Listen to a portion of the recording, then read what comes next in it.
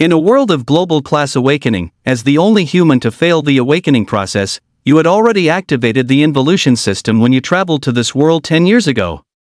Through grinding, you grow stronger. Through grinding, you gain immense power. Your very first grind rewarded you with the 8 inner gates. 10 years of training went unnoticed by the world, but now, the night guy, morning peacock, daytime tiger, and evening elephant shall shock the heavens. An S-rank ultra-rare class? I see. Take my night guy, morning peacock, daytime tiger, and evening elephant. An SS-rank dual-element mage? Fire and ice? Take my night guy, morning peacock, daytime tiger, and evening elephant. An SSS rank class? Oh, I heard you're a big deal. Take my night guy, morning peacock, daytime tiger, and evening elephant. The time is now. The time to protect what is most precious, even at the cost of my life.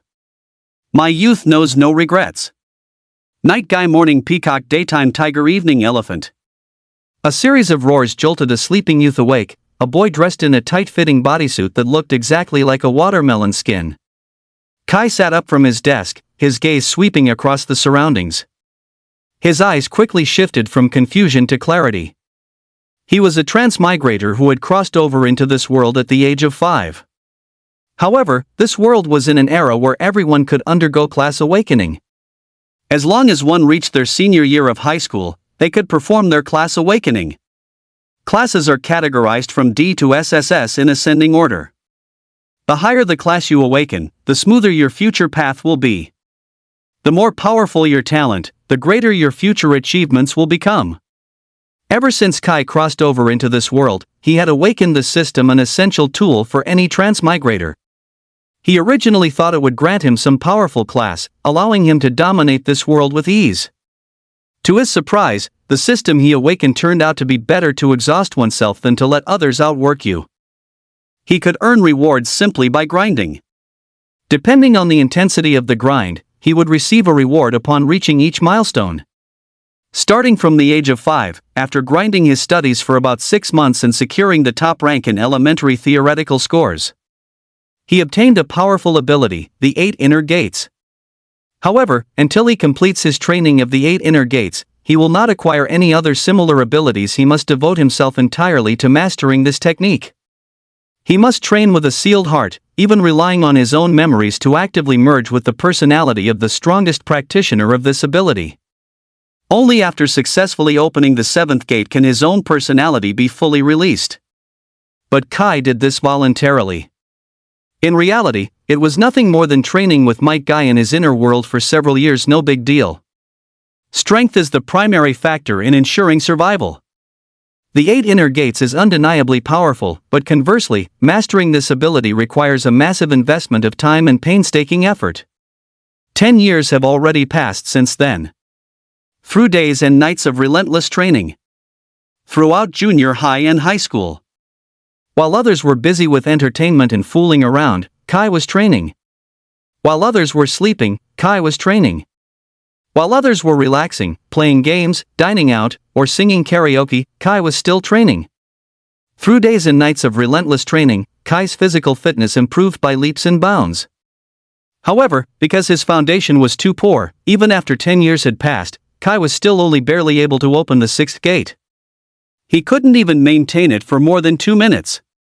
To reach an even higher level, a tremendous amount of effort would still be required. It might even take another 10 years. Fortunately, though, over the past decade, Kai has also utilized the rewards from the involution system. The resources he accumulated successfully allowed him to pull ahead of those around him who had not yet undergone their class awakening. However, this advantage was completely shattered yesterday. Yesterday was the day of the class awakening ceremony.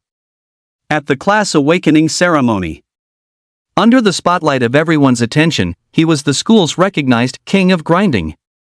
The top student in his grade, who conscientiously stayed after school every day to exercise on the playground and strengthen his physique. Yet, under the gaze of so many people, he failed his class awakening. That's right. In nearly 1,000 years of class awakening ceremonies, a failure had occurred for the very first time. And that person was none other than Kai. Failing the class awakening meant that from this day forward, it would be impossible for Kai to ever possess a class. Without a class, what use was he, even with a physically fit body? Without a class, he wouldn't even be able to reach the threshold of many elite academies. Even participating in the Awakened entrance exam might be nothing more than a pipe dream. After all, what business does an Awakened without a class have taking the Awakened entrance exam? Now, he was left with only two paths. The first was to brace himself and take the Awakened entrance exam anyway. The second was to take the written exam and follow the path of an ordinary person, just like those students whose class awakening had gone poorly. In a world where the strong prey on the weak, whether ordinary people can even guarantee their basic survival is a difficult question, let alone anything else. But looking at Kai himself, who suffered such misfortune, he stated that it was nothing much. Yet for 10 years, he has been startled awake in countless dreams. Countless quotes about youth had long ago elevated his mindset to heights beyond the heavens. To Kai, the misunderstandings and mockery of others were nothing more than idle gossip. Fortunately, Kai's family showed no dissatisfaction with his eccentric behavior over the past decade. Or rather, they had essentially never harbored any grand expectations for him to begin with. In addition to his parents in this world, Kai actually had an older sister, Jessie. Jessie is 5 years older than Kai. 5 years ago, Jessie had already undergone the class awakening ceremony and even became an S-rank awakened. In one fell swoop, she charged into Azure Province Academy, ranked second among the 9 elite academies in China. This immediately caused Kai's parents to give up on the idea of continuing to groom him. They simply let him do whatever he pleased. After all, Jessie alone was more than capable of supporting the entire family. This world is different from the past. If an awakened works in the private sector, they can land a job with $1 million annual salary with their eyes closed. Not to mention S-rank awakened individuals, for whom a starting annual salary of $10 million is considered on the lower end. As for his family situation, Kai didn't know whether to laugh or cry. However, Jessie and his parents treated him very well, and Kai had sworn to get into the elite academy. But failing the class awakening seemed to have directly buried his oath. Kai woke up quickly from his lethargy with a smile on his face. His mindset was so positive it could almost be described as light-hearted. A mere failure in class awakening was not worth mentioning. As for the Awakened entrance exam, there was even less reason to worry. Now that the class awakening ceremony was over, according to the national protection measures for the youth, all students who participated in the ceremony were permitted to leave the city for training starting today. At worst, he would simply have to put in 10 or 100 times more effort than everyone else. 10 years of Kai's youth had already been dedicated to the sweat of hard work. A mere 2 months was almost negligible compared to those 10 years. But others didn't see it the same way Kai did. In the classroom, the eyes of the surrounding students were filled with strangeness and mockery. From the day Kai enrolled wearing that watermelon green spandex suit, everyone had ridiculed him. However, Kai had maintained the top academic ranking for 3 consecutive years, which effectively silenced those people. By conventional standards, someone like this would typically be the protagonist. But times have changed. Kai failed his class awakening and became the world's only classless. That changes everything. From now on, Kai's life might even be worse than that of a gutter rat. Although his older sister looked out for him, ensuring he wouldn't starve to death, it was still enough to make his life quite difficult.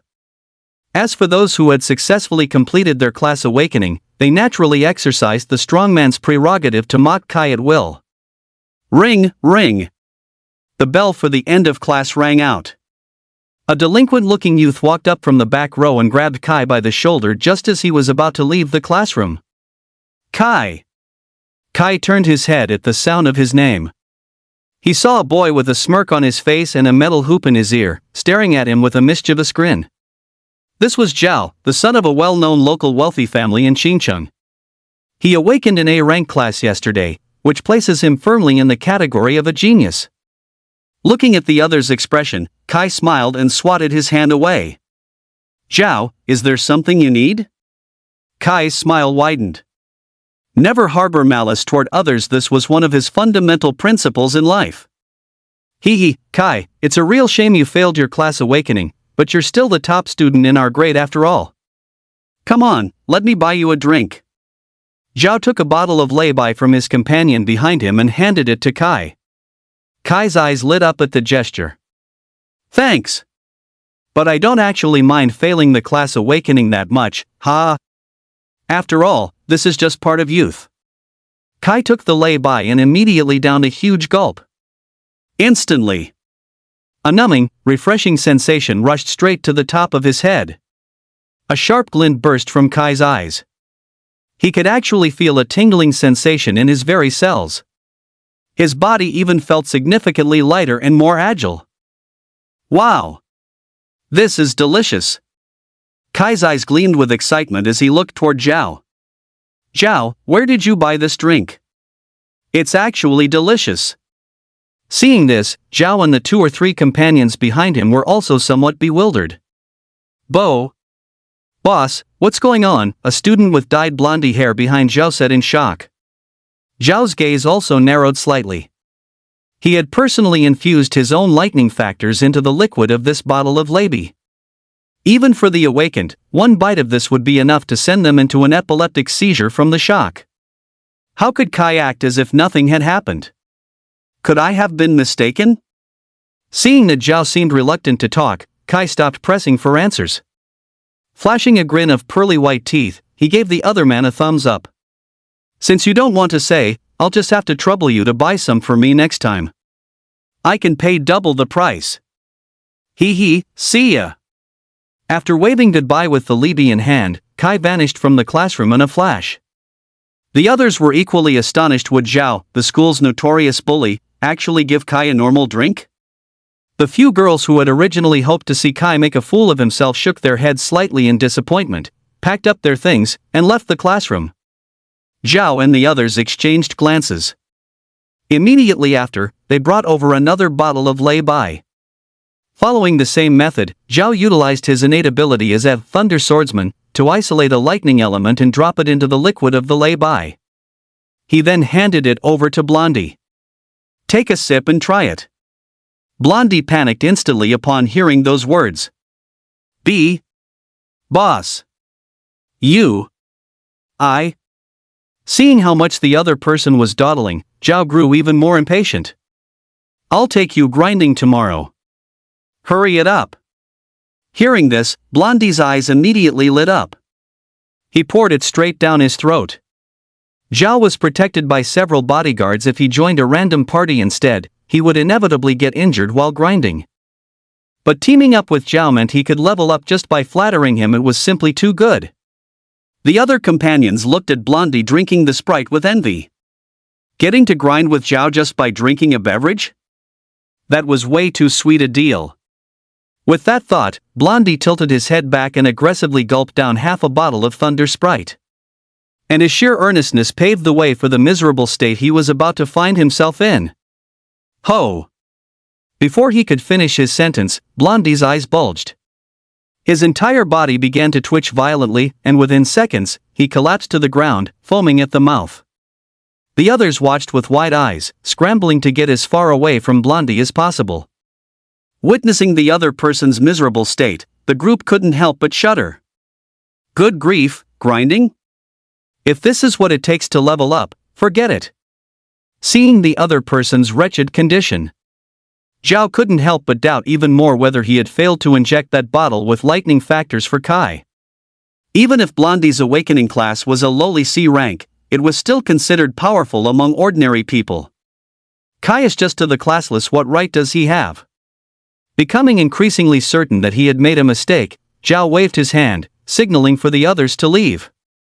Seeing the internal conflict among the group, the other students in the classroom also hurried away, fearing they might catch Zhao's attention. Meanwhile, as for Kai, just as he headed downstairs, his path was blocked by a slightly chubby peer. Brother Kai, are you alright? I'm afraid that guy Zhao is up to no good. Are you feeling alright?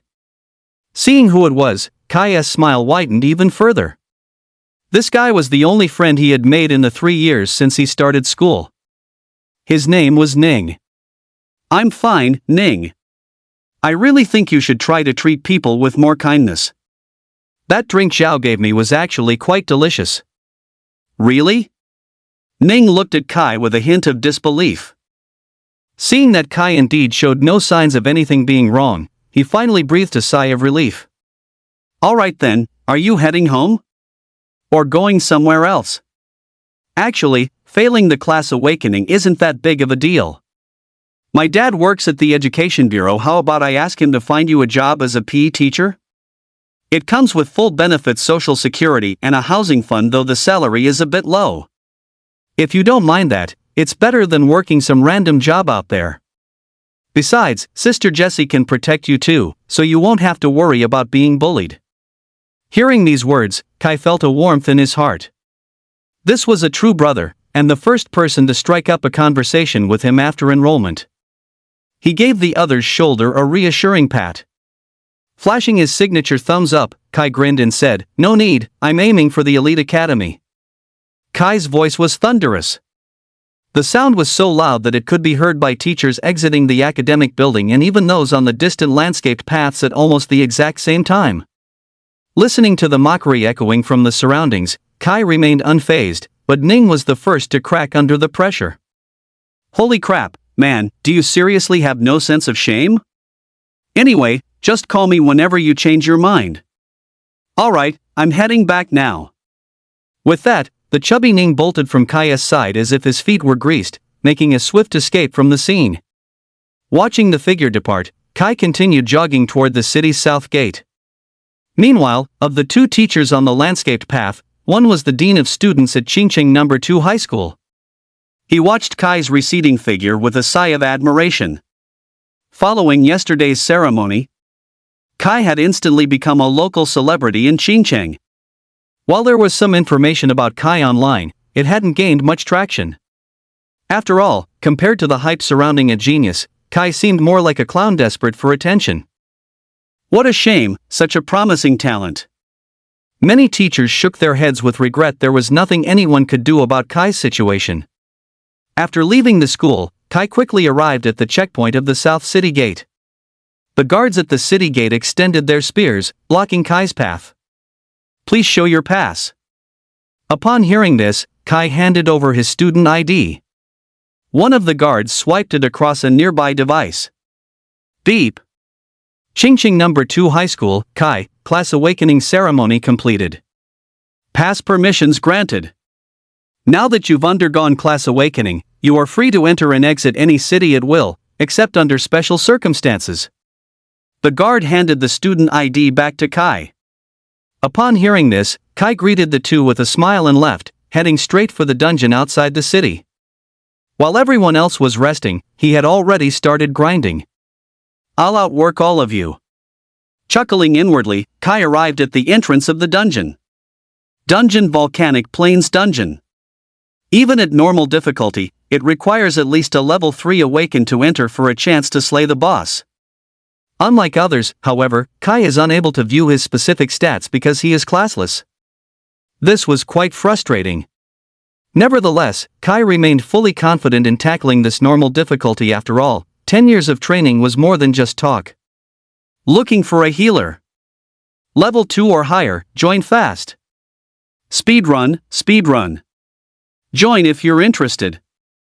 Looking for a carry? Level 1 Great Shield here, can tank and deal damage. Level 4 Pro Speedrun, need a tank. In front of the dungeon entrance, the shouts of people looking for parties reached Kai's ears. But as a classless, there was essentially no team that would want to party up with him. If he truly wanted to force his way in, he would have to pay them out of his own pocket, so Kai didn't linger in the dungeon lobby for long. He headed straight into the normal difficulty, Volcanic Plains Dungeon. Blinking his eyes, Kai saw the interior of the dungeon clearly for the first time. The Volcanic Plains Dungeon is essentially a vast, boundless grassland where monsters roam freely across the plains.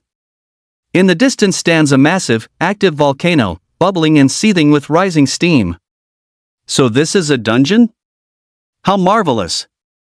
Kai's eyes lit up, and adhering to his grinding principles, he began challenging his own limit speedrun records. The levels of the monsters on the grassland were unknown, but Kai could blast through these peculiar-looking, piranha plant-like mobs using barely 30% of his strength. Sprinting all the way, Kai soon arrived in front of the first mini-boss stage. The lush green grassland beneath his feet had now turned completely into scorched earth. He was already very close to the foot of the volcano. Before him lay a massive mountain tunnel. Inside the tunnel were hundreds of small, stone-like monsters. Kai had no doubt that if anyone entered without sufficient strength, they would be trapped and killed in a very short time. Fortunately, Kai didn't have to worry about that. His face was radiant with an excited smile as he charged into the tunnel without a moment's hesitation. Using only the most basic physical arts, straight punches and whip kicks, he effortlessly slaughtered the monsters beneath his feet. Clearing the path as he charged, Kai soon reached the far end of the tunnel. This was the mini-boss's territory. Scorched Earth Magma Monster, Level 3. Abilities: Magma Burst, Brute Force. The monster's information floated right above its head. But as one of the classless, Kai couldn't even see the opponent's stat panel. Looking at the 2-meter-tall creature made of stone, with magma flowing through the cracks of its rocky body, Kai felt a sense of pressure for the first time. But it was merely the sense of oppression brought about by the opponent's sheer physical size. Because he knew nothing of the opponent's background, he harbored no reservations or concerns. Kai treated them all as nothing more than elite mobs among the rank and file. Leaf Whirlwind. For the first time, Kai unleashed the physical arts skills he had spent a decade honing upon a living being. As his body and legs twisted in opposite directions, the immense force generated by the recoil coiled around Kai's right leg. A massive impact, powerful enough to shatter solid rock, slammed directly into the head of the magma monster before it could even react. Boom! Thud, thud.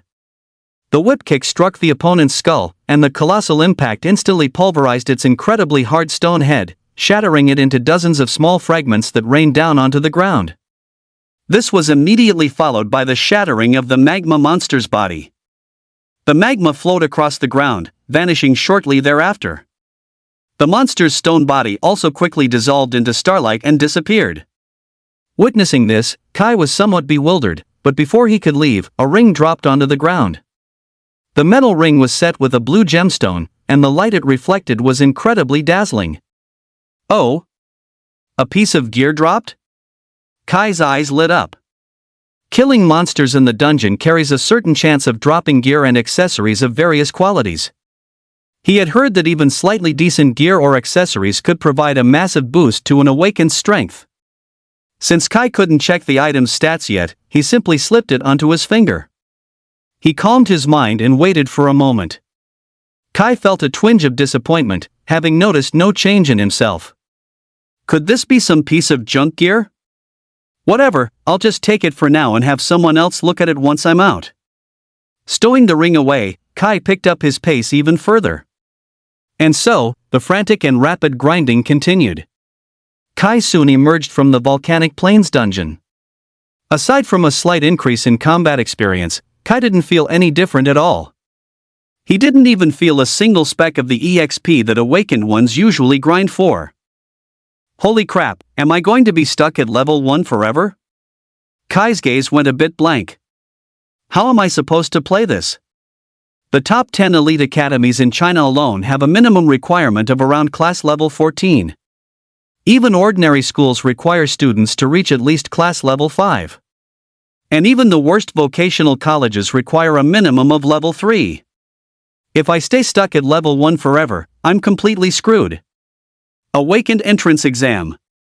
Even if you secure the top spot in the exams, whether you'll actually catch anyone's eye is another matter entirely. What a scam! Kai let out a sigh of disappointment. At that very moment, the system that had been silent in his mind for so long suddenly spoke up. Congratulations to the host for achieving the title Dungeon's Freshman Overachiever. You have received the Physical Arts Reward, Chinese Dragon God. Dungeon's Rising Overachiever grants a 12% physical arts damage bonus when fighting in normal difficulty dungeons. After achieving a certain number of consecutive kills, you will progressively gain 10%, 15%, 20% physical arts damage bonuses. This achievement is automatically equipped upon entering a dungeon. The next tier of dungeons rising overachiever is Dungeon Speedrun Monster. The unlock condition for Dungeon Speedrun Monster is, set a new record for the fastest clear time in any dungeon on hard difficulty. Kai's eyes lit up upon hearing this reward. Immediately afterward, he felt the memories of Huaxia Dragon God, one of the strongest physical arts, instantly implanted into his mind. As if it were innate, Kai could unleash it at any moment. Can a speedrun unlock new progress? As expected of the grinding dungeon that all class awakeners pour their resources into. Having just confirmed the cruel reality that his level could never be increased, Kai also quickly accepted this condition. He believed that as long as he worked hard, there would definitely be results. He turned his head to look at the dungeon's hard difficulty. After waiting 2 hours for the dungeon entry cooldown to pass, Kai entered the hard difficulty without any hesitation. Huh? Did someone just enter the hard dungeon? What the hell? A solo clearing pro? Holy crap! I remember the Volcanic Plains dungeon on hard mode has 2 bosses, right? Damn, I recall there are also random volcanic eruptions that spawn elite magma monsters. Holy shit, this guy is a real legend.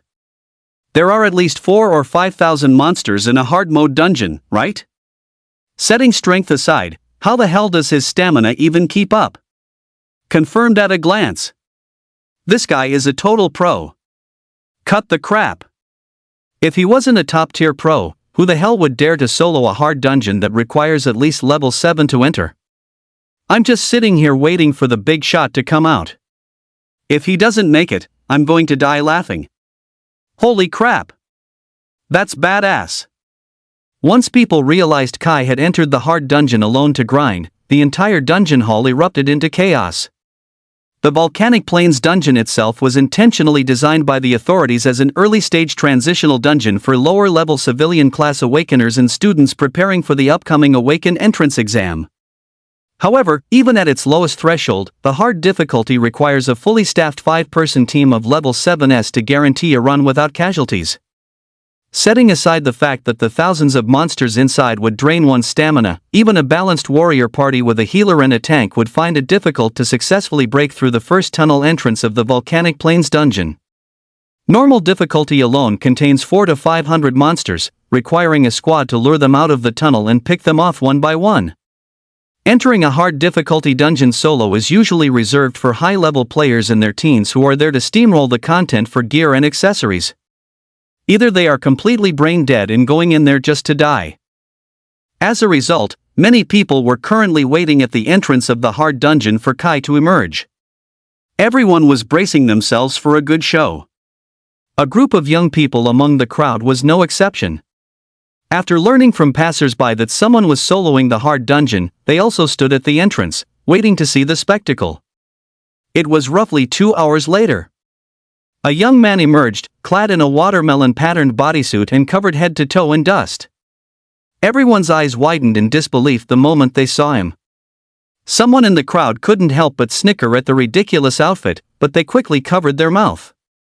Because they realized that not only was he completely uninjured, he didn't have a single scratch on him.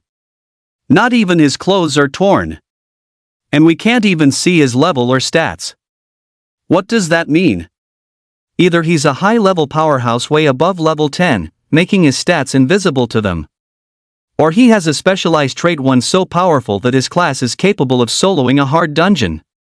Consequently, although everyone found Kai's attire strange, no one dared to laugh, fearing he might turn his sights on them. Among the group of young people, a girl with an extraordinary aura caught sight of the figure, and her pupils couldn't help but contract. Kai? Her murmur caught her companion's attention. Shui, do you know him? Which elite academy is he a top student from? Soloing a hard dungeon, you have to introduce us. Hearing the girls chattering around her, Shui quickly withdrew her gaze. I don't know him. He just looks a lot like a classmate of mine. Upon hearing this, everyone felt a bit disappointed. Sigh, alright then. Let's get back to grinding. The Awakened entrance exam is only 2 months away, and I don't want to fall behind you guys. They talked as they walked. Yet, Shui couldn't resist looking back once more at the boy with the beaming smile. "You can actually solo a hard dungeon? No, it must be some kind of coincidence." Shui's brow furrowed. She had personally witnessed Kai's class awakening failure. From that moment on, as an S-rank rare dual-element mage and the second-rank student in their grade, she had never considered Kai a rival again. But everything happening now made her doubt herself again.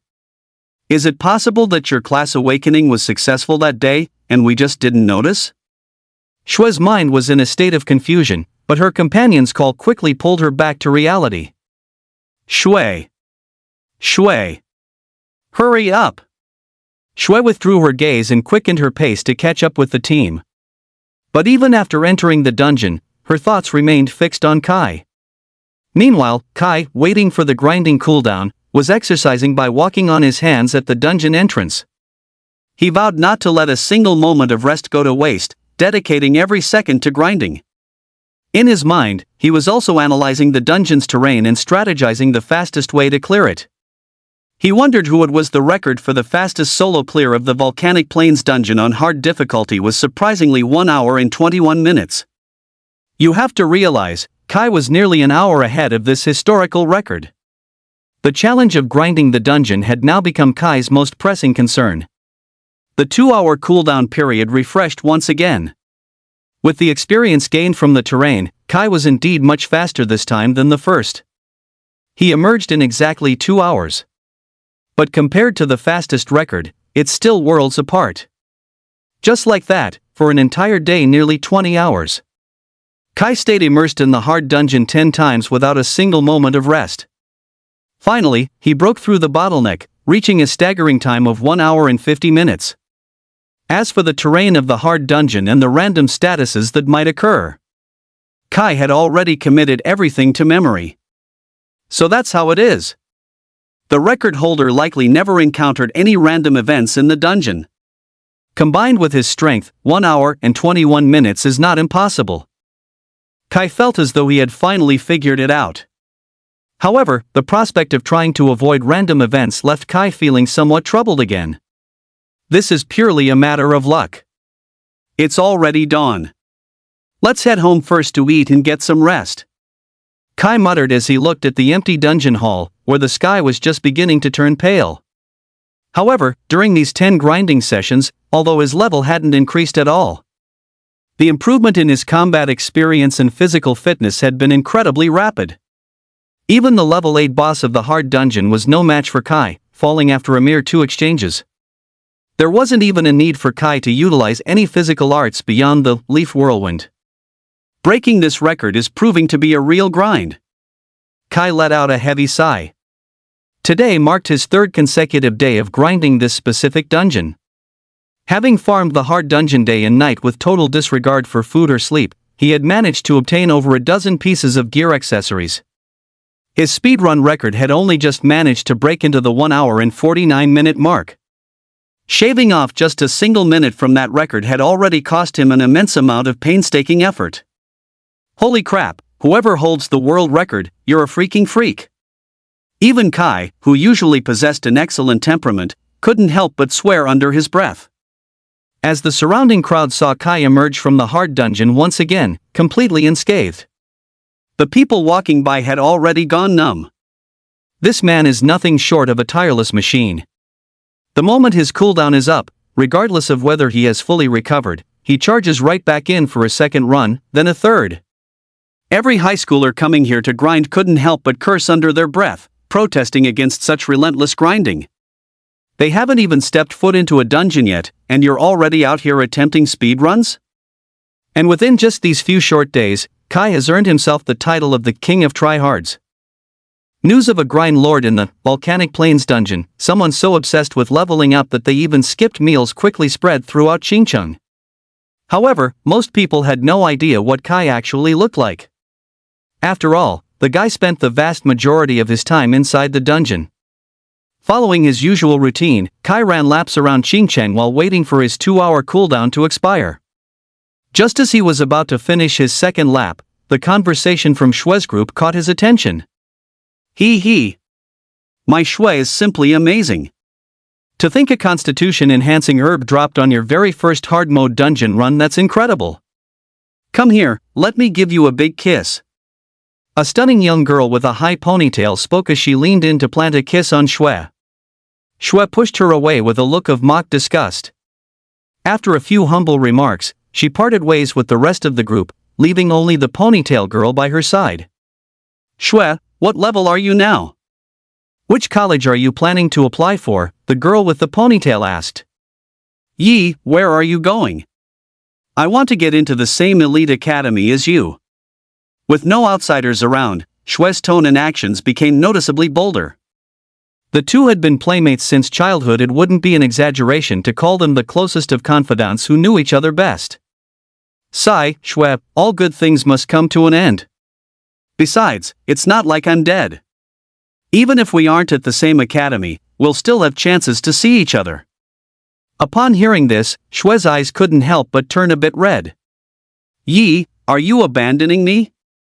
Oh, come on, my dear lady, could you please try to maintain your Ice Queen persona for once? If I'm not around and you're acting like this, I'm going to have a hard time leaving you be. Just as Shui's discomfort was peaking, Kai suddenly stepped out and blocked their path. Wait a second. Yi was startled by the sudden appearance of the green figure. Shui's gaze sharpened as she instantly regained her usual haughty demeanor. Who's there? Seeing flames flickering in Shui's hand, Kai quickly moved to interrupt her casting. It's me. You should recognize me, right? Kai had a fairly deep impression of her. Not only had Shui made quite a splash during the class awakening ceremony, but back in their sophomore year, she had even challenged him because her grades were perpetually one step behind his. But judging by Kai's 3-year winning streak at the top, Shui suffered a crushing defeat. Shui was also taken aback when he saw who had arrived. Kai? Upon hearing their exchange, Yi suddenly looked at Shui with a bizarre and shocked expression. Shui, you actually have friends at school. Shui was momentarily stunned upon hearing this, then assumed that Yi had misunderstood. No, Yi, listen to me, you have always been my. In that case, I can leave with peace of mind, hee. Yi patted his chest, his expression visibly relaxing. Gosh, I thought you were going to be alone forever. Since you have the ability to communicate properly with others, I don't have to worry too much anymore, ha. Shui, ha. After listening to their conversation with a calm expression, Kai finally chimed in. Student Shui, regarding the medicinal herbs you mentioned earlier that can enhance one's constitution, are they for sale? Kai looked at the young girl before him with a burning gaze. Upon hearing this, Shui's expression turned cold. You're following me? No. I just happened to overhear what you said while I was out for a run. I definitely wasn't following you. Kai spoke with earnest and solemn conviction. Seeing the steadfast look in Kai's eyes, Shui relaxed slightly. Then, he looked at the other person with a suspicious expression. What do you need constitution-enhancing herbs for? Aren't you the classless? Herbs that enhance constitution are generally resources prioritized by classes such as shields, warriors, and assassins. What would be the point of Kai, a member of the classless, choosing such a thing? After all, it wasn't even possible for him to participate in the Awakened entrance exam. Before she could think much further, Yi suddenly had a moment of realization. You're that Kai? The one who failed the class awakening? Upon hearing those words, Shui gave Yi a tug. Wasn't this just rubbing salt in the wound? Yi also realized his slip of the tongue. Just as he was about to explain, he saw Kai flash a row of gleaming white teeth and give a thumbs up with a grin. That's right, I am Kai. The two young girls were slightly taken aback by the sight. Shui was the first to react, pulling out a medicinal herb glowing with a blue radiance from the small pouch of combat supplies at her waist. The value of this item is at least 100,000 gold coins. Can you afford it? Shui spoke calmly. As the daughter of a prestigious family, Shui was not oblivious to the value of money. For a commoner family like Kai's, which only had one genius elder sister, 100,000 gold coins was an astronomical sum. Hearing this figure, Kai hesitated as well. Then, he pulled out a small lucky bag from his skin-tight suit's belt.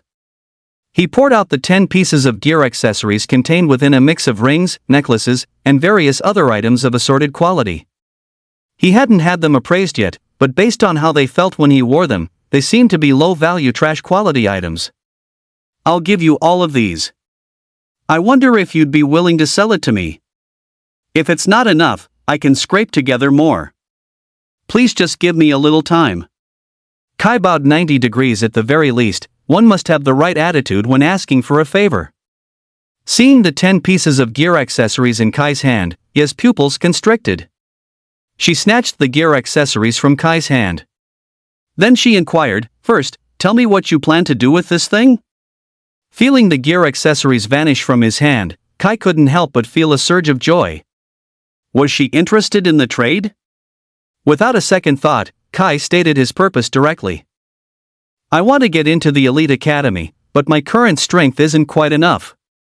As you know, I don't have a class, so I can only rely on physical arts to make up for my shortcomings, ha." In saying this, Kai was actually trying to gain a bit of sympathy. But if it meant becoming stronger, who cared about such things? Upon hearing these words, Yi did not hesitate, snatching the medicinal herbs directly from Shue's hand and placing them into Kai's. "Good. I've settled this deal for the two of you. I have high hopes for you, keep it up." Yi gave Kai a you-know-what-I-mean look. Shue, however, failed to catch the underlying meaning, her expression remaining ice-cold. "There's no need. The classless don't even have the qualifications to take the Awaken entrance exam. What are you going to do next? Try to get in through the back door? Even if you make it up there, the most you'll get out of this medicinal herb is a spot at some junior college." Seeing that Kai's expression remained unchanged, Shue didn't bother trying to persuade him any further. Sighing, I turned around, intending to take Yi with me and leave. "Let's go, this guy is beyond saving." Shue shifted her cold gaze away from Kai. Yi followed in Shue's footsteps, occasionally turning back to wink and make faces at Kai. Looking at the medicinal herb in his hand, a smile surfaced on Kai's face. "Thanks for the support." Kai gave a thumbs up, flashing his bright, gleaming white teeth. He didn't take Shue's words to heart. Looking at the medicinal herbs in his hand, he felt a surge of secret ecstasy. Exchanging a pile of useless gear accessories for such a treasure, this was far too satisfying. What Kai didn't know was that, just as he had suspected, although most of them were low-quality gear accessories, it wasn't uncommon for gold to be hidden within a pile of trash. He pulled Shue to a secluded corner, then pulled out a ring inlaid with a blue gemstone and an all-silver necklace from the lucky bag in his hand. "Shue, look at these two." Only then did Shue turn her gaze toward the gear accessories. In truth, she didn't really care much about that medicinal herb. She wasn't angry that Yi had made the decision for her. Springwater Ring Gold, level 15. Stats bonus, mana increased by 100 points. Special effect, mana recovery speed increased by 20%. Special skill, when dealing magic damage, 10% of the damage dealt is returned to the wearer as mana. Gold quality. And the minimum level requirement was 15. What shocked Shue the most were the special effect and special skill that came with this ring. Mana is the foundation for mages to cast skills. The more mana one is, the more skills they can unleash. The stronger the mana, the greater the intensity of the spells cast. This ring not only increased base stats by 100 points of mana, but it actually had the ability to accelerate mana recovery and refund mana? Staring at the ring in Ye's hand in shock, she watched as Yi then took out the silver-white necklace. Silver Python Purple, level 10. Stats bonus, agility increased by 70 points. Special effect, when worn by an assassin-type class, backstab damage is increased by 100%. A full double damage bonus. A massive boost to agility stats. This is enough to send the awakened of the assassin class into a frenzy of ecstasy. This. Shue's mouth hung open, her face filled with shock. But soon, she snapped back to her senses. No, wait, the value of these items is too high. Even if that medicinal herb were auctioned off, it could never reach a price equivalent to this ring and necklace. We should return them to Kai. This ring would cost at least 1 million gold coins to buy. Hearing Shue's words, Yi was also left speechless. My dear girl, can you not be so honest for once? Kai didn't say anything, so why are you getting all worked up? Shue frowned at the remark. He is the classless, he probably can't see the stats of these items. Otherwise, he wouldn't have told me to ask for more money if it wasn't enough. Yi rolled her eyes in response. She directly handed over all the white quality gear accessories from the lucky bag to Shue. Fine, go give them back yourself. Sigh, this isn't the world of ordinary people. If he can't tell what they are we supposed to be blamed for that? Yi muttered, clearly annoyed. Shue carefully tucked the gear accessories away. She made a rough estimate of the value of the remaining gear accessories. Aside from those 2 major pieces, the remaining 8 items wouldn't even sell for 50,000 gold coins. Sigh, what a hassle, Shue sighed, rubbing her forehead in resignation. She would have to wait until the class meeting next Monday to return them to Kai. Utterly unaware of any of this, Kai had arrived home. His parents usually only returned in the evening, they were at work the rest of the time. Kai looked at the medicinal herb in his hand, he was still unable to see its stats. After a quick search online, Kai learned that this item could be consumed directly. He folded the herb once, then folded it again. Kai crunched it all up at once and swallowed it down. The bitterness of the medicinal herb instantly radiated through his mouth, then quickly dissolved, flowing down his throat and diffusing into his body. A warm current immediately surged through Kai's limbs and bones. The tingling, refreshing sensation spread rapidly, making Kai let out a groan of comfort in spite of himself. A moment later, the feeling subsided. Kai opened his eyes and looked down at his hands. He clenched his fists, his strength had indeed increased significantly. There weren't many things left now that could make Kai feel a noticeable improvement in his physical constitution. 10 years of training had long since forged his formidable physical fitness. At this stage, improving physical constitution and bone density had become a difficult task at the very least. A sensation like the one brought by this herb had never occurred before. Excellent!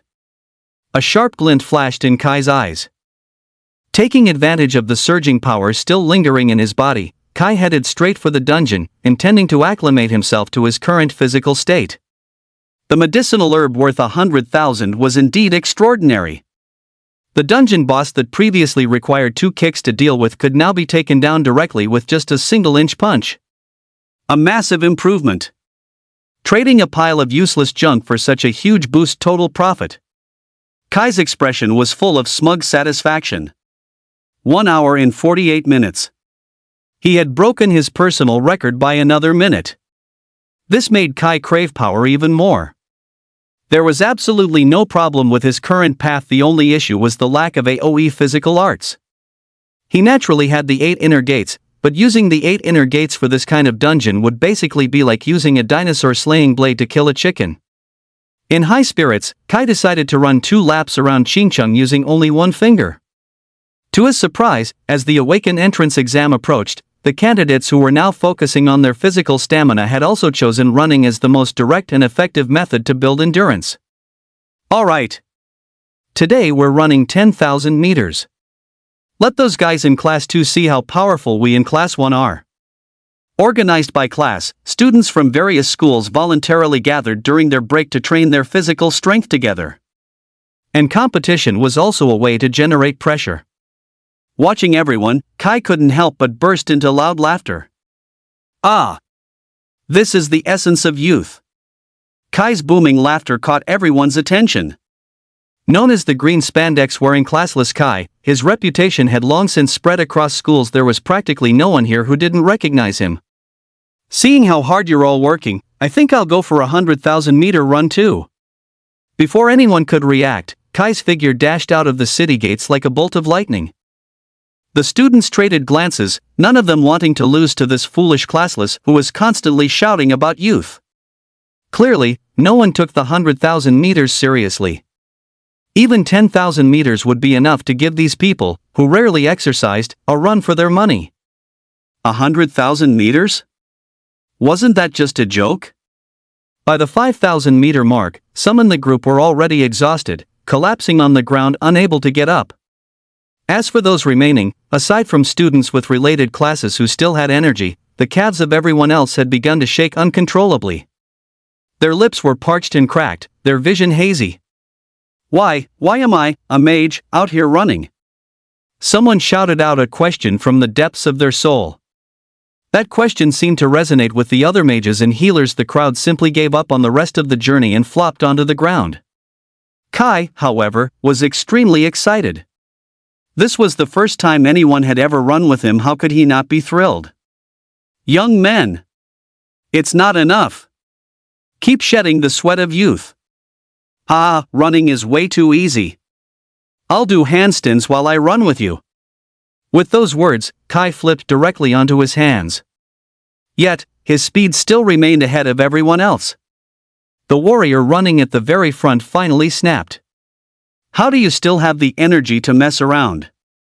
Who is the real warrior here?" With that final cry, he collapsed to the ground and lost consciousness. And this was only the 7-kilometer mark. "You can't collapse yet. We've only done 7 kilometers. There are still 93,000 meters to go. Get up. Let's break a sweat together."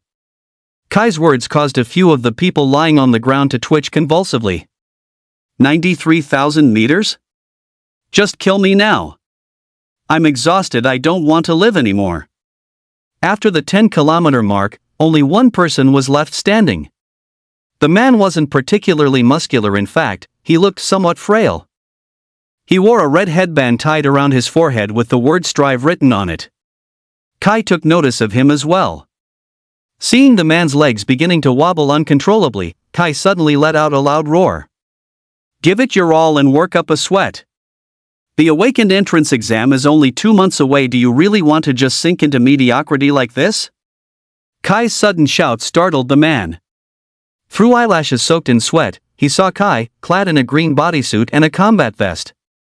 He was even running alongside him while doing a handstand. Seeing Kai's incredible physical prowess, the man was utterly stunned.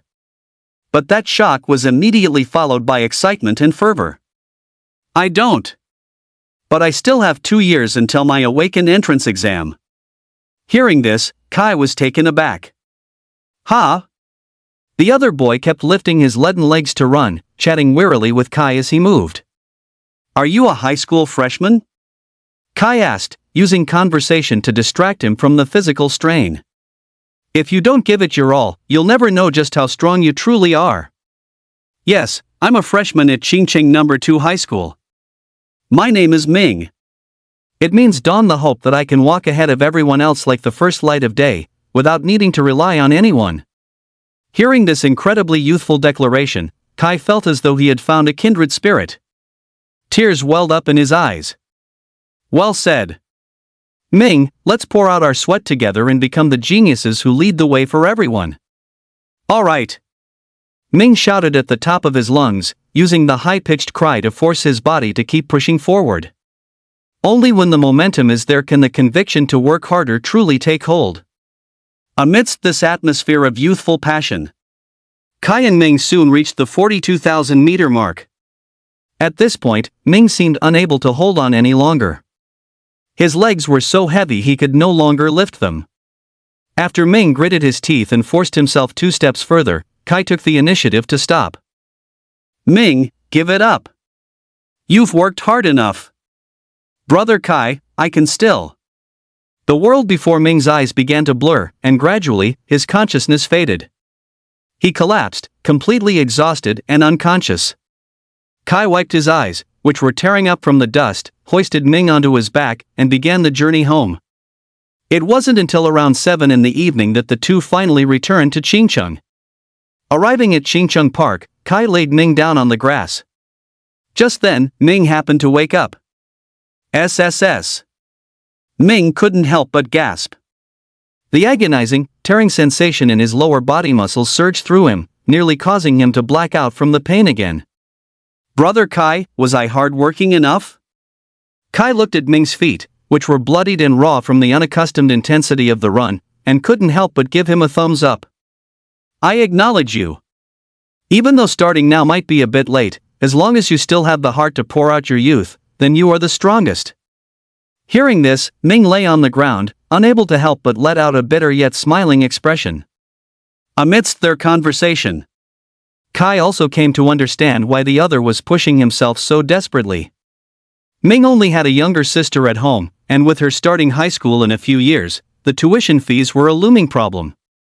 If he just sat around waiting for fate, betting on the slim hope of a class awakening into a good class, there was essentially no hope. Only by starting to improve his base stats now, so that he would be far ahead of everyone else after his class awakening, would it be possible to enter an elite academy? Only then would there be a way to pay for his sister's tuition. Otherwise, if he failed the Awaken entrance exam, the money earned from working low-level jobs would make it difficult enough just to cover each semester's tuition. Not to mention the living expenses for the two of them. Hearing such a heart-wrenching story, Kai burst into tears in an instant. This is youth. If you don't mind, let me teach you physical arts training. Trust me, before your Awaken entrance exam next year, I will definitely make your physical arts strong enough. Kai clenched his fists and stood up, wiping away his tears, then delivered a kick toward a nearby stone bench. Boom! The stone bench instantly shattered into hundreds of fragments. Seeing this scene, Ming couldn't help but widen his eyes in shock. So strong. He had only ever seen this kind of power in someone who had undergone class awakening. Could an ordinary person really reach this level? But thinking of Kai's status, Ming couldn't help but feel a bit dejected. But, Brother Kai, you're also a class awakener, don't you need to be grinding to prepare for the Awakened entrance exam? Forget it, Brother Kai, don't worry about me. I'll handle the rest of the training on my own. Hearing this, Kai sternly refused. No, your training methods are deeply flawed. If I teach you, you'll be able to avoid a lot of unnecessary detours. Besides, I am the only person in the entire world who failed their class awakening. Kai said with a smile. Ming froze upon hearing those words. Then, it seemed as if he remembered something. Wasn't the top student of the senior class at Qingcheng No. 2 High School someone named Kai? Coupled with the rumors circulating over the past few days. So you're that Kai who failed the class awakening? Ming's eyes widened instantly. But he immediately realized his slip of the tongue. No, Brother Kai, I didn't mean it like that. It's okay. Failing a class awakening isn't much of a setback. The most important thing is self-discipline. Kai said with a smile, detaching one of the 1,500-pound weights from his legs and placing it under Ming's head so he could rest. Self-discipline? Ming was stunned. That's right, self-discipline. It's a rule I set for myself ever since I started training. It doesn't necessarily have to be achieved, but it gives your actions a boundary. As long as I can break the record for the Volcanic Plains dungeon on hard mode, I can qualify for the Awakened entrance exam. Kai spoke as if to himself. However, Ming didn't think for a second that Kai was deluding himself. It's already past 7 o'clock. Alright, Ming, keep resting. Tomorrow is Monday, so I'll see you at school. If you've made up your mind, I'll do my best to improve your physical arts cultivation in a short amount of time. Kai truly appreciated this young man who didn't rely solely on future talent. Watching Kai's figure gradually recede into the distance, Ming's gaze was dazed, lost in thought. After resting there for an unknown amount of time, Ming felt the pain in his feet gradually fade into numbness. He hurriedly stood up, preparing to go home. Just as he reached for Kai's weight, intending to return it to him tomorrow, and attempted to lift it off the ground with one hand. That was when he noticed the metal chip embedded within the weight. This is an anti-gravity chip dropped in a certain mechanical dungeon. One of these would cost at least 50,000 gold coins on the market. 1,500 pounds? Seeing the anti-gravity figures displayed on the chip, Ming's pupils shrank violently as he realized that Kai had run over 40,000 meters with him while inverted, and then made the return trip. Nearly 100,000 meters? Carrying 1,500 pounds of weight, and acting as if it were nothing? What kind of monster is he? A sharp glint flashed in Ming's eyes, and he felt the blood in his body ignite with passion. No, no, no! Why do I feel myself getting excited too? Amidst this excitement, Ming gradually forgot the pain. He struggled to drag the weights back home. It took him nearly 5 full hours to finally haul the things into his house. Ming's younger sister was awakened by the noise he was making. Brother, I have school tomorrow. What have you been doing? Ming's sister rubbed her eyes and yawned. When she turned on the living room lights, she saw the wounds on Ming's legs and feet clearly. She froze instantly.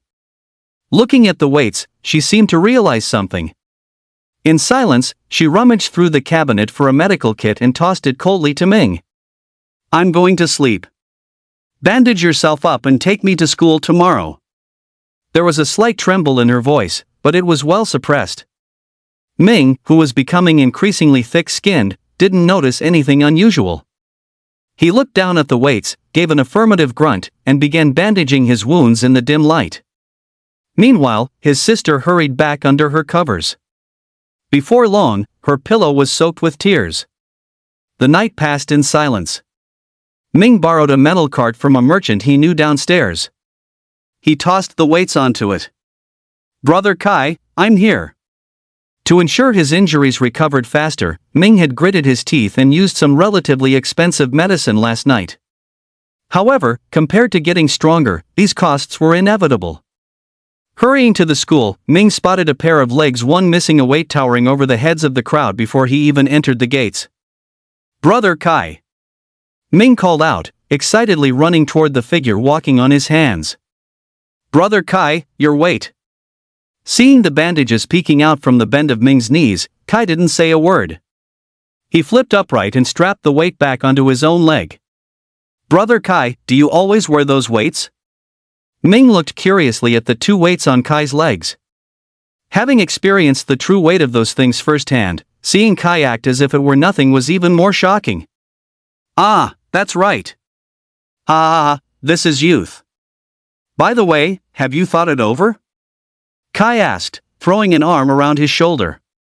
A hint of trepidation appeared on Ming's not-so-handsome face, but it was outweighed by determination. Brother Kai, I've decided to train with you. Please teach me physical arts. At the school's main gate, in front of countless people entering the campus, Ming bowed 90 degrees toward Kai. This scene instantly ignited the crowd's gossip. Holy crap! Someone is actually asking Kai for a favor? What? Kai? Which Kai? The one who failed his class awakening. I don't think there's anyone else in our school named Kai, right? Damn! That's wild. Who is this guy? Don't they feel any shame? LMAO. I know that kid. My younger sister is in the 2nd year. He's apparently a bottom-tier student in her class. Even his theory grades are terrible. LOL, a loser plus a loser. What kind of combo is this? Ha ha ha ha. Wait, why is Kai still dressed like a bowl-cut dork? Does he not own any other clothes? Ha ha ha ha ha. The whispers of the onlookers caused beads of sweat to form on Ming's forehead, yet he gritted his teeth and remained bowed, waiting for Kai's response. Kai, however, didn't care in the least. He pulled Ming into a firm embrace and then, laughing heartily, agreed to the request. Seeing the two like this, the crowd couldn't help but feel a collective shiver of disgust and instinctively backed away. At that moment, a familiar trio appeared at the school gates. It was Zhao, Blondie, and another subordinate wearing glasses. Hee, boss, thanks for yesterday. I didn't expect the hard mode dungeon to give so much XP. I'm already almost level 3, ha ha ha. Blondie looked at Zhao with a face full of excitement, drawing envious glances from the other lackey wearing glasses. Damn! If I'd known, I should have just drunk it the day before yesterday. Jealousy burned in his heart, yet his face remained plastered with envy. Boss, when are you going to carry me too? Zhao seemed to thoroughly enjoy the flattery. Sucking on his lollipop, he waved his hand dismissively. All right.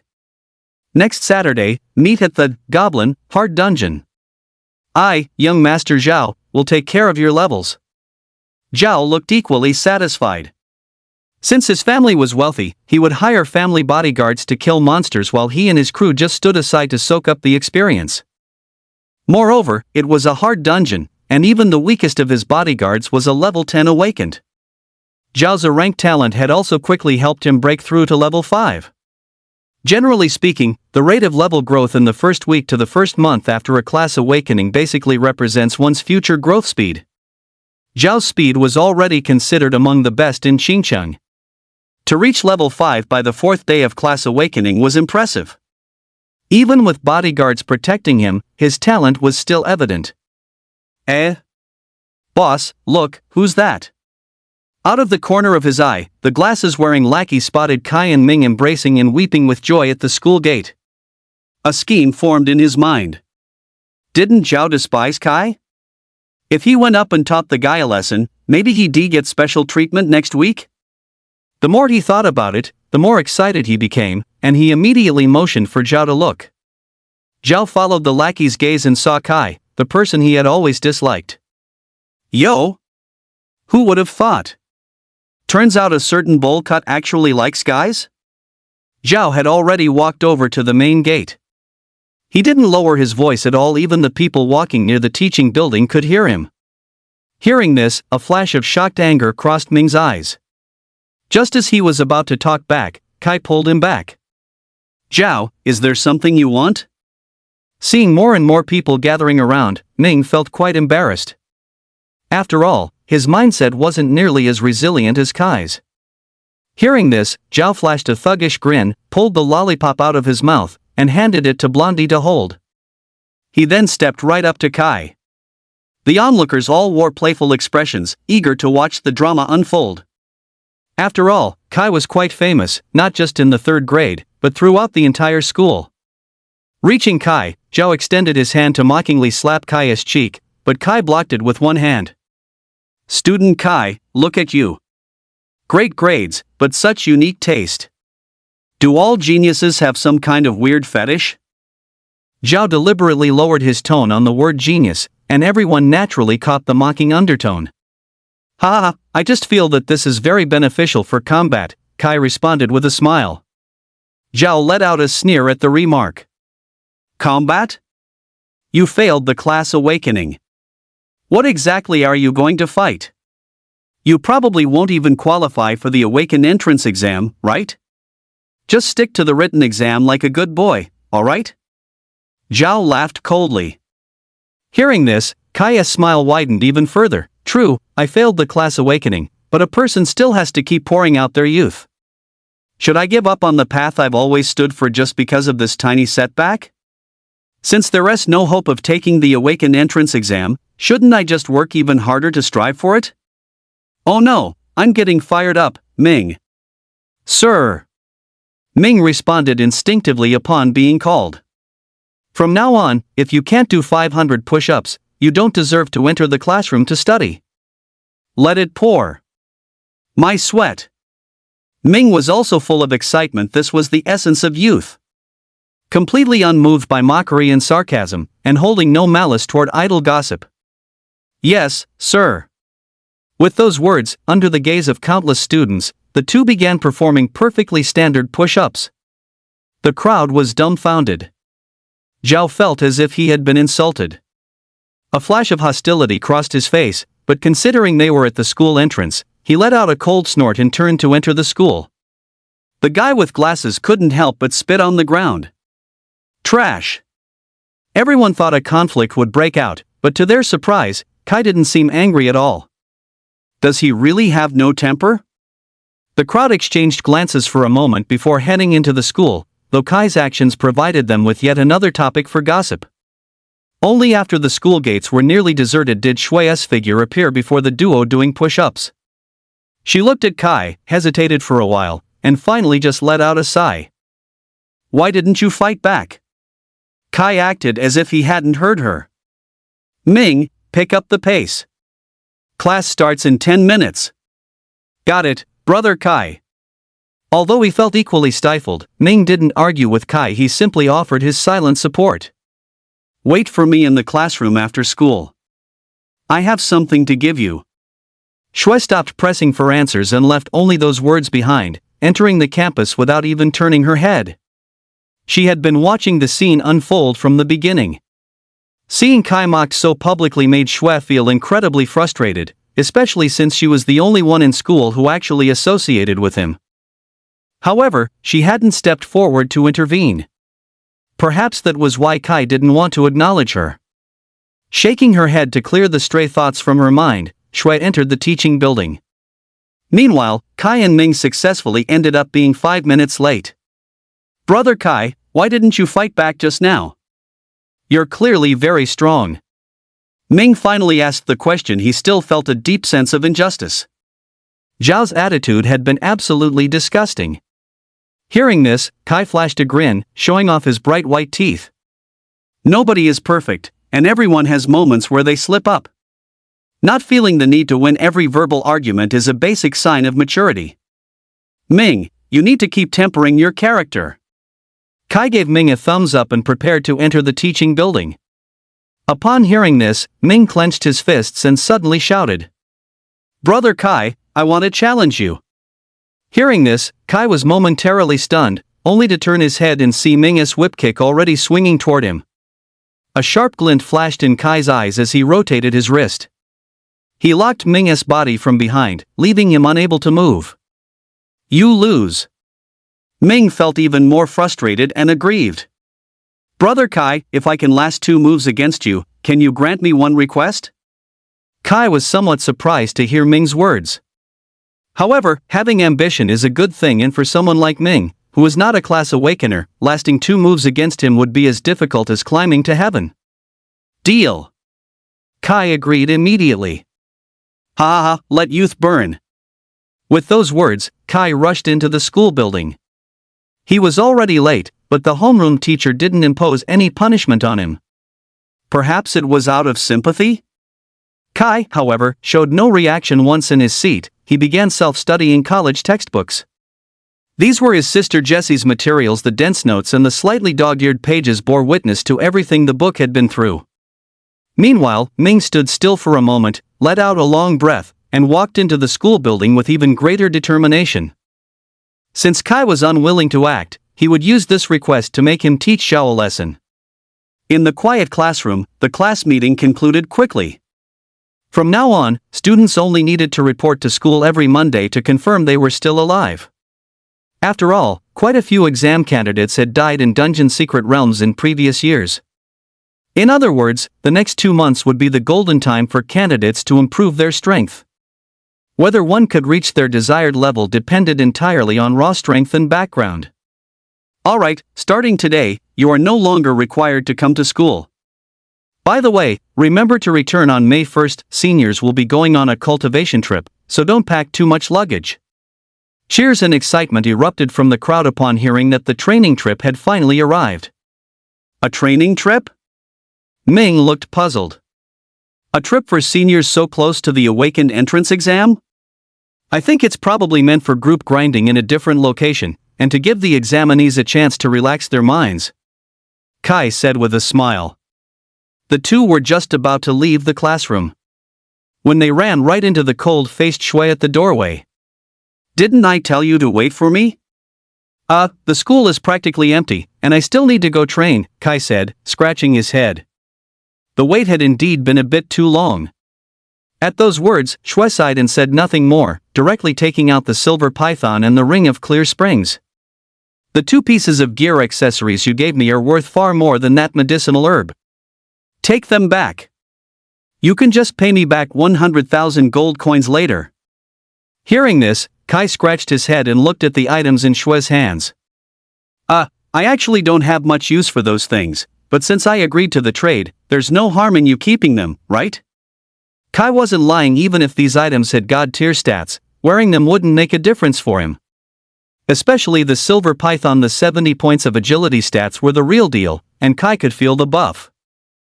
However, the improvement it gave him wasn't even as effective as removing a single piece of his training weights. Shui fell silent for a moment upon hearing his response. In that case, let's find an appraiser. After converting them into gold coins, I'll take my 100,000, and you can take back the surplus. Hearing such a tedious process, Kai wasn't particularly interested in going. We're pressed for time. Why don't you go exchange them, Shui, and just give me the rest later? Without waiting for Shui to say more, Kai grabbed Ming and vanished from the spot. Brother Kai, is it really okay for us to do this? Kai shook his head at the question. There are only about 20 days left this month, and I'm heading out for the training trip next month. That means I have, at most, half a month left to focus entirely on teaching you physical arts. Time is tight, every second counts. Let's grind. The two of them talked as they ran. Ming was truly touched by Kai's gesture.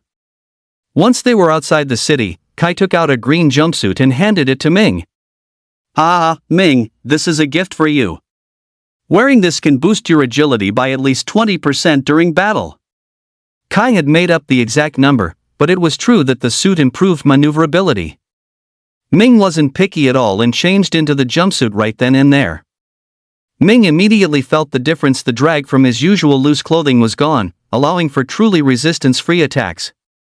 Alright, now I'm going to teach you. Kai taught Ming several powerful physical arts he had developed through grinding and his memories of his past life, including Leaf Whirlwind, Leaf Great Whirlwind, Leaf Strong Whirlwind, Leaf Rising Wind, Leaf Rock Destroyer, and Dynamic Entry. Half a month had passed in the blink of an eye. Tomorrow was the start of their training journey. During these 2 weeks, Kai and Ming's training grounds were primarily the normal difficulty of the Volcanic Plains dungeon. Ming's progress was nothing short of miraculous. His talent for physical arts far surpassed Kai's. In just half a month, he had learned all those physical arts. While he hadn't mastered them yet, they were already quite powerful. Level 1 monsters were no longer a match for him. Level 2 monsters, however, were still a struggle. But considering he started with zero foundation in physical arts, Kai knew exactly how much effort Ming had put in behind the scenes to reach this level in just 15 days. The two stood in the wilderness outside the city. Kai stood with his hands behind his back, and Ming mirrored the stance. Simultaneously, they both extended their hands in front of them, assuming their starting positions. Brother Kai, you still remember the bet we made back then, right? Kai nodded solemnly at the words. If you can withstand 2 moves from me, I'll grant you one request. A sharp glint flashed in Ming's eyes upon hearing this. Here I come. Whoosh! Ming's figure vanished from the spot instantly, kicking up a cloud of dust. Kai's eyes were locked firmly on Ming's flickering silhouette ahead. Leaf Whirlwind! With a loud shout, Ming spun his body, driving his right leg forward. Swoosh! Immense power tore through the air, hurtling toward Kai's head in an instant. Kai stood his ground, unmoving, merely raising his right hand to block the path of Ming's attack. Bang! Ming's whip kick, carrying the massive momentum of 100-pound weight, slammed into Kai's right arm, yet it failed to budge him even an inch. A shockwave instantly swept across the surrounding clearing, sending dust flying. Seeing that his move had failed, Ming, his figure suspended in mid-air, attempted to pull away to avoid being subdued by Kai. He wanted to put some distance between them. But how could Kai let him leave so easily? A punch crashed into Ming's chest, instantly fracturing his sternum. Put! Ming felt a metallic sweetness in his throat, followed by waves of searing pain that caused him to instantly lose all mobility in mid-air. With a grim expression, Kai pursued him. Just as he was about to deliver a finishing blow, a slight smirk appeared on Ming's contorted, pain-stricken face. Kai's pupils constricted. He moved to dodge. But he saw Ming's body twist at a bizarre angle, shifting to his rear flank. Brother Kai, catch this. Ming channeled his Tsuanjin inch power, his elbow lunging through the air like a scavenging hyena toward Kai's ribs and abdomen. Leaf Rock Destroyer. Enduring the agonizing pain, Ming slammed his elbow toward Kai. Seeing this, Kai couldn't help but feel a surge of excitement. Ming's previous move had indeed caught him off guard, but that level of skill alone was far from enough to contend with him. With a high kick, his heel slammed instantly into Ming's chin. The force sent Ming's body hurtling upward into the air. The bad rock rise from moments ago had also failed to hit Kai. Ming's eyes rolled back, on the verge of losing consciousness. However, his powerful willpower kicked in at that critical moment.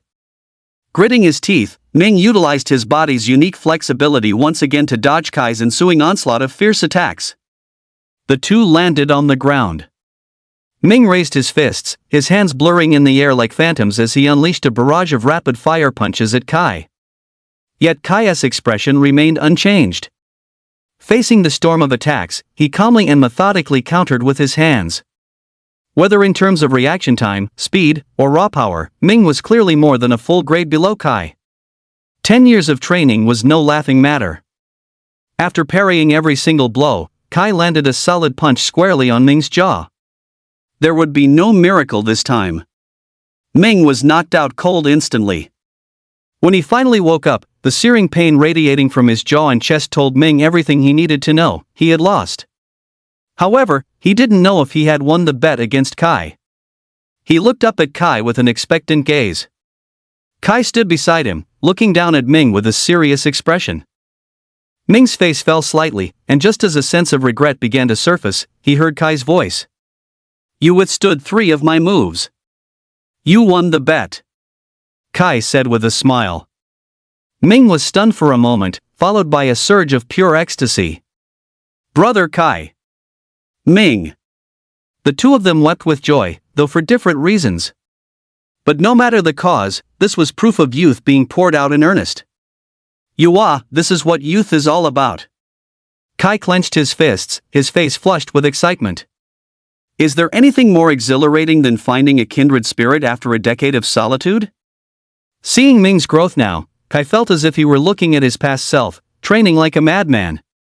Once Ming's physical condition had improved slightly, Kai waited for him to make a request. He had expected the boy to ask him to teach him his ultimate trump card. However, what Ming actually said caught him completely off guard. "Brother Kai, I hope that from today on, you no longer have to turn a deaf ear to the mocking voices. You are stronger than anyone else. So, fight back. Let them know that your sweat and hard work haven't been in vain." As Ming spoke, his eyes were filled with nothing but recognition and unwavering belief in Kai. And Kai, upon hearing these words, stood frozen in place for a long time. It was unclear how much time had passed before he finally snapped back to reality. Ha ha ha ha ha ha. Kai's sudden laughter left Ming somewhat bewildered. But immediately after, Kai placed a hand on Ming's shoulder. "I understand. If only to respect your wishes, I will strike back against those rumors." A deeper sense of trust toward Ming flickered in Kai's eyes. Even his own family had never said such things to him. Despite having known each other for barely a month, their bond had already surpassed that of his classmate Ning, whom he had known for over 3 years. Hearing Kai's response, the seriousness on Ming's face softened slightly. "Ming, get ready. It's time to speed run," Kai said, his gaze fixed on Ming, who stood before the normal difficulty dungeon entrance. Meanwhile, Kai himself stood before the entrance of the hard difficulty dungeon. "Got it, brother Kai." While Ming's current strength wasn't enough to fully clear the dungeon, the Volcanic Plains dungeon actually allowed players to exit directly after killing the mini-boss. As soon as the words left their lips, both of them entered their respective dungeons simultaneously. Looking at the familiar surroundings, Kai used his latest understanding of the dungeon to pull the monsters together, then used his physical arts to clear them all out in one sweep. Soon, the two of them emerged from the dungeon at the same time. 1 hour and 43 minutes. Looking at the historical record, which had improved by several minutes, Kai couldn't help but feel a surge of excitement. The record was on the verge of being broken. As they trained unknowingly, time passed quickly, and it was soon around 11 o'clock at night. After they parted ways and headed home. Surprisingly, Kai's parents were waiting in the living room, something they hadn't done in a long time. Seeing Kai return home physically and mentally exhausted, his father and mother exchanged a glance. His father was the first to speak. "Xiao Kai, the cultivation trip starts tomorrow, doesn't it?" Seeing Kai's state, his parents felt a pang of heartache, yet they didn't dare touch upon his sore spots, so they could only approach the subject indirectly. Hearing his parents concern themselves with his academic affairs, Kai was also somewhat surprised. "Yes. Kai nodded, and at his mother's gesture, he sat down on the sofa. I heard that in the past, the cultivation trips were always to the divine capital, and it seemed there would be friendly matches and competitions with the local top-tier high schools. Is that right? Kai's father asked cautiously while holding his wife's hand. Kai found it a bit baffling. Yeah, what about it? His parents exchanged another look upon seeing Kai's indifferent attitude, and then both swallowed hard at the same time. Your father has been very busy at work these past few days, and your sister also asked me to take care of her classmate's 2-year-old brother from Chingcheng. We can't get away, and we're not comfortable leaving the house empty. Hearing this, it finally dawned on Kai. You want me to stay in Chingcheng? Hearing Kai state their intentions so bluntly, the two elders were a bit embarrassed. Yes, that's right. Kai's father said, scratching his head awkwardly. But why? Kai was more confused than ever. Why all the mystery? But just then, the door to Jesse's bedroom, which had been empty for 3 years, suddenly swung open. As the figure stepped out, Kai's pupils shrank instinctively. Sis? When did you get back? Kai looked at her in surprise. Possessing stunning beauty and a poised stature, Jessie walked out with her long hair cascading over her shoulders and her arms crossed. Meeting the gazes of Kai and their parents, Jessie walked up to Kai with a cold expression. I heard you failed your class awakening? At Jessie's words, the expressions of both their father and mother changed instantly. Kai's father stood up abruptly. Jessie! Jessie shot a glance at her mother, who pursed her lips and pulled the father back down. Yeah, so what? Kai looked at Jessie, puzzled. Seeing that Kai didn't seem discouraged in the slightest, a flash of surprise flickered in the depths of Jessie's eyes. Then can you see my stats? Jessie continued her questioning. Kai's expression stiffened, and he scratched his head awkwardly. No. A trace of pity surfaced in Jessie's eyes, but she maintained her cold interrogation. Then do you know the gap between you and a level 1 the awakened? I don't, Kai replied. Before a normal person undergoes class awakening, their average attributes are between 5 and 10 points. But after class awakening, even at level 1, the minimum base stats average around 100 points. At Jessie's words, Kai's gaze sharpened. What did she mean by this? Jessie continued her inquiry. Xinjiang is in the Huaxi region, which can be considered a relatively backward province, and our town is just a small county within that province. The capital is in central China. While it's not a transportation hub, it has thousands of years of heritage. The class awakening the awakened there are basically all geniuses, many even reach level 2 on their very first day. Not to mention that a rank class awakeners have their own unique talent skills. Even when you can see the description of an opponent's stats and skills, winning a battle is extremely difficult. You can't even see their stats. How are you going to fight in a sparring match? Are you just going to keep surrendering? I doubt your school would even allow that. Jessie calmly stated the brutal truth. During a duel, neither side hides their stats. Even when you can see your opponent's stats, winning is still incredibly difficult. Not to mention that Kai can't even see the opponent's stats now. Even though Kai has been training constantly, in Jessie's eyes, his stats would peak at around 200 at most, comparable to a level 2 awakened. Even if he matches a level 2 awakened, he is at a severe disadvantage regarding skills. Kai has no skills and no class. These are fatal omissions in combat. It's one thing not to know the opponent's skills and attack patterns, but if you have nothing yourself, you are essentially finished. The world of class awakening absolutely does not allow the classless to enter. If Kai had awakened even a D rank class, Jessie could have provided enough resources for her younger brother to reach level 7 or 8 at the very least. He wouldn't be at such a disadvantage. But the most frustrating part was exactly that, Kai had no class. Even if she wanted to use her resources to sponsor Kai, she simply wouldn't be able to do it. What is the point of consuming resources that only enhance physical constitution? The damage dealt by mages is so immense that even tanks specializing in defense can only withstand a few hits. Kai, that classless, would be lucky just to withstand a basic attack. But no matter how much he cried out against the injustice, the reality of being classless was set in stone for the training trip Kai was heading on tomorrow. Getting injured was an absolute certainty. Death is not even out of the question.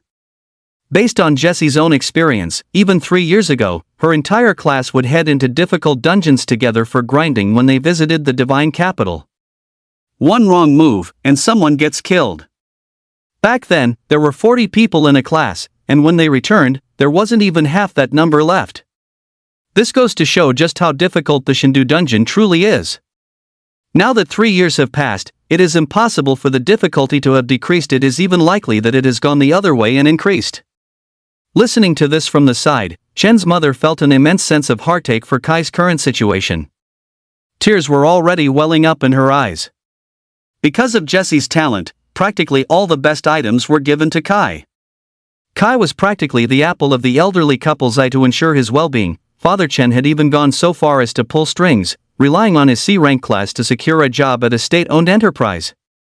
Jessie and Kai used to have a great relationship, but after Jessie enrolled in the elite academy, they hadn't seen each other for 3 years.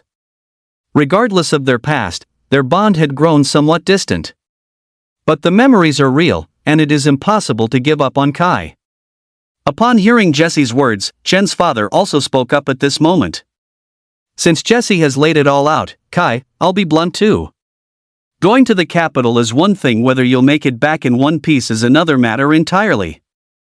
I know your temperament. Even though you never say a word, your mother and I both know how hard things have been for you.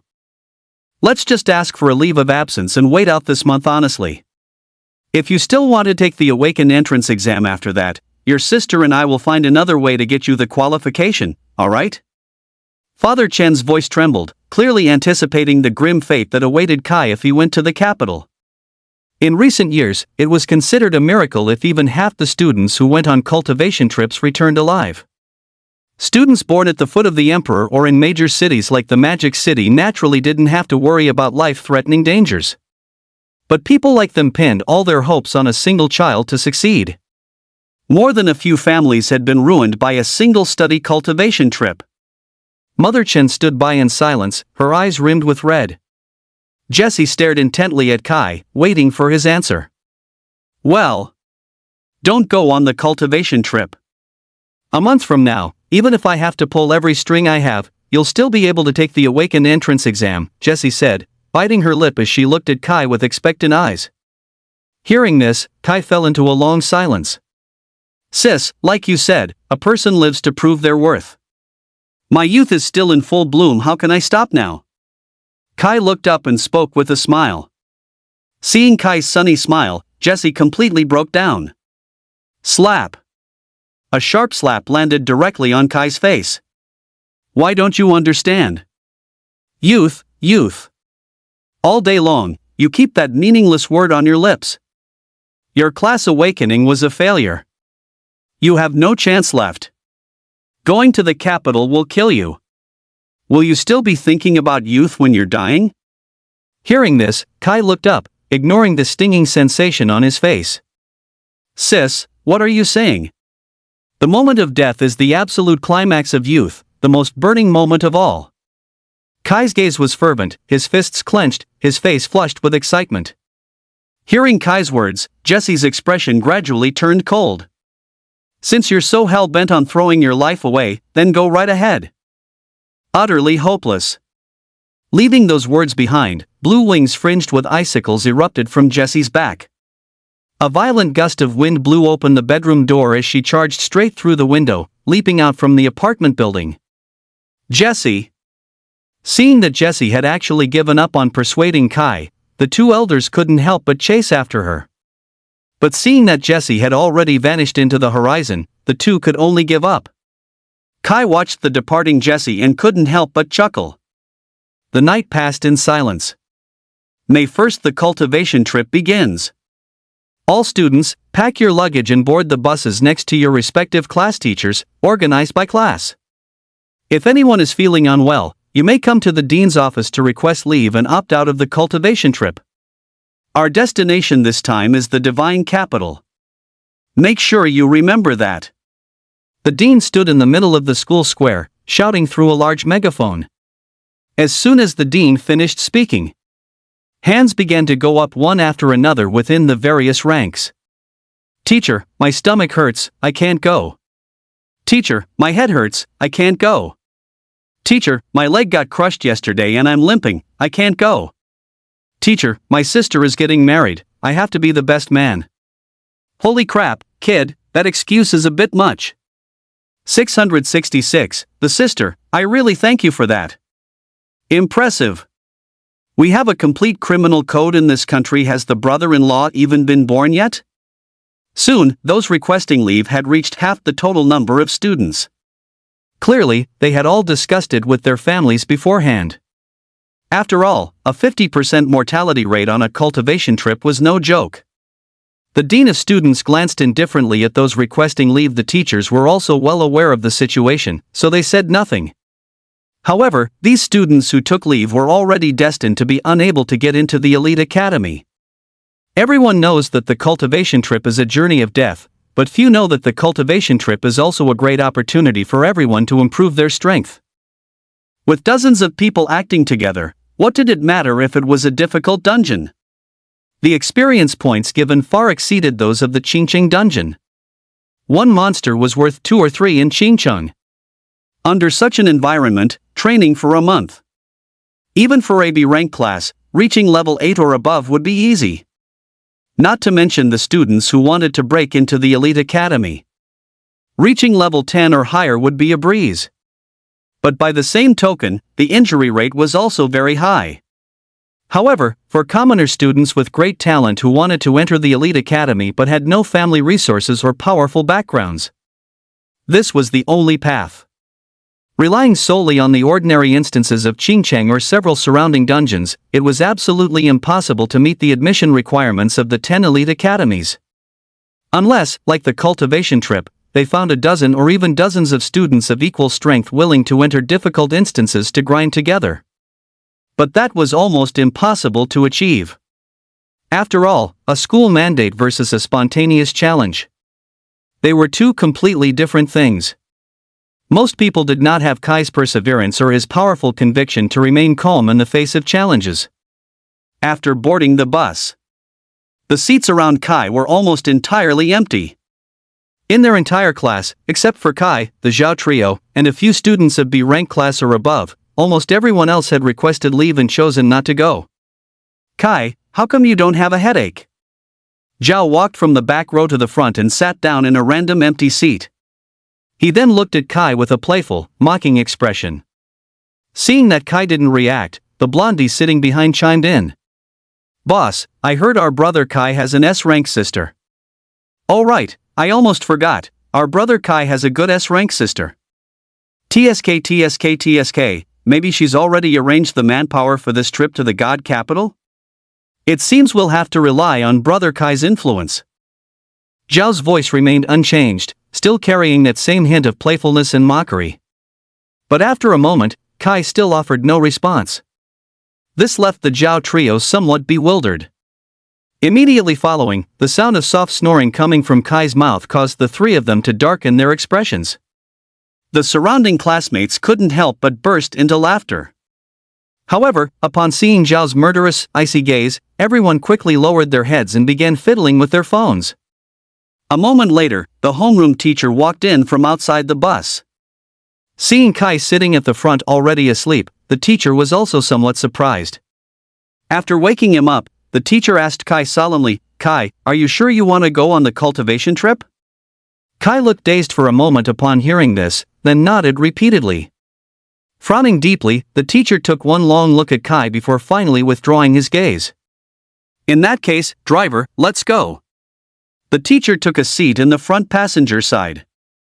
Because of the long distance, the bus they were riding wasn't an ordinary one, it was modified and capable of high speeds. Still, it was no match for trains and other similar modes of transportation. Not far from the main gate of Qingcheng No. 2 High School, in a secluded alleyway, a woman with a face as cold as frost stared at the bus ahead. I'll have to trouble you two to keep an eye on things. Jessie turned to look at two boys around her age. The two nodded upon hearing Jessie's words. Don't worry, Boss Jessie. We'll definitely take good care of your younger brother. Hearing this, Jessie shook her head. There's no need to take too much care of him. Let him suffer a bit ideally, enough hardship to make him give up on participating in the Awaken entrance exam. Hearing Jessie's words, the two looked at each other, both completely baffled. Wait, boss, I don't follow you, a slightly chubbier boy asked in confusion. Isn't he your biological brother? Jessie sighed. Yeah, but the kid is too stubborn. Even after his class awakening failed and he became one of the classless, he's still insisting on rushing off to the divine capital to seek his own death. I'll just use this opportunity to make him give up on the idea of going to college. Hearing Jessie's words, both boys felt a jolt of shock in their hearts. Someone actually managed to fail their class awakening? And it's this person's younger brother? WTF. While the two were still in shock, the bus had already departed from the school. Alright, I'll be counting on you two for this month. Come to the school in a month, and I'll give you your reward. You got it, boss. Understood, boss. As the words fell, the three figures instantly vanished from the spot. The two boys then drove a black supercar nearby, following the bus from a distance. While the vehicle was still moving and everyone else was playing with the various game consoles they had brought along, Kai was studying college textbooks. Except for using the restroom, Kai had barely shifted his weight from his seat. Seeing Kai like this, the others all wore expressions of disdain. They thought Kai was just showing off. Meanwhile, after finishing the textbook filled with dense notes, Kai let out a long sigh of relief. Just then, the long-awaited system notification sounded. Ding! Congratulations to the host for successfully mastering all the theoretical content of the first-year college curriculum during your cultivation journey. You have achieved the title, High School College Prophet.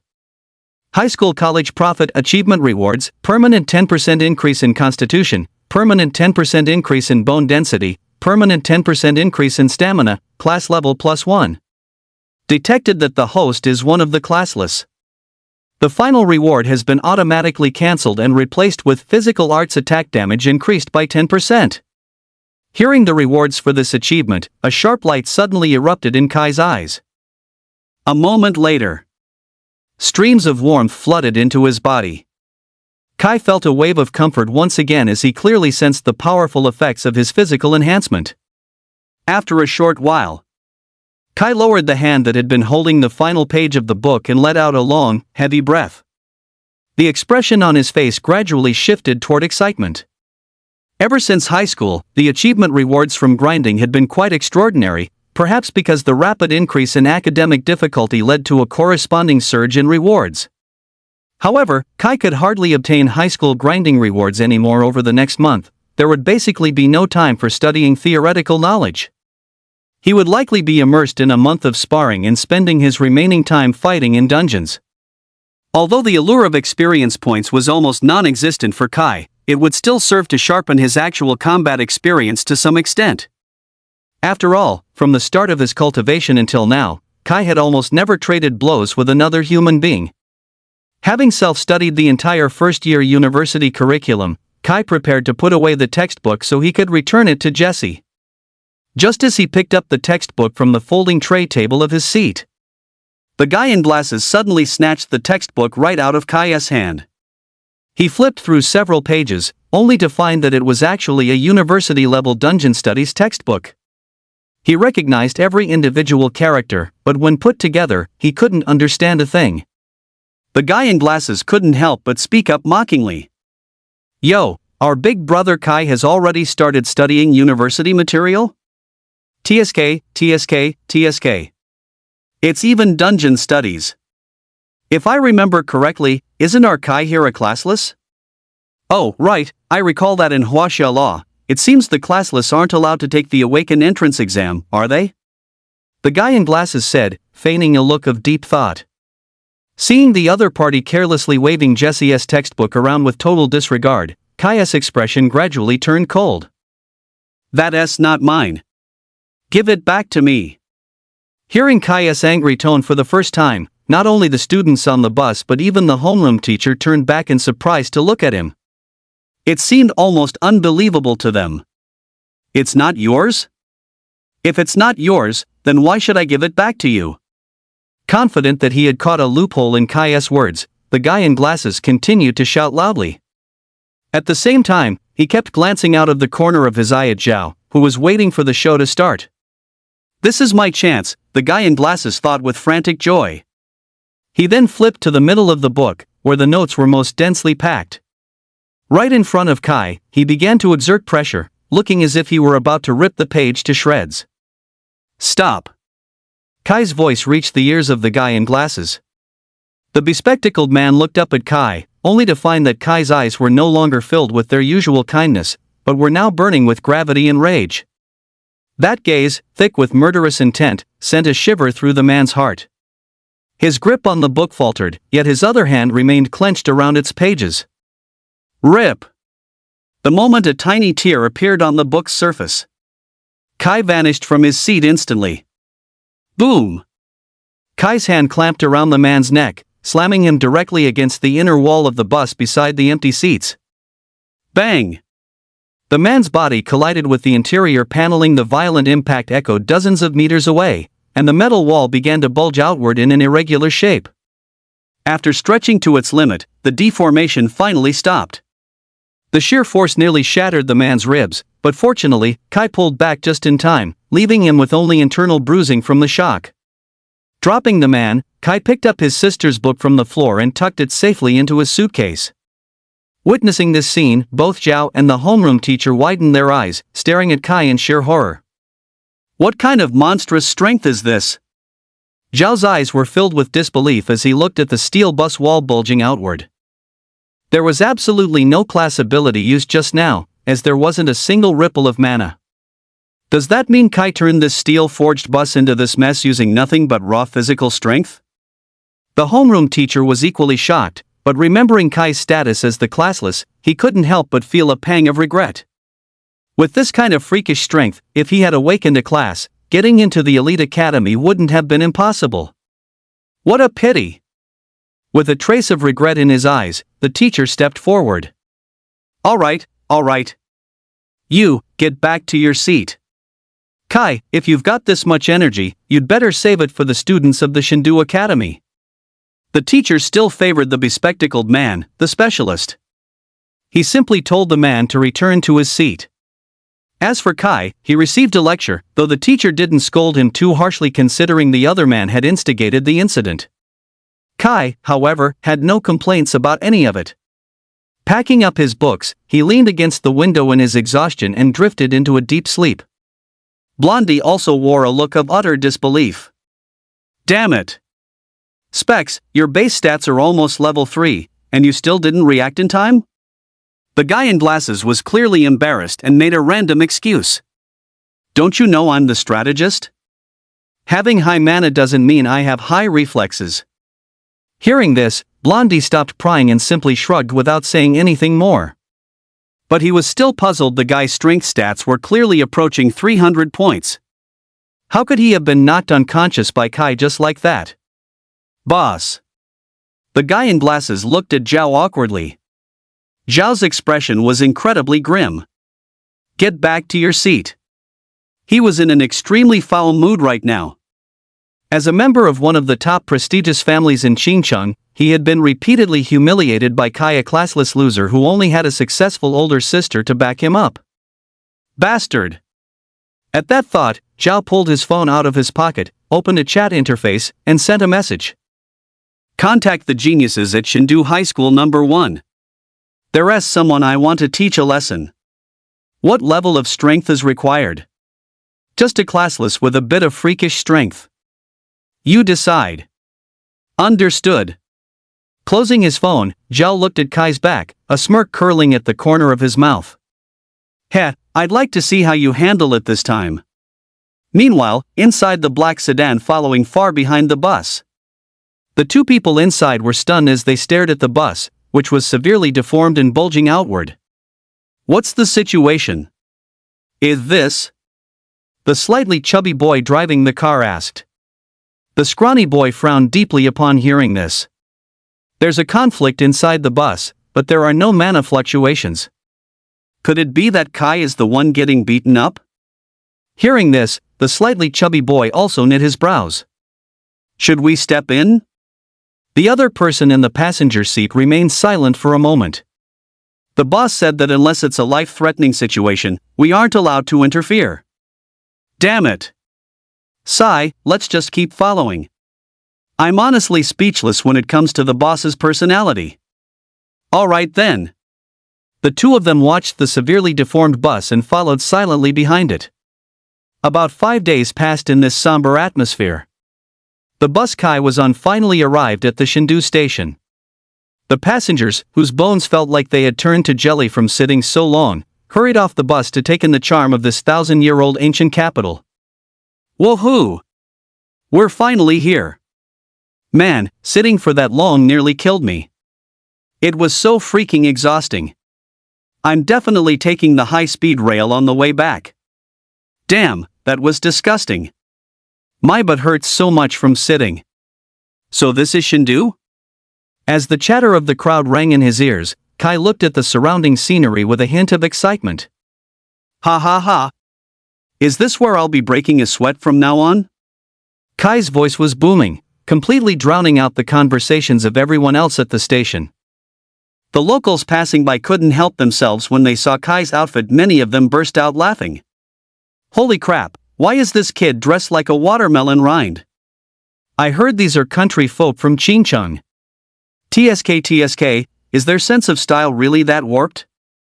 Ha, I guess that's exactly what you'd expect from a bumpkin, right?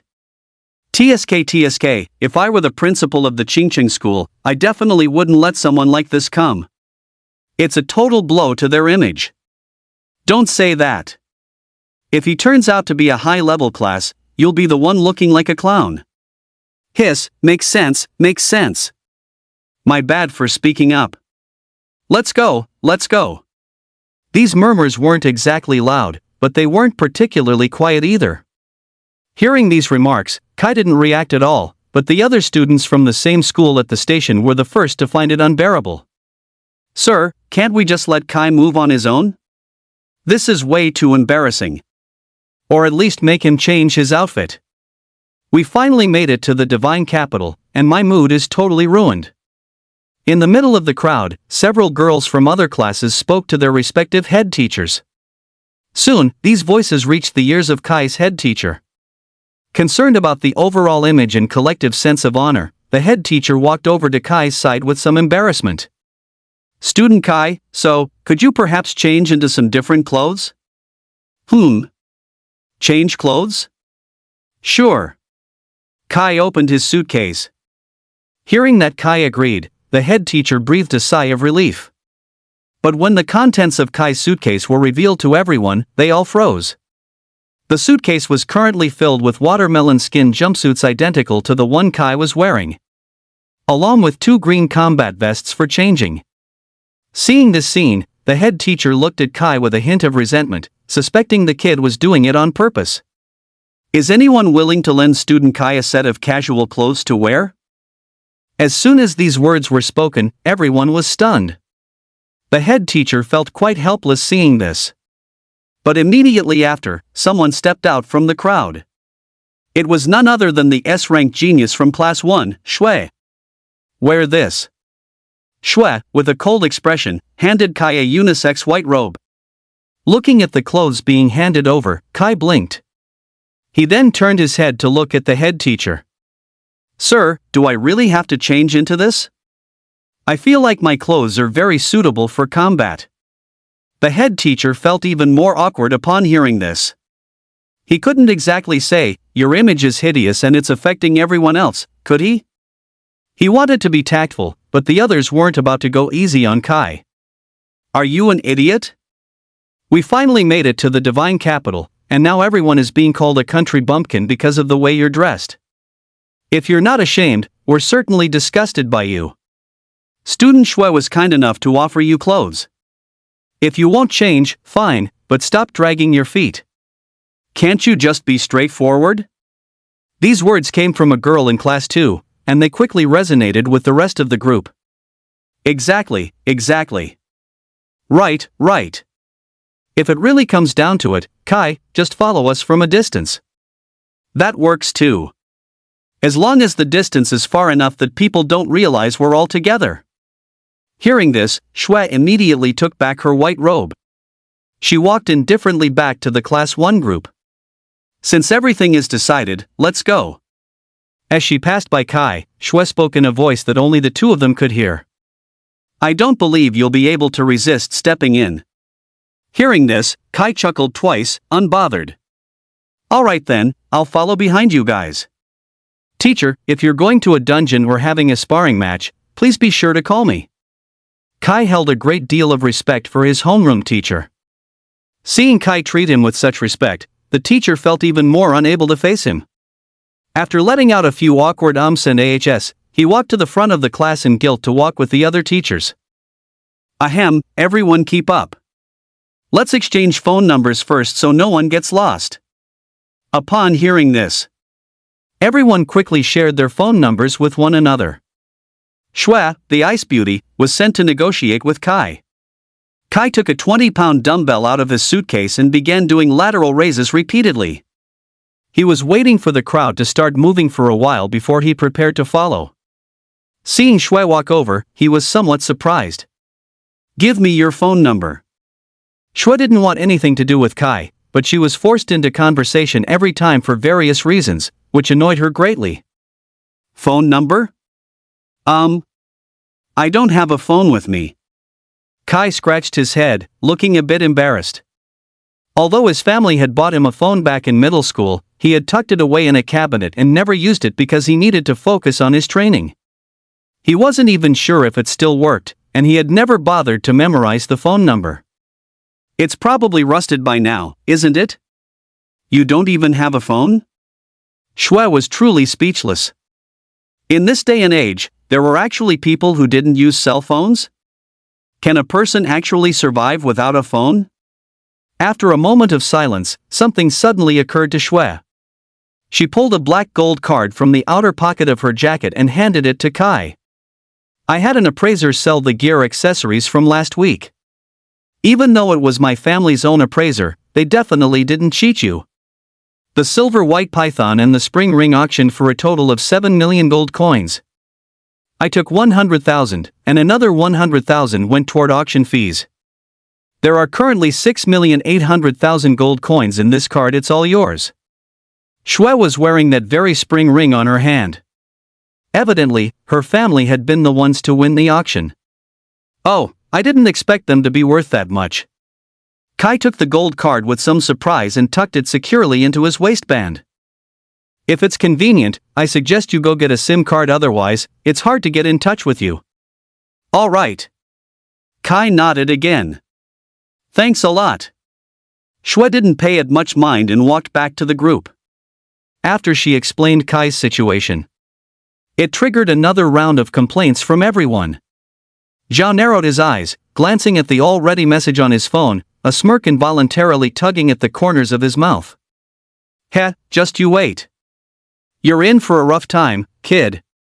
The malice in Zhao's eyes was caught perfectly by the fat and skinny duo following behind Kai. Holy crap, what kind of shitty classmates are these? Looking at them makes me sick. Damn, just thinking that one or two of these bastards might get into the elite academy makes me feel ill. Go, check on that kid. He's definitely up to no good. Kai followed far behind the group, alternating between frog leaps and walking on his hands. Meanwhile, the fat and thin duo investigated Zhao while keeping a distance behind Kai. After touring the various historical sites and monuments of this millennial ancient capital, everyone finally relaxed a lot. Ah! This feels amazing. Today has been truly refreshing. A world without Kai is simply wonderful. Ugh, that kid has been tailing us the whole time like some creep. It's disgusting. Exactly, so gross. That kind of guy is the absolute worst, haha. Hey, do you think, since Shui doesn't even mind talking to someone like that, could she actually be interested in Kai? No way. Xiao Yu, your imagination is terrible. Shui is in the S class. Just kidding, just kidding. Inside the hot spring hotel, Kai lay in the water with a look of pure enjoyment, the fatigue from a full day of training quickly fading away. At this moment, he couldn't help but fall into deep thought. During this 2-day bus journey, he had gained an even deeper understanding of self-discipline. I used to think that self-discipline meant setting a goal for myself, independent of anyone else's goals. But now it seems that's unrealistic. My power is limited if it's an unachievable goal, it's nothing more than self-indulgence. What exactly is self-discipline? For the first time, Kai felt a sense of confusion. After finishing his soak and adhering to his disciplined routine, Kai quickly fell asleep in room 201 by 10:30 p.m. In the other rooms, however, there were plenty of people still awake at 1 or 2 in the morning. Inside room 301. The fat and thin duo had finished their showers and were sitting in front of a sofa, staring intently at a laptop screen. Soon, the video call connected. The figure on the other side was none other than Jesse, the one who had arranged for the two of them to follow Kai. "Boss! Boss!"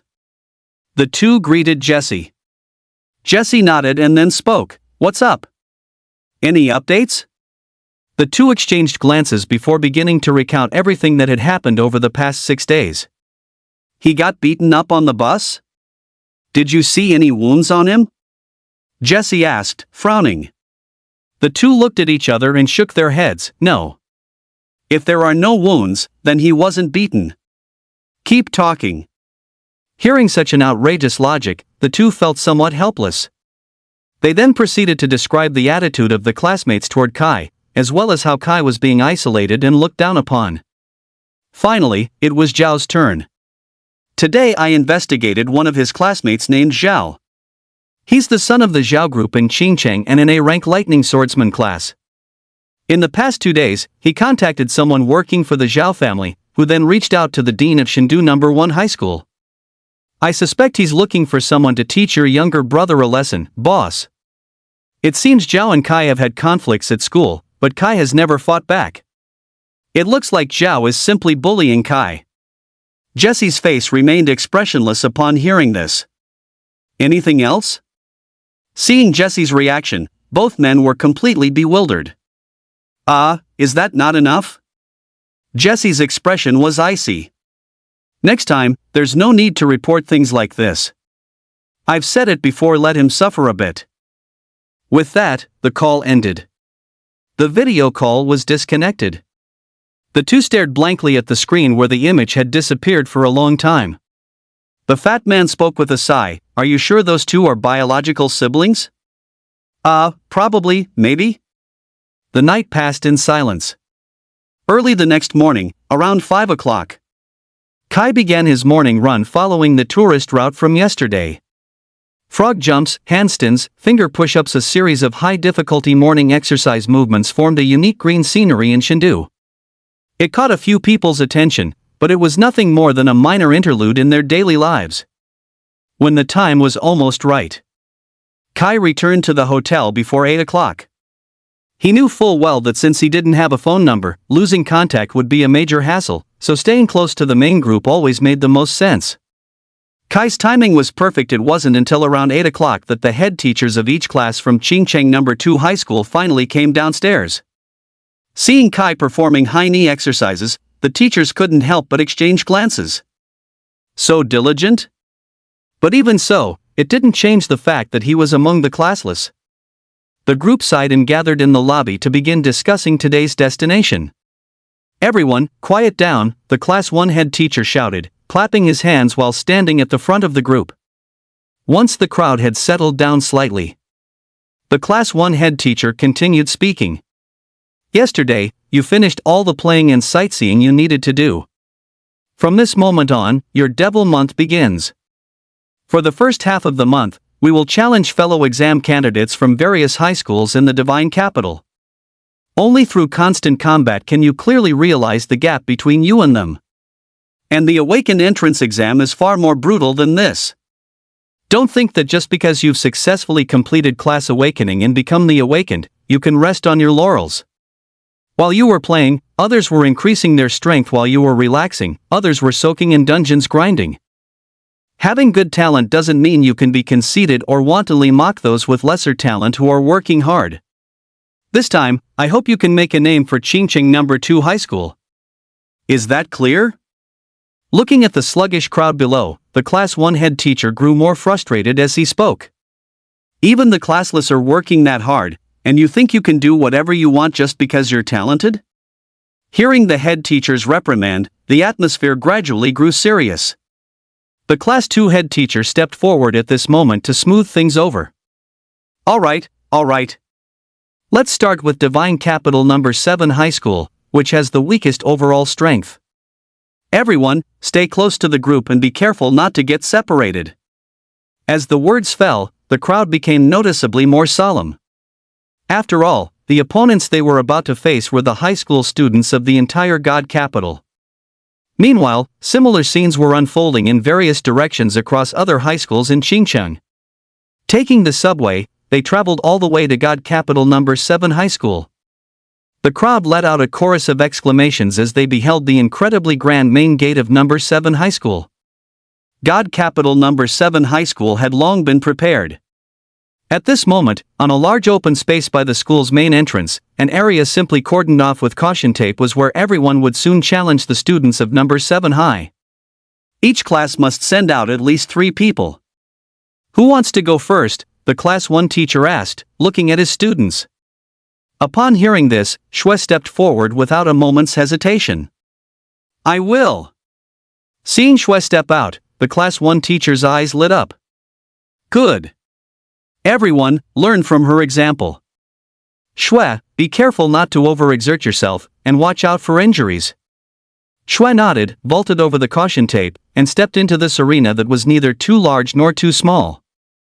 When the students of God Capital number 7 high school saw that the other side had sent up a girl, they all turned their attention to Shui's public stats. Shui, dual element mage S. Class level, level 6. Strength, 500. Agility, 490. Magic damage, 790. Mana, 1200. Physique comprehensive stats for defense, speed, attack power, vitality, etc., 600. Skills. Seeing the public stats, the people from God Capital number 7 high school couldn't help but gasp. Holy crap! Is Qingqing really this fierce? Or did they just lead with their trump card? This damn magic damage is nearly 800. How are we supposed to play against that? Holy crap, who has the highest magic resistance among us?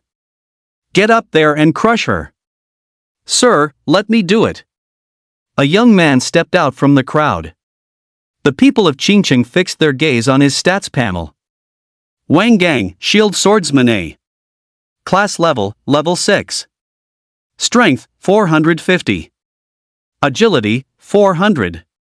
Magic resistance, 450. Defense, 620. Constitution, 590. Skills. A shield swordsman specializing in defense. The higher the defense, the higher the damage. A tanky warrior who can both take hits and deal them. A true pentagon warrior in every sense. Seeing the foundation of this person, the students of Qingqing looked solemn. The class 1 homeroom teacher, in particular, felt he would be extremely difficult to deal with. Shui, watch out for close quarters combat. The class 1 homeroom teacher shouted. The opposing homeroom teacher was instantly annoyed. Damn it! Do you have any class ethics? This is a match, what the hell are you doing? Since when do you give hints during a student's actual combat? Are you going to give hints during the Awaken entrance exam too? The class 1 teacher glared back, and the 2 teachers immediately began a war of words. Meanwhile, the 2 students looked on speechlessly before quickly entering their combat states. Shui, is it? Ha, let me show you my true strength. Starlight flickered in Wang Gang's hand, and a half-moon shield appeared in his grip. The tip of the crescent shield was embedded with a sharp blade. Everyone's eyes turned toward Shui, waiting for her to summon her own weapon. Come on! To everyone's surprise, Shui actually refused to use a weapon to fight Wang Gang. Items like weapons, gear, and accessories are generally the key to victory in battles between the awakened. Weapon bonuses are especially massive. How could Shui refuse to summon hers? The Class 1 homeroom teacher was also starting to get anxious. Shui, don't be impulsive. Take it slow. Hearing the teacher's voice, Shui's expression remained unchanged. Without a word, the precast animation for a magical attack began to appear before her. Bursting flame. Thunder flash. But the wind-up lasted for only a single breath. In the blink of an eye, two skills were instantly unleashed. Boom! Sizzle! The bursting flame fireball slammed into Wang Gang instantly. His agility was nowhere near enough to dodge the strike. He held up his shield to block the fireball the moment it arrived. It's nothing more. Before he could finish his sentence, the fireball exploded instantly. Boom! The massive force of the impact smashed into Wang Gang's shield. Even with his ridiculously high defense, Wang Gang was knocked back 2 steps. But a moment later, a bolt of lightning pierced through the flames and struck Wang Gang's shield. With lightning and fire combined, the damage doubled instantly. The two elements immediately triggered an even more violent explosion. Rumble! Like a clap of thunder, a massive hit of 800 points of magic damage slammed into Wang Gang. Yet, it only resulted in a palm-sized wound appearing on his arm. Great job! Go get her, Wang Gang! Crush her! Wang Gang is the GOAT! The crowd from Shindu No. 7 High School erupted in cheers, as if victory was already set in stone. Wang Gang, who specialized in physical defense and magic resistance, also showed a look of joy on his face. That didn't even hurt that much. If this is all you've got, then it's my turn. How about you call me Big Brother, and I'll go a little easy on you? Wang Gang looked teasingly at the frost-faced Shui standing before him.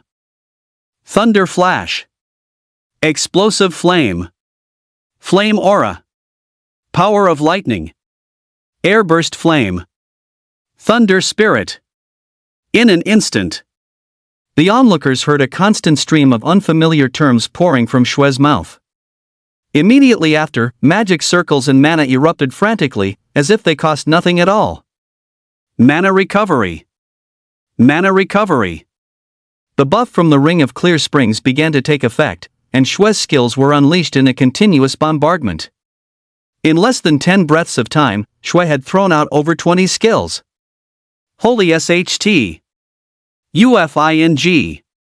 Wang Gang watched as hundreds of fire and lightning attacks surged toward him through the air. He barely managed to blurt out a curse before the attacks arrived one after another. I can make countless mistakes, but you only get to make one, Shui said indifferently. She then seized the moment while Wang Gang was struggling to cope and struck at his exposed back. Thunder Spirit. Lightning Aura. The lightning aura increased damage, while the thunder spirit paralyzed the opponent. Before the voice even faded. Airburst Flame. Rumble. Airburst Flame was composed of dozens of explosive flame skills mashed together, creating a violent explosive impact in mid-air. Combined with Shui's magic damage of over 800. Even Wang Gang was unable to resist at this moment. He was convinced that forget an amateur tank like himself, even a tank specializing in magic resistance wouldn't be able to hold out against this. After the sequence of attacks concluded, Shui scored a total overkill. Winner, Ching Cheng. Holy crap! Holy crap! Holy crap! Shui is incredible. The goddess is amazing. My god, 20 skills cast instantly? What kind of celestial being is this? Is this the true strength of the goddess? Damn, this is way too ridiculous. What the hell, combining lightning and fire actually deals double damage? Who could possibly withstand that? So badass. Holy shit, did that skill just now hit 40 times? How is it that insane? Holy crap. Damn, dealing 40 hits of damage in an instant, if that were an assassin, wouldn't they just drop dead on the spot? The reactions of the people from Qingcheng left Kai utterly confused. Since he couldn't see the stats, he could only infer the difference in data between the two from the snippets of conversation around him. The fact that Shui had just instant cast over 20 skills was enough to let Kai know just how truly formidable Shui was. With a perfect score in theoretical knowledge, Kai knew that mana was the fundamental resource for using skills and spells. Even the most basic fireball, a staple skill for any mage, typically consumed around 10 points of mana. Not to mention its third-tier evolution, Explosive Flame. A level 1, Explosive Flame, cost 100 points of mana. It allowed the caster to detonate the fireball at will, dealing damage while applying a burn effect that continuously weakened the opponent's magic resistance. Then there were high-tier skills like Lightning Flash and Lightning Spirit, which could paralyze an opponent but were equally taxing on one's resources. Even as a mere spectator, Kai could clearly see the sheer magnitude of Shui's mana pool. Of course, this was also thanks to the Ring of Clear Springs that Kai had given to Shui. In the past, Shui had to be mindful of skill combinations and resource management, but ever since acquiring the Ring of Clear Springs. Combinations? What are those? Don't mages fight by just spamming skills in the opponent's face and providing overwhelming suppressive fire? Looking at Wang Gang, who was lying on the ground charred into a black Super Saiyan by the explosions, a faint smile played on Shui's lips. Shui seemed quite satisfied with this masterpiece. The Class 1 homeroom teacher was also staring at Shui in shock. Holy crap! Before he could process his surprise, another student from the capital's Shindu Academy stepped forward. My turn this time. The Class 1 homeroom teacher was about to snap in anger. Screw you! You're really not going to give even a moment for mana recovery? Get lost! Wait half an hour for our student Shui to recover. Hearing such crude language, the opposing homeroom teacher refused to back down. Get lost yourself. We were just careless earlier. If your own student doesn't pay attention to mana consumption, is that our fault? Here. Read my lips. F you. Seeing the two of them about to start bickering again, Shui sighed and massaged their temples. Just bring it on. I can still fight. Did you hear that? You moron. Your student said they can still fight, the opponent mocked. The Class 1 homeroom teacher glared at the other man before looking toward Shui with concern. Student Shui, you really don't have to push yourself. It's not worth getting injured in a place like this. These words once again enraged the opposing homeroom teacher. Holy crap! What do you mean by a place like this? Damn it, you're going too far. Where's my blade? Director, calm down. Calm down. The nearby students hurriedly held him back. As the two seemed ready to start brawling again, a student from Shindu No. 7 High School stepped out from the crowd. The onlookers ignored the teacher's verbal sparring and fixed their gazes directly on the student's stats. Wang Shang, Grasp of Darkness S. Class level, level 8. Strength, 790. Agility, 930. Constitution, 890. Skills. An assassin-type class without special stats? Surprise flashed in everyone's eyes. However, looking at the agility stat, they could deduce that this guy was likely an assassin who specialized in speed while balancing his other stats. It was just that no one seemed to have ever heard of the Grasp of Darkness class before. Grasp of Darkness? Have you guys heard of this class? No, but that agility is insane. It's on par with a level 9. This Wang Shang feels incredibly strong. I know him. He's the strongest among the third-year students at No. 7 High. Apparently, he's from a branch family of the Shindu Wang clan. The crowd's chatter was incessant.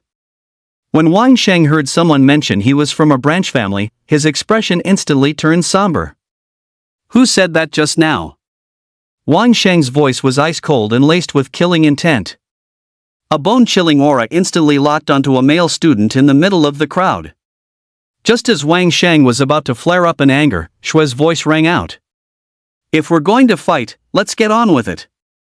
Hearing Shui's words, Wang Shang retracted his gaze and looked toward Shui, who was standing within the cordon. Wang Shang suddenly laughed. Fine. Since you don't dare to step forward, I'll hold the ring and wait for you to come up. Wang Sheng cast a cold glance into the crowd at the boy who had just uttered the word collateral. The boy who met Wang Sheng's gaze was nearly scared out of his wits, standing rooted to the spot and trembling uncontrollably. He was merely a level 3 weakling facing the level 8 Wang Sheng. Wouldn't going up be a death sentence? At this moment, the Class 1 homeroom teacher was also getting anxious. Shui, his agility stats are too high. It'll be hard for you to fight once he closes in. We're requesting a substitution. Shui turned his gaze over at that moment. It's fine. I also want to see where my limits lie. After Shui calmly spoke those words, the opposing class's homeroom teacher immediately announced the start of the match. Wang Sheng's body instantly vanished from his spot. Seeing this teleportation-like speed, Shui's pupils suddenly constricted, and he immediately summoned his staff. Sea of burning fire. As soon as he spoke, a magic circle instantly enveloped Shui. Flames rose rapidly, and the intense heat forced Wang Sheng to pull back and create distance from Shui. He actually had unused skills? Wang Sheng narrowed his eyes, looking at Shui, who stood unfazed amidst the sea of fire. After a brief thought, Wang Sheng pulled a dagger from his thigh. Then, he closed his eyes tightly. Assassination operation. The skill was activated, and the surrounding space was instantly shrouded in endless darkness. The nearly 10-meter range of the darkness caused the crowd to gasp in surprise. The entire arena was covered by this darkness, where visibility was almost zero. Although Shui's flames continued to make the characteristic crackling sound of burning, they could not illuminate the surrounding environment. Thunder flash. Explosive flame. Shui's attacks began to cover the entire arena from all angles. Since the target was invisible, she opted for saturated fire, assuming she would eventually land a hit. Moreover, as long as a hit landed and applied the explosive flame mark from her innate talent, she wouldn't have to worry about finding him. The onlookers outside were now watching the scene with anxious expressions. Although the sound of explosions from the attacks rang out from time to time, Shui seemed to show no reaction. Was it possible that even Wang Sheng was struggling to win? Just as thoughts were racing through everyone's minds, Wang Sheng's dark domain vanished, revealing the situation on the field. Wang Sheng was in a disheveled state, his body covered in marks from being hit by lightning and fire, with quite a few wounds as well. Evidently, Shui's attacks had been effective. Then, everyone shifted their gaze toward Shui. At this moment, Shui's arms, thighs, waist, and back were all covered in small cuts made by a dagger. Furthermore, the flames that had been surrounding Shui to prevent Wang Sheng from approaching had disappeared at some unknown point. Shui lay on the ground, already unconscious. From the start of the match to its end, a mere 3 minutes had passed. The crowd looked at Wang Sheng in the arena with shocked expressions, their faces reflecting a mix of emotions. Shock, stagnation, confusion, surprise, and bewilderment were all written plainly on their faces. Wang Sheng turned around and looked disdainfully at the unconscious Shui on the ground, then turned his gaze toward the people from Qingcheng. This is your strongest student? Tisk, TSK, not good enough. This kind of strength actually qualifies as S rank? Wang Sheng's method of victory was very simple within his assassination operation domain. Both his movement speed and backstab damage were increased. While the flames around Shui were powerful, his level 8 physical constitution was the real deal. Additionally, he had specifically farmed gear and accessories in dungeons to bolster his weakness magic resistance. It was quite easy for him to deal with Shui, who had no vision and could only fire off skills blindly. While this tactic might not necessarily work in the Awakened entrance exam due to the limited range of the skill's coverage, it had proven effective time and again in sparring matches like this one. Seeing Wang Sheng's arrogant demeanor, the crowd looked at each other. Although they couldn't stand his attitude, not a single person dared to step up and challenge him. Looking at the dozens of Qingcheng students in front of him, none of whom dared to stand out, the look of disdain on Wang Sheng's face intensified. He then pointed his dagger directly at the boy who had just called him a member of a branch family. You! Get up here and fight me! Seeing this, the blood instantly drained from the pointed-at boy's face, turning it deathly pale. A look of sheer terror crossed his features. He was only level 3. Wang Sheng was not only an S-rank class but also level 8. You didn't even need to fight to know the outcome, okay? As he stood there frozen in hesitation, the whispers of the surrounding students rose again. Fatty Huang, get up there. You're the one who pissed him off. Do you really want all of us to get trashed because of you? Exactly. You really have no filter. Just go up there, take your beating, and then we can head straight to number 6 high. Seriously speechless. Can you talk less next time? I've been annoyed with you for ages. You think this is still Qingcheng where you can say whatever you want without consequences? Take this as a lesson and get up there. The girls who had been gossiping about Wang Sheng with Fatty Huang earlier began to do what they did best, shifting the blame. As they spoke, several of them worked together to shove Fatty Huang forward. Pushed out from the crowd, Fatty Huang was a mix of shock and fury, his face turning various shades of blue and purple. But after huffing and puffing for a long time, he couldn't squeeze out a single word. Meanwhile, the crowd from Chengdu watching this drama unfold all wore playful, mocking expressions. TSK, it seems Qingcheng isn't very united. Haha, if I had classmates like that, I would have transferred long ago. Shang Ji is the man. Give these country trash a proper lesson. How can people be like this? Selling out a teammate so easily? TSK, how do you even play like that? Isn't someone like this the biggest liability in a dungeon? Yeah, Shang Ji, better cripple him. Save him from causing trouble for the awakened later. Hearing them openly call for him to be maimed, Fatty Huang's face grew even paler. He turned a pleading gaze toward the class teachers who were standing by, watching the show. To his surprise, his class 2 head teacher completely ignored him. You caused this mess, you fix it. They all knew full well that Wang Sheng was effectively number 7 high school's trump card. If Wang Sheng didn't cool off and insisted on holding the ring, number 2 high school was likely to suffer a humiliating defeat right here today. What was the point of even talking about visiting other schools?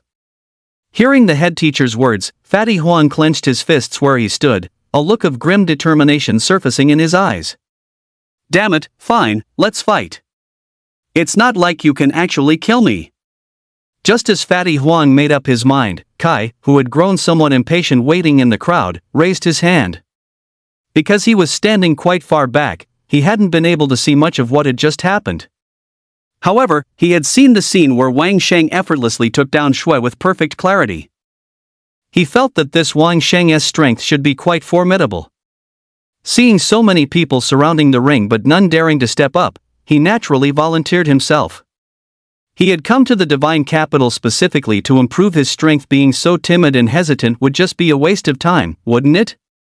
Teacher, can I go up and fight him? Kai turned his gaze toward his own class's head teacher. Everyone was stunned to hear this, and they all turned their eyes toward Kai at the same time. Wang Sheng and the crowd of divine capital students were no exception. When they saw Kai wearing a green jumpsuit, a short haircut, and only a combat vest on his upper body, the crowd couldn't help but burst into a massive roar of laughter. Holy crap! What kind of outfit is that guy wearing? I'm dying. What even is that? Is he a watermelon rind? He looks so much like one. I can't breathe. Oh my god, tears are coming out. Is this Qingcheng's mascot? Crap, why can't I see his stats? Is he hiding them on purpose? I can't see them either. Holy shit. He couldn't be some kind of hidden powerhouse, could he? That's impossible. Even Shui didn't hide his stats. Who does this guy think he is? Bro, make your panel public. Otherwise, how the hell are we supposed to fight? The crowd from Chengdu shifted from mocking Kai's outfit to sheer bewilderment at his hidden interface. The weirder the outfit, the harder they hit? This thought crossed the minds of everyone from Chengdu. Seeing Kai being ridiculed so relentlessly by the opposition, the onlookers began to feel a wave of secondary embarrassment. In the crowd, Zhao watched the scene with a cold sneer. The average stats for an S rank are at level 8. I was just wondering how to bait you into the fight, and you actually stepped up yourself? Zhao sneered inwardly as a message flashed across his phone screen. The geniuses from First High are all grinding lately and are hard to reach. I've contacted the Dean of Second High. You'll head to 7th High first. A student from the Shindu Wang family named Wang Sheng is there. Just get in touch with him and message him if you need anything. Then, Wang Sheng's contact information was pushed to Zhao's phone. When he first saw the message, Zhao was a bit worried. After all, it arrived right as Shui was being defeated. He was afraid Kai would be too intimidated by the opponent's strength to step onto the stage. But who would have thought Kai would deliver himself right to their doorstep? Standing in the crowd, Zhao used his phone to send a message to Wang Sheng on the stage. Wang Sheng looked at the notification on his smartwatch, a smirk playing at the corners of his mouth. So, it's you. The message was simple, containing only a few words. Find an opening and cripple him. In the distance. Inside a noodle shop, the fat and skinny duo looked at the intercepted message and exchanged a glance. This kid is ruthless. Stop eating. Let's go. If anything happens to Kai, the boss will skin us alive. Pfft, he's all bark and no bite. Last night he said the kid needed to learn the hard way, but this morning he's telling us to make sure he doesn't get seriously hurt, rambling about how he's worried the kid will run into danger in the dungeon. Alright, stop your damn whining and let's move. Boss, I'm leaving the money right here. The two muttered to each other as they quickly moved to the back of the sparring area, staring intently at the scene. At the same time, the homeroom teacher's heart skipped a beat upon hearing Kai's words, followed immediately by a surge of bad premonitions. Sure enough, Fatty Huan, hearing that Kai wanted to step up, hurriedly spoke as well. Kai, brother Kai, you take the match then. I happen to be feeling a bit under the weather today. The fat on Fatty Huan's face jiggled as he moved aside with an expression full of excitement. Hearing this obvious attempt to shift the target of hostility, the crowd silently cleared a path. Zhao looked at Kai with a cold sneer and signaled the guy with glasses to stir things up. Understanding the cue, the guy with glasses shouted directly into the crowd. Doesn't our brother Kai have monstrous strength? Taking down someone like Wang Sheng should be a piece of cake, right?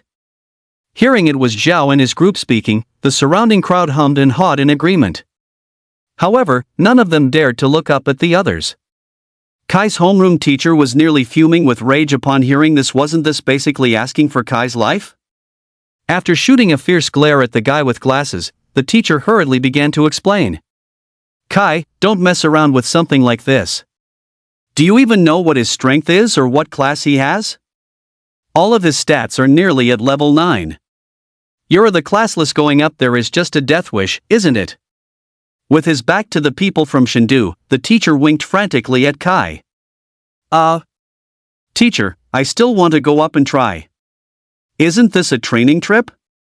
Since I'm finally here, I want to see if I have a chance of winning, ha ha ha. Kai gave a bright smile and followed it up with a thumbs up. Before the teacher could say anything else, Wang Sheng, who was already on the stage, beat him to the punch. Since this, student Kai wants to come up, why not? Don't you all call him brother Kai anyway? He must be quite strong. Your brother Kai is right, this is a training trip, and sparring is very important. For the awakened, if you have no ambition, why even talk about the awakened entrance exam? Wang Sheng gave a sinister smile, looking at Kai with a face full of mockery. As if anticipating Wang Sheng's words, Kai's teacher turned to look at Kai. One last time, are you sure? There is no shame in surrendering now. The students of Qingcheng lowered their heads, unable to meet the sharp gaze of Kai's homeroom teacher. Calling him brother Kai to his face, combined with Fatty Huang's humble attitude, was clearly a deliberate attempt to elevate Kai's status. The guy with glasses had also just been shouting about Kai's monstrous strength. Wasn't this basically rubbing it in the faces of the people from Shindu, telling them that Kai was incredibly strong? Kai didn't care in the slightest upon hearing this. He gave a thumbs up and laughed. This is the essence of youth. The homeroom teacher was speechless at Kai's thick-headedness. After a moment of silence, he finally stepped aside and cleared the way. After all, if they didn't fight now, the people from number 7 high school wouldn't let them leave anyway. Thinking they could just leave after mocking someone? It wasn't going to be that easy. Therefore, using Kai as a sacrificial punching bag, letting him take a beating in exchange for the rest of the school being allowed to leave, was already the optimal solution. He was just of the classless. After all, it was far more cost-effective than having the awakened get beaten up. When Kai's homeroom teacher returned to the side of the other teachers, the others looked embarrassed and didn't dare to meet his eyes. Ahem, in that case, both sides take your positions. Kai lifted the cordon and stepped directly inside. I'm ready. Wang Shang looked at this boy, who was dressed remarkably like a watermelon skin, and couldn't help but mock him. Then, he spoke up in confusion. Why isn't your stats panel open? This is a sparring match, open it immediately. Hearing Wang Shang's words, Kai scratched his head. Just as he was about to explain, the blondie standing next to Zhao spoke up. My brother Kai is the only big shot in all of China who failed his class awakening. He is the classless, so he doesn't have a panel, and he can't see your panels either. But he'll still crush you all anyway. Teacher, let's start the match quickly. Shut up, the homeroom teacher barked angrily.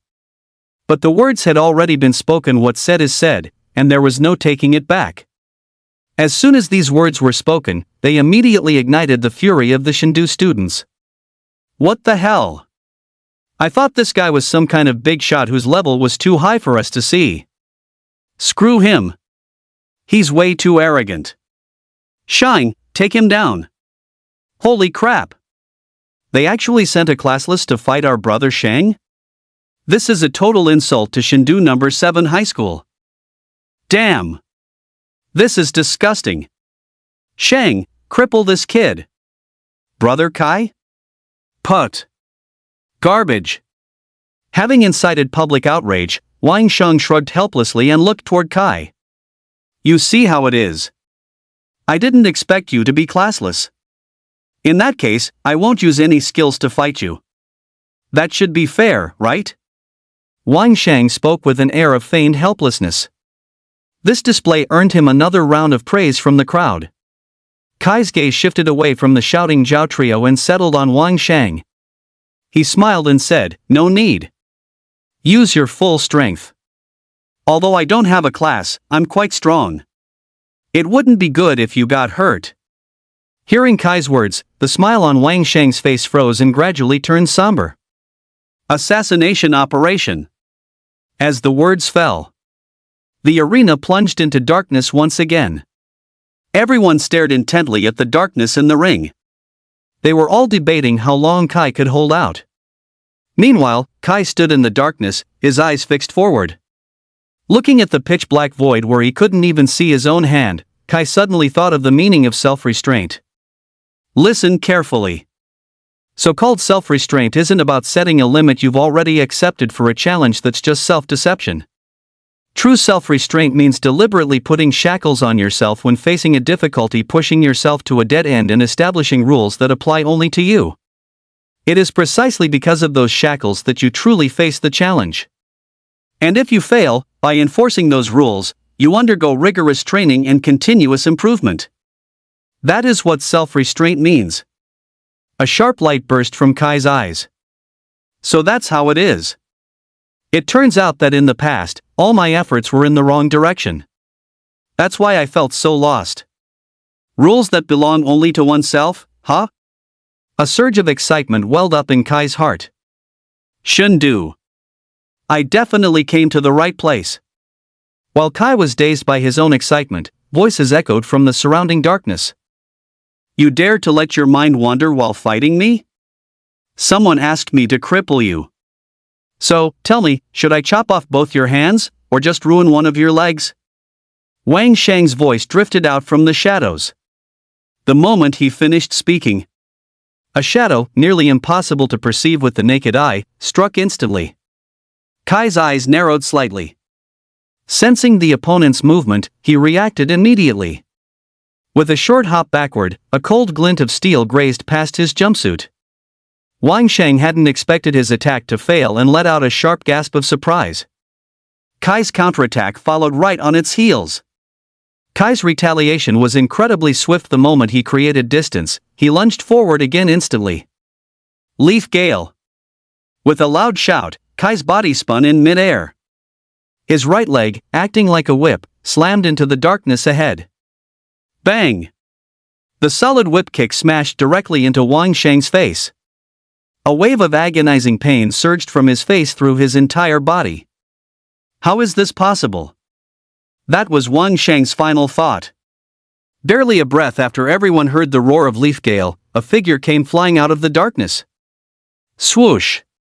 The body traveled through the air at a blurring speed, crashing into the grand entrance of Shindu. Boom! The body slammed directly into the stone monument engraved with the school's name at the entrance of Shindu No. 7 High School, creating a spider web of cracked indentations. Then, the figure slumped down, eyes rolled back, face turning a bruised purple, and blood continuously oozing from his mouth. Holy crap! Who the hell is this? Sheng Ji actually got trashed like this? Hearing the comments from the Shindu crowd, the Qingqing side felt a jolt of heart-pounding anxiety. Since they were all saying that, could Kai really have been crippled? Zhao sneered from within the crowd, but his joy was short-lived. Another shout erupted from the Shindu side. Fuck! The one who flew out was Sheng Ji. That watermelon peel is still inside the cordon. As soon as these words were spoken, a wave of gasps rippled through the crowd like an ocean tide. Everyone's eyes snapped toward the darkness in the center of the field, which was now gradually dissipating, revealing Kai standing in the middle of the arena. Kai let out a long breath. It had been so long since he had a proper workout that he felt a bit out of practice. The Qingqing group stared blankly at Kai's tall, upright figure standing there, their brains collectively stalling. They thought for a long time but couldn't fathom how this had happened. Their CPUs were straight up fried. What's the situation? This phrase flashed repeatedly through everyone's minds as they tried to process what was going on. After an indefinite silence, a collective sharp intake of breath sounded from the Qingqing side. Kai, he beat Wang Sheng? Holy crap! No way, was Wang Sheng throwing the fight? Rigged, this is absolutely rigged. How is that possible? Even Shui couldn't beat a level 8 S-class. How could Kai possibly win? What happened? Did he really win by sheer brute force? Confusion, incomprehension, and shock tangled together as everyone found the fact that Kai had taken down Wang Sheng utterly inconceivable. Meanwhile, Zhao and his two companions were completely stunned. Zhao stared blankly at the green figure on the stage, his face turning pale and then flushing red with frustration. Finally, he squeezed a few words through his gritted teeth, useless. He's a total piece of trash. Zhao was utterly bewildered. Why? Why did Kai manage to escape danger so coincidentally every single time, and how did he resolve every trap laid for him? Damn it! Could it be that Jesse made a move? In an instant, the name Jesse flashed through Zhao's mind. The more he thought about it, the more Zhao felt it was a possibility. It was inherently impossible for Kai, of the classless, to go on a cultivation trip. Even those with B-rank classes wouldn't dare to come. How could Kai, of the classless, just show up on a cultivation trip so casually? And he even volunteered to go up and spar? Clearly, Jesse must have been helping him from the shadows. Wang Sheng's ability happened to be the perfect cover. Even if Jesse acted in the dark, they wouldn't be able to see it. This allowed Kai to show off right in front of them. At this thought, Zhao suddenly had an epiphany. His expression immediately grew even darker as he scanned the crowd and the surrounding area. However, the area had already been cleared, leaving only people from the two schools. Where could anyone else be? Thus, Zhao's observations were destined to be in vain. Meanwhile, the fat and thin duo were standing on a distant tall building, using binoculars to observe Wang Sheng. The thinner man smacked his lips and spoke, TSK, Kai actually has some skill. His stats are probably as strong as level 5 or 6. He actually took down a level 8 assassin. Class 1 guessed that kid's defense wasn't up to much. I think that makes sense, but how did Kai win? It was pitch black, couldn't see a thing. Could it be that the kid tried to sneak attack and got sent flying by Kai's wild punches? Possible. Forget it.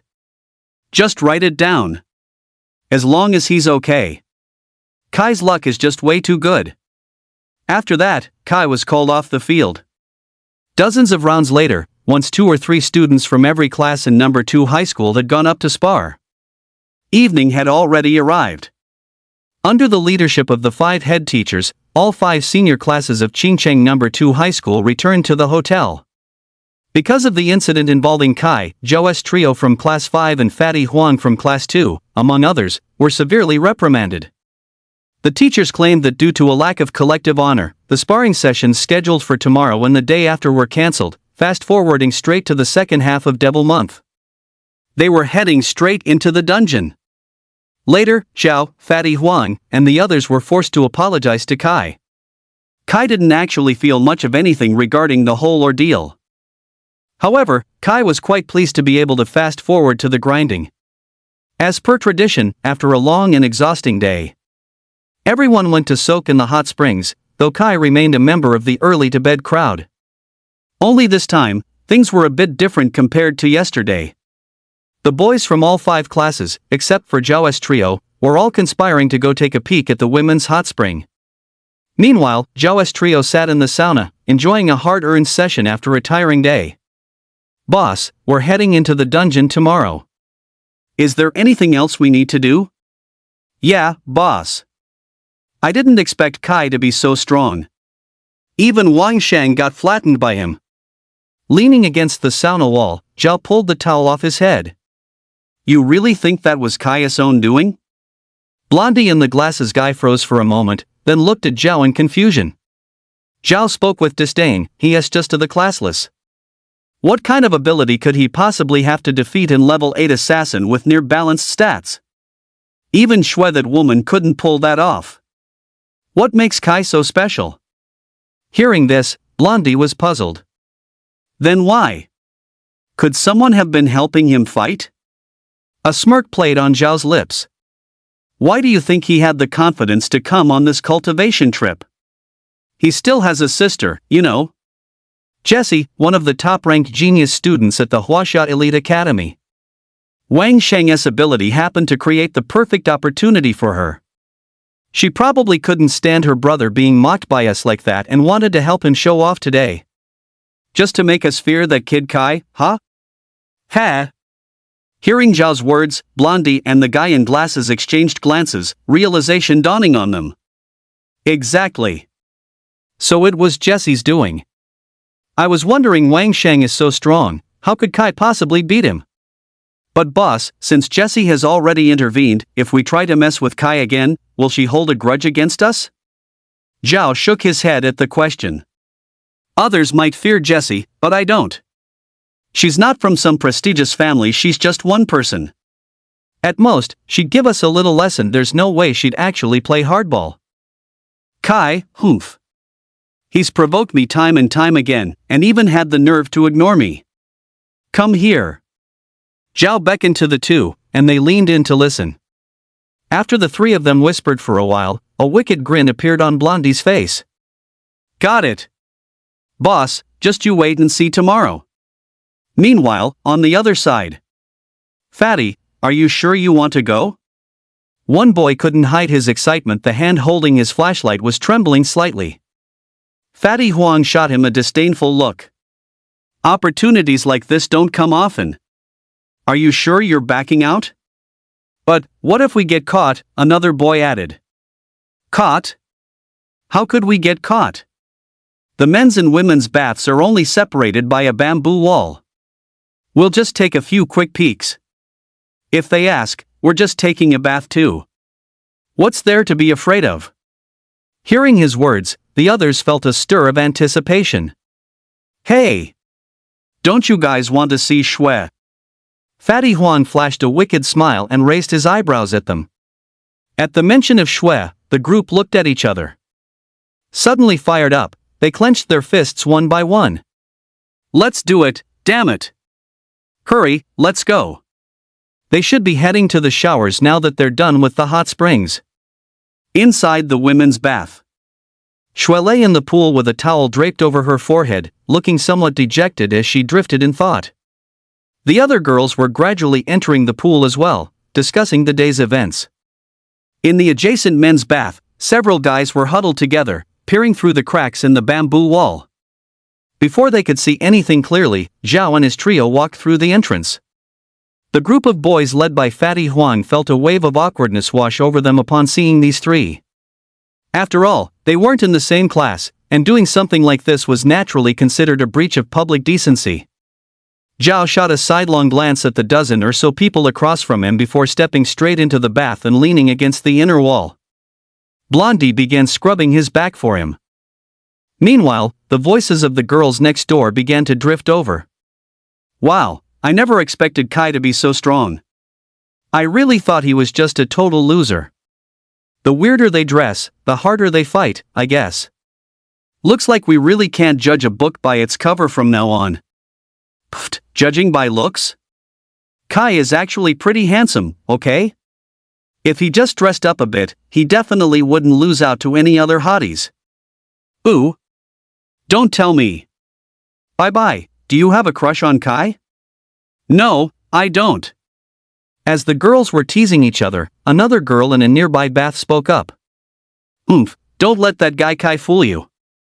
My boyfriend said the only reason Kai could win today was because of his sister, Jessie. What? What's the tea? Hearing there was gossip, everyone's eyes lit up as they turned their attention toward the blonde girl. Sister Jin, who's your boyfriend? Is he from our school? He's that B-class guy with glasses from class 5. He treats me so well. See? He just bought me this gear accessory while we were shopping the day before yesterday. It cost tens of thousands of gold coins. Wow! It's so pretty, I'm so jealous. It really is. I've seen Sister Jin's boyfriend, he's actually quite handsome. Sister Jin, tell us more about Kai. How was it all Jessie's doing? Don't go telling anyone else, but my boyfriend is friends with Zhao. You all know Zhao, right? The girls nodded.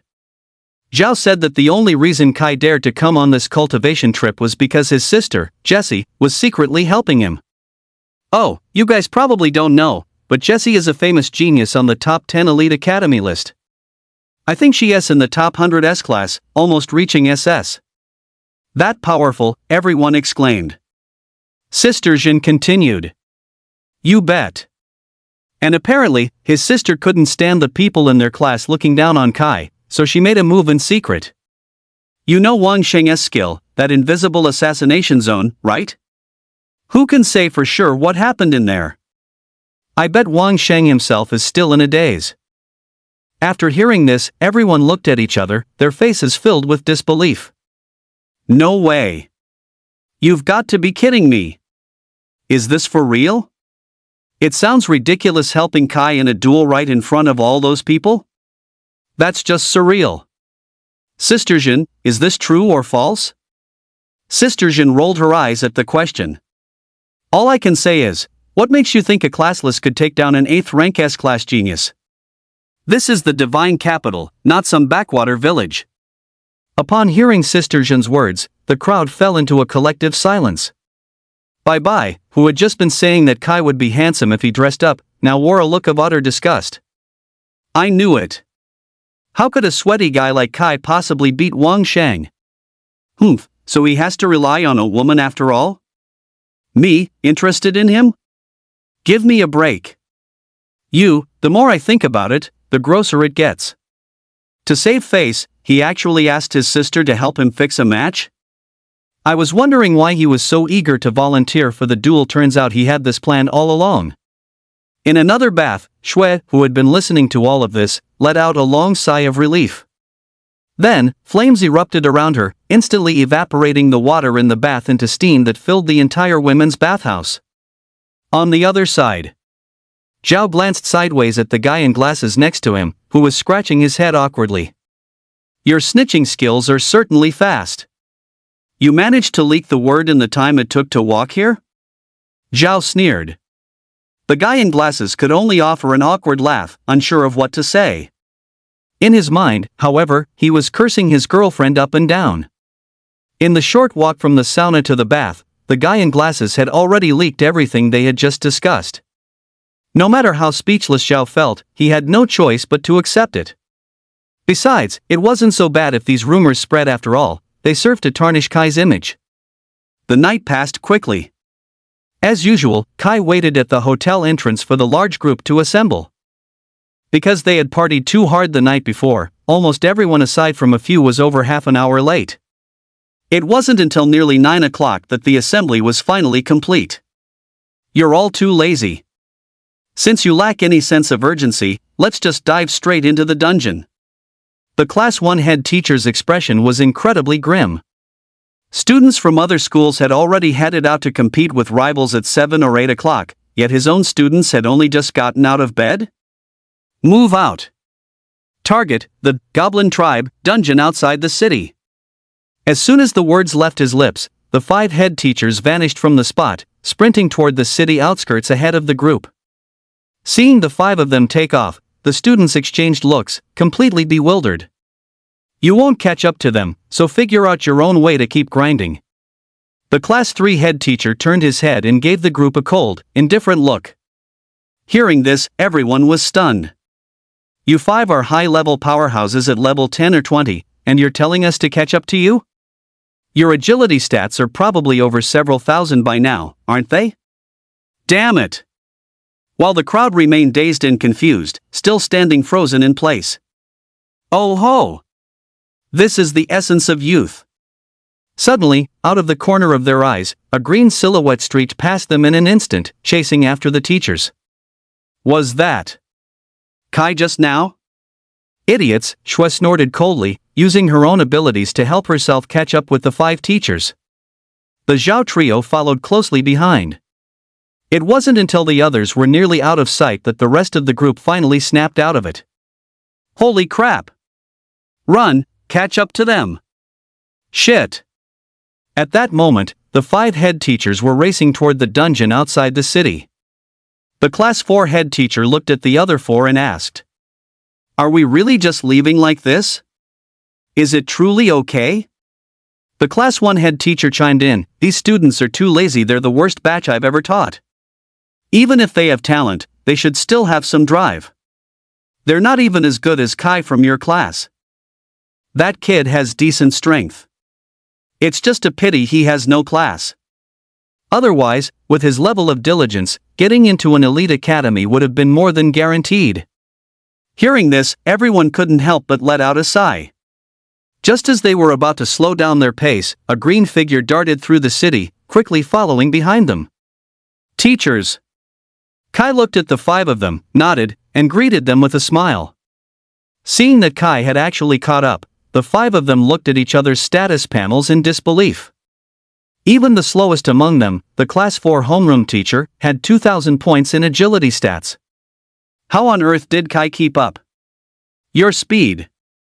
The Class 2 homeroom teacher couldn't help but want to ask. However, Kai misunderstood their intention. Is it too slow? It's alright, teachers, don't worry about me.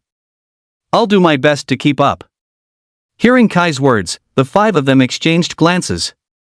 Their interest was piqued, they wanted to see exactly where Kai's limit lay. In that case, the 5 of us will pick up the pace. The Class 1 homeroom teacher said with an arched eyebrow. Suddenly, the wind rose beneath his feet as a surge of mana erupted. Boom! Boom! His footsteps kicked off the air, creating a series of violent sonic booms. His silhouette gradually vanished from the sight of the other 5. Seeing this, the other 4 homeroom teachers looked at each other and activated their respective skills. Variable speed optimization. Enchantment of light. Power of blessing, haste.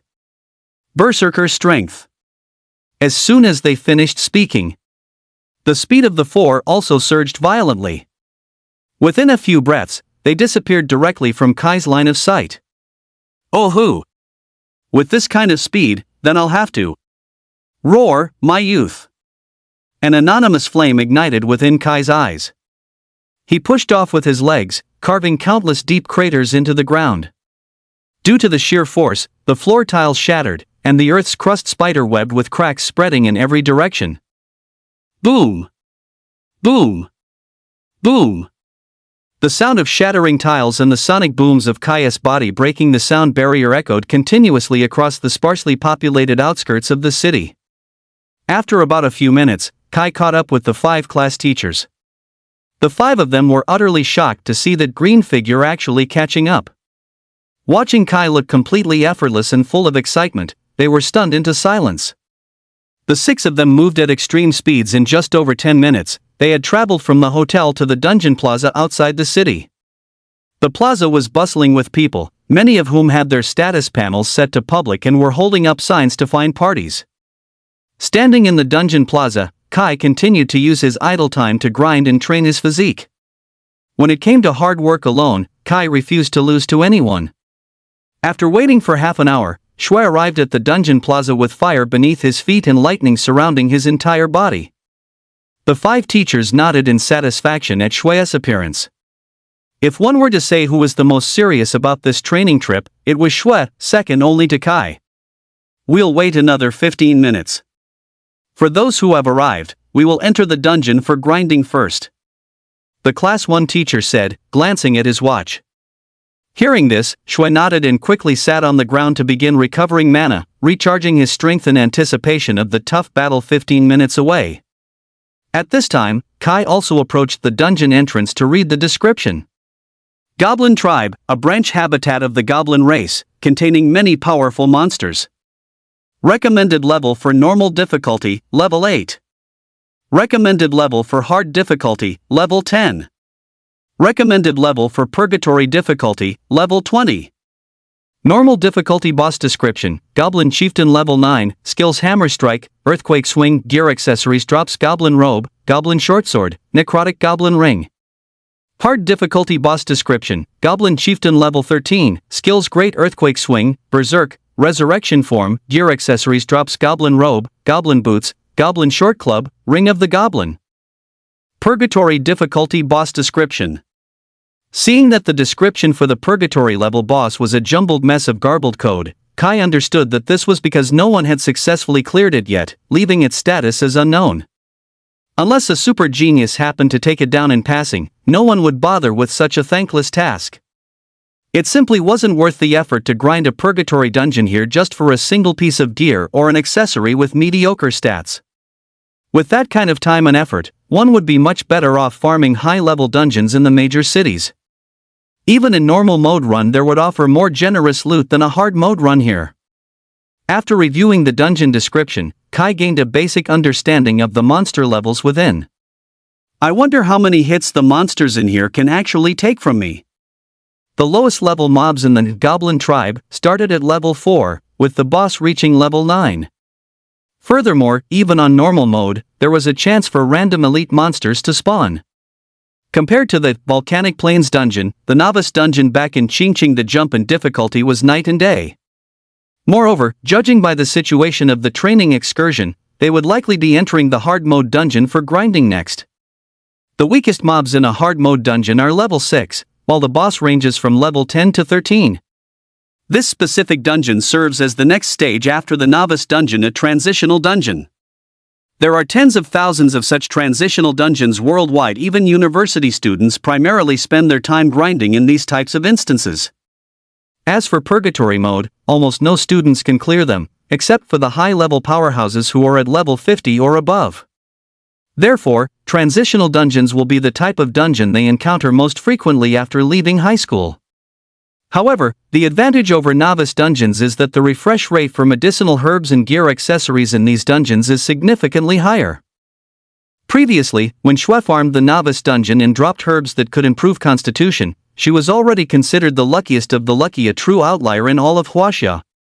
But in the normal difficulty of these transitional dungeons, according to big data statistics, the drop rate for medicinal herbs is around 2%. That drop rate is considered very high. The drop rate for gear accessories is even between 6–8%. This probability is already extremely high. If Kai remembered correctly, the erg drop rate for the Volcanic Plains dungeon was about 0.000045%, while the gear accessories drop rate was 1%.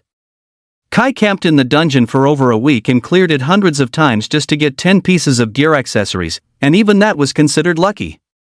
He stood in a daze at the dungeon entrance for quite a while. 15 minutes had already passed. About 3 students from Class 1 had arrived, and their strength was generally above level 4. No one from Class 2 had arrived yet. Only one person from Class 3 was there. There were 2 from Class 4. And for Class 5, besides Kai, only Zhao and his trio had arrived. Blondie and the glasses guy had used every ounce of strength to keep up with Zhao. They were currently panting heavily from exhaustion. Rest where you are for 2 minutes, then follow us into the hard mode dungeon to familiarize yourselves with the terrain. After that, it will be your turn to take the lead. The head teacher of Class 1 didn't look pleased. He hadn't expected so few people to make it. Yet, it really wasn't a matter of the students being incompetent given the pace set by the 5 teachers. It wasn't impossible to keep up, but it was certainly grueling. But because they were provoked by Kai, all 5 of them used their skills to speed up, which was a real pain. The 5 class teachers already had agility stats of over 2,000 points. Once they used their skills, their agility directly soared to a level close to level 21 or 22. Asking a group of level 4 or 5 kids to keep up, how could that be possible? The fact that Zhao and the others could keep up already marked them as the cream of the crop among geniuses. Zhao panted, wiping away his sweat. His gaze swept across the field, and only then did he spot Kai and Shui. Shui also looked a bit winded at this point, the sweat on her forehead indicating that it wasn't easy for her. But Kai looked like he hadn't broken a sweat at all, which left Zhao utterly bewildered. Did Jesse give him some gear accessories or gear accessories? Zhao wheezed, his chest heaving up and down as his eyes scanned Kai back and forth. But he couldn't find anything. He felt a bit disappointed. 2 minutes passed in the blink of an eye. The class teachers gathered the 11 people present. Everyone, get ready for battle. We will only intervene this one time. Memorize the terrain and the monster's weaknesses clearly. After this, whether it's a normal dungeon or a hard dungeon, we won't step in again. Ha! Teach, you're making us level 4 and 5s grind a level 8 dungeon, a student from Class 4 asked in confusion. The Class 4 teacher glanced sideways at him. What? Afraid to die? The school gave you a chance when you got on the bus. If you regret it now, it's too late. Hearing such heartless words, everyone's expressions turned somewhat grim. No wonder it was called Devil Month. This was a survival of the fittest training style. Only the strong would survive. Teacher, I want to ask if we can call an outside help? Zhao looked toward the Class 5 teacher. The teacher turned to look at Zhao upon hearing this.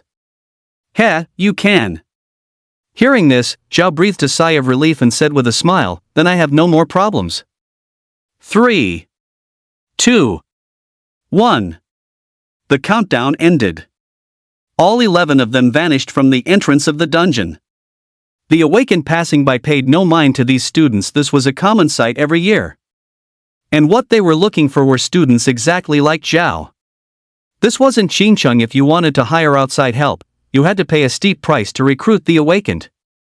This was precisely why the dungeon plaza was so crowded these past few days. Everyone was waiting here to make a quick fortune. Entering the dungeon. As the world before his eyes gradually came into focus, Kai finally saw the situation inside. They had barely entered the dungeon when 2 goblins wielding wooden clubs charged toward them. Patrol Goblin, level 6. Strength, 600. Agility, 500. Constitution, 550. Skills, Club Swing, Heavy Strike. Before the 2 goblins could take more than a few steps, Shui's fireball spell streaked out instantly. Boom! The fireball erupted right between the 2 goblins. The massive force of the impact slammed into the level 6 goblins, severely wounding them and sending them flying backward. Lightning Flash. Seeing that the fireball wasn't enough to finish off the 2 goblins, Shui, showing excellent combat instincts, quickly followed up. ZZZZT. Arcs of lightning crackled from the magic circle in front of Shui, surging toward the goblins' bodies. The flames were instantly reignited, and the combination of lightning and fire triggered a massive explosion. Boom! The deafening blast caused the bodies of the two goblins to burst apart instantly. EXP plus 600. EXP plus 600. The notification chimed in Shui's mind, while the others received a 20% share of the experience points. Hearing such a massive amount of experience, everyone's faces lit up with joy. Doesn't this mean they are now leading those who didn't make it here by over 10,000 EXP in entire hard dungeons worth, or even 2 to 3 levels? At this thought, everyone was beaming, inwardly praising themselves for the hardship of their desperate sprint to get here. Seeing that Shui was the first to kill a goblin mob, Zhao also stepped out in front of the group, leading the way. Teachers, you'll only step in if we encounter something we can't handle, right? Zhao looked toward the 5 homeroom teachers. Upon hearing this, the teachers nodded. If we get the kills, you only receive a 20% experience share, which isn't very efficient. So for the early stages, it's better if you perform yourselves. Hearing the teacher's words, the group grew even more excited and began to rapidly push through the dungeon. Meanwhile, Kai was observing the surrounding terrain and the distribution of the monsters. Shui and Zhao were like dungeon meat grinders, one a mage and one a warrior. They were secretly competing with each other. Hey! I leveled up. I leveled up too. Wow, this feels amazing. It's only been 10 minutes and I've already leveled up? Is this the power of a hard dungeon? Incredible! Several of the lower-level members among the 11 had already reached the next level. Shui and Zhao were also nearly there. The two of them glanced at their experience bars at the same time. One last one. Zhao looked at the sharp-mouthed, monkey-faced goblin in front of him, lifted his greatsword, and charged straight in. Lightning factor. As the skill activated, a surge of lightning instantly erupted from his body, pouring into the greatsword. It then immediately slammed into the goblin's body. Ack! A scream tore from the goblin's mouth. The lightning factor expanded for a brief moment, dealing hundreds of times the explosive damage and instantly destroying its internal organs. EXP plus 600. Zhao fixed his gaze on his stats panel, unable to suppress a smile. Zhao, Thunder Swordsman A. Class level, 6. Strength, 680. Agility, 590. Magic damage, 500. Constitution, 700. Skills. Zhao's stats were relatively balanced since the lightning element scales with both magic damage and the unique strength stat of a Thunder Swordsman. Zhao had to account for other attributes as well. However, his level 6 stats were already nearly on par with an ordinary level 7 of the Awakened. He was extremely satisfied with this result. After reviewing his own panel, Zhao turned his attention to Shui and checked her stats. Shui, Dual Element Mage S. Class level, 7. Strength, 630. Agility, 620. Magic damage, 850. Mana, 1500. Constitution, 700. Skills. As expected of an S-rank class, these stats are absolutely insane. Looking at the magic damage column peaking at 850, Zhao couldn't help but feel a sense of powerlessness. However, he quickly gave up on trying to compete with a mage in magic damage, choosing instead to focus on increasing his own strength stat. Shui also smiled as she looked at her panel. At level 7, her stats were balanced around the level 6 range, but her magic damage was potentially higher than that of an average level 8 mage. This is already a very powerful level 7 stats panel. The two of them withdrew their gazes simultaneously. Shui retracted her mana, while Zhao pulled out his greatsword. At that moment, the two of them tacitly turned their eyes toward Kai at the back of the team, who was busy memorizing the topographical differences. To others, Kai's behavior seemed like a mere tactic pretending to be deep in thought because he had no idea what to do, just to avoid being noticed. Shui sighed, turning back to continue searching for monsters to kill. Zhao, however, let out a cold sneer and shifted his gaze toward Blondie. Blondie noticed Zhao's look and secretly gave a thumbs up, followed by an obscure tap to his own head. Withdrawing his gaze, Zhao hoisted his greatsword and charged toward the area with the highest concentration of monsters. Die, you beasts!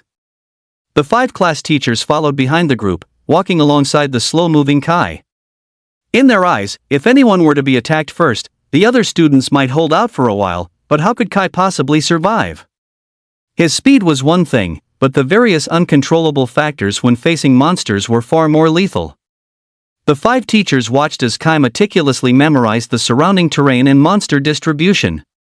They felt a sense of pity. If he had any class at all, as long as he wasn't the classless, he would surely have become a powerhouse. The dungeon progression reached the halfway point. By now, the surrounding monsters had scaled up to levels 7 and 8. Aside from Shui and Zhao, who had to exert all their effort just to occasionally kill one, the others had already retreated to the 5 teachers' side to leech experience. But even by leeching, the group quickly balanced their levels out to level 5.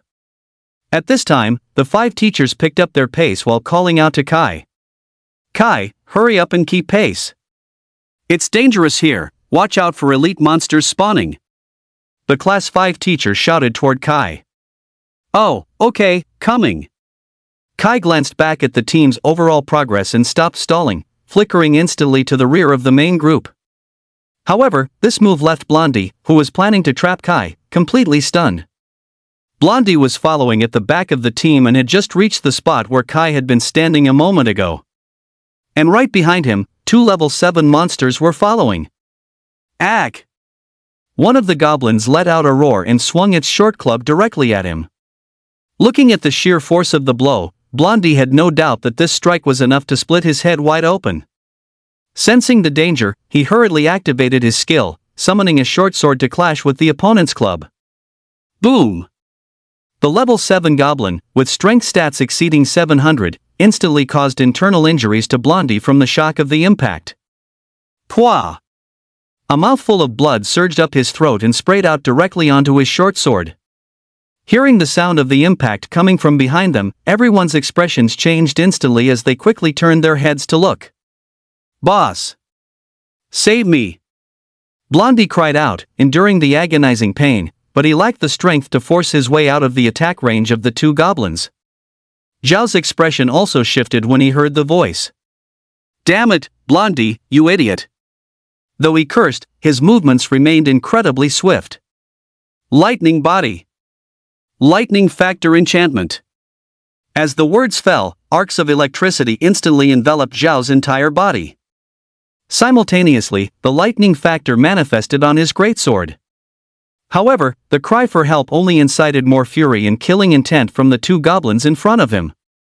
Hearing the commotion, Shui quickly delivered a finishing blow to a near-death goblin in front of her. But it was the death of this single goblin that triggered it. A voice suddenly rang out in the dungeon's party channel. Goblin death count, 1000. Elite monsters have begun to spawn randomly. Team members, please be advised.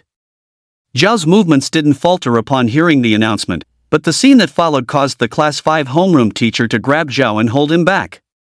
It was for no other reason than the fact that an elite monster had just spawned right behind the 2 level 7 goblins where Blondie was located. Goblin Leader, level 10. Strength, 1220. Agility, 1000. Constitution, 1100. Skills, Earthquake Swing, Club Bash, Mass Stun. It's a level 10 monster. Everyone, fall back. At the command of Class 1's head teacher, the other students who had been preparing to help nearby turned pale and quickly retreated several paces.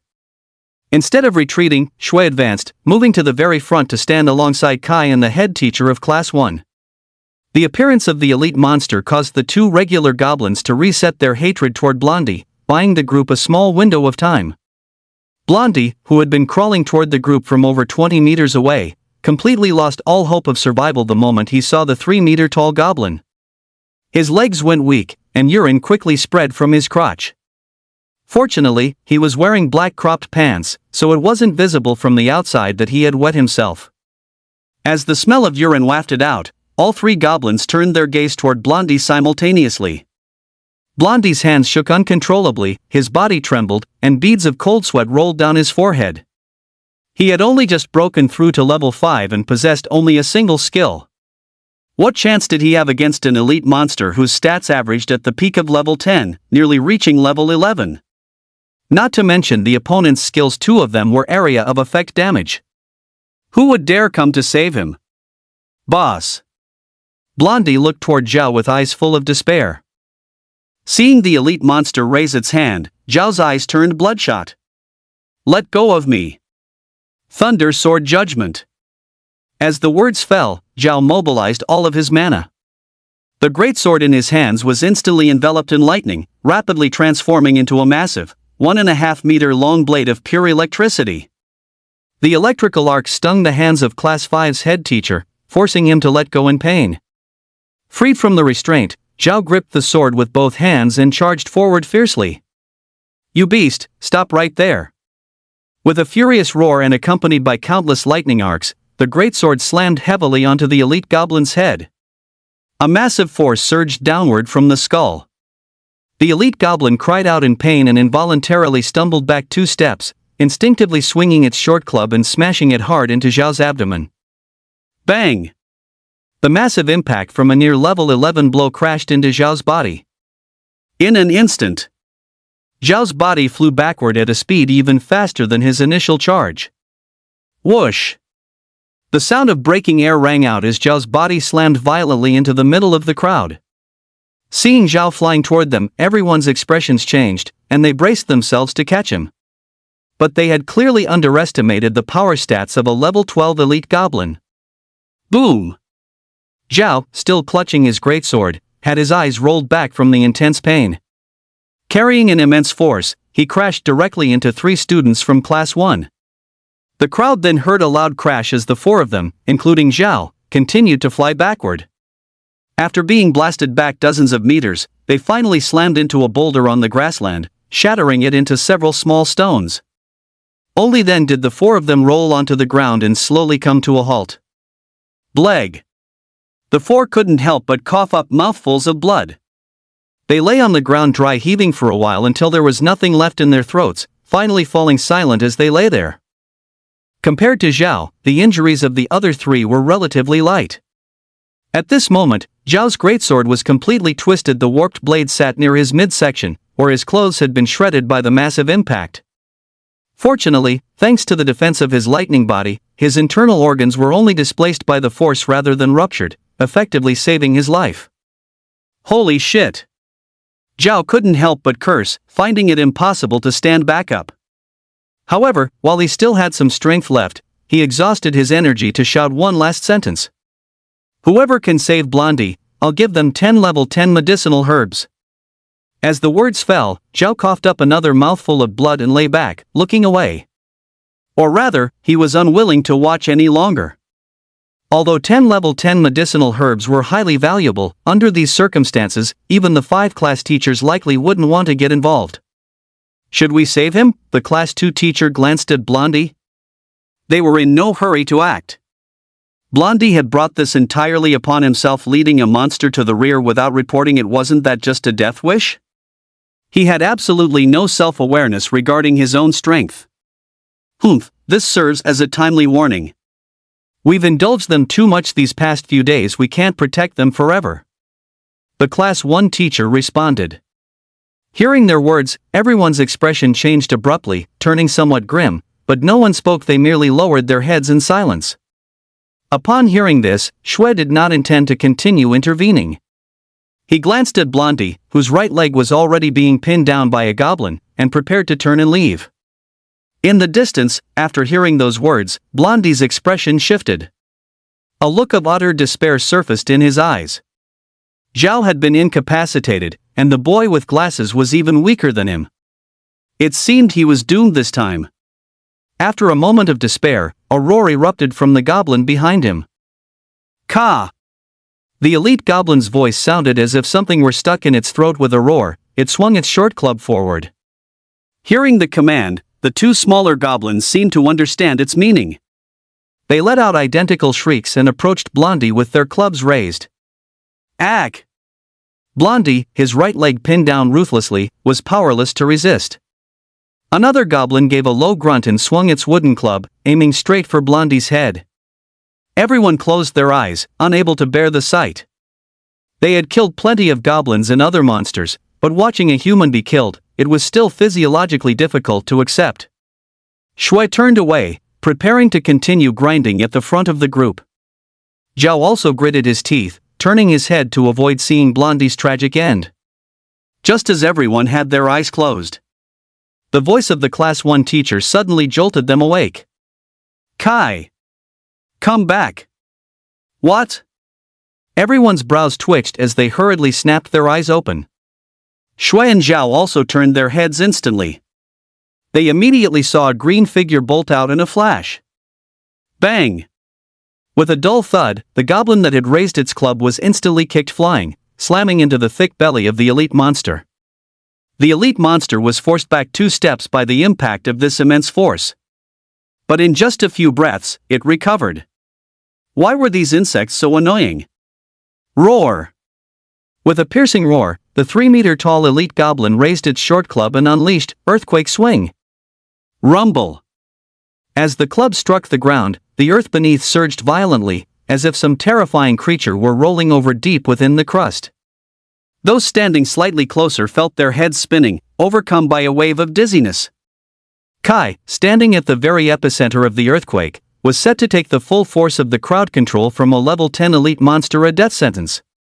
The crowd closed their eyes, unable to watch, yet no one expected that the one to charge out at the final moment would be the usually unremarkable Kai.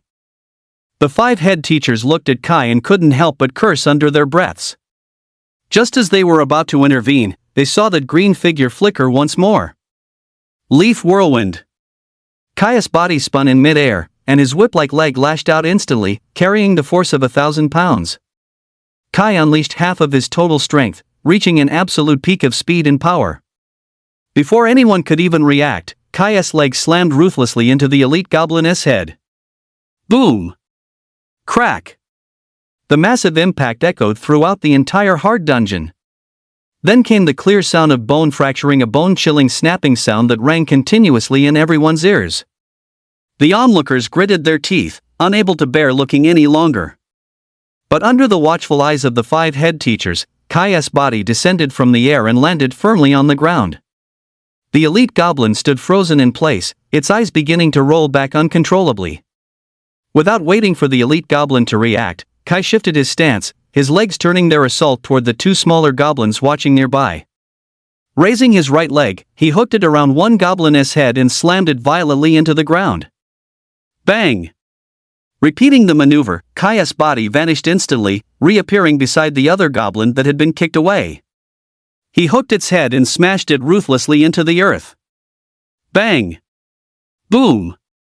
2 muffled thuds followed, accompanied by a thunderous roar as the goblins' heads were driven into the soil. Dust and smoke began to fill the clearing. Even Shui and Zhao were stunned where they stood.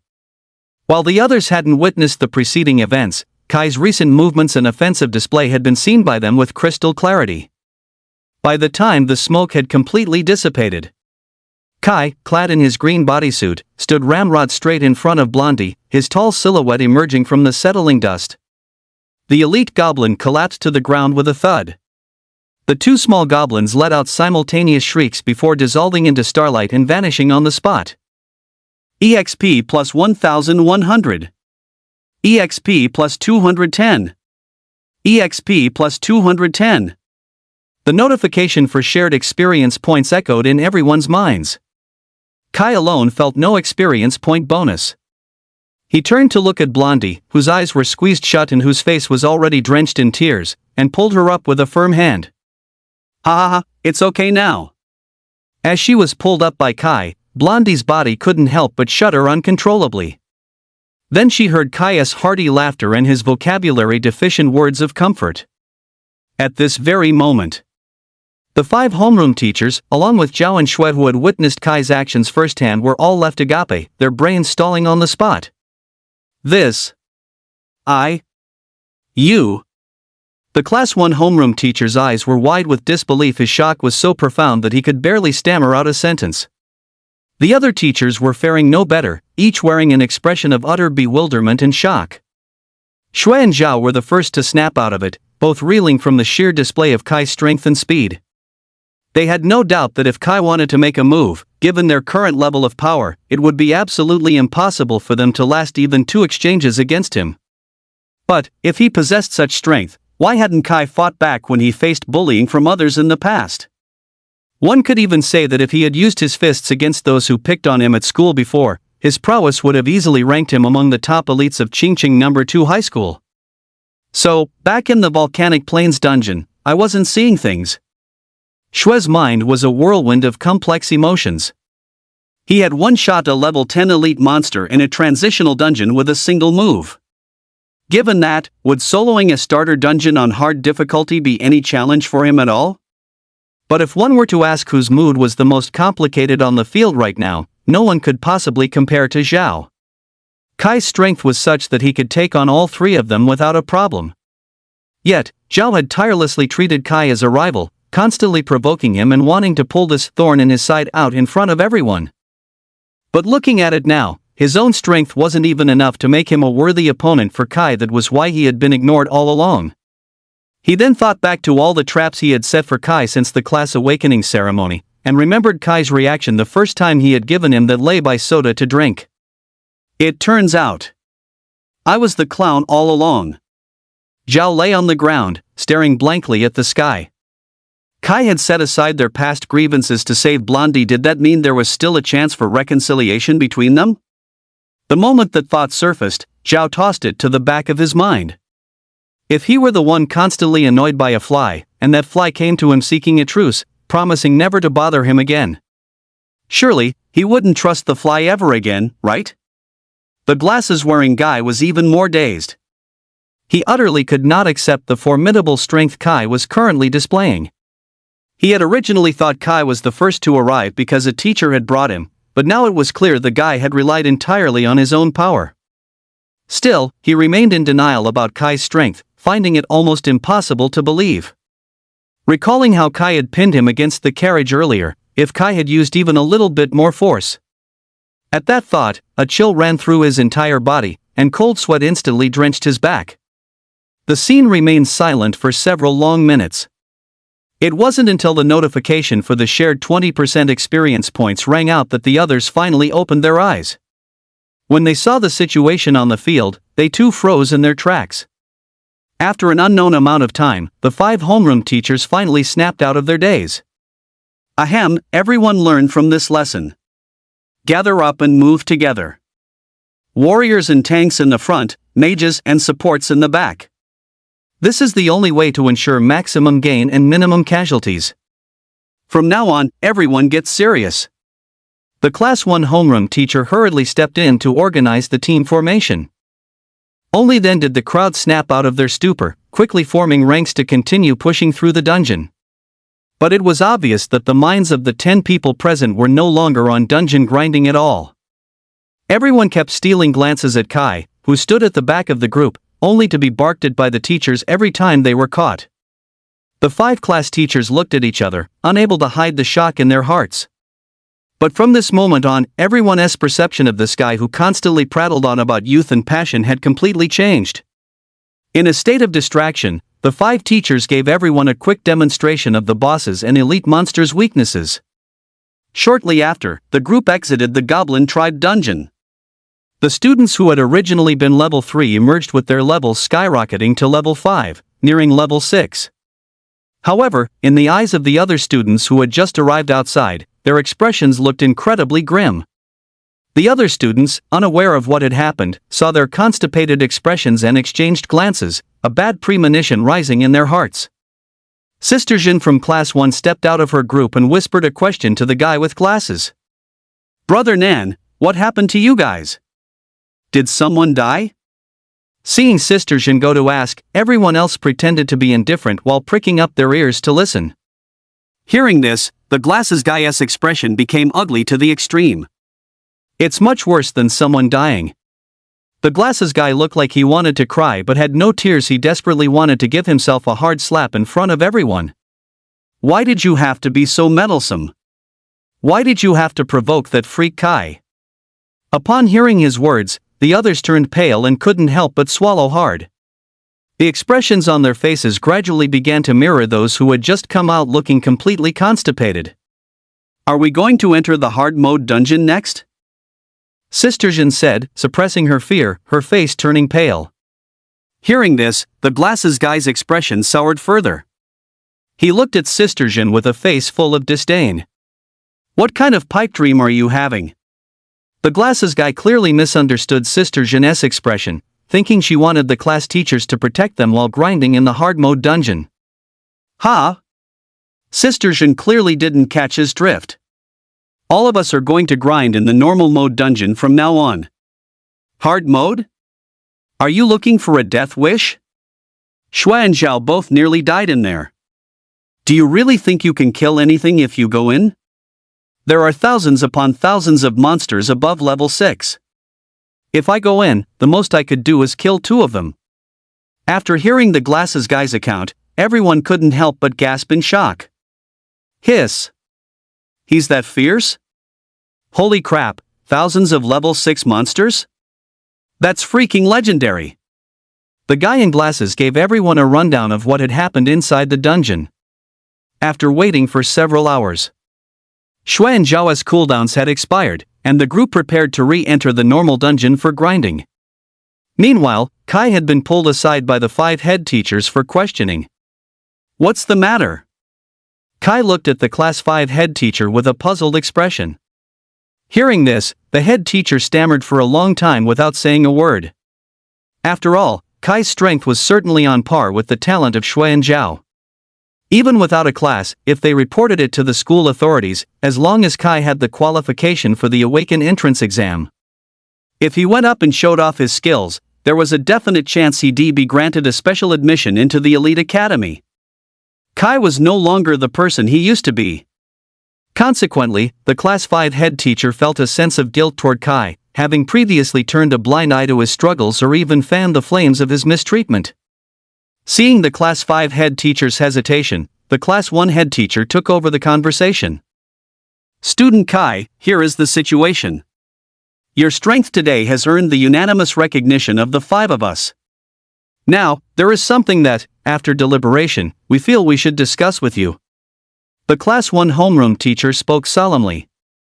Hearing his words, Kai's expression also became much more serious. The 5 teachers exchanged glances. Then, the class 1 homeroom teacher chose his words carefully and continued. You should be aware that it is very difficult for the classless to obtain Awaken entrance exam eligibility. Unless someone at the level of a high school principal acts as a guarantor, it will be very hard for you to qualify for the Awaken entrance exam. Kai nodded. The teacher continued. However, given the strength you've demonstrated, the 5 of us have consulted and decided that you are worth our collective guarantee. Hearing this, Kai was stunned for a moment.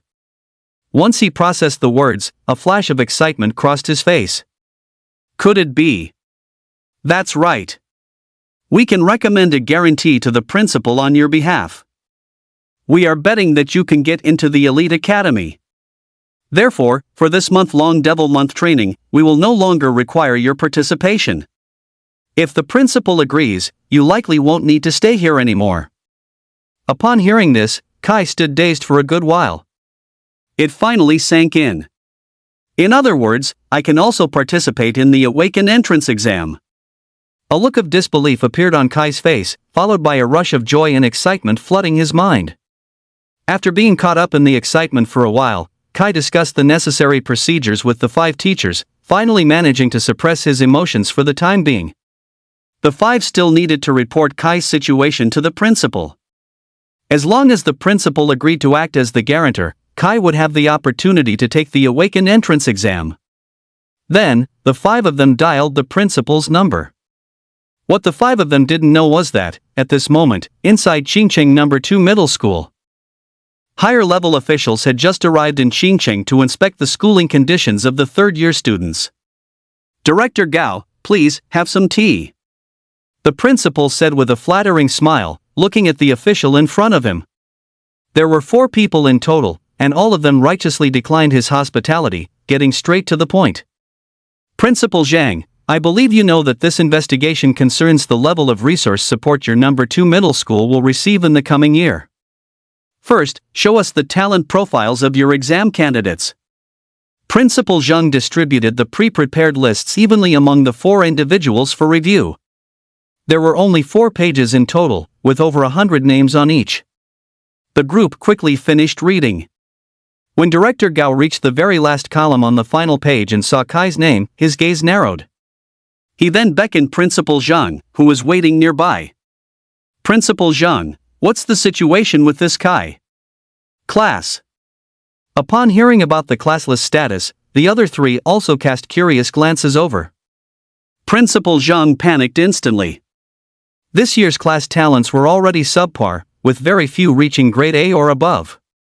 He estimated their average score would be the lowest among the 7 high schools in Xinjiang. If a classless student popped up now on top of that, Xinjiang number 2 high school would likely become infamous as a trash school. After a moment of feigned contemplation, Principal Zhang suddenly remembered. Oh, right. This student is a temporary transfer a relative pushed on me at the last minute. His class awakening failed. He has no awakened talent. He can't become a mage or a warrior. All he can do is move his body a bit. He's not really one of our regular students. Principal Zhang immediately used the relative pulling strings for a transfer student excuse to brush it off. Director Gao and the others exchanged glances, finding the situation rather novel. Class awakening failure? No class? This might be the only case in the entire world. Director Gao chuckled. The others also found it intriguing and, perhaps unconsciously, committed the name Kai to memory. Just then, Principal Zhang's phone rang. Director Gao, I need to step out to take a call. Principal Zhang walked to the office door and answered the call from the Class 1 head teacher. Hello? Old Wang, I'm busy here. If there are casualties from the cultivation trip, you don't need to report them yet. The head teacher, Old Wang, hurriedly interrupted the principal. No, principal. I have a student here with incredible talent, but he doesn't have the awakened entrance exam qualifications. I was hoping you could act as his guarantor. Incredible talent? Grade A or grade S? Principal Zhang's eyes lit up. He was desperate for talented students right now. No, he's classless, but his strength is truly formidable. Old Wang explained Kai's situation in a thick local dialect. Hearing classless again, Principal Zhang nearly spat out a mouthful of blood. In a fit of rage, forgetting he was still right outside the office, he barked back in dialect, "Get lost! You want me to guarantee a classless student for the awakened entrance exam?" With that, Principal Zhang slammed the phone shut. Kai looked at Old Wang's helpless expression, and the sense of anticipation in his heart faded slightly. He still had to rely on himself as long as he worked hard enough. There was nothing that couldn't be resolved. Thinking of this, a faint smile appeared on Kai's face. If it doesn't work out, then forget it. If all else fails, I'll go explain the situation to the principal myself after this month ends. Kai said this while looking at the Class 1 homeroom teacher. Upon hearing this, the other 4 exchanged glances and simultaneously looked at the Class 1 homeroom teacher. Old Wang, the principal didn't agree? Old Wang nodded. There are only a dozen or so students with truly good talent this year. It looks like our school will be at the bottom of the rankings this time. Hearing this, the others felt equally helpless. One by one, they sighed and left the scene. Kai, you. Just as he was about to leave, he turned back to see Kai standing there lost in thought, and the sense of regret in his heart deepened. It's fine. I'm going to go grinding now. I need to keep up with the others. Hearing this, Old Wang seemed to reach a firm decision. He grabbed Kai, who was heading toward the hard dungeon. Kai, come with me. I will make sure you participate in the awakened entrance exam. With your talent, it would be a tragedy if you didn't get into an elite academy. Old Wang's face was dead serious, showing no hint of joking. Even if I have to pull every string I have, I will get you onto that awakened entrance exam field. Old Wang was immensely confident in Kai's talent. After witnessing just one move, Kai's image in his heart had been completely transformed. A person like Kai only needed a single chance to shine, and he would surely rise to the top and become famous in one fell swoop. But before that, he had to verify whether Kai's strength was genuine. After all, Jessie's strength and talent were the real deal. If she had been the one helping Kai, wouldn't he look like a complete fool? After waving a quick goodbye to the other 4 homeroom teachers, Old Wang hurriedly led Kai away from the scene. Arriving in the urban district of Shindu, Kai was brought by Old Wang to a training facility. "Manager, open a training room," Old Wang said, pulling out his gold card and placing it on the front desk. Seeing Old Wang, the manager, who had been idling at the counter, suddenly brightened up. "Right away. What level of training room would you like? And would either of you require a personal coaching service?" Old Wang waved his hand impatiently. "Give me a level 20 room. No other services needed. A level 20 big shot." The manager felt a surge of joy and quickly handed Old Wang and Kai an access card for the training room. "Here is your key card. The internal facilities are all." Before he could finish, Kai and Old Wang strode out of the lobby and headed toward the training rooms deeper within the facility. 101, this is it. After searching the corridor for a moment, Old Wang found the room they had booked. It was Kai's first time in such a place, and he couldn't help but feel curious. When he stepped inside, he finally got a clear look at the interior. The room was fully equipped with various training facilities, force measuring instruments, and recommended route maps for different classes. Whatever one needed could be automatically searched for and investigated via the room's AI. Seeing such convenient and comprehensive training facilities, a glint of excitement flashed in Kai's eyes. "There's actually a place like this? Teacher, does Qingcheng have one too?"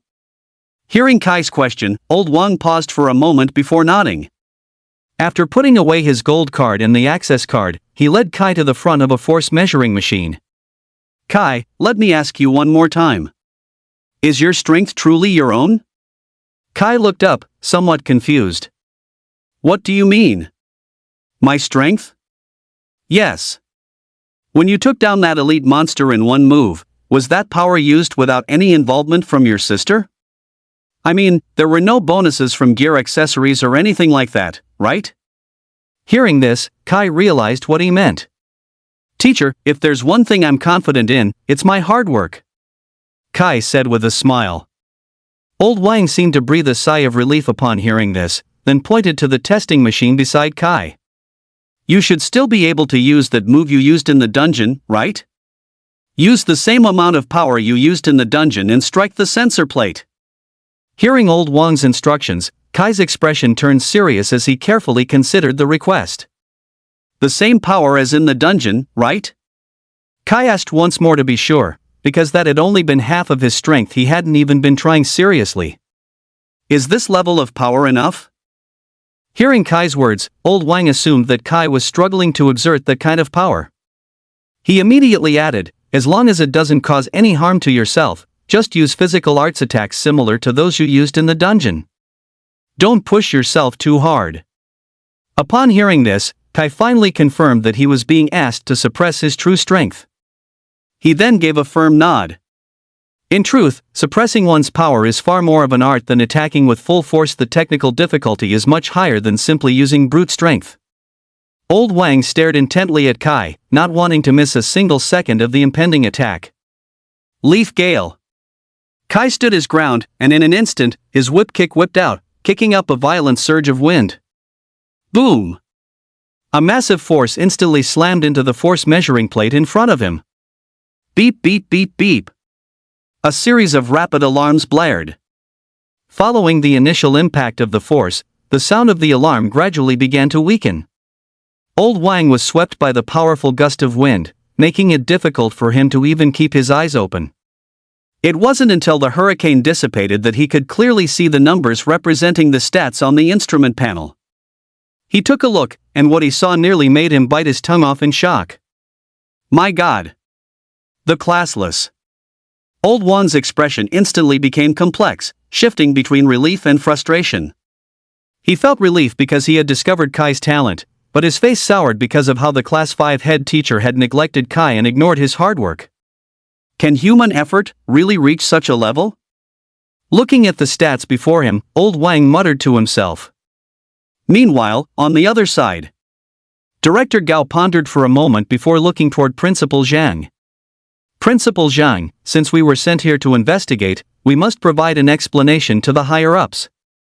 I'll give you the bottom line.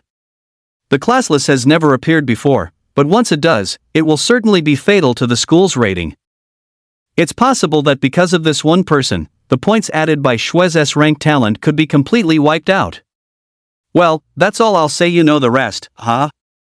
Director Gao looked at Principal Zhang with a mysterious smile, then stood up to take his leave. Seeing this, Principal Zhang quickly pulled 4 anonymous black gold cards from his desk, exclusive cards used only on the black market.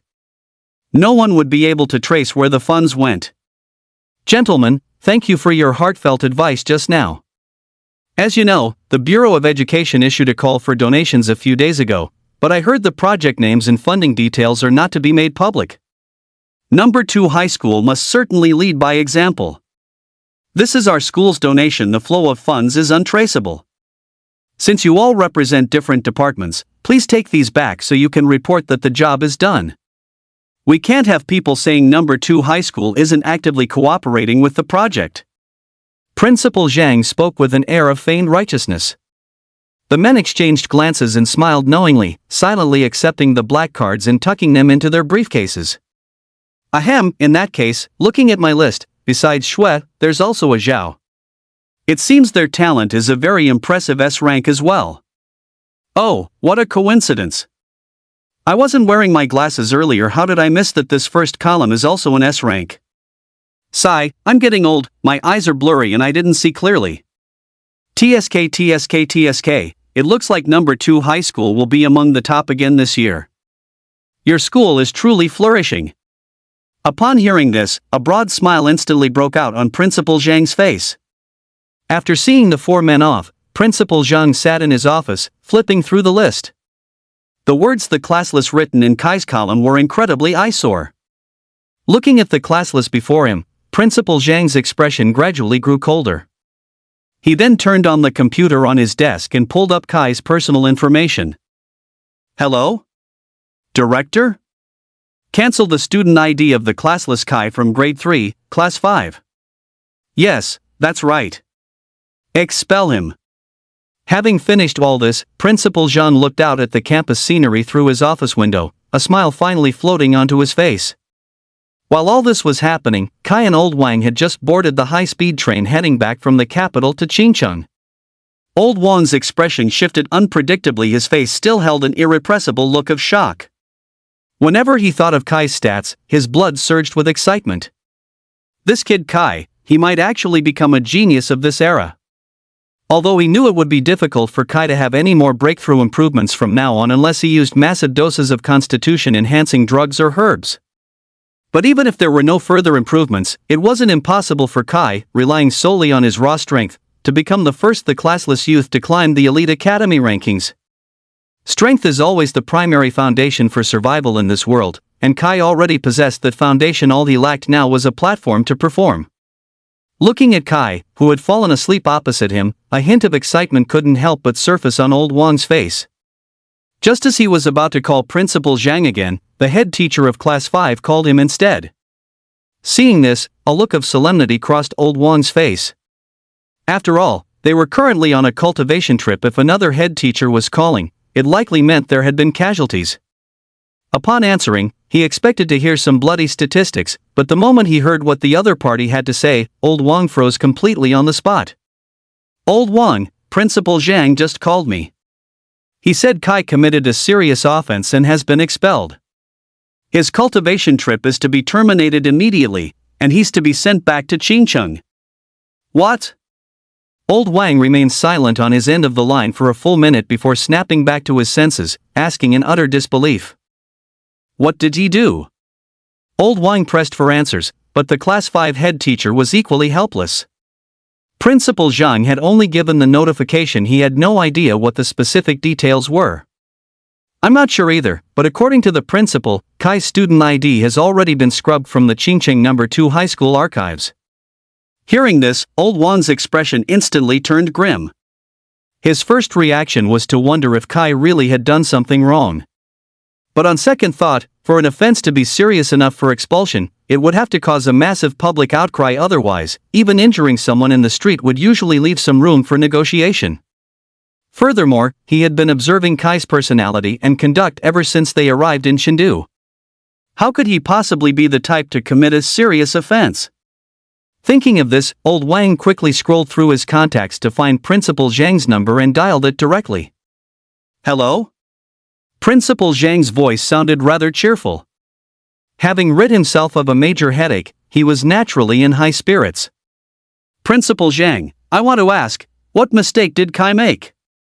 Does it really have to lead to expulsion? Having just kicked away that major liability, hearing someone bring it up again made Principal Zhang's smile stiffen.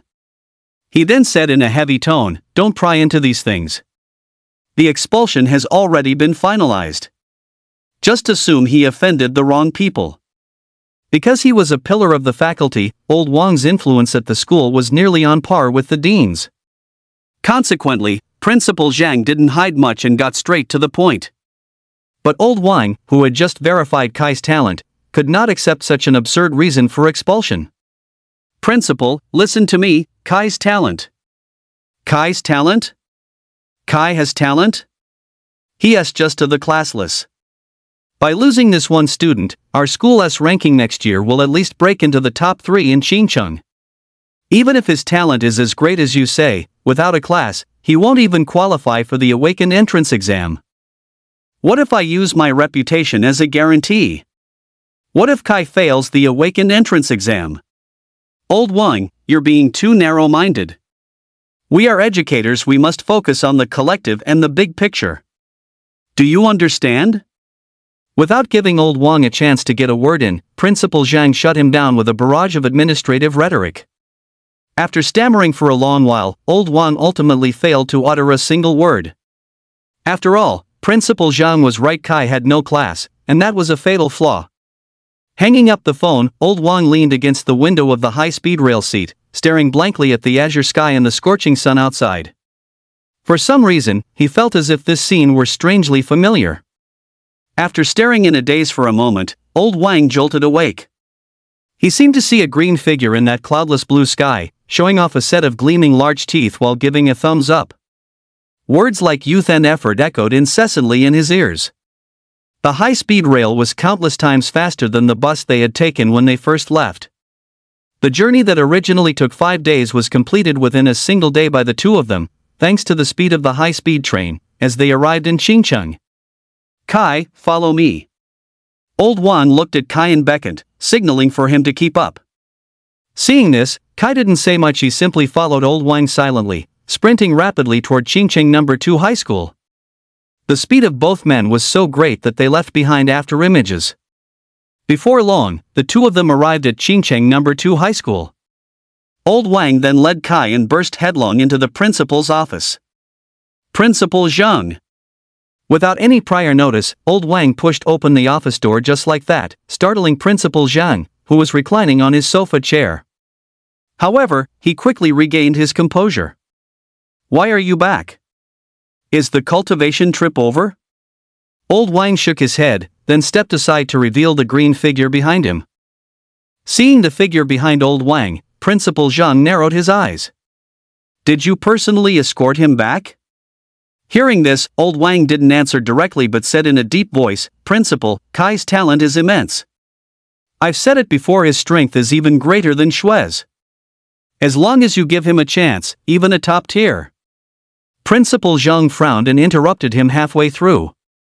Are you trying to say he has a chance to enter the elite academy? Hearing the principal's words, Old Wang nodded with a solemn expression. I can stake my professional integrity from all these years as a class holder on the fact that Kai's strength is absolutely not inferior to an S-grade talent. Very well.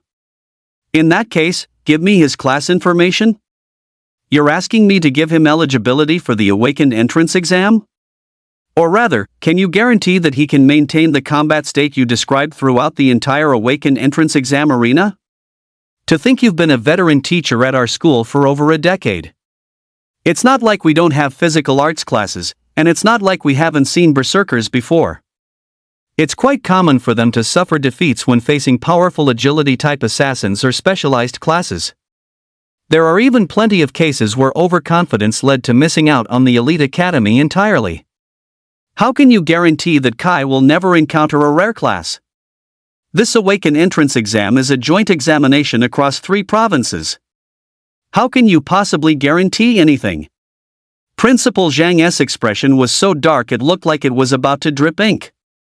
Because of Kai, he hadn't had a decent night's sleep for several days. Given the current complications, the most secure way to protect 2nd Qingcheng High School's resource funding for the coming year was undoubtedly to expel Kai. What he found even more unexpected was that old Wang, a veteran teacher who had worked under him for over 10 years, would actually speak up for Kai, a classless at a time like this? A classless with no future at all. Even if he managed to step onto the Awaken entrance exam stage, if the opponent was a rare class or someone slightly more powerful. By comparison, he would be nothing more than an ugly duckling serving as a foil for others.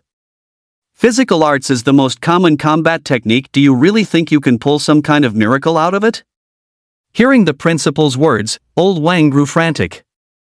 He wanted to drag the principal to the training room to witness Kai's strength with his own eyes.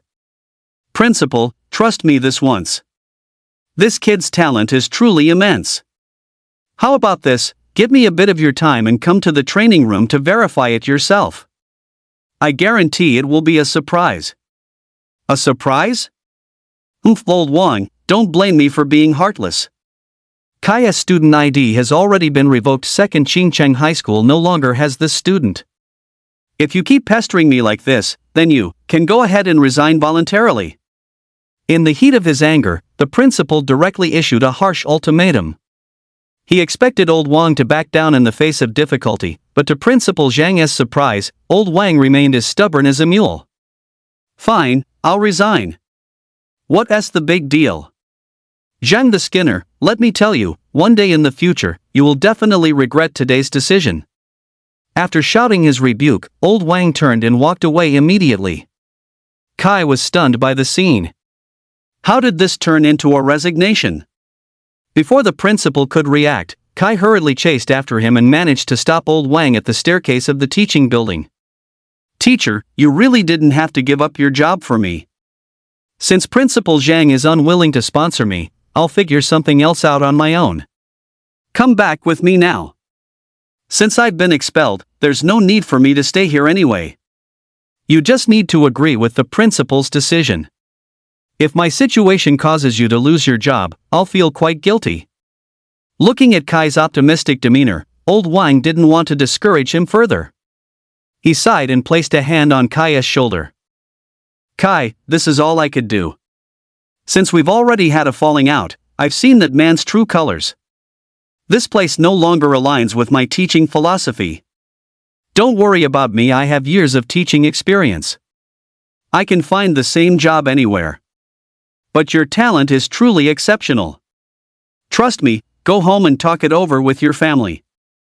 Try your best to see if there are any other high schools with openings due to students dropping out or taking a leave of absence.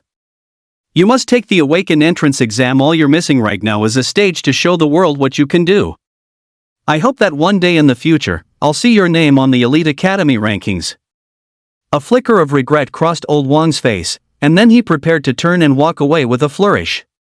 Kai looked at this Class 1 head teacher, a man he had never been close to, yet who had gone to such lengths for his sake. Even though we've only known each other for a short week. You really are a great teacher. Since you've decided to leave, I'd like to ask, what is your name, sir? Hearing this, old Wang turned around. Mimicking Kai's earlier expression, he grinned broadly, showing his teeth, and spoke in his distinct Dongbei accent. My name isn't worth remembering. But if you must ask, I have only one name. A teacher of the people. Stunned by this unexpected answer, Kai stood frozen for quite a while, until the man's figure vanished into the stairwell. Only then did he slowly clench his fists. I definitely won't let your expectations down. Let my youth burn bright. With fire flickering in his eyes, Kai returned to the principal's office and collected his withdrawal notice. Xingqing No. 2 High School Withdrawal Notice. Student Kai, a third-year student of this school, committed a serious act of misconduct during the holiday. As a penalty, he is hereby expelled and his student registration is revoked, effective immediately. Looking at the blank space where the reason for expulsion should have been, Kai felt no lingering attachment. He took one last look at the campus and the track where he had run for years. Then, he turned to head home. Just as he was about to leave, Kai collided head-on with someone at the street corner near the school entrance. Ah, shit. A cry of pain rang out, instantly snapping Kai back to reality. Snapping out of his daze, Kai hurriedly apologized. "I'm so sorry, I was distracted just now." Are you okay? I'm fine. The other person rubbed their nose.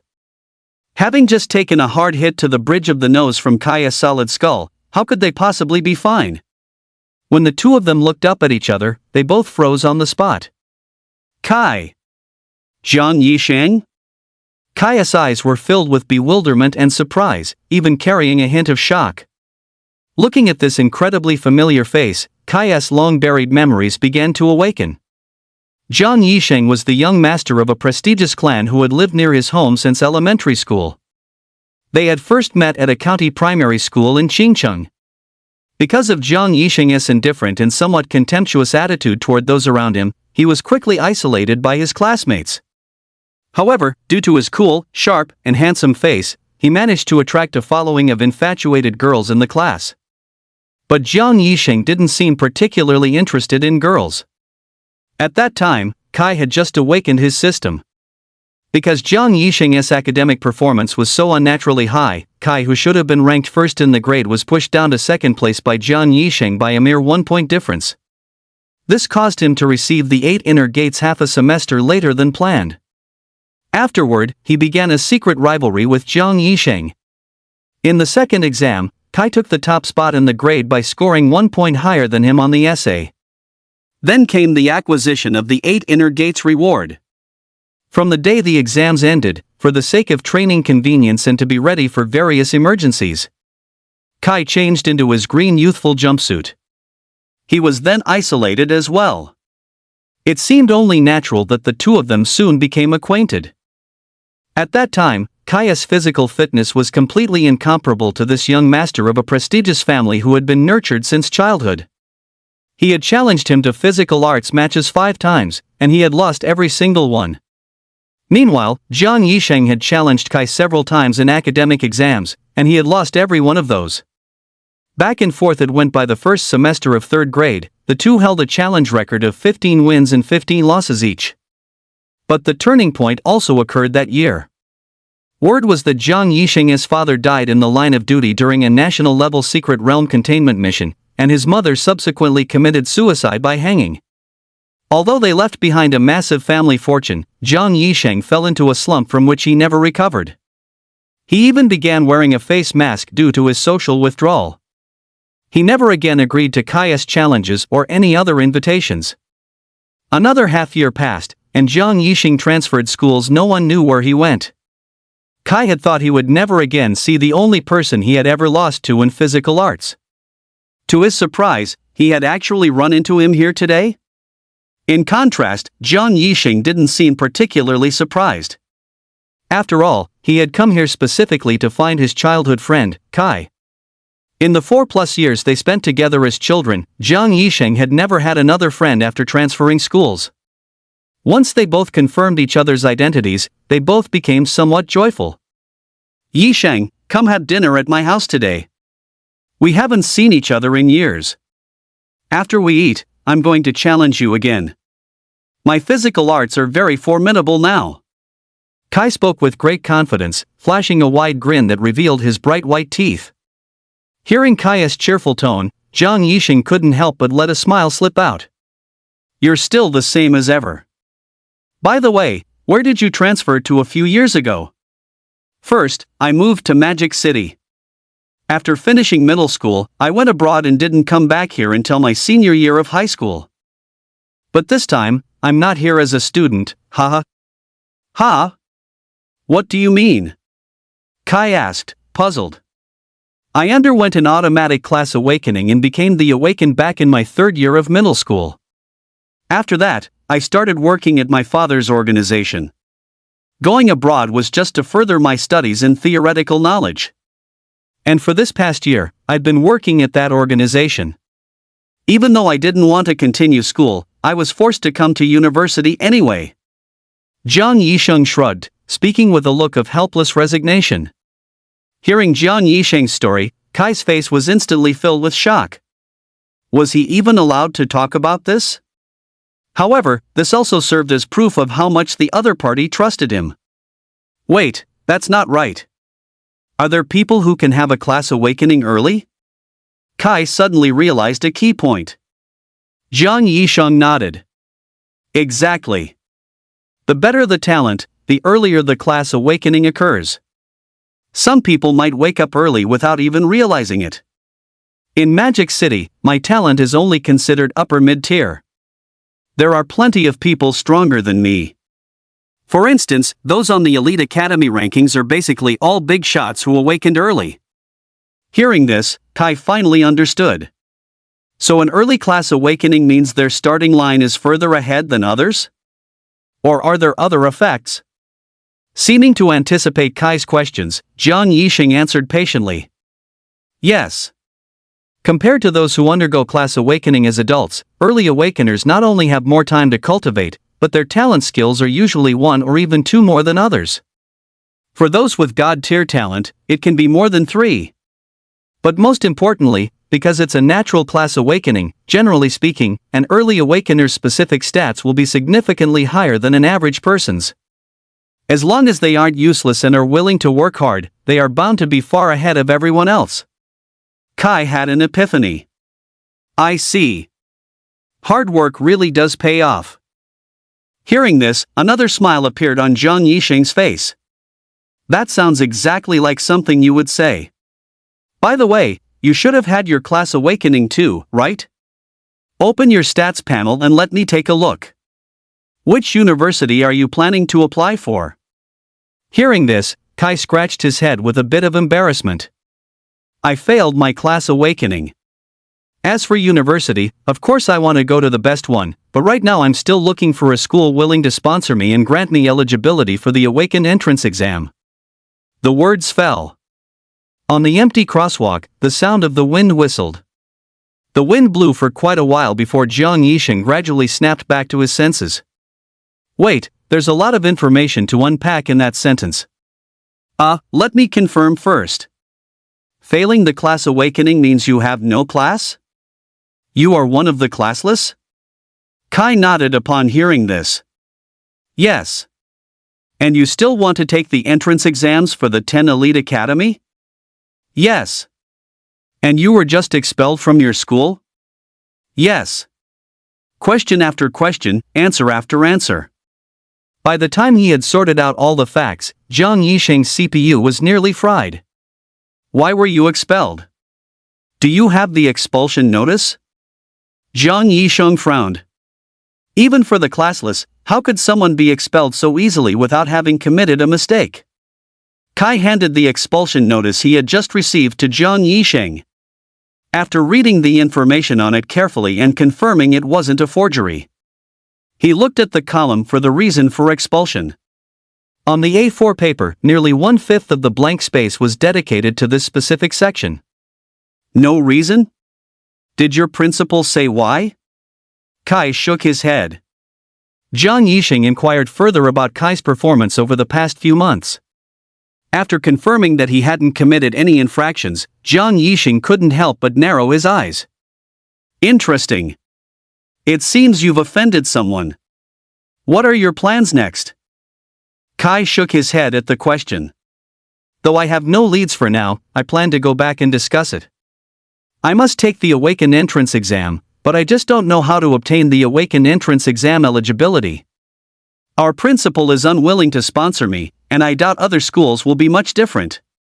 To be honest, I don't know what to do next.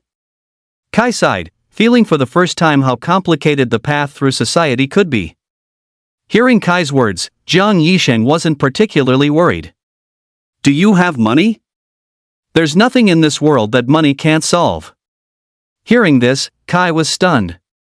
Noticing Kai's surprised gaze, Jiang Yisheng continued, since you're willing to welcome me back and treat me to my first meal in Qingcheng, I can lend you some. Kai shook his head. No need, I have money. The gear accessories dropped from grinding earlier sold for over 6 million gold coins. Was what you just said for real? Kai stared at Jiang Yisheng intently and asked. Jiang Yisheng picked at his fingernails upon hearing this. Who knows? But who told me that you're my only best friend? Jiang Yisheng said with a smile. Hearing those words, hot tears couldn't help but roll down Kai's face. He lunged forward and hugged Jiang Yisheng, crying out his youthful emotions. A lifelong best friend, this is what youth is all about. Wa'ada. Passerby A, question mark.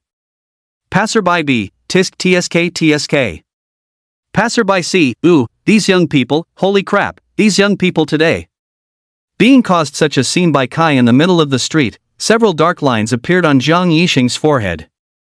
Alright, let's go. I'm starving to death. He didn't blame Kai for any of this, because he felt he understood Kai quite well. In this entire world, Kai was probably the only person left with such a pitifully small amount of darkness in his heart. Upon returning home, Kai was somewhat surprised to find that his parents had actually finished work and come home early today. When they saw Jiang Yisheng being brought home by Kai, the two parents looked at each other, finding it somewhat unbelievable. Kai actually has a friend?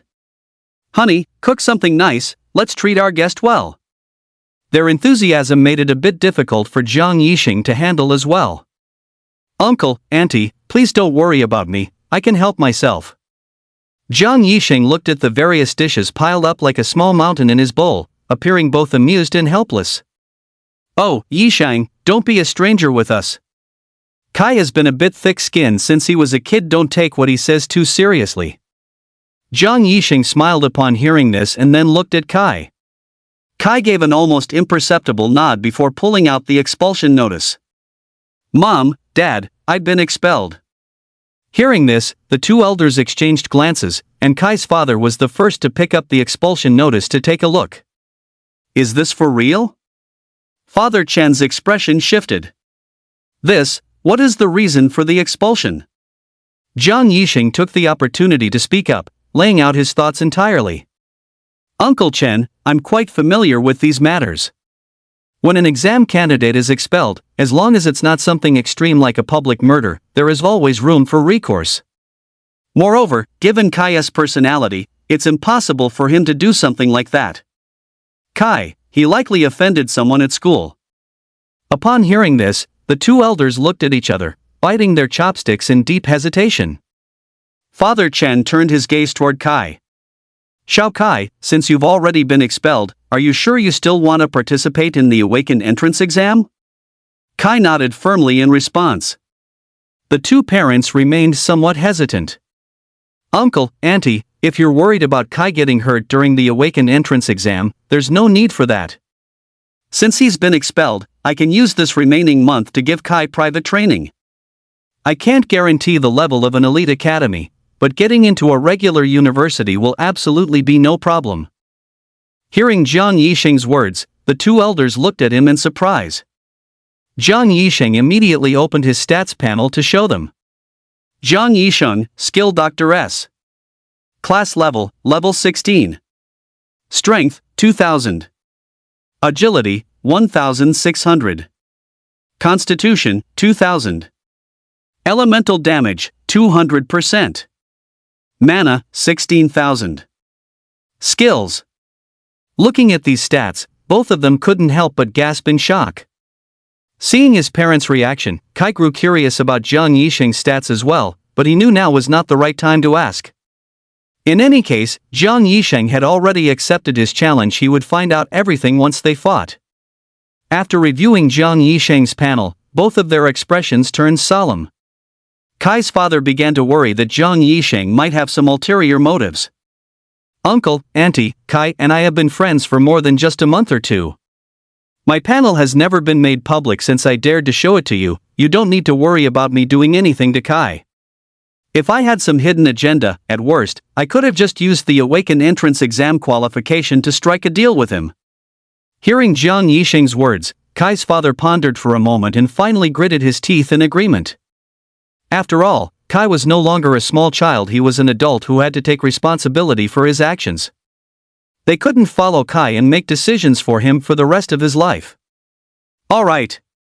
Kai, since you are determined to take the Awaken entrance exam, then go. With Yisheng helping you, I hope you won't let your own hard work go to waste. Kai's father agreed readily. At this point, restricting Kai would be tantamount to denying all of Kai's efforts. They had no other wishes, they only wanted Kai to be safe and sound. Even if he ended up working a regular job and stayed busy his whole life, it would be fine as long as he lived well. Besides, this opportunity only comes once in a lifetime, what's the harm in giving it a shot? Hearing that his parents had finally relented, Kai was overjoyed. He then began discussing with Jiang Yisheng how to obtain the Awaken entrance exam qualification. First of all, it is absolutely impossible for the classless to obtain an Awaken entrance exam qualification. If you want to get one, there is only one way. Change your identity. Spend a large sum of money to find a student from another school who has poor talent and no desire to take the Awaken entrance exam, then borrow his identity and student status to participate. Once you get into university, at most you'd give that student tens of thousands of gold coins a year. Over 4 years of university, 1 million gold coins would be enough. However, entering a regular university has another hurdle: file entry and identity verification. Actually, you could just spend some money to bribe the archive staff, but there's a better way. Isn't Kai's sister, Jessie, at the Elite Academy? Using her authority, she can directly access the archives of regular universities and modify the fake identity information back to Kai's real name. That way, we won't need to pay gold coins to the student whose identity we borrowed every year during university. We are only borrowing the Awakened entrance exam qualification. After hearing this entire process, Kai and his parents were stunned.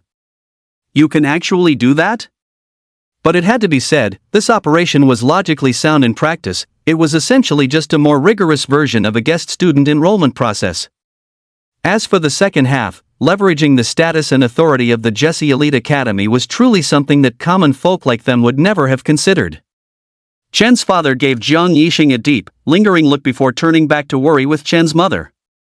Since this is the only way, honey, why don't you try borrowing some money from Xiajie? Between the two of us, we've only saved up about 300,000 gold coins over the years, right? I wonder how much more we're short. Hearing their conversation, Kai quickly interrupted, No need. I have my own money. Where did you get that kind of money? Chen's father asked, puzzled. Kai placed a gold card on the table.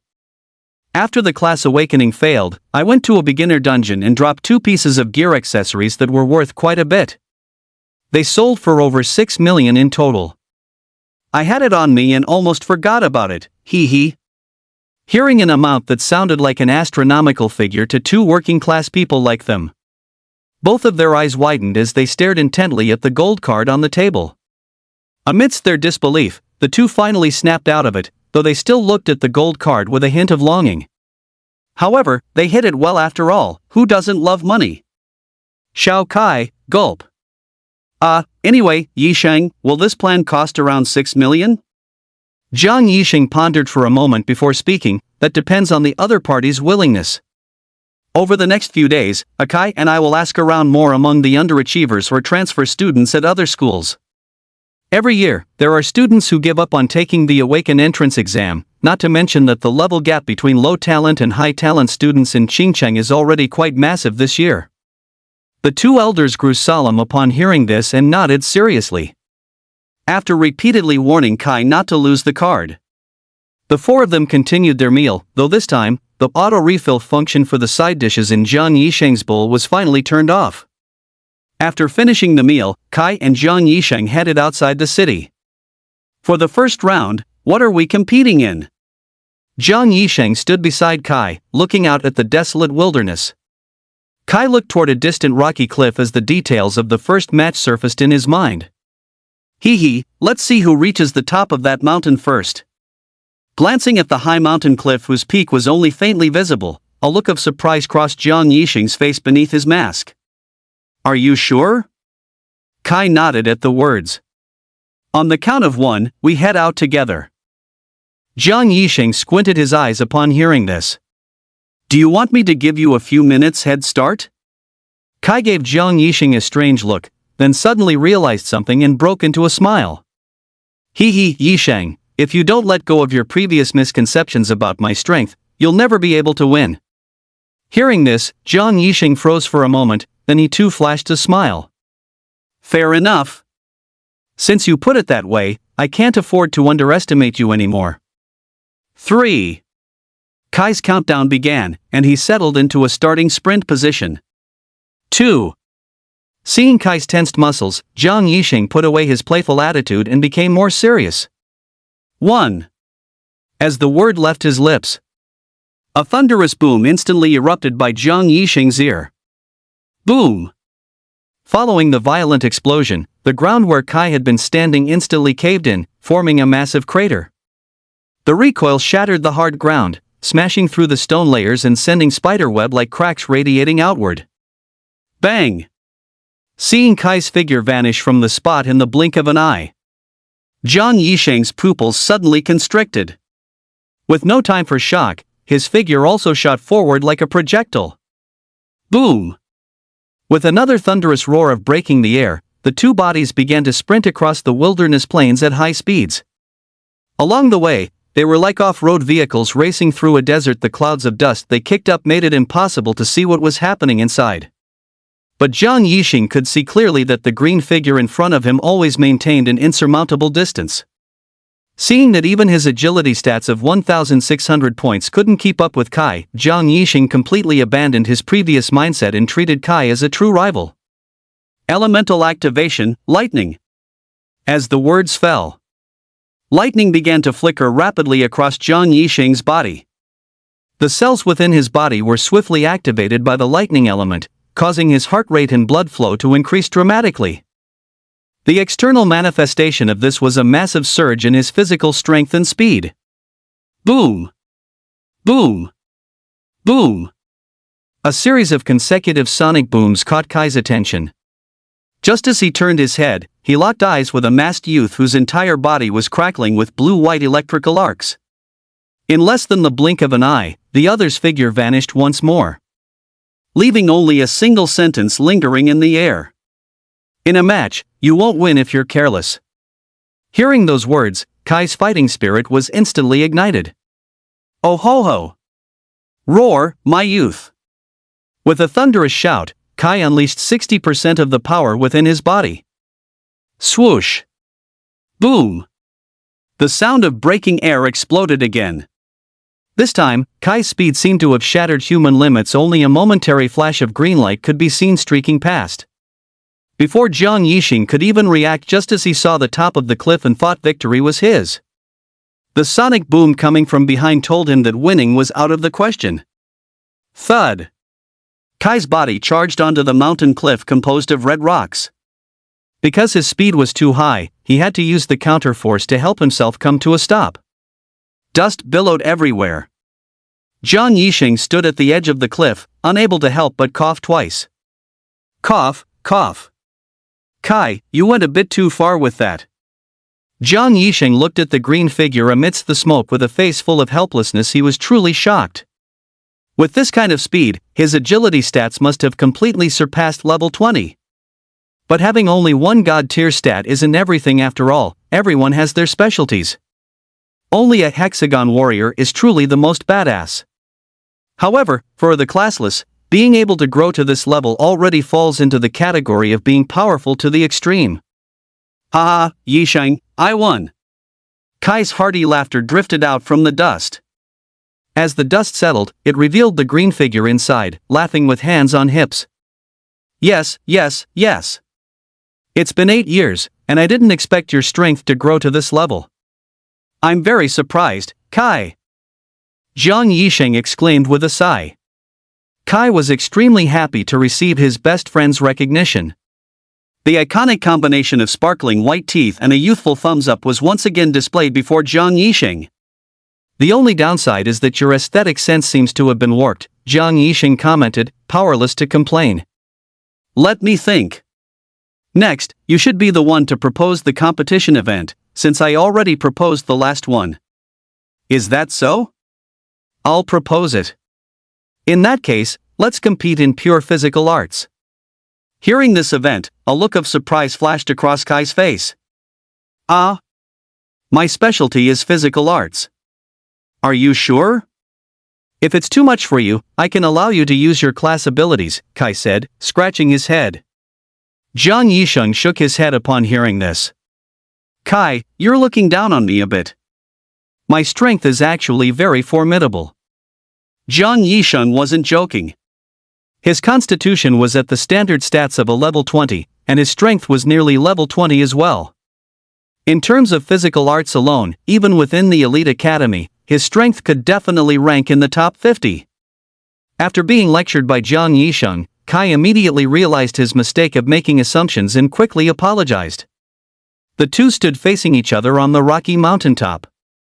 The surrounding sand and gravel were stirred by the passing wind. Kai's body moved along with it.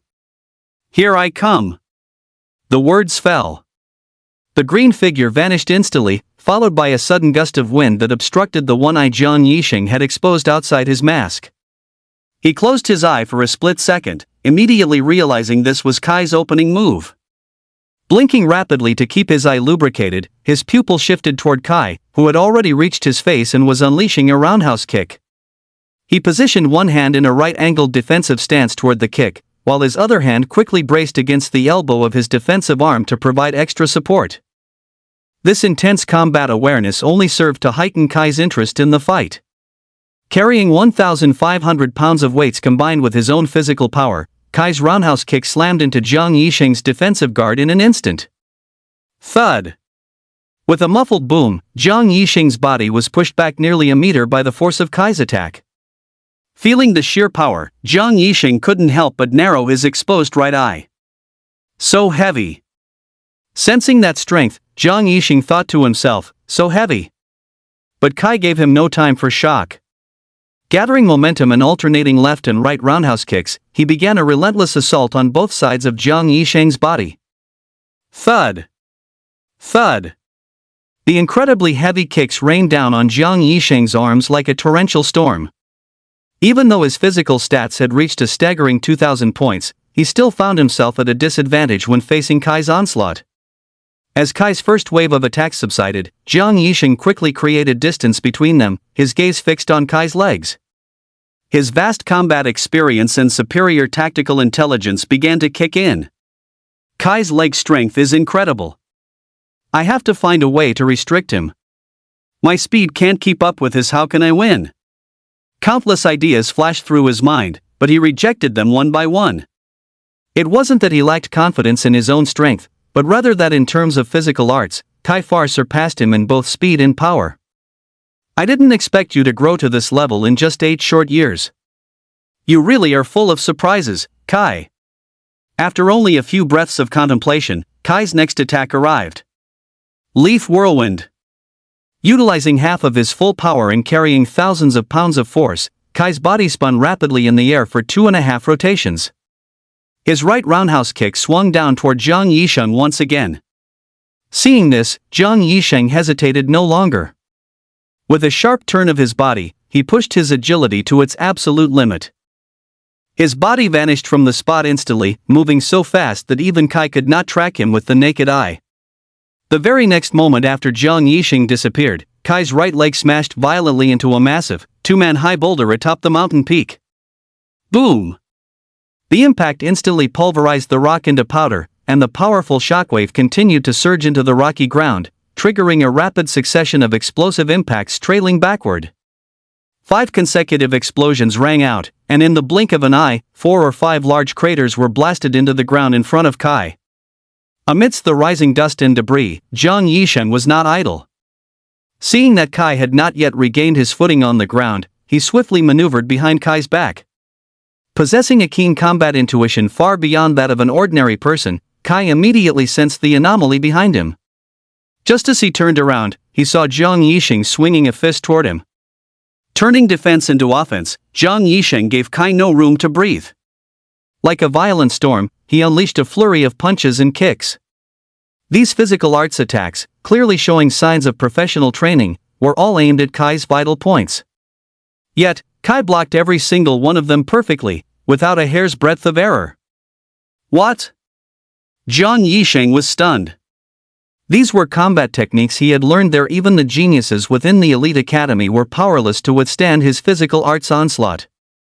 How could Kai have intercepted every single move without fail? His expression shifting repeatedly, Zhang Yisheng continued his relentless assault on Kai, hoping to win through a battle of attrition. But what he hadn't expected was that Kai had never claimed his strength lay in proactive offense when it came to physical stamina. If Kai claimed second place, perhaps no one in all of China would dare claim first. The attack lasted for over 10 full minutes, yet Kai's breathing remained steady. In contrast, Zhang Yisheng's face was now drenched in sweat, and his breathing was gradually becoming heavy. In physical arts combat, breathing is paramount. Once the breathing becomes unstable, the attacks will inevitably become riddled with openings. While facing Zhang Yisheng's fierce and relentless assault, Kai was also closely observing his irregular attack patterns. There it is! After watching for a while, Zhang Yisheng's movement was clearly half a breath slow. But that mere half breath created the perfect opening for Kai to counterattack. Suddenly grabbing Zhang Yisheng's delayed hand, Kai's body rapidly retreated backward. Zhang Yisheng's body was instantly thrown off balance. Oh no! His heart tightened. Zhang Yisheng used a counter-grapple technique to break free from Kai's restraint, then quickly backed away, fearing Kai would seize the opportunity to counterattack. Ha, ha! Zhang Yisheng's breathing grew heavy, and his chest felt a bit tight. His right eye remained fixed on Kai in the distance, as if facing a formidable foe. He stayed alert, ready for Kai's next move at any moment. Kai stood his ground, pondering for a moment before deciding to win through speed. Compared to Zhang Yisheng, his speed was clearly several notches faster.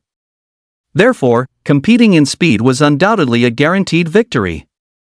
With that thought, Kai grinned, the veins on his legs bulging.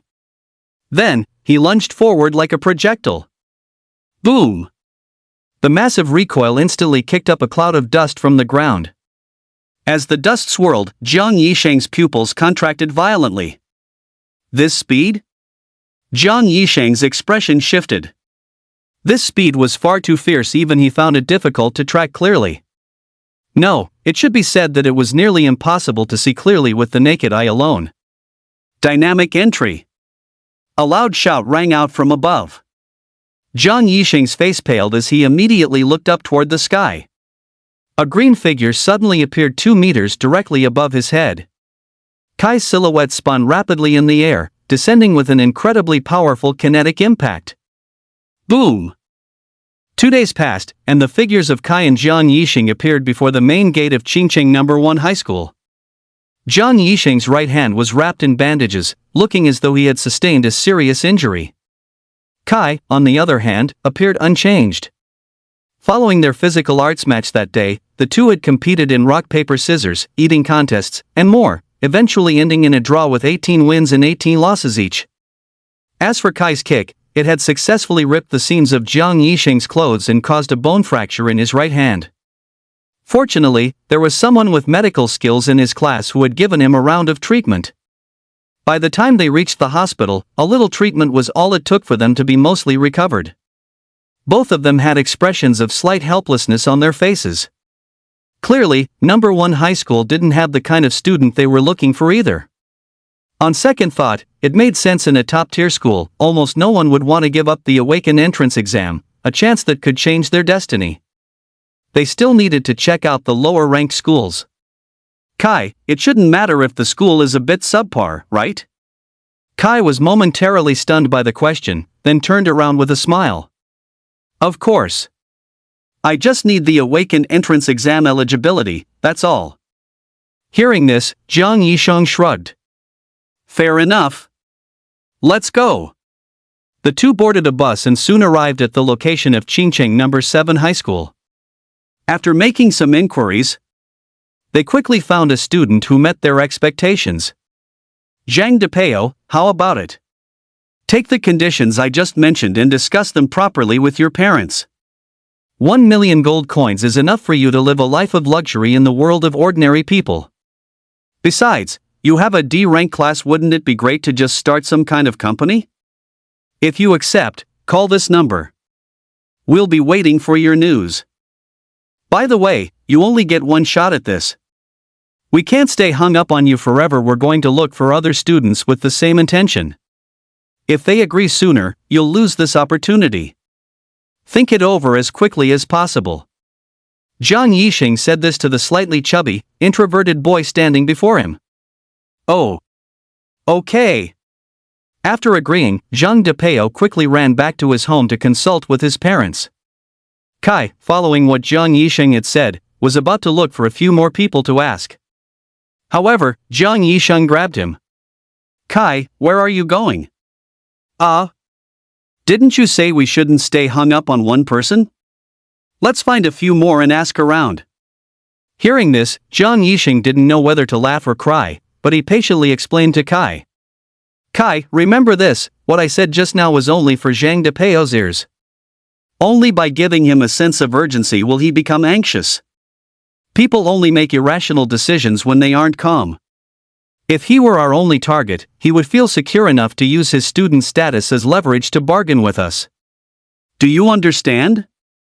Kai nodded, understanding only half of what was said. Seeing this, Zhang Yixing didn't know what else to say. He rubbed his forehead, and the two of them prepared to head home. On the way back, while Kai was walking on his hands, he noticed a poster scattered in the corner of a wall. What's this? Zhang Yixing leaned over as well, and after one look, he immediately knew what it was. A new secret realm in Qingcheng province is about to open. Secret realm? Kai looked at Zhang Yixing, his puzzled gaze already explaining his question. A secret realm, as the name suggests, is a place filled with opportunities. The drop rates for gear accessories and medicinal herbs are significantly increased inside. Isn't that just a dungeon? Kai asked, becoming even more curious. You could say that, but it's more like a high-end version of a dungeon.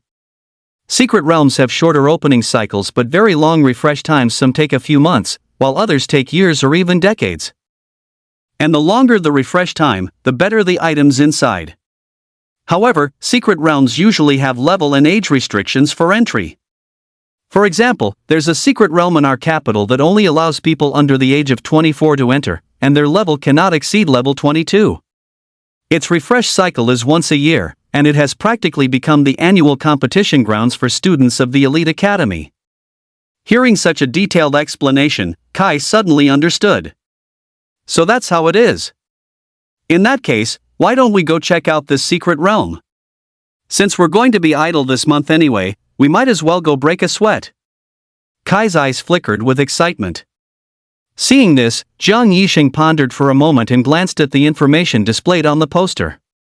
The new Qingcheng secret realm is now open.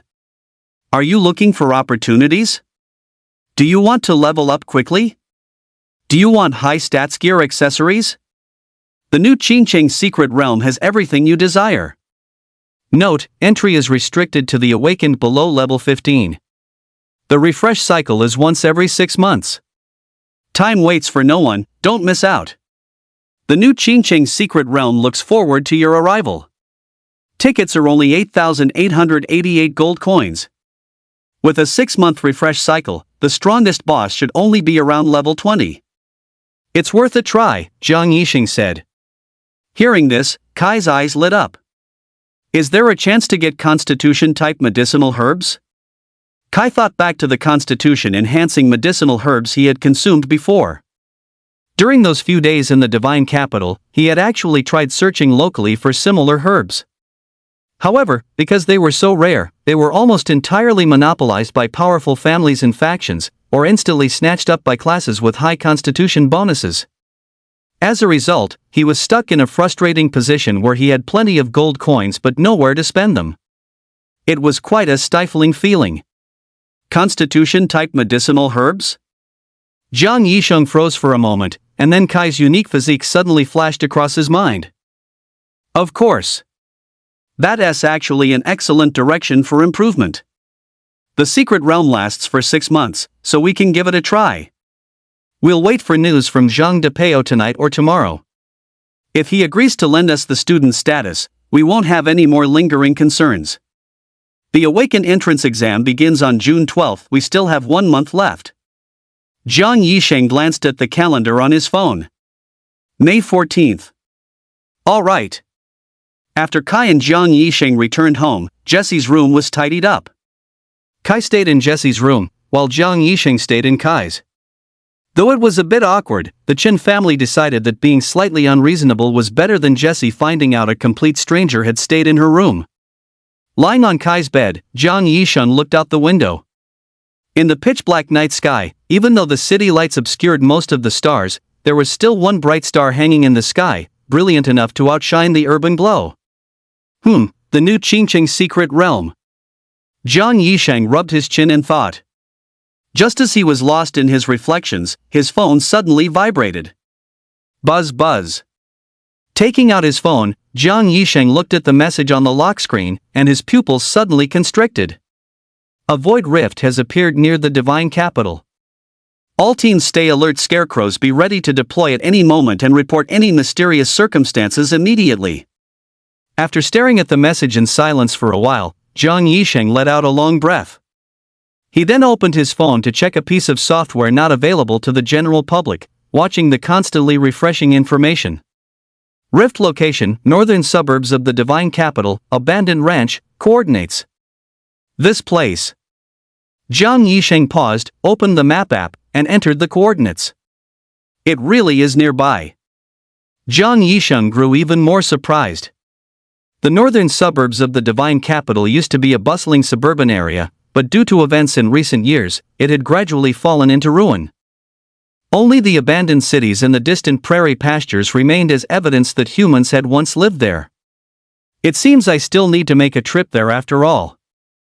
Jiang Yisheng got out of bed and replaced the breathable mask he wore while sleeping with the one he wore during the day. He then put on his coat and opened the window. Turning into a dark shadow, he vanished into the night sky. In the abandoned pastures of the northern suburbs of Chengdu. Fall back, fall back. Number 1, watch out for the mysteries attack. Number 5, what are the mysteries characteristics? 7 or 8 people in special uniforms, both men and women, were using communicators outside the pasture's warehouse. Report, the mysteries characteristics have not been analyzed yet. We need to collect more data. Try to lure the target into launching a massive attack. Number 1, continue the advance. Repeat, continue the advance. Number 1 copies. Just as Number 1's voice sounded, a more urgent female voice rang out from the side. Wait. Number 1's skills have been sealed. Evacuate immediately. What? Ah. Before Number 1 could react, he felt his body being torn apart alive. What is this? Number 1's face contorted in pain as he looked down at the invisible tentacles coiled around his arms. This thing is invisible. Someone help me. Stun grenade. Number 1, close your eyes. Number 1 quickly shut his eyes, then felt his head reel from the shockwave of the specialized stun grenade. Fortunately, his powerful constitution prevented him from being torn apart by the mysterious tentacles. Once the stun grenade took effect, the tentacles seemed startled and quickly released Number 1's arms. Feeling himself drop to the ground, Number 1 endured the agony of his dislocated shoulders and scrambled to run out of the warehouse. Number 2, heal me. The female voice that had just cried out belonged to Number 2. Her responsibility was to monitor every member's class information. In fact, all of their skills were fully transparent to her. As a result, Number 2, the team's medic, was the first to realize something was wrong. Captain, the traits have been detected. Number 5 shouted excitedly from the rear. What? A look of joy flashed across the captain's face as he hurriedly opened the shared channel. Trait 1, it can only be attacked while it is attacking. Trait 2. Once the mystery comes within 1 meter of the awakened's class skills will be sealed and unusable. Trait 3. Its body can regenerate. It must be shredded with rapid attacks, or it will recover instantly. All 3 traits were incredibly abnormal. These 3 traits were quickly shared to the internal group. Upon receiving the message, all members of the scarecrows around the capital began rushing toward the abandoned ranch. Jiang Yixing looked at the 3 traits on his phone and couldn't help but click his tongue, sensing that this would be a difficult encounter. "What's the level?" the captain pressed. "It's only level 10. Number 5 replied. Hearing that it was only level 10, the captain's heart, which had been in his throat, finally relaxed. No wonder number 1, who was only level 12, hadn't been instantly torn to shreds by the monster. It was only level 10. Since it was only level 10, things would be much easier to handle. Everyone, fall back as much as possible. Deploy mystery radars around the warehouse to monitor its movements at all times, and wait for scarecrow reinforcements." Hearing this, the expressions of the 5 members relaxed considerably. They were just rookies, and this was their first actual combat mission. Encountering a mystery this twisted made nervousness inevitable. The captain seemed to understand this, which was why he ordered them to wait for other scarecrows to arrive. Regardless, this was undoubtedly the best course of action. "Yes, sir." Since number 1 was receiving medical treatment, the task of deploying the radars naturally fell to the others. Moving quickly, they pulled devices resembling detection mines from their waists and jammed them into the ground facing the warehouse before swiftly retreating from the immediate area. In the rear, number 5 stared intently at the screen, tracking the movements of the red biological signature on the radar. "Captain, he has stopped moving inside the warehouse." "It doesn't matter, as long as he stays put." Have the others unleashed their single target skills to keep the mystery suppressed. "Keep him pinned in there." Upon hearing this, several people nodded in unison and began activating their respective skills. Those without long-range abilities could only stand by and watch the show. After the skill bombardment had continued for a while, the radar display showed the mystery retreating even further back. 6 more scarecrows gradually arrived from the surrounding darkness as reinforcements. After getting a briefing on the situation from the captain, the group decided to carry out a purge. Commence the purge. Tanks level 15 and above, get in there and tie up the mystery's tentacles. Mages level 12 or below, stay outside the warehouse and be ready to unleash single-target burst damage at any moment. Warriors and assassins, charge in with me. The team nodded at the captain's orders and quickly deployed their tactical positions on the field. 2 tanks over level 15 charged into the warehouse, closing within a 1-meter range of the mystery.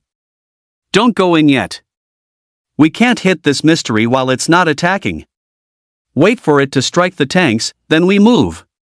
The captain's calm handling of the situation earned the group's confidence as they stood outside the door, waiting. Suddenly, they heard a muffled groan of pain from inside. At the sound, the captain kicked open the warehouse's decaying doors and led the charge inside. But when they entered, all they saw was a severed, transparent tentacle writhing on the ground and a finger-sized void rift. What happened? Where's the mystery? The captain's expression shifted as he questioned the 2 tanks. The 2 tanks looked equally bewildered. "We don't know. We were attacked by a tentacle just now, but after we cut it off, the mystery was nowhere to be seen." "What?" The captain's face darkened instantly.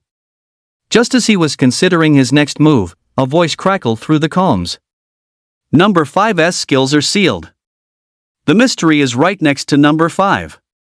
Number 2's voice came through, and everyone's expression changed instantly. Number 5 looked like he was passing a stone, a chilling sensation creeping up his spine. Paralyzed by fear, he sat frozen in front of the observation equipment, not daring to make a move. "Damn it! Is there no response from the radar?" The captain roared in anger, but number 5 now wore an expression of utter despair. With a trembling voice, he said, "Captain, the radar shows that the mystery is still right next to you." Upon hearing this, everyone's expression changed instantly. Had the radar failed? But there was no time to dwell on it. Fluctuations of mana were already emanating from number 5's direction. They didn't have a moment to overthink. The captain led the team and charged straight ahead. The mages, unable to match the other's speed, could only scramble behind on foot. However, just as they were departing, a mage at the rear let out a blood-curdling scream. Ah! Under the overwhelming strength of a tentacle, the level 12 mage had an arm ripped clean off in an instant.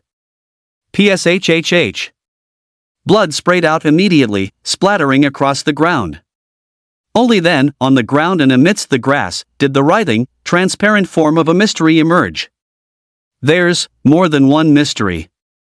The mage's face was deathly pale. Already possessing a weak constitution as a mage, the massive blood loss and the agony of the severed limb nearly caused her to faint. Fortunately, having undergone brutal training, she endured the pain and cast a chant-based spell. Resonate, O earth! Wild yet meticulous soil, pierce the enemies who harm your people. As the words fell, a spike of hardened rock instantly hoisted the mystery high into the air. CHRRR. The mage's information allowed the captain to react swiftly. Those with high speed, follow me to support number 5. The rest of you, head back. Yes, sir. The group moved rapidly through the pitch-black night. Whether paralyzed by fear or the effect of the mystery, number 5 found his body completely unable to move. He could do nothing but sit in his chair, trembling uncontrollably. Number 5, what are you dazing off for? Get away from your seat. From behind, the thunderous explosions of the mage's relentless bombardment soon echoed, while the captain shouted at the top of his lungs into the walkie-talkie. At this moment, number 5 found himself unable to move even if he wanted to. With a trembling voice, he stammered, "Captain, my leg is cramped. I can't move." A hint of sobbing and terror laced number 5's voice, making the captain even more irritable. Useless. Once this mission is over, every single one of you is going back for retraining. But complaining couldn't solve everything. The captain continued to accelerate. In less than half a minute, he covered the hundreds of meters and arrived at number 5's side. Frenzy Blade. The captain surged his mana and instantly activated the skill, launching an indiscriminate attack within a 1-meter radius of number 5. Superficial wounds appeared on number 5's body, but compared to the damage the mystery sustained, they were much minor. To everyone's shock, the mystery was actually hanging upside down above number 5's head without any visible support. Suspended in the void like that, its octopus-like body began to gradually reveal its silhouette in mid-air. Its transparent body remained difficult to see clearly, but the distorted space at the edges of its form was clearly visible. Through the distorted space, the captain easily pinpointed the mystery's position, and the speed of his frenzy blade surged violently. The speed of his slashes soared. Stats with a strength of 1,700 points were unleashed without restraint upon the mystery's body. Soon, the tentacles that the mystery had been slowly extending toward the captain went limp and dangled in the air, overwhelmed.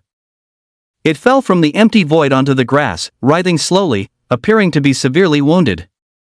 The assassin and the slightly faster warrior following the captain quickly stepped in to help. A dagger and a broadsword were instantly plunged into the mystery's massive torso, pinning it down so it couldn't escape. This thing can only be killed through rapid attacks. You two hold it down first. I'm going to help deal with the mystery over there and will be back to assist you immediately, the captain said to the two men before him. Hearing this, the two nodded in agreement without objection. After all, things were under control here. If the other side dragged on for too long, there might be casualties. Go ahead, the two of us will stand guard here. All right. The captain turned and charged toward the outer side of the warehouse. Meanwhile, the dozen or so people on the scene looked at the mystery, which was still lively and kicking despite having an arm torn off and being impaled by a rock spike, and was even using the mage as a human shield, and felt things becoming increasingly difficult. Damn it, this mystery is too smart. It's actually using one of our own as a shield. What do we do? If we don't save her soon, she'll likely die from blood loss. Hearing this, everyone grew anxious. Casualties were the last thing anyone wanted to see, but the strength of this mystery was indeed somewhat abnormal. Wait, she's being held by the mystery, so why was she able to cast a skill just now? This mystery doesn't have the skill ceiling trait. That's right. If that's the case, we can take it in close quarters. There are so many of us, and it only has one shield. Everyone, charge together. Someone in the crowd recalled the rock spike from earlier, which immediately reminded everyone that this particular mystery lacked the characteristic of ceiling skills. Die, you beast. The crowd was incensed. Since this mystery had no skills, it had no way to fight back against a group assault other than flailing its tentacles. Facing so many scarecrows above level 12, how long could this mystery, which was only level 10, possibly hold out? Just as they were about to swarm it, the mystery spoke. Don't move. Move again, and I'll crush her to death. A harsh, grating voice, vibrating like electromagnetic waves but clearly audible, emanated from the body of the transparent mystery.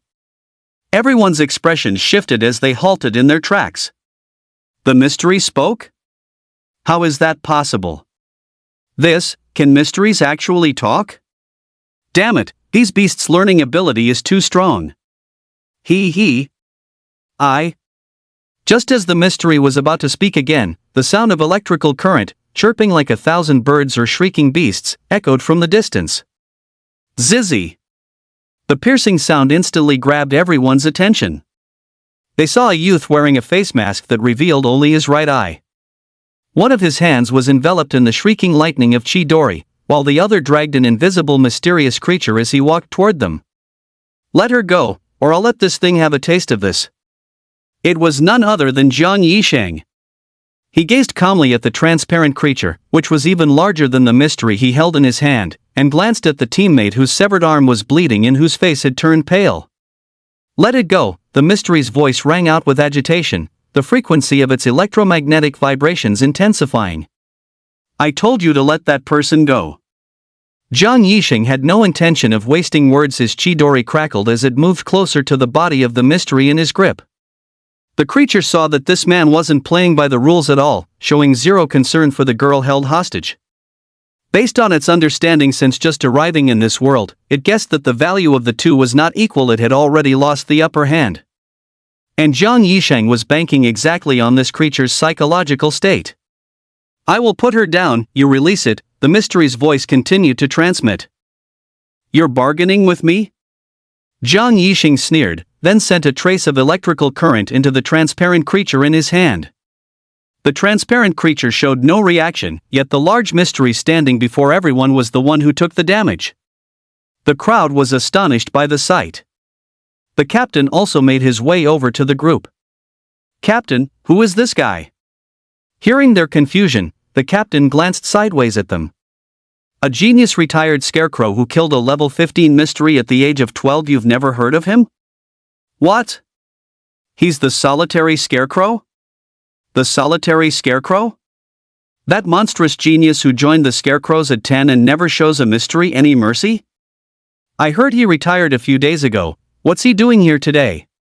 Holy crap! That's my idol, he's so cool. Damn, that's badass. Hearing the crowd's chatter, the mystery became even more convinced that this guy didn't care whether his companions lived or died. The mystery cautiously placed the one-armed mage near the group, and number 2 rushed forward immediately to provide treatment. Seeing that the hostage had been rescued, Jiang Yisheng's expression relaxed beneath his mask. This tactic of yours is far too common. Or should I say, is your race just that simple-minded? Exploiting the radar's detection mechanism to send your true body out through the first teammate you made contact with, and then using a clone to fight us. Ha! Having fought mysteries for years, he understood these tricks inside out. In a single sentence, Jiang Yisheng had exposed the truth of the situation. Hearing about such an unheard of tactic, the other team members, including the captain, were momentarily stunned. Sending the main body out during the first exchange of blows? Hiss. No wonder the radar didn't detect it. The radar hadn't even been deployed yet. My God, he saw through it at a single glance? Is this the power of a solitary scarecrow? Badass. Hearing Jiang Yisheng expose its methods so effortlessly, the mystery seemed to be driven to a state of shamed rage. Indeed. Although my methods aren't top tier, they seem to work quite well against you. It seems you aren't very bright either. Hearing that the opponent's vocabulary for insults was so limited, Jiang Yisheng didn't bother saying much more to it. As if anticipating its own death, the mystery's vibration frequency rose rapidly, frantically cursing Jiang Yisheng. When my kin arrive here, the first one to die will definitely be you. Yeah, sure. I don't know if I'll die, but you're definitely about to. Jiang Yisheng dismissively shook the transparent creature in his hand, and the chi dori on his right hand pierced straight through the mystery's body. The electrical current instantly surged through the mystery's entire body. The immense power of the lightning instantly ruptured the mystery's internal structure, blowing it into hundreds of fragments. The remains then scattered across the ground. Confirming the mystery's death, Jiang Yisheng glanced sideways at the group. Remember to collect every single piece of the mystery's body without exception. Also, contact a high-level scarecrow to seal that void rift as soon as possible. Right. Rest assured, big shot. The group scrambled to get to work. As for Jiang Yisheng, he vanished from the spot at some unknown moment. While on his way back to Kai's home, Jiang Yisheng received a call from Zhang Depeo. Hello? I thought you guys were going to give up. A student from number 6 middle school just said they could lend it to us for 700,000, but they mentioned you were the first people we asked, so they wanted to wait for you a bit longer. Sai, just give me an answer as soon as possible. We still need to rest. Jiang Yisheng spoke with an air of indifference, acting as if it didn't matter whether Zhang Depeo agreed or not. He directly implied that they had asked many people and many had already agreed. 1 million it is then. We accept. I just wanted to ask, if this gets discovered, it won't be a problem, will it? Hearing the other party's words, a smile curled at the corners of Jiang Yisheng's mouth. We will take full responsibility, so don't you worry. I will transfer the gold coins to your card through formal channels via bank statement, just keep an eye out for it. Alright. Please get some rest. I'm sorry to have called you so late, the voices of Zhang Depeo's parents came through. Jiang Yisheng's smile widened as he hung up the phone. He had originally expected the expenses for this matter to be between 1.5 and 2 million, but he hadn't anticipated that Zhang Depeo would agree so readily. Sai, don't blame me for being too stingy. 1 million is still a huge sum of money, and it's not like anyone's money just grows on trees, right? Shrugging his shoulders, Jiang Yisheng quickly returned to Kai's room. It was only then that he noticed the walls were covered with all sorts of motivational quotes about youth and hard work. Exercise equipment and long obsolete weights were also piled up in the storage cabinet. 500 pounds of weight? Jiang Yisheng's mouth hung open as he stared at the cabinet drawer, which was swaying precariously under the pressure. If it hadn't been on the bottom tier, it being crushed would have been the least of its problems. Does anyone actually walk around wearing this stuff?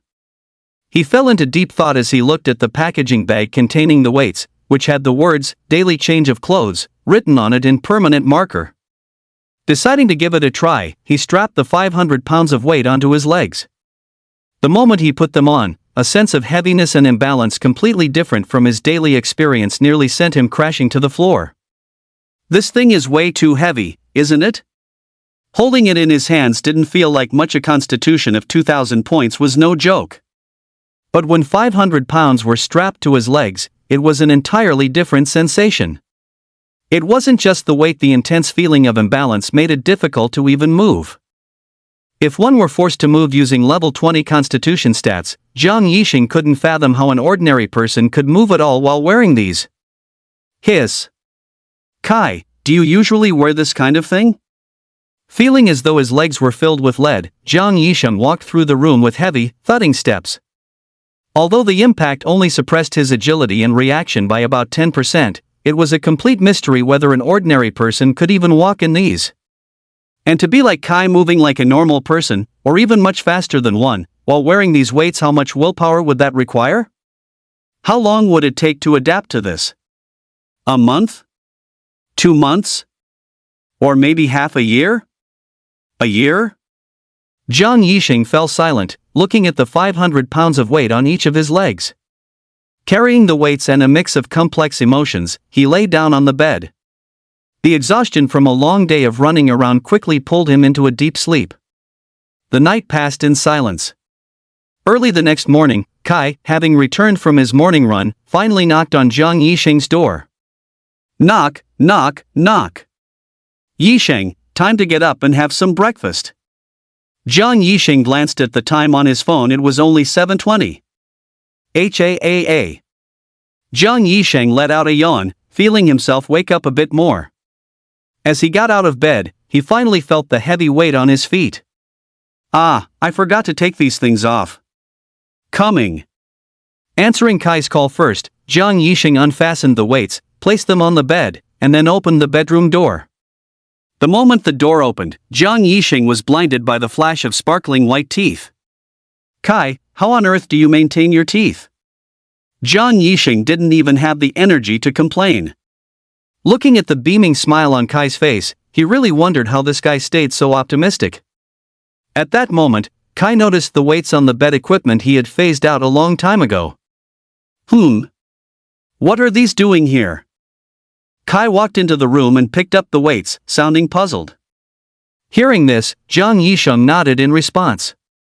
I accidentally dug them out last night and tried them on. Kai, did you always wear these things? Even while sleeping? Hearing this, Kai scratched his head sheepishly. Ha, those were phased out a long time ago. If I wore those now, I'd probably feel very out of sorts.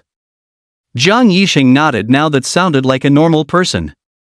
But Kai's next words left Jiang Yixing even more shocked. After all, the ones I'm wearing on my wrists now are 700 pounds. Ha, if I suddenly switched back to these, I probably wouldn't feel a thing. Wait, what did you say? Hearing Kai's words, Jiang Yixing froze in place. Those are for your wrists? A flash of shock appeared on Jiang Yixing's face, which quickly transformed into pure disbelief. No, that is impossible, right? Suppressing the shock in his heart, Jiang Yixing swallowed hard and looked toward Kai's wrists. Underneath the green jumpsuit, there were no visible bulges at the moment. Seeing this, an expression of relief instantly surfaced on Jiang Yixing's face. Kai scratched his head upon hearing that. I've actually taken the weights off my hands recently. Right now, I'm focusing on training my leg strength. I couldn't find any compact replacements for the hand weights, so I'm not wearing any for the time being. Hearing this, Jiang Yixing's face visibly relaxed quite a bit. That's good. By the way, how many pounds are you currently strapped with on your legs? Just started trying out weight-bearing training? Upon hearing the question, Kai's expression turned peculiar. He looked at Jiang Yixing with a strange gaze, leaving Jiang Yixing feeling somewhat bewildered by the look. What's wrong? It's nothing. I've been wearing weights since primary school, didn't you notice? I'm currently using two 1,500-pound weights. They're chip-based weights I saved up for a long time to buy. They don't take up much space and are very convenient. And the upper limit is 3,000 pounds, which should last me a long time. In another 2 months, I should be able to adjust them to 1,700 pounds. Anyway, let's eat first. We still have to head to the secret realm after we finish. With that, Kai turned and walked toward the living room. Meanwhile, Jiang Yixing stood by the bedroom door, his face masked in sheer shock. If it weren't for the protection of his face mask, his jaw would have hit the floor. 1,500-pound weights? Jiang Yixing stared at the yellow leg wraps on Kai's legs.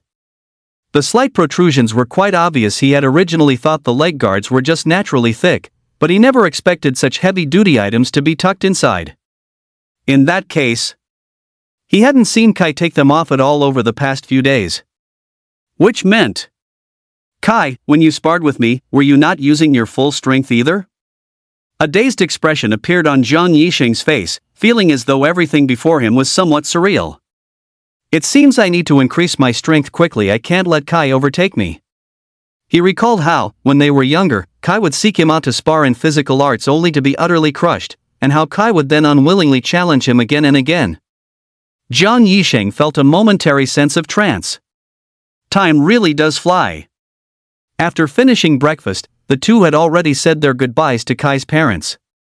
Kai had also transferred half of the gold coins in his card to his father, leaving himself with only about 2 million for his own use. The two headed straight for the station. We're heading to the provincial capital this time.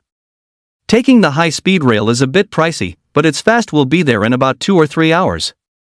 Once we arrive, make sure you don't wander off or lose your belongings, Jiang Yisheng said, looking at Kai. Jiang Yisheng looked at Kai as he spoke. It wasn't until they were exchanging contact information earlier that Jiang Yisheng realized Kai didn't even own a phone. He immediately took Kai to buy a smartphone and helped him set up a WeChat account, an email address, and save his phone number.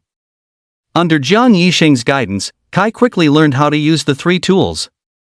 After all, he wasn't from the Middle Ages. As long as he could read, he could use them. After boarding the train, Kai and Jiang Yisheng rested in their seats for a while. The high-speed rail soon delivered them to the provincial capital of Xinjiang. The new Xinjiang Rift had opened within a tech park on the 3rd ring road of this hub city. The local authorities had transformed the area into a Rift Park a month ago. Although some facilities were still being finalized, the area's prosperity was on par with the city center. Food courts, commercial streets, and various high-end venues were everywhere. The most eye-catching sights upon entering the Rift Hall were the Class Awakener Association and the corporate headquarters of a group called the Destiny Class Awakener Chamber of Commerce. What does the Class Awakener Association do? Kai asked, eyeing the nearly brand-new, ultra-modern building. The Class Awakener Association, well, it's a place specifically for Class Awakeners to pick up quests and find job opportunities. Plus, you can create a membership there. With a membership, you'll be the first to get notified whenever the association has high-quality items available. For example, a purple quality gear accessory appeared a while back. It had a level 15 requirement and was eventually auctioned off for 6 million. A purple level 15 gear accessory can sell for 6 million? Kai didn't have much of a baseline for these values, thinking back to his Ring of the Clear Spring. That was gold quality with a level 10 requirement, yet it had fetched the astronomical price of 7 million. The value is primarily determined by the stats. Even if it's gold quality, if the stats are poor, the auction price won't be that outrageous. I remember that specific gear accessory had very high stat bonuses. It was top tier for purple quality. However, because it was class exclusive, the price didn't break 10 million. Kai nodded at the explanation. Just as he was about to head straight into the rift with Jiang Yisheng, he saw Jiang Yisheng walking toward the Class Awakener Chamber of Commerce building. Yisheng, are you buying something? Kai caught up with Jiang Yisheng, looking up at the 10-story corporate building. Let's go take a look. We might find something we need. Rifts are dangerous, so it's best to be well prepared. Oh, okay. Hearing this, Kai stopped asking questions and followed obediently behind Jiang Yisheng, scanning his surroundings. As they entered the building, 2 doormen bowed respectfully. Welcome. How may I assist you both? I can help you find whatever you're looking for. A beautiful receptionist quickly approached them. Although she found Kai's attire quite strange, she maintained a professional smile. Jiang Yisheng scanned the surroundings before asking, "What are the stats on your medicinal herbs?" Hearing him ask about herbs right away, a surge of excitement welled up within the receptionist. It looked like she had a high-spending client on her hands. Please follow me. The medicinal herbs are on the 3rd floor. Our Destiny Group sources herbs from various dungeons across Xinjiang. The stats will definitely satisfy you, though as for the price, we'll see the specific stats first. There is always room for negotiation. It's not like I haven't been to the Destiny Group's headquarters in the capital. Jiang Yisheng spoke nonchalantly, casting a sidelong glance at the receptionist. Upon hearing this, an awkward expression flashed across the receptionist's face, and she fell silent. Taking the elevator to the 3rd floor, the two followed the receptionist into the exclusive showroom for medicinal herbs.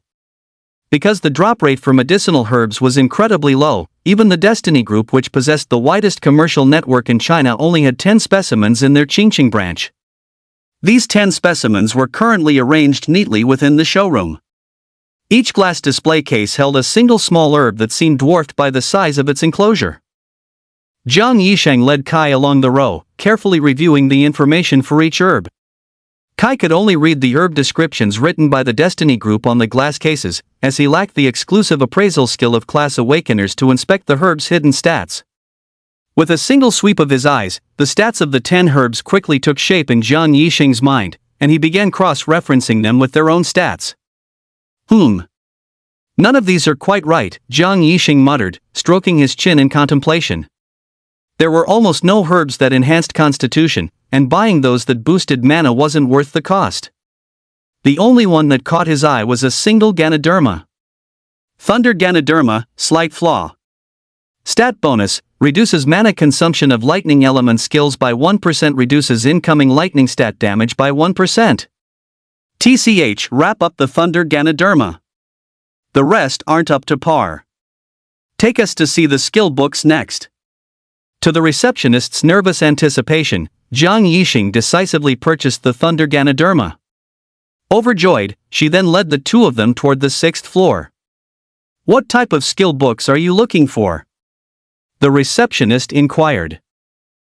Show me anything with elemental stats, and also pull up the physical arts section for us to browse.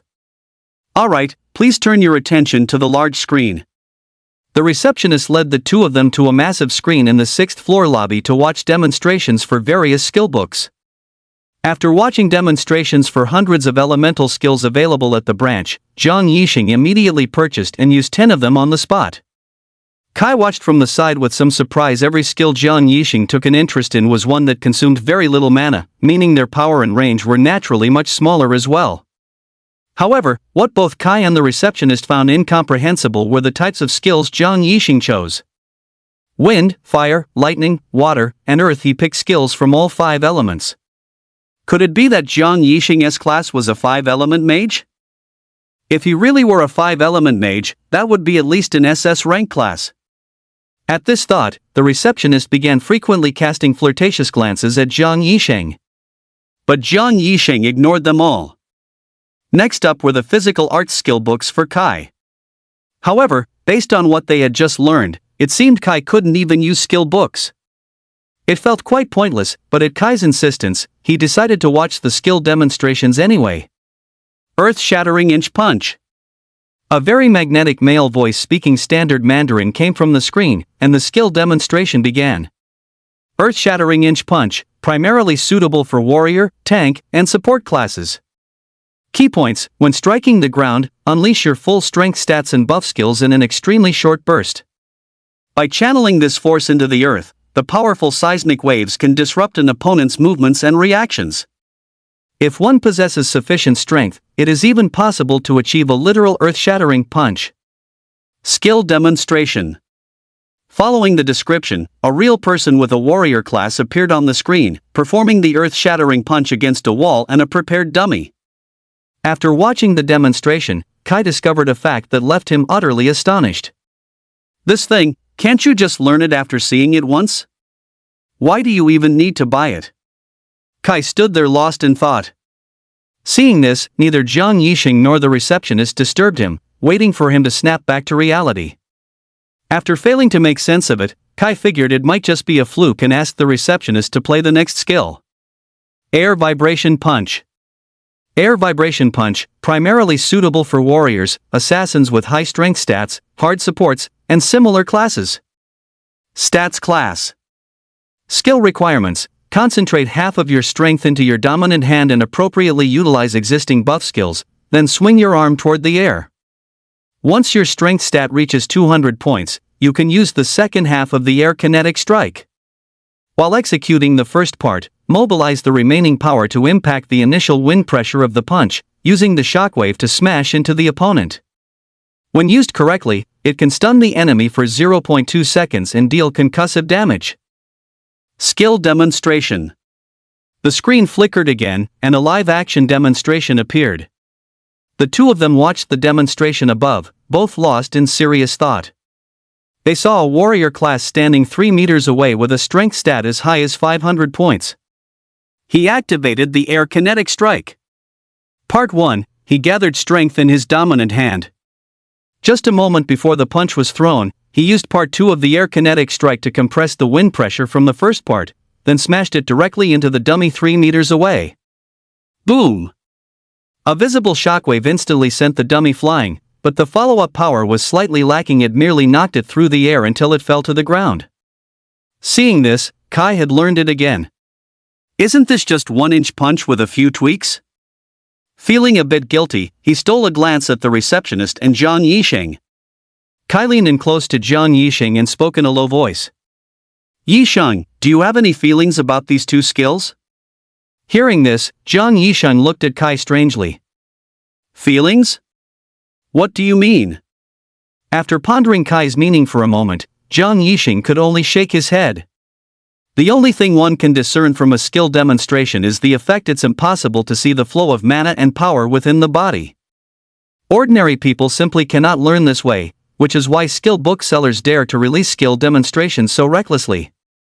It made sense if you could learn just by watching, then during real combat, you could just learn an opponent's skill on the spot and use it right back at them. Wouldn't that be pure chaos? No. I think I've learned these two skills. Kai felt a bit guilty. After all, did this count as pirating a skill? Huh? Hearing this, the expression on Zhang Yisheng's face suddenly became quite colorful. For real? For real? Kai felt even more sheepish. Are you sure? Zhang Yisheng asked once more. Yeah, these skills don't really have much depth. They're a bit too simple. You can't blame me for stealing the knowledge, can you? Upon hearing this, a sharp glint flashed in Zhang Yisheng's exposed right eye. Turning around, he spoke to the receptionist. Swap it for more difficult skills. These have no technical depth. My friend says they're trash. Hearing Zhang Yisheng's words, Kai's face flushed deep red. The receptionist also shot a surprised glance at Kai. Regardless of what they thought internally, they could only switch to a more difficult skill. Sandwich pincer attack. Sandwich pincer attack is suitable for combat classes with extremely high agility stats. It is not recommended for warriors or semi-warriors. Training this skill may cause self-inflicted injury. Please choose carefully. Key points: utilize extremely high agility stats mixed with mana to push your agility limit. Through high-speed movement, disrupt the opponent's vision and deliver consecutive kicks to the armpits, the back of the meniscus, and the neck. If used correctly, it can instantly knock an opponent unconscious or even cause immediate death. Skill demonstration. A real person appeared. A level 30 assassin with an agility stat as high as 3,000 points appeared on the screen. His mana slowly emanated, forming a misty environment around him. Then, the veins on his legs bulged. Bang! After lunging forward violently, he began to rotate rapidly around a dummy, even creating afterimages of himself in the surrounding area. Under the gaze of the three, the assassin's body moved instantly. First, from within the circle created by the afterimages, he delivered a nearly vertical kick to the dummy's armpit, launching it into the air. He then quickly pursued, delivering another fierce blow powerful enough to break an opponent's leg to the back of the knee's meniscus. Next, his body spun rapidly in mid-air. The terrifying rotational speed, carrying thousands of pounds of force, slammed violently into the dummy's neck. Boom! An explosion rang out as the dummy's body was smashed into the ground, instantly cratering the concrete floor with a hole half a meter deep. The man then gracefully spun down from the air and landed on the ground, tapping his toe after steadying himself on one foot. Small wounds caused by the recoil force appeared on the calf of the right leg that had delivered the kicks. Seeing this, the receptionist felt a secret sense of satisfaction. Didn't you want difficulty? Is this difficult enough? Kai stared at the now blank screen, his mind filled with the practical demonstration of the skill he had just witnessed. How about this one? Zhang Yisheng's voice rang in his ear, and Kai instantly snapped back to his senses. He then appeared somewhat surprised. This skill is a bit difficult. It should be learnable after watching it a few more times. Hearing this, Zhang Yisheng immediately signaled the receptionist to replay it once more. Faced with this request, the receptionist felt helpless, but who could argue with a big spender? In her mind, she couldn't help but wonder, this guy couldn't possibly be thinking he can learn the skill just by watching the demonstration, right? At that thought, the receptionist almost laughed at her own stupidity. How could anyone learn a skill just by watching a demo? If that were the case, wouldn't they become a skill-copying machine during actual combat? She mused. The second skill demonstration had already finished playing. In Kai's mind, a small figure modeled after himself appeared, beginning to perform the physical arts attack style of sandwich pincer within his consciousness. After performing it an unknown number of times, Kai opened his eyes. He nodded to Zhang Yisheng. I've learned it just needs some practical mastery. Hearing this result, Zhang Yisheng's eyes widened as he looked at Kai in disbelief. You can even learn this kind of thing? Holy crap! Still half doubting, Zhang Yisheng quickly learned the dozen or so skill books he had bought, then checked out and headed straight for the secret realm with Kai. This single medicinal herb and dozens of skill books had cost Zhang Yisheng over 5 million. The herb was only a few tens of thousands of gold coins. But the skill books were bloody expensive. Even the worst ones started at hundreds of thousands. Not to mention he had chosen skill books that were all around level 20. It was practically a gold coins clearing spell. After buying their tickets, Kai and Zhang Yisheng prepared to enter the secret realm. At this moment, thousands of people had already gathered in front of the secret realm entrance. Because it was a secret realm, entry was synchronized. As the opening time approached, the awakened who had rushed from all over to hunt for treasures were rubbing their hands together in excitement like flies. LFM. Party up. Farming boss gear accessories. Permanent bossing party, level 15 plus only. Carry available. Permanent party for materials and gear accessories, come join. Listening to the shouting around him, Kai understood the meaning of a permanent squad. Although first-year university textbooks rarely cover the specifics of secret realms, the term permanent stay appears with high frequency. Once a secret realm opens, it remains accessible for 1 month. However, once you enter and then exit, you cannot re-enter during that same period. Therefore, most people prepare with the intention of staying in the secret realm for the long haul. Furthermore, since boss spawns are timed, there is sufficient time for everyone to rest. Additionally, due to the massive respawn of resources and a significant increase in drop rates for various items, those with good luck who stay in the secret realm for a month won't have to worry about food or clothing for an entire year after they emerge. Some might even come out with a small fortune. Those who know their strength is lacking will exit as soon as they can no longer hold on. However, the respawning resources and gear accessories make it difficult for them to simply walk away even at the risk of their lives. They will go in to try their luck. I know you're all anxious, but please, stay calm for a moment. Ahem. As soon as those words were spoken, everyone turned their gaze toward a man standing on a high platform next to the secret realm hall. The man held a microphone in his hand, and his face was familiar to everyone. The mayor of Qingqing City. The mayor looked down at the crowd and began to speak. Ahem, if any of you bring back your accessories or medicinal herbs from the secret realm, you can contact the government to sell them at a high price. Furthermore, we have reached a cooperation agreement with the Class Awakening Association. Selling one white quality piece of gear accessories to the government will grant you 10 membership points. Green quality is 20 points, and so on. Alright, I won't waste any more of your time. Now, the secret realm is open.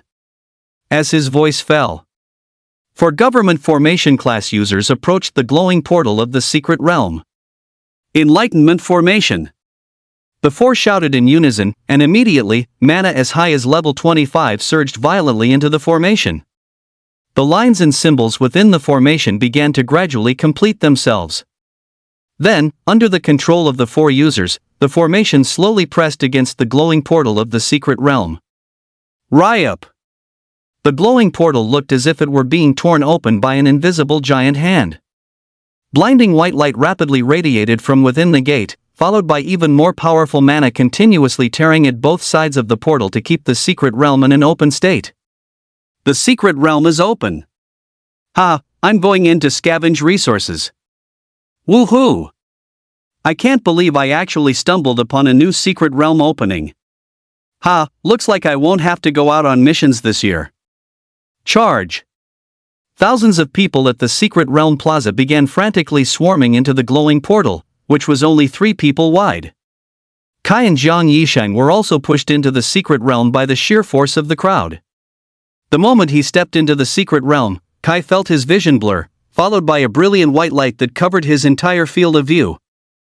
Forced to close his eyes, Kai only opened them again once the piercing glare had faded.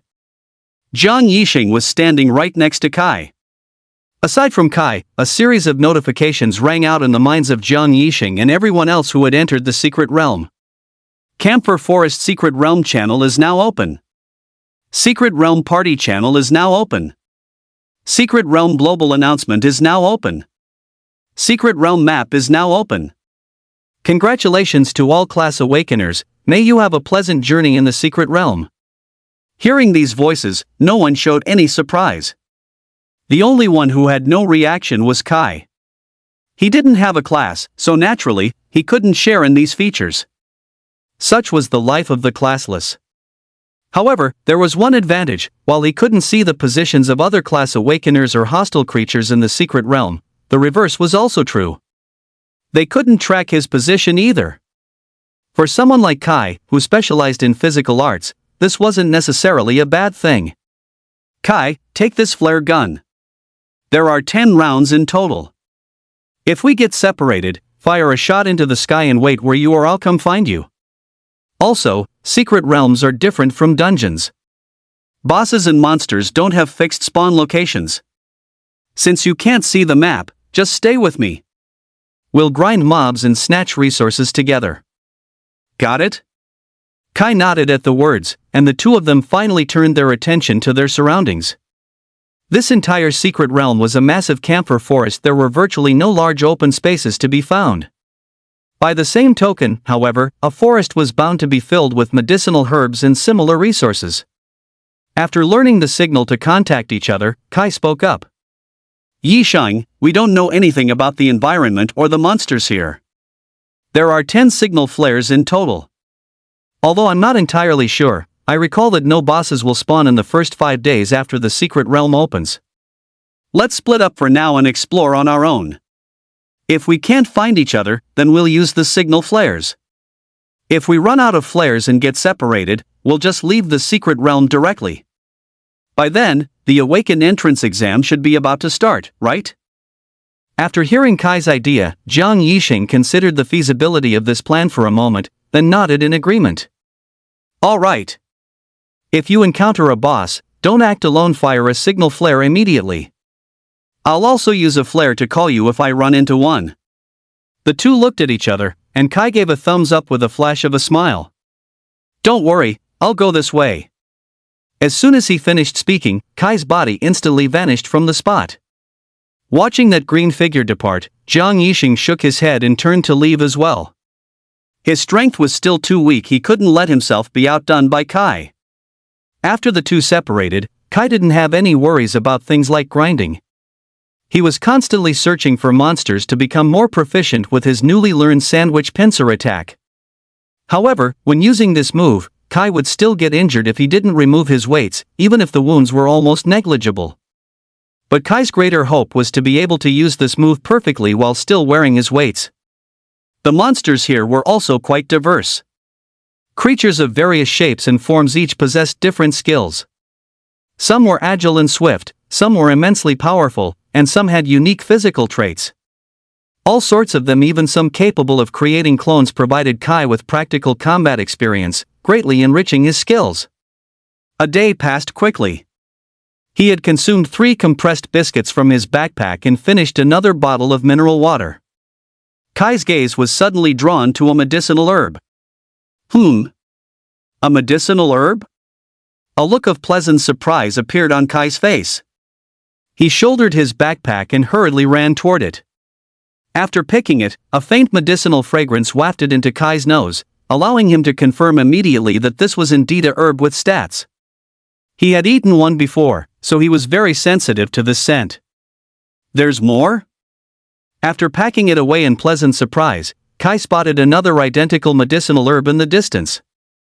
Could it be that I've stumbled into the growth zone for this specific herb? Kai's eyes lit up.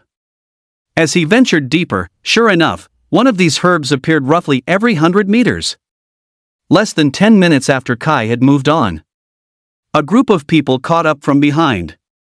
"Boss, the silver stargrass is definitely supposed to be here. Our guild's herbalist calculated the growth conditions for this exact spot." The leader, the captain of the Blood Moon Guild, looked furious upon hearing this. "Then where the hell is it? Tell him to come see for himself." Someone nearby quickly interjected, "Boss, this is a secret realm. If we go out to get him, we won't be able to get back in." Silence fell over the group immediately. The captain fixed a cold gaze on the member and then kicked him straight out. "Think you're the only one who F-King knows that? Damn it!" After sending him flying, the captain landed a few more kicks before a voice called out from the back. "Boss, there are signs of harvesting here. The silver stargrass might have been taken by someone else." Hearing this, the captain turned to look at the disturbed soil near the roots of a massive camphor tree. "Shit, someone dares to steal my stuff?" Confirming it was indeed manual labor, the captain immediately opened the secret realm's global channel. "Listen up, everyone. The Blood Moon Guild is at the silver stargrass field in the camphor forest. Whoever picked our silver stargrass, bring it back immediately. If our men catch up to you, you're dead meat. If anyone spots the person who took our silver stargrass, send me a private message. If the info is solid, I'll give you 10,000 gold coins." The crowd was startled upon seeing these two messages.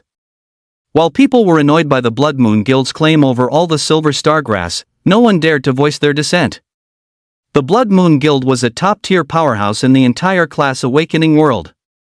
Even their Qingqing branch held sway over the entire provincial capital, with more industries and assets than one could count. Who would dare cross them?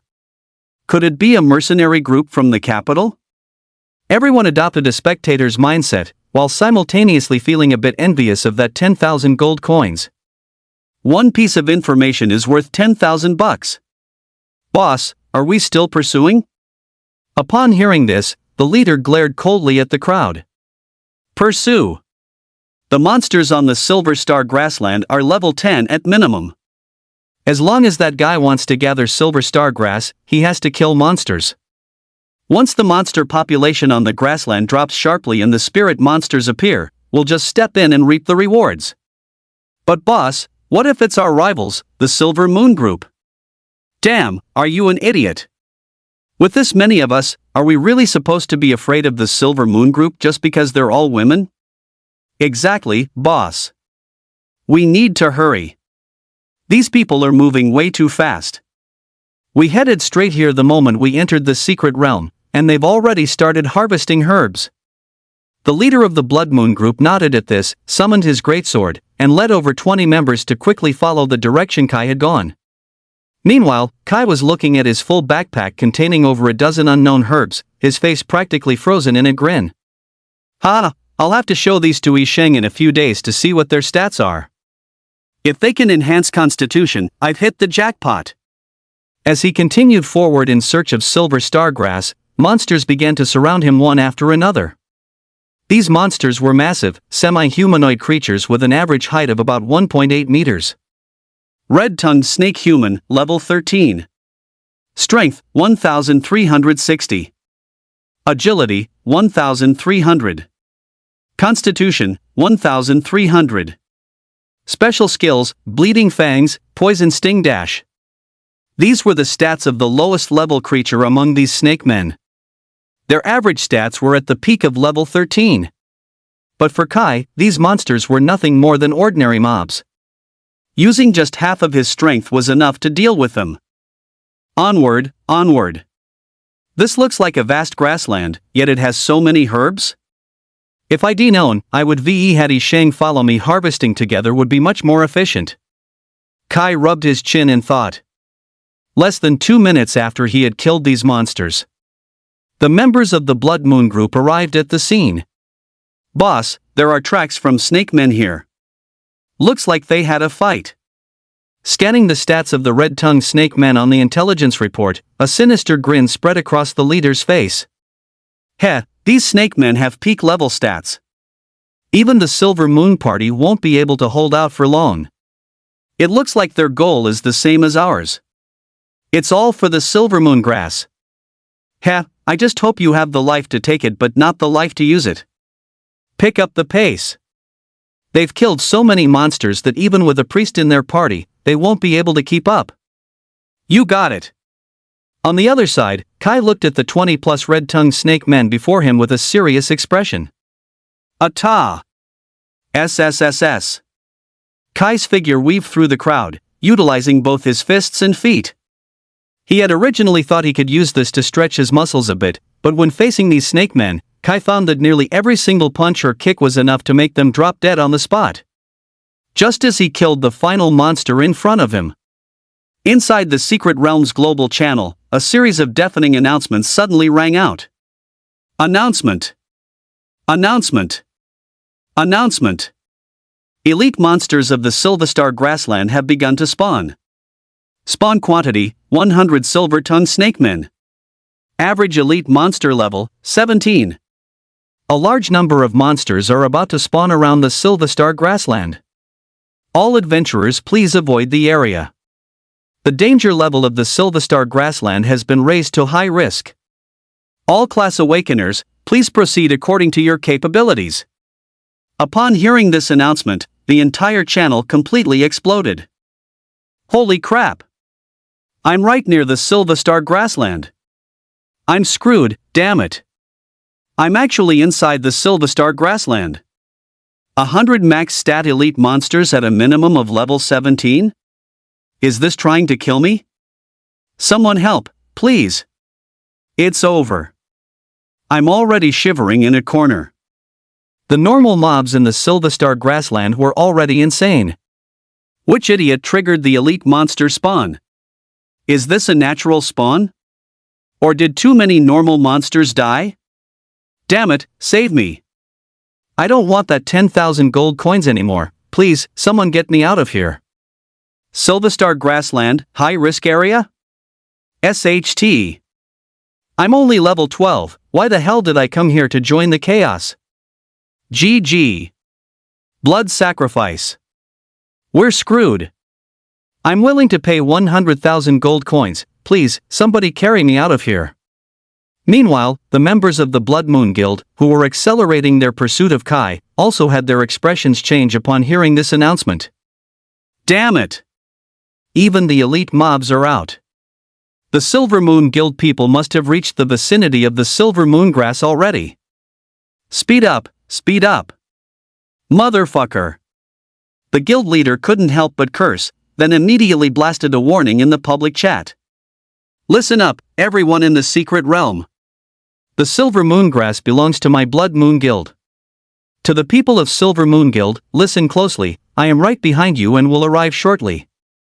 If you give up the Silver Moon Grass, I can let you have the Silver Star Grass. If you still want to fight us for it, then you better pray I don't get there before you finish off the elite mobs.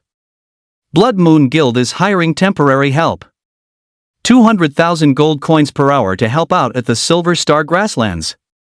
If you help me secure the Silver Moon Grass, everyone gets an additional 200,000 gold coins. Upon seeing this message, the entire channel went silent for a moment. Then, it immediately reacted violently, like a river hit by a depth charge. Holy crap! 200,000 gold coins. Plus another 300,000. That's 500,000 gold coins total. That's enough for me to buy a blue gear accessories. Fortune favors the bold, I'm in, brothers. Boss, wait for me, I'm near the Silver Star Grasslands, I'm coming. Count me in too, damn. Holy shit, so it was the Silver Moon Guild that pulled the elite mobs? Why didn't I see them when I came in? Who cares? Blood Moon Boss, I'm coming too. Haha, you bunch of mortals, I'm already inside the Silver Star Grasslands. Boss, I'm here. To the guy above, weren't you just offering 100,000 gold coins for someone to take you out? Times change, what the hell do you know? 6666, 500,000 gold coins. With this many people, I don't believe I'll die there. I'm coming too. It's just level 17 silver scale snake people. Boss, I'm level 11, I'm coming. Level 11? You're just going there to be fodder. Boss, take me, I'm level 12. Get lost, boss, I'm level 13. Seeing the countless sign-up comments in the channel, the Blood Moon Guild leader added once more. Whoever can help me stop the Silver Moon Guild until I arrive, I'll give them 1 million. The message I just sent no upper limit, bring as many as you can. Right now, immediately, get over here to me. The leader of the Blood Moon mercenaries was truly going all out this time. The princess of their group had specifically demanded that he come to the new Qingcheng dungeon to retrieve the silver moon grass. If he failed to bring it back, he couldn't even imagine how severely the Grand Commander would punish him. So, with the silver moon mercenaries beating them to it, he had to get his hands on it even if it cost him a fortune. Besides, a single stalk of silver moon grass takes 1,000 years to mature and is basically only found in new dungeons. On the market, the starting bid for one is 10 million. Compared to the rewards he was offering, the silver moon grass was clearly far more valuable. The only reason these locals were willing to come and help was because these country bumpkins had absolutely no idea how much the silver moon grass was worth. If they had any clue, he wouldn't have been able to trick them. The stats this thing provided weren't just impressive, they were downright broken. Seeing that the number of sign-ups had surpassed 120 people in just a few minutes, a smirk appeared on the Blood Moon leader's face. With my own men, that's nearly 200 people. Silver Moon mercenaries? Even if your vice commander shows up, he'll have to bow down to me. While this was mostly trash talk, a force of 200 people around level 10 was a very real threat. Before long, those closest to the location arrived and joined the Blood Moon leader's ranks. Together, they began chasing after Kai, who was currently entangled with 100 silver letter snake men. Looking at the silver letter snake men, half of whom had already fallen, Kai felt they were becoming quite a nuisance. These snake men were fast, but in a group brawl, he was actually only in contact with 2 or 3 of them at a time. The rest of the snake men did little more than jostle each other, serving only as a source of malice behind the 4 or 5 he was directly facing. Meanwhile, Kai was completely unaware of the messages currently flooding the dungeon channel. As for Zhang Yisheng, he was on the other side of the dungeon frantically killing monsters to level up. Since he had Kai who couldn't use the team channel as a teammate, he had simply muted all channel communications. He would only occasionally open the map to check his position. It could be said that the two of them were entirely oblivious to the Blood Moon Group's recent declarations. They had no reaction even as Kai was being targeted by a whole mob of people. Leaf strong whirlwind. Kai's roar echoed across the Silver Star grassland. Under his immense strength, dozens of snake men were cleared out one by one, completely unable to resist. Stats. Kai.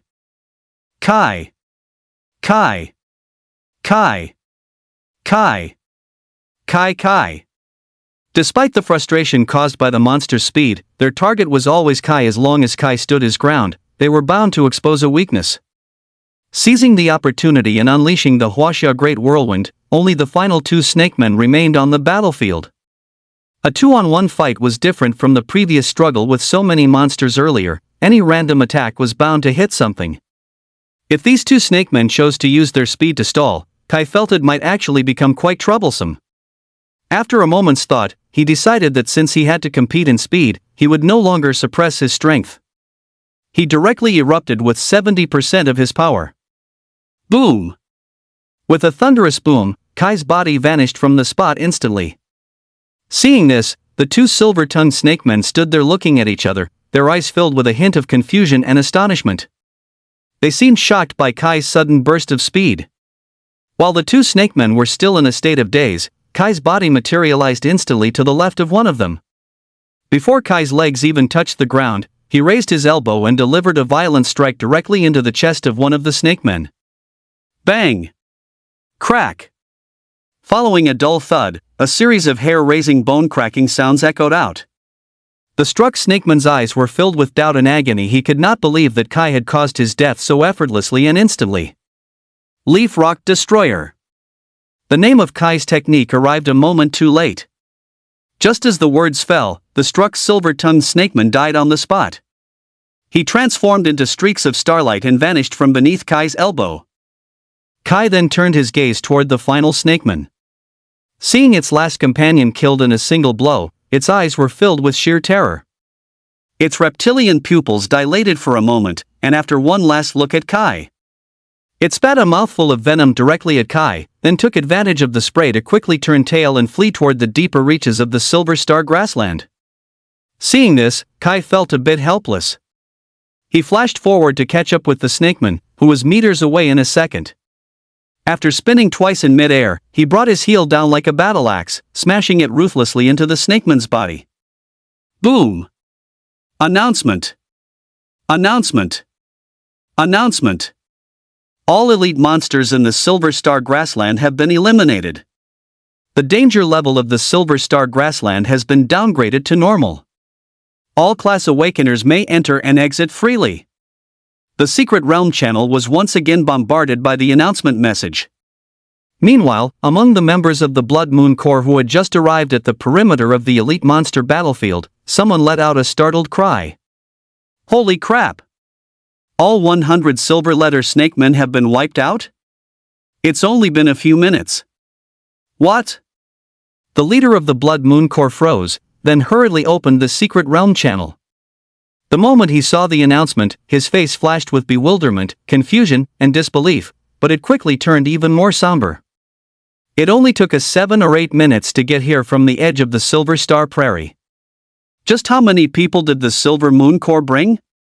They actually took down 100 elite snakemen in just a few minutes. Could it be that even their vice leader came to snatch the silver moongrass? The Blood Moon leader muttered to himself, his face filled with rage and ferocity.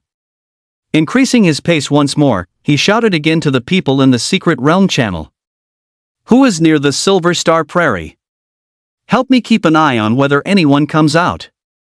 Report to me immediately if you see someone, and I'll give you 100,000 gold coins for a single piece of information. If you spot them and help me intercept them until I arrive, I'll add another 100,000. Upon seeing this message, some class awakening practitioners who originally didn't want to risk their lives for the Blood Moon Corps for 500,000 suddenly became excited. Ooh-hoo! I'm right near the Silver Star Prairie.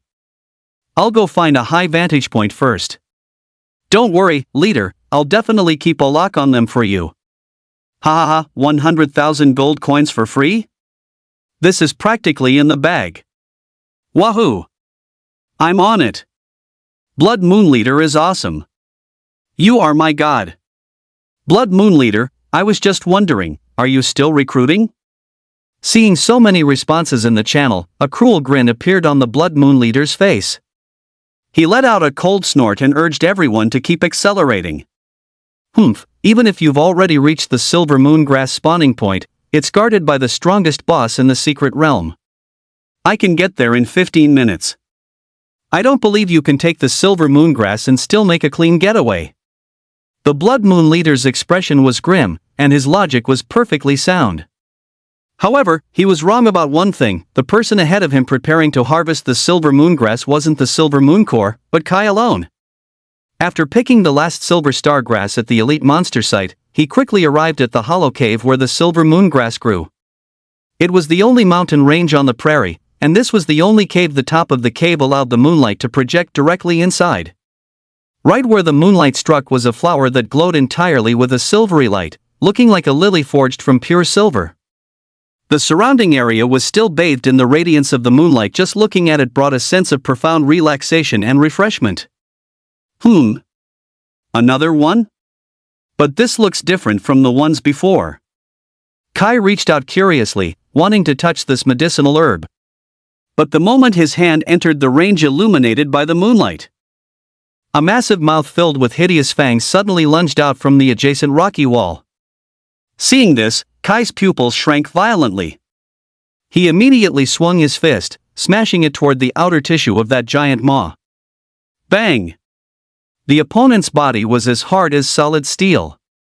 A dull thud echoed upon impact, and Kai's fist went slightly numb from the recoil. Hiss! Kai finally saw the full appearance of the giant mouth's owner. It was a red-eyed bat with a body shimmering in silver.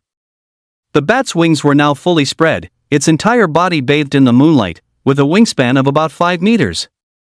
However, the ratio of its head to its body was quite disproportionate. It was even smaller than a human head. But the bat's sharp teeth did not look any less terrifying just because its head was small. In addition to that, Kai also noticed sharp claws over 10 centimeters long on the bat's limbs. The bat stats panel was now fully exposed to the outside world, though unfortunately, Kai could not see it. Silver Moon Blood Bat, Level 25. Description: the guardian beast boss of the Silver Moon Grass and the Silvestar Prairie. It possesses the power to absorb moonlight. The stronger the mana and the weaker the constitution of the attacker, the higher the probability of being controlled by the Silver Moon Blood Bat. Please proceed with caution.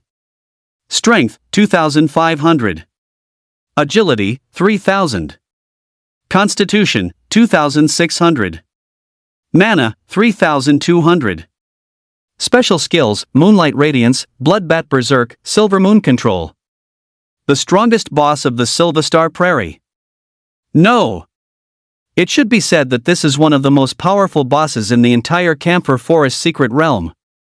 However, because he couldn't see the status panel, Kai was completely unable to realize the prerequisite of Jiang Yixing's repeated instructions. Firing a flare upon encountering a boss required him to actually know the monster in front of him was a boss. It had formed a perfect closed loop. He could only fire the flare if he knew it was a boss, yet Kai would never be able to tell if the monster before him was one. Since this was the first time the Camphor Forest had opened, and the entry level was restricted to those below level 15. The maximum level for monsters should theoretically only be level 22. But the blood bat in front of him was not just a level 25 existence. Among level 25s, it was a boss that could be called virtually unbeatable. Because in the entire world of class awakeners, one thing had always been certain. For instance, with mages, the stronger their mana, the stronger their combat power. Therefore, few mages took the path of physical cultivation, making their constitution their weakness.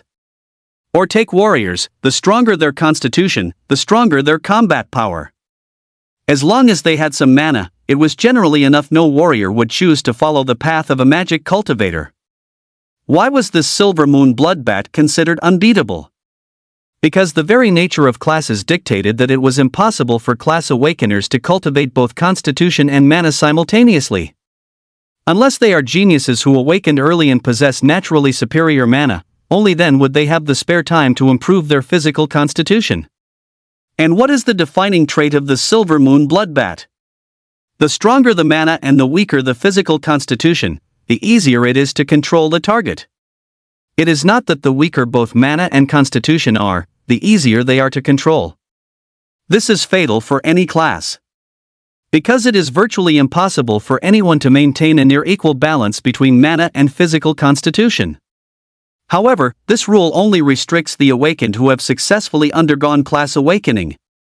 As a classless, Kai perfectly bypasses both of these conditions. During the transition from junior high to high school, those capable of entering top-tier schools like first or second high were undoubtedly those with powerful mana. Because he was a transmigrator, Kai's mana was detected during his high school entrance exams. His mana was far more powerful than that of an average person.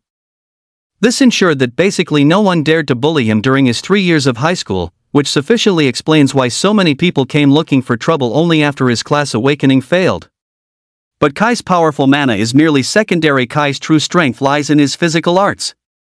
The Silver Moon Bloodbat requires targets with strong mana and weak constitutions, not someone like Kai who doesn't even have a class, yet possesses excessively strong mana and an utterly freakish physical constitution. One could say the Silver Moon Bloodbat is the natural counter to those who have undergone class awakening. But Kai is the natural counter to the Silver Moon Bloodbat.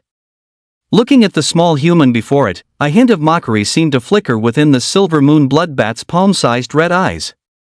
With a piercing shriek, Kai's ears were instantly filled with a buzzing drone. The surrounding air began to vibrate violently. An ordinary person entering this range would immediately lose their hearing. Just as Kai was momentarily dazed by the loss of hearing, a beam of moonlight instantly reflected off the silver moon bloodbat's silver glowing body and onto Kai. Screech! Be submissively controlled by me. The silver moon bloodbat's small head darted around, and its two massive wings flapped rapidly at its sides, appearing extremely excited. But just as it was reveling in its excitement, Kai's body moved abruptly. Boom! Crushing the ground beneath him, Kai's body lunged into the sky. Then, driven by combat instinct, he began to spin rapidly clockwise in mid-air. 1 rotation. 2 rotations. 3 rotations. After spinning for dozens of full rotations, Kai's right leg was like a battle axe falling from the heavens. Crashing down.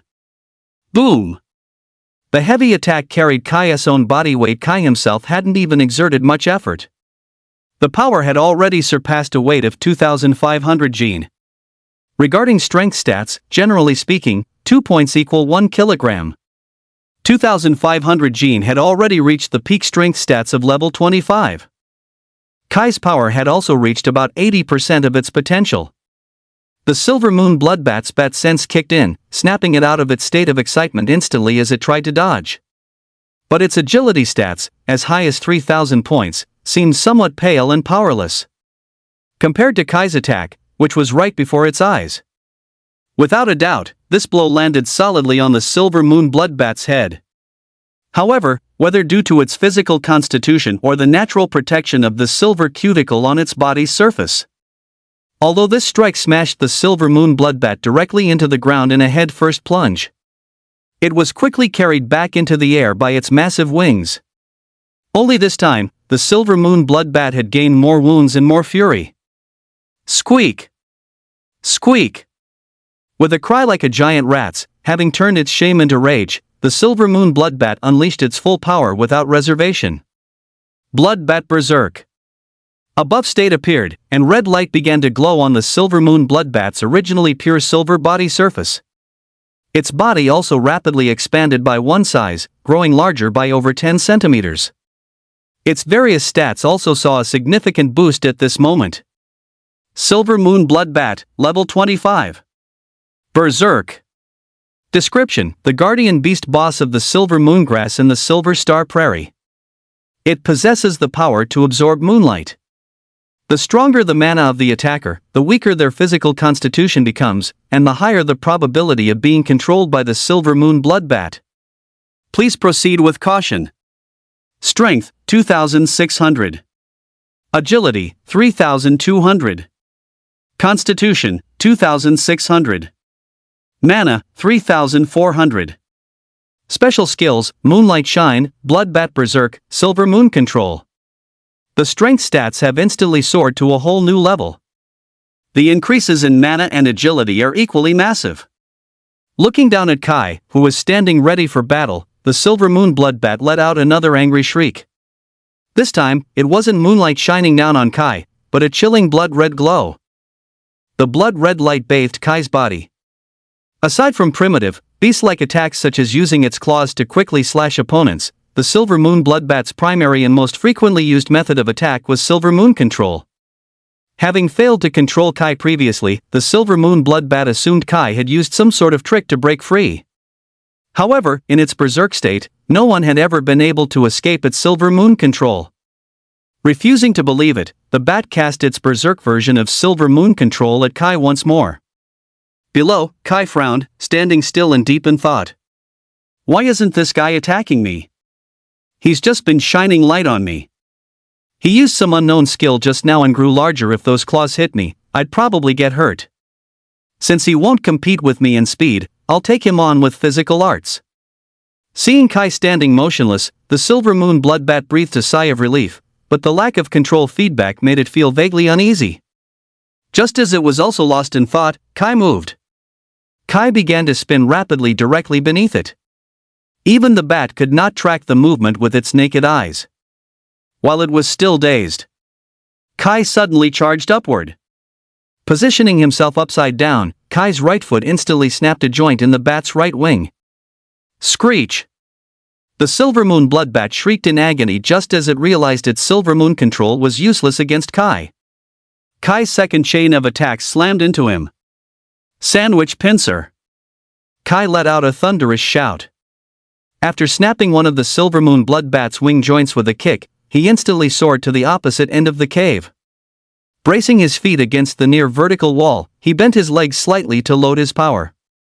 Bang! Boom! His legs snapped straight in an instant, causing the surrounding air to vibrate violently. Immediately after, the thunderous sound of the stone wall shattering under the force of his kick echoed through the cavern. The Silver Moon blood bat's innate bat sense had only just registered the threat when it saw Kai's body fully extended, left foot leading already closing in on its left leg. Bang! This time, despite the protection of its hard silver armor, Kai's kick completely shattered the creature's entire left foot bone. For this strike, Kai poured 90% of the power he had honed through 10 years of training. A full 2,900 caddies of raw force. Combined with the 1,500 caddies of weight even accounting for the offset, the impact slamming into the Silver Moon blood bat's left foot carried a force exceeding that of a level 27 strength stat. With its left foot and right wing joint crushed, the creature clung to its will to survive despite the unbearable agony, exerting all its strength to stabilize its balance. Just as it realized its predicament and prepared to use its 3,200 points of strength to engage Kai in a war of attrition, Kai's final blow had already swung in a wide arc toward the back of its neck.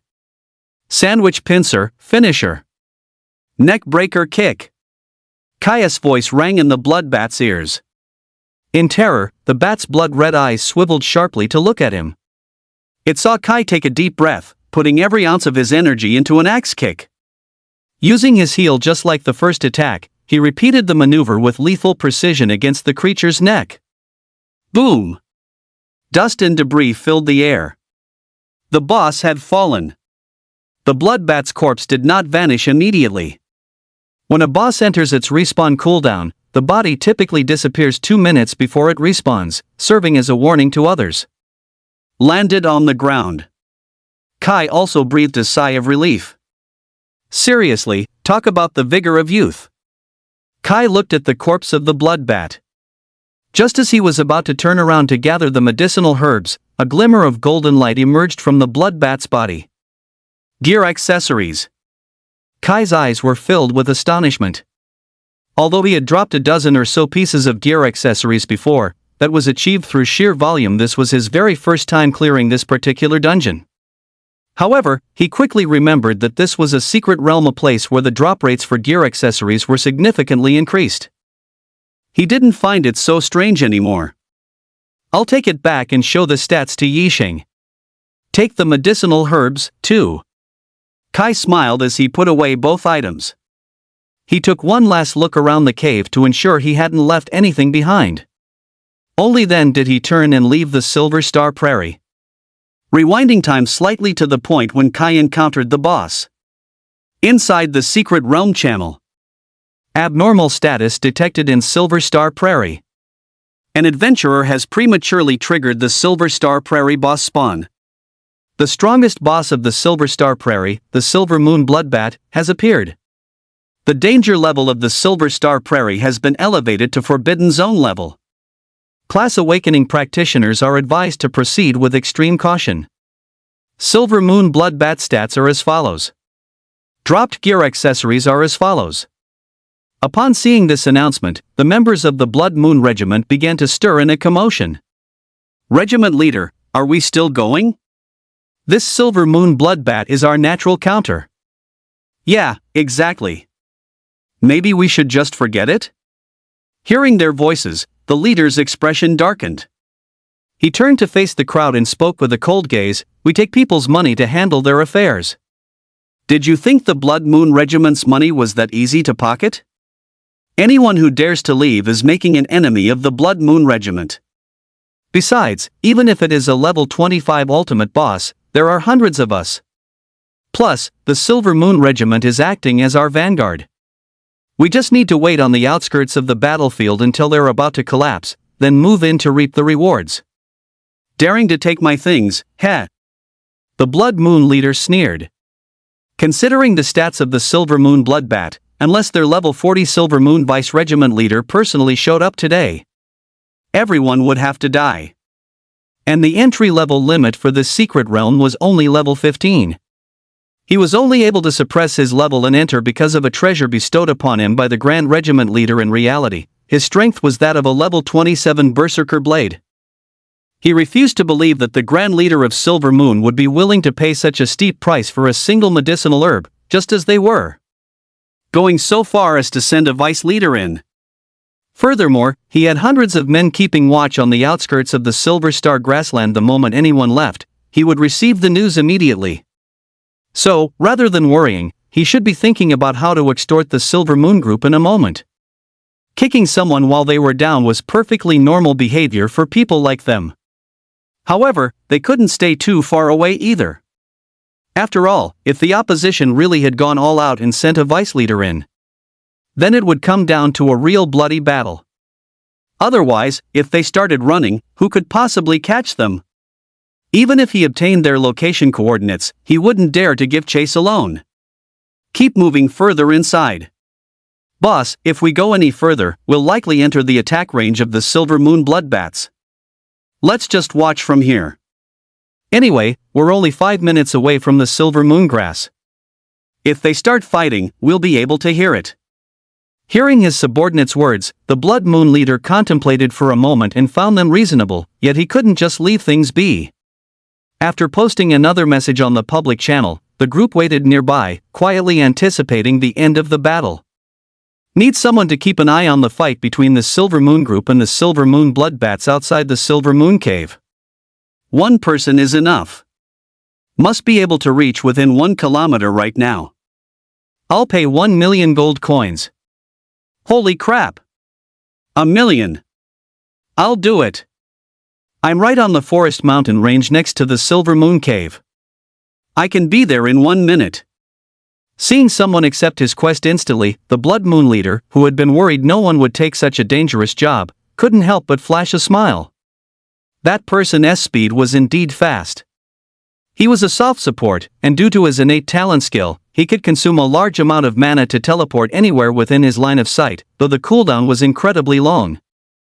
In less than 20 seconds, he teleported from the Camphor Forest mountain range bordering the Silver Star grassland to a high slope near the Silver Moon cave. From here, everything Kai was doing in the cave could be seen clearly. It was just a bit far, making it difficult to make out the finer details. Leader, I've arrived. I see the Silver Moon Bloodbat now. Seeing this message, the Blood Moon leader was overjoyed, and a cruel grin spread across his face. How many people from the Silver Moon group are there? Upon hearing this, the man lay flat on the high slope, squinting his eyes to observe carefully. Then, he saw a green shadow flash instantly. Dust and smoke immediately blanketed one side of the cave, leaving only half of the Silver Moon Bloodbat's body visible to the outside world. Immediately afterward, he heard the words "finishing move." The sound had only just reached his ears, when a voice instantly rang out within the channel. Announcement! Announcement! Announcement! The Silver Moon Bloodbat has been slain. Respawn cooldown is set to 78 hours. The danger level of Silverstar Grassland has been reduced to normal. Good luck to all adventurers. Hearing this voice, everyone was stunned. The Blood Moon captain froze on the spot. They had only just heard the sounds of battle starting. It hadn't even been a minute, and the Silver Moon Bloodbat was dead? Answer me, how many people from the Silver Moon regiment came? The Blood Moon captain was furious, his face filled with disbelief and anxiety. If they couldn't bring back the Silver Moon grass, the Grand Captain's methods were not something a human could endure. Meanwhile, that man was currently gaping, watching the scene before him with a face full of shock. Then he saw Kai pause for a moment and look back at the dropped gear accessories. Thinking Kai was looking at him, he suddenly started shaking in fear. Holy shit! It's just 1 million gold coins, who the hell is going to risk their life for you? Insta-killing a Silver Moon Bloodbat with one move, this guy must be at least level 40, right? I'm not being targeted, am I? Holy shit! Terrified, he hurriedly looked into the distance and directly consumed more than half of his remaining mana to teleport away from the scene. It wasn't until a few seconds after he left that he regained his composure and looked at the public channel. Seeing the Blood Moon Captain's words, he also grew angry. Fuck, didn't you say they were an entire regiment? That was one fucking person. And a fucking monstrously powerful person at that. Do you know I almost got killed? But having braved such great danger to get intel for the Blood Moon Captain, if it wasn't worth $1 million, it should at least be worth 100 or 200,000, right? Where do you get them from? That was one fucking person. I almost died there. If I can't get the $1 million, you at least have to give me 500,000 to treat my injuries. Fuck this, anyone who wants this job can have it. Holy shit, you fucking tricked me into a death trap? Looking at such intense language on the public channel, everyone was completely bewildered. But the Blood Moon Captain had no time to argue with him. One person? Are you fucking kidding me? Are you certain that person was the one who killed the Silver Moon Blood Bat? Seeing the words on the public screen, the man grew furious. To hell with you. He killed the Silver Moon Blood Bat in a single move, and you're telling me their strength is only level 15? Upon seeing this message, the Blood Moon Captain was also completely stunned. However, he couldn't give up on the Silver Moon Grass that easily, especially after someone had one-shot the Silver Moon Blood Bat. Damn it, Silver Moon Regiment, you really spared no expense this time. With a face turned ashen, the Blood Moon Captain led his team, exerting every ounce of their strength as they sprinted toward the location where Kai had just been. He wanted to intercept the Silver Moon Grass from him, even buying it would suffice. If they failed to get it, having their skin flayed back at base would be considered a light punishment. Speed up. Pick up the pace. If we don't get the Silver Moon Grass today, you'd better be prepared to face the Grand Captain's wrath. The Blood Moon Captain's expression was hideous, his face twitching from fear, making him look even more demonic. At the mention of the Grand Captain's punishment, the entire group shuddered. Their feet seemed to catch the wind as their speed surged once more. Meanwhile, after leaving the Silver Star grassland, Kai wasn't quite sure where to go next. Realizing there were still 3 days until the rendezvous, he carried his backpack and began wandering the secret realm, looking for random monsters to practice his sandwich pincer attack. Although it had worked smoothly earlier, it still felt somewhat unpolished and lacked a sense of seamless execution, which made him feel quite uneasy. On the other side, the group arrived at the Silver Moon Cave within 3 minutes. Upon seeing that only a worthless nub of a grass root remained on the moonlight-bathed stone, the Blood Moon Captain went into a frenzy, swinging his greatsword and hacking wildly at the surrounding rock walls. The cave was slashed into fragments and began to collapse. Bastard! The Blood Moon Captain's face was incredibly grim, looking so dark it seemed as if water might drip from it. Ultimately, there was only one option left. But before that, he wanted to check if the class awakeners he had stationed around the perimeter of the grassland had seen anyone entering or leaving. Little did he know, because of the earlier feat of one-shotting the boss, the crowd's fear of this mysterious person had already surpassed their fear of refusing to cooperate with the Blood Moon Regiment. Holy shit, one-shotting a Silver Moon Blood Bat? That person must be at least level 35. If that expert found out they were spying on him for his rivals, wouldn't he just slaughter all of them lackeys instantly? As a result, everyone vanished in an instant. No matter how much the Blood Moon leader shouted in the public chat, they remained silent, not daring to respond. Since the public chat was anonymous anyway, they figured they could do whatever they wanted. At worst, they would just give up on those 100,000 gold coins.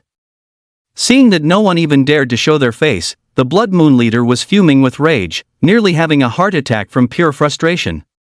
Suppressing his anger, he could only try one last method. Members of the Silver Moon Regiment, our Blood Moon Grand Leader has personally requested the Silver Moon Grass. If you have it, please come to the top floor of the Secret Realm Lobby Hotel after the realm closes. We are willing to purchase it at a high price. This message continued to flood the screen, accompanied by warnings to others not to push the message out of view.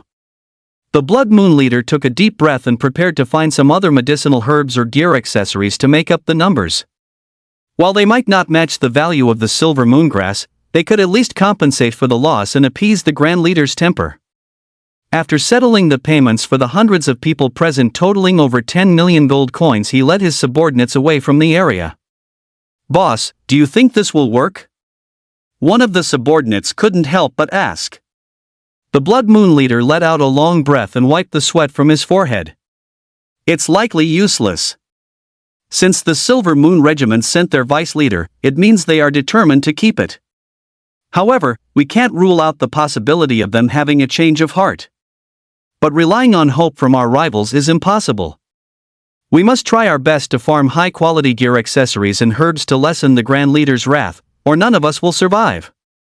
Hearing this, everyone couldn't help but gulp, cold sweat breaking out uncontrollably. They began searching the surrounding area for various treasures. This incident soon passed. Time reached the 6th day since the opening of the secret realm. Kai finally fired the flare gun. Swoosh! A whistling sound echoed throughout the entire secret realm.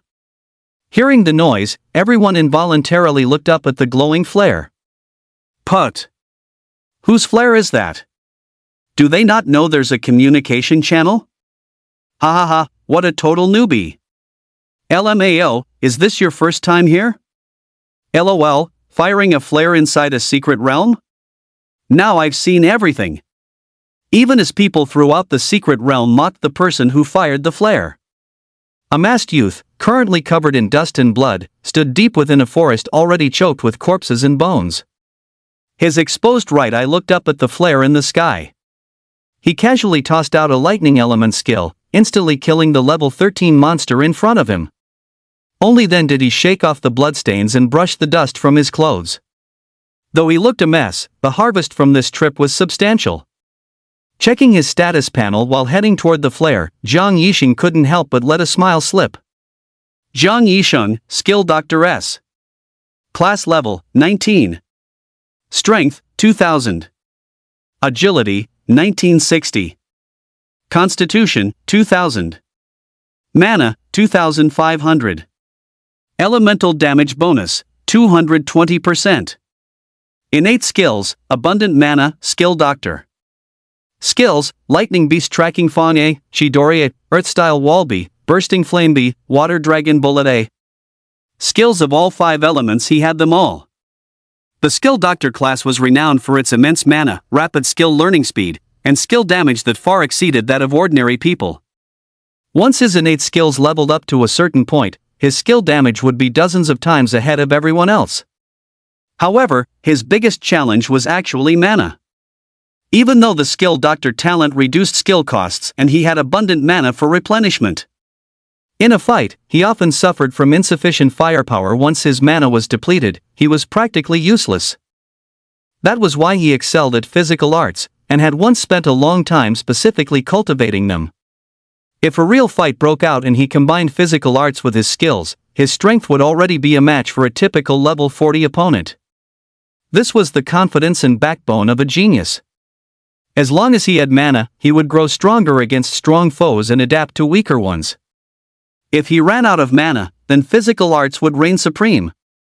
The current me should have surpassed Guy by now, right? The corners of Zhang Yixing's mouth curled up as he thought of that iconic smile and thumbs-up gesture. He couldn't help but feel his hands itching for action. Back when he was with the Scarecrow, he frequently had the chance to battle mysteries in humans. Now that he had stepped away, he found himself a bit poorly adjusted to the piece. Soon after, Kai and Zhang Yixing soon crossed paths. Upon seeing Zhang Yixing, a smile broke out across Kai's face. "Oh! Yixing, over here, over here!" Kai waved his arms excitedly. Seeing Kai, Zhang Yixing accelerated his pace, leaping from over 10 meters away to Kai's side in just 2 steps. "So happy? Did you harvest anything good these past few days?" Zhang Yixing asked, looking at a Kai who was even more excited than usual. "Ha, as expected of my best friend, you saw through it at a glance." Kai's bright white teeth were as dazzling as ever. Jiang Yixing couldn't help but twitch the corner of his mouth. You're completely transparent, okay? I've been waiting for you for 3 days. Come, help me see what effects these herbs have? Kai placed his backpack in front of Jiang Yixing. Opening the bag, Jiang Yixing saw it was packed to the brim with silver stargrass, leaving him stunned on the spot. He then quickly scanned the stats of the silver stargrass. Silver stargrass, a silver, star-shaped herb with a 3-year growth cycle found in the silver star grasslands of the camphor forest. It can be consumed directly or mixed with the blood of a silver moon bloodbat to enhance its effects. Stats bonus, increases agility stats by 60 points and mana by 50 points. When using light element or metal type attacks, damage is increased by 50%. Special effect, after consuming silver stargrass, using silver moongrass can significantly increase one's agility stats and elemental damage. Effect when mixed with silver moon bloodbat, increases agility stats by 100 points.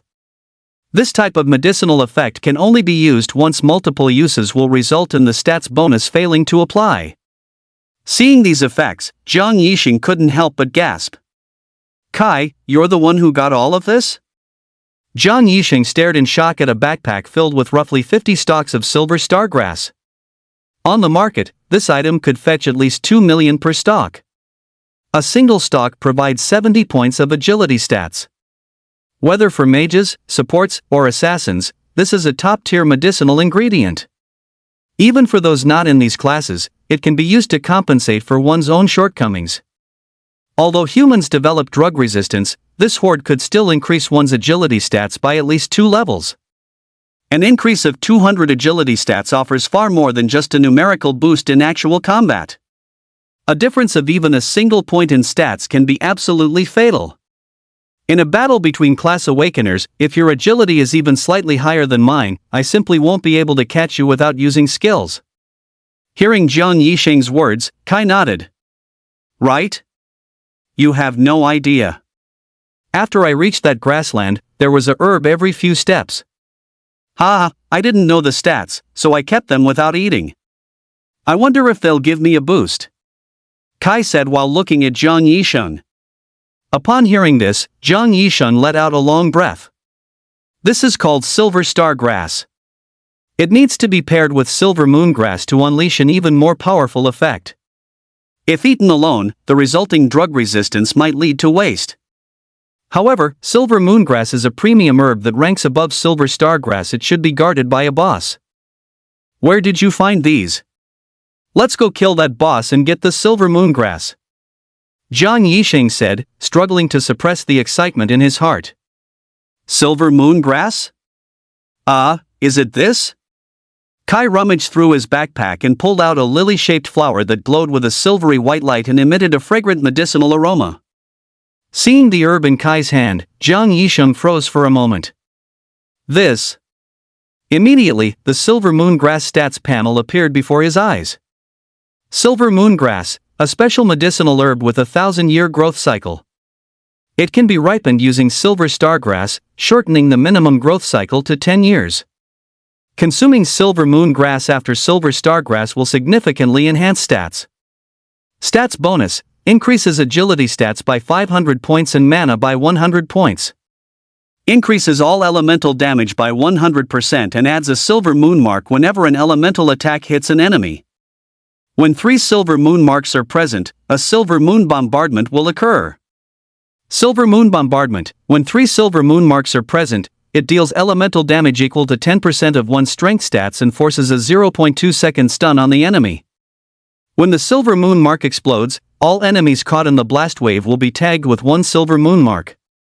Star moongrass combined effect, increases agility stats by 500 points and mana by 150 points. Increases all elemental damage by 120% and raises the silver moon mark limit to 4. After 3 marks explode, 1 will remain. When the explosion from other enemies hits a target with 4 marks, an extra mark is automatically added, creating a chain explosion effect. Looking at these stats and skill effects, Jiang Yixing was completely stunned. This, Jiang Yixing thought about his skills and the silver moon mark of the silver moongrass. If he used it on the battlefield, wouldn't he basically become a human bomber? However, Jiang Yixing didn't just take Kai's items blindly. After excitedly explaining the stats of the silver moon grass and silver star grass to Kai fell into deep thought. This stuff doesn't seem to be of much help to me," Kai said, rubbing his chin. "I remember you focus mainly on elemental damage, right, Yixing? If you need it, you can have it." "I was just going to sell it for cash anyway." Jiang Yixing froze for a moment upon hearing this, then immediately became excited. But after a brief moment of excitement, he calmed himself down. "Since you were going to sell it, I'll buy it from you. This thing is far too valuable." "If you just gave it to me, I really wouldn't have anything to offer that could repay such a massive favor." Hearing Jiang Yixing's words, Kai shrugged. Jiang Yixing then performed an on-the-spot appraisal. His knowledge and experience were among the best even in all of China. But to ensure Kai didn't lose out, after estimating a value of 10 million gold coins, he added another 2 million as a buffer. Even if he overpaid, Jiang Yixing wouldn't regret it after all. The right items must be used in the right places. For instance, if this went to Kai, the silver moon mark would be a complete waste. He transferred 15 million gold coins to Kai right then and there. Only then did Jiang Yixing feel comfortable consuming the silver star grass and silver moon grass. He had also purchased one stock of silver star grass for 3 million. After all, using the two together would yield the maximum effect. After he finished consuming the herbs, Kai looked at Jiang Yixing. "Well, any changes?" Hearing this, Jiang Yixing let out a long breath and then opened his stats panel.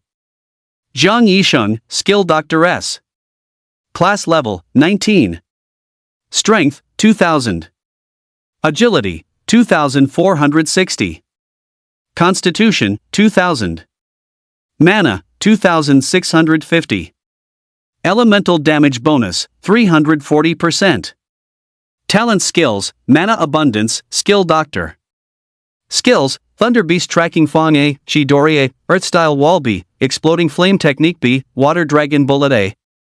Seeing the agility shortfall on his stats panel instantly surged, even surpassing his strength stats, Jiang Yixing couldn't help but gasp. 340% extra elemental damage.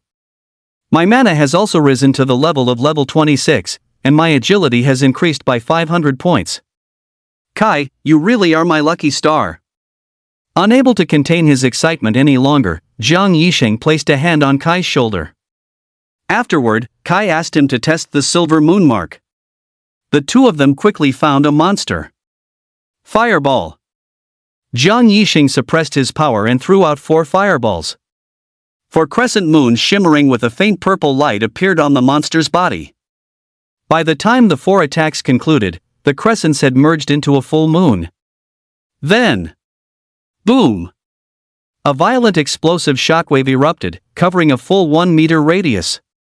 10% of his strength stats, which is 200 elemental damage combined with his 340% bonus, resulted in more than triple the extra elemental damage. In an instant, the explosion left the monster on the verge of death.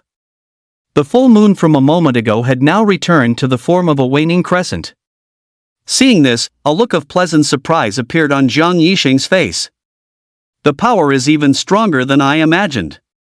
However, Kai couldn't understand Jiang Yixing's joy. Why does the power feel a bit underwhelming?" Kai asked, sounding puzzled. Hearing Kai's question, it seemed as if Jiang Yixing had already anticipated it. Jiang Yixing led Kai to a gathering spot for monsters. "Kai, watch closely." Fireball. Jiang Yixing was afraid of accidentally blowing the monsters to bits, so he tried to use skills with the lowest possible damage. First, he applied 2 marks to each of the 2 monsters and 1 mark to the monster at the very back. He waited until the monsters had gathered within the 1 meter explosion radius. Jiang Yixing then slammed 2 more fireballs directly onto one of the monsters that already had 2 marks. 4 marks were collected, 3 were consumed, and it exploded instantly. The first explosion applied a first layer of marks to all monsters, while the monster at the very back now had 2 layers. The monster that triggered the first explosion originally had 4 marks, now it had 1. Then, the monster that just reached 2 marks exploded again. The mark count on all monsters rose to 2, while the last monster's mark count rose to 3. Another explosion. Boom! All monsters now had 2 marks. Meanwhile, the mark count on the head of the first monster to explode had once again reached 3. Boom! The second one. Boom! With continuous and frequent explosions, even though the power was only level 6-7 elemental damage, the monsters still couldn't withstand the barrage. Soon, only one dying monster remained in the field. Zhang Yisheng followed up with a final fireball, and the monster died. Seeing this scene, Kai's expression froze for a moment, and then he felt his brain go into total overload. Impressive. Kai struggled for a long time, unsure of what to say, and instead pulled out the last piece of loot from Uzi. Yisheng, can you help me check the stats of this gear accessory? Hearing that Kai had even more loot, Zhang Yisheng couldn't help but widen his eyes. Holy crap! You have more? Zhang Yisheng's face was full of shock. What exactly had Kai done? Did he slaughter his way through the entire grassland? But considering Kai's strength, slaughtering his way through the entire grassland wouldn't be much of a challenge except for the boss. He then looked at the necklace Kai had produced, which was adorned with 8 Magatama beads the size of fingernails. Silver Moon Necklace, level 25 gold. Stat bonuses, agility increased by 300 points. The duration of control skills will gradually increase based on the user's own strength, stacking up to a maximum of 1 second. Special skill, Silver Moon Radiance when fighting under the moon, agility stats increase by 20%, strength stats increase by 10%, and magic damage increases by 20%. The effect scales with the phases of the moon. A crescent moon provides the least bonus, while a full moon provides the most. Seeing this gear accessories, Zhang Yisheng gasped once again. Isn't this a drop from the Silver Moon Blood Bat? Kai, how did you get this? Zhang Yisheng fixed Kai with a sharp gaze. Kai was momentarily stunned by the question, looking equally bewildered. When I was gathering silver moon grass, I did kill a big bat. It was really weak and didn't have much of a will to fight. It basically just stood there taking hits, and it only started resisting when it was almost dead. Kai said, scratching his head. I really didn't know that thing was a boss. Seeing Kai's expression, Zhang Yisheng felt a bit suspicious. However, Kai had managed to take down the Silver Moon Bloodbat without even realizing it was a boss or being able to see its stats? But according to the intel, wasn't the Silver Moon Bloodbat capable of controlling? Thinking of this, Zhang Yisheng's eyes lit up. So that's how it is. Kai looked at the beaming Zhang Yisheng, completely baffled. What's wrong? Zhang Yisheng then proceeded to explain the Silver Moon Bloodbat's skills and the effects of its blood to Kai. Hearing this, realization dawned on Kai. So that's how it is. No wonder that big bat didn't attack me. In that case, let's hurry up and collect the Silver Moon Bloodbat's blood. The Silver Star Grass becomes much more powerful after being soaked in its blood, right? Hearing Kai's words, Zhang Yisheng didn't rush into action. After returning the gear accessories to Kai, he took a Silver Star Grass out of his backpack and handed it to him. Try consuming one to see the effect. Even though you don't need the elemental damage bonus, this thing also increases agility stats. Having it higher is always better than not. Without hesitation, Kai took the herb and swallowed it. The moment it entered his mouth and touched his saliva, the Silver Star Grass dissolved instantly, surging into Kai's body and flowing through his limbs and bones. However, after a while, Kai smacked his lips a few times, yet he still felt no sign of any change in his body. It's not working, Kai said. Hearing Kai's words, Zhang Yisheng was also taken aback. He then looked at the Silver Star Grass. There were definitely stats. Try eating another one, Zhang Yisheng said, narrowing his eyes. Upon hearing this, Kai picked up another stalk and consumed it directly. After a while, Kai still didn't feel any noticeable improvement. It could even be said that he felt nothing at all. Seeing that the medicinal herb had indeed taken effect on Kai, Zhang Yisheng used the knowledge he had acquired over years of study to explain the situation. It's likely because your own stats are too strong, Kai. The bonus from this herb isn't even enough for you to feel it clearly. Plus, drug resistance sets in starting from the second stalk. In that case, let's not waste them, just take them out and sell them. However, while the silver star grass isn't very useful, you should be able to feel a clear difference from the one soaked in the blood of the silver moon blood bat. Hearing Jiang Yisheng's words, Kai believed him unconditionally.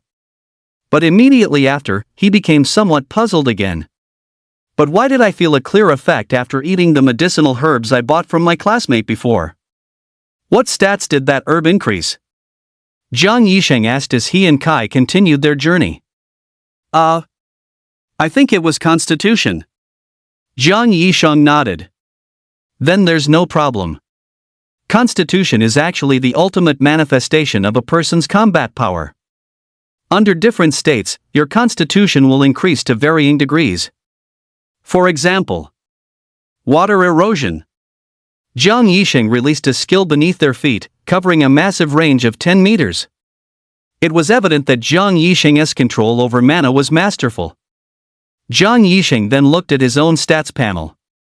His constitution, which had originally risen to 2,000 points, had now dropped to 1990. This is a negative status. Similarly, if you receive a positive buff, your constitution will rise. Constitution is a feedback of a person's overall state, not just a single stat like strength or agility. It is more vague. Increasing constitution actually increases your overall stats. Both strength and agility will improve. Even if you only increase your constitution by 1 point, you will feel a clear difference. Do you understand now? Jiang Yisheng looked at Kai. Hearing this, Kai finally had a realization, so that's how it is. Oh, by the way, silver star grass only increases agility by a few dozen points, yet it can sell for millions. That physical type medicinal herb my classmate sold me earlier was said to be worth only 100,000 gold coins. Roughly how many constitution points would that increase? 100,000 gold coins? Jiang Yisheng raised an eyebrow. That depends on the quality of the herb and which dungeon it dropped from. Since it was a few months ago, it probably dropped from a novice dungeon, right? In that case, the quality probably wasn't very high. Combined with the fact that it only sold for 100,000 gold coins, it likely only offered 1 point, definitely no more than 2.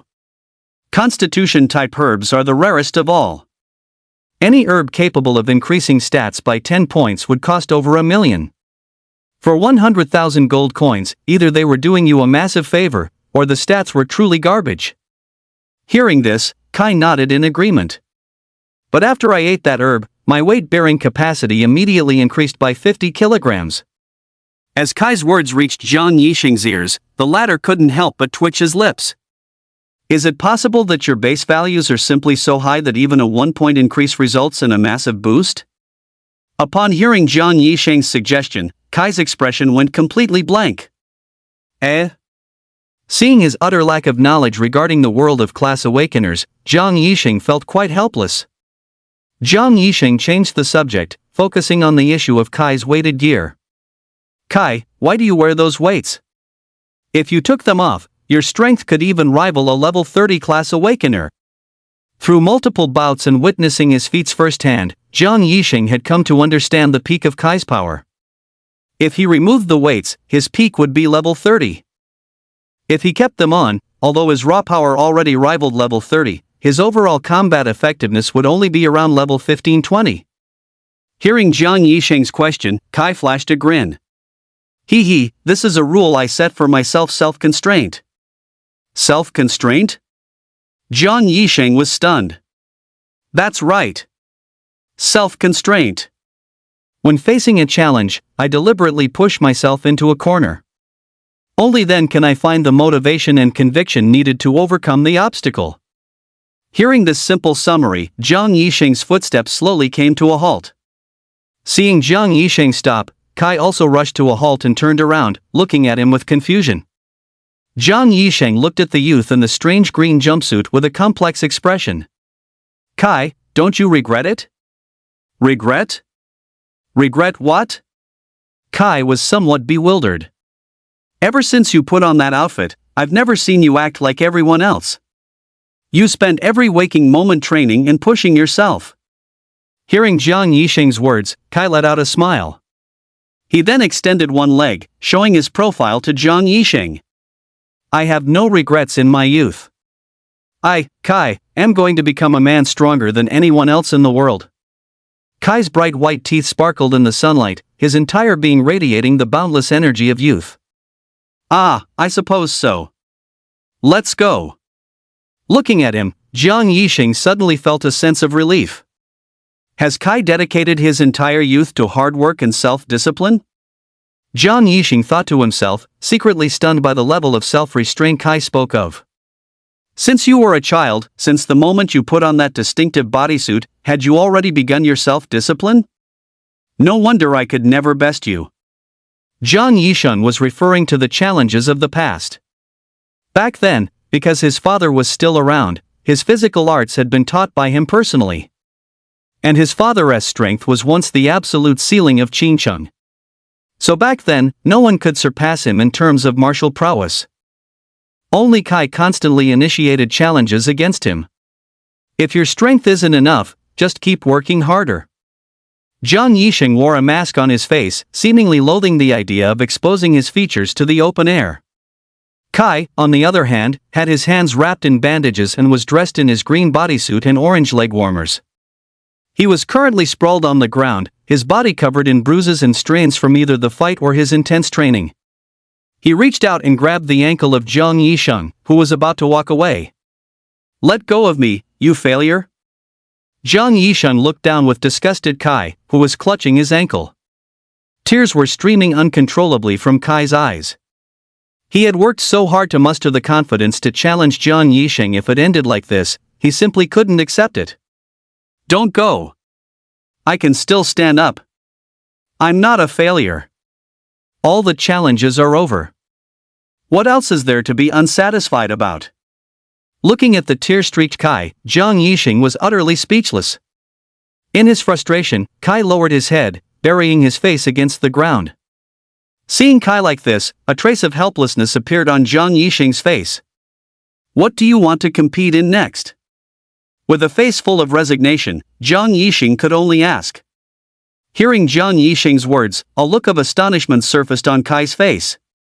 The two then began playing rock-paper-scissors on the mountain, which was covered in rocks and jagged craters. His thoughts snapped back from the past to the present as the two reached the spot where the silver moon bloodbat had died. Inside the cave. Jiang Yisheng squinted his eyes as he looked at the silver moon bloodbat, whose blood had been completely drained. What happened? The silver moon bloodbat's blood has been drained dry. After the two exchanged a glance, Jiang Yisheng continued, it seems someone beat us to it and took the silver moon bloodbat's blood. They must be after the Silverstar grass. Then how did you manage to get so much Silverstar grass? A look of contemplation appeared on Jiang Yisheng's face. Kai stood to the side, staring at the silver moon bloodbat, which was now completely shriveled, leaving nothing but a layer of skin. Yisheng, doesn't the boss here respawn? Can't we just wait here for it to respawn and kill it again? Hearing this, Jiang Yisheng nodded.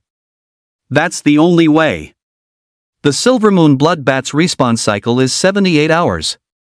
Others are targeting the Silverstar grass too. Since they took the blood, they'll definitely come back to check multiple times. After all, to get the best stats bonus from the Silverstar grass, you must use the silver moon bloodbat's blood as a catalyst. They're playing the waiting game quite well. Jiang Yisheng began to look a bit worried. If the other party had too many people, they might not be able to collect all of the silver moon bloodbat's blood. Upon hearing this, a thoughtful expression also appeared on Kai's face. Well, he didn't really understand, but he was deeply impressed. So you're saying we have to keep hiding here? Yes, it's best if we don't expose ourselves. The most dangerous place is the safest place. We'll wait until the last day of the respawn to enter the cave. For now, let's head over to the camphor forest. Taking Kai along, Jiang Yisheng and Kai soon arrived at the camphor forest. Having confirmed the situation at the scene, the two left the Silverstar grassland and went to the camphor forest to wait out the respawn time. Meanwhile, in the outside world. In one of the elite academies in the capital city. Jessie sat at her desk, her fingers rhythmically tapping against the tabletop. You're telling me that Kai one-shot a level 10 elite monster? Jessie stared coldly at the fat and skinny duo. The duo swallowed hard under her gaze. Yes, that's right. Kai is definitely stronger than you realized, boss. He even took down that S-rank genius from Shindu number 7 high school. Hearing the fat man's words, a vein throbbed on Jessie's forehead. Then why didn't you report this to me back in Shindu? Why did you wait until we returned to the capital to tell me? Jessie's eyes flared with rage as she glared at her two incompetent subordinates. She had just told them to provide real-time updates, yet they had immediately made a fool out of her. The duo exchanged a glance. Boss, didn't you say, unless Kai was on the verge of death, we shouldn't bother you with unimportant news? The vein on Jessie's forehead bulged even more prominently. One-shotting a level 10 elite monster and you're telling me that that's unimportant news? Jessie clenched her fists and roared at the two of them. Boss, please calm down. Arg. After a thorough scolding, Jessie calmed down significantly.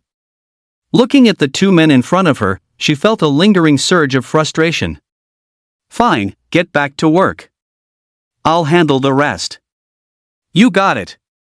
The two scurried out of the room, their faces bruised and swollen. Jessie sat back down at the desk, a contemplative look appearing in her eyes. Is this your trump card? What kind of trick did you use this time?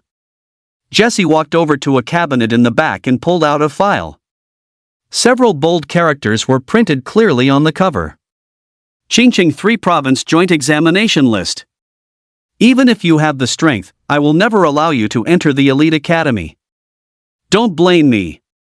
Jessie looked coldly at the Awaken entrance exam roster in front of her. The list was filled entirely with S-class and A-class players. Looking at the roster in front of her, a flicker of emotion finally surfaced on Jessie's cold face as she added Kai's name directly to the last slot of the pre-drafted list. Consequently, the person previously ranked at the bottom was struck from the list. If you want to enter the elite academy, you have to take down someone on that list, otherwise, don't blame me. Jessie's expression turned somewhat melancholy as she handed the list over to be sent out. While Kai and Jiang Yisheng were busy exploring the secret realm, everyone else was elsewhere preparing for the Awaken entrance exam. Looking at her level, which had already reached level 11, Shui rested for 2 hours before re-entering the Goblin tribe on normal difficulty under the watchful eyes of others. Holy crap, I'm spent. Can we take a break for a bit? Rest? You go ahead and rest, but we're going to keep grinding. There's less than half a month until the Awaken entrance exam. If you rest, students from other schools certainly won't. Several students from Kai's class remarked. Zhao rested for 2 hours, and once his cooldowns had reset, his gaze drifted toward the group of homeroom teachers, noticing one was missing. Where is Kai? As he pondered, Blondie spoke up beside him. Boss, my cooldown is up. Mine too, the boy with glasses added. Snapped back to reality by the two, Zhao ignored his tattered armor and clothes and headed back into the normal difficulty dungeon to continue grinding. Everyone was pushing themselves to the limit for the grand event that happened only once a year, now just half a month away. Ming was also breaking a sweat on the school grounds. Senior isn't here, so I can't slack off either. If I can't finish 500 laps, I'll do 1,000 side-to-side jumps. If I can't do 1,000 jumps, then it's 1,500 push-ups. And if I can't do 1,500 push-ups, then it's 2,000 kicks on the wooden post. He constantly set hurdles for himself in his mind, refining his physique and power delivery through repeated exertion. Inside Kai's classroom, those who hadn't gone on the cultivation trip were all gathered for theoretical instruction. From the moment they declined the cultivation trip, they were destined to never get into the elite academy, and some might even miss their chance at a regular college. Ning sat in the classroom, watching the green figures breaking a sweat on the playground, his mind unconsciously drifting to thoughts of Kai. But immediately after, he grew despondent again. Kai, I told you long ago that a cultivation journey could get you killed. Wouldn't it be better to just drift through life comfortably in Qing City?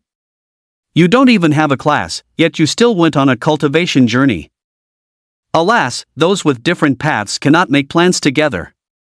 A look of relief appeared on Ning's chubby face. Kai was someone he didn't have much interaction with anyway, and from this point on, they likely wouldn't have any communication in the future. He was going to get into a university, while Kai might only end up at a vocational college or something similar. From this moment on, they were already people from two different worlds. Looking at the blackboard in front of him, Ning buried his head in his studies. 2 days passed quickly, and Kai and Jiang Yixing soon faced the respawn day of the boss, the Silver Moon Blood Bat. Kai, what are the characteristics of the Silver Moon Blood Bat? Kai froze for a moment upon hearing the question.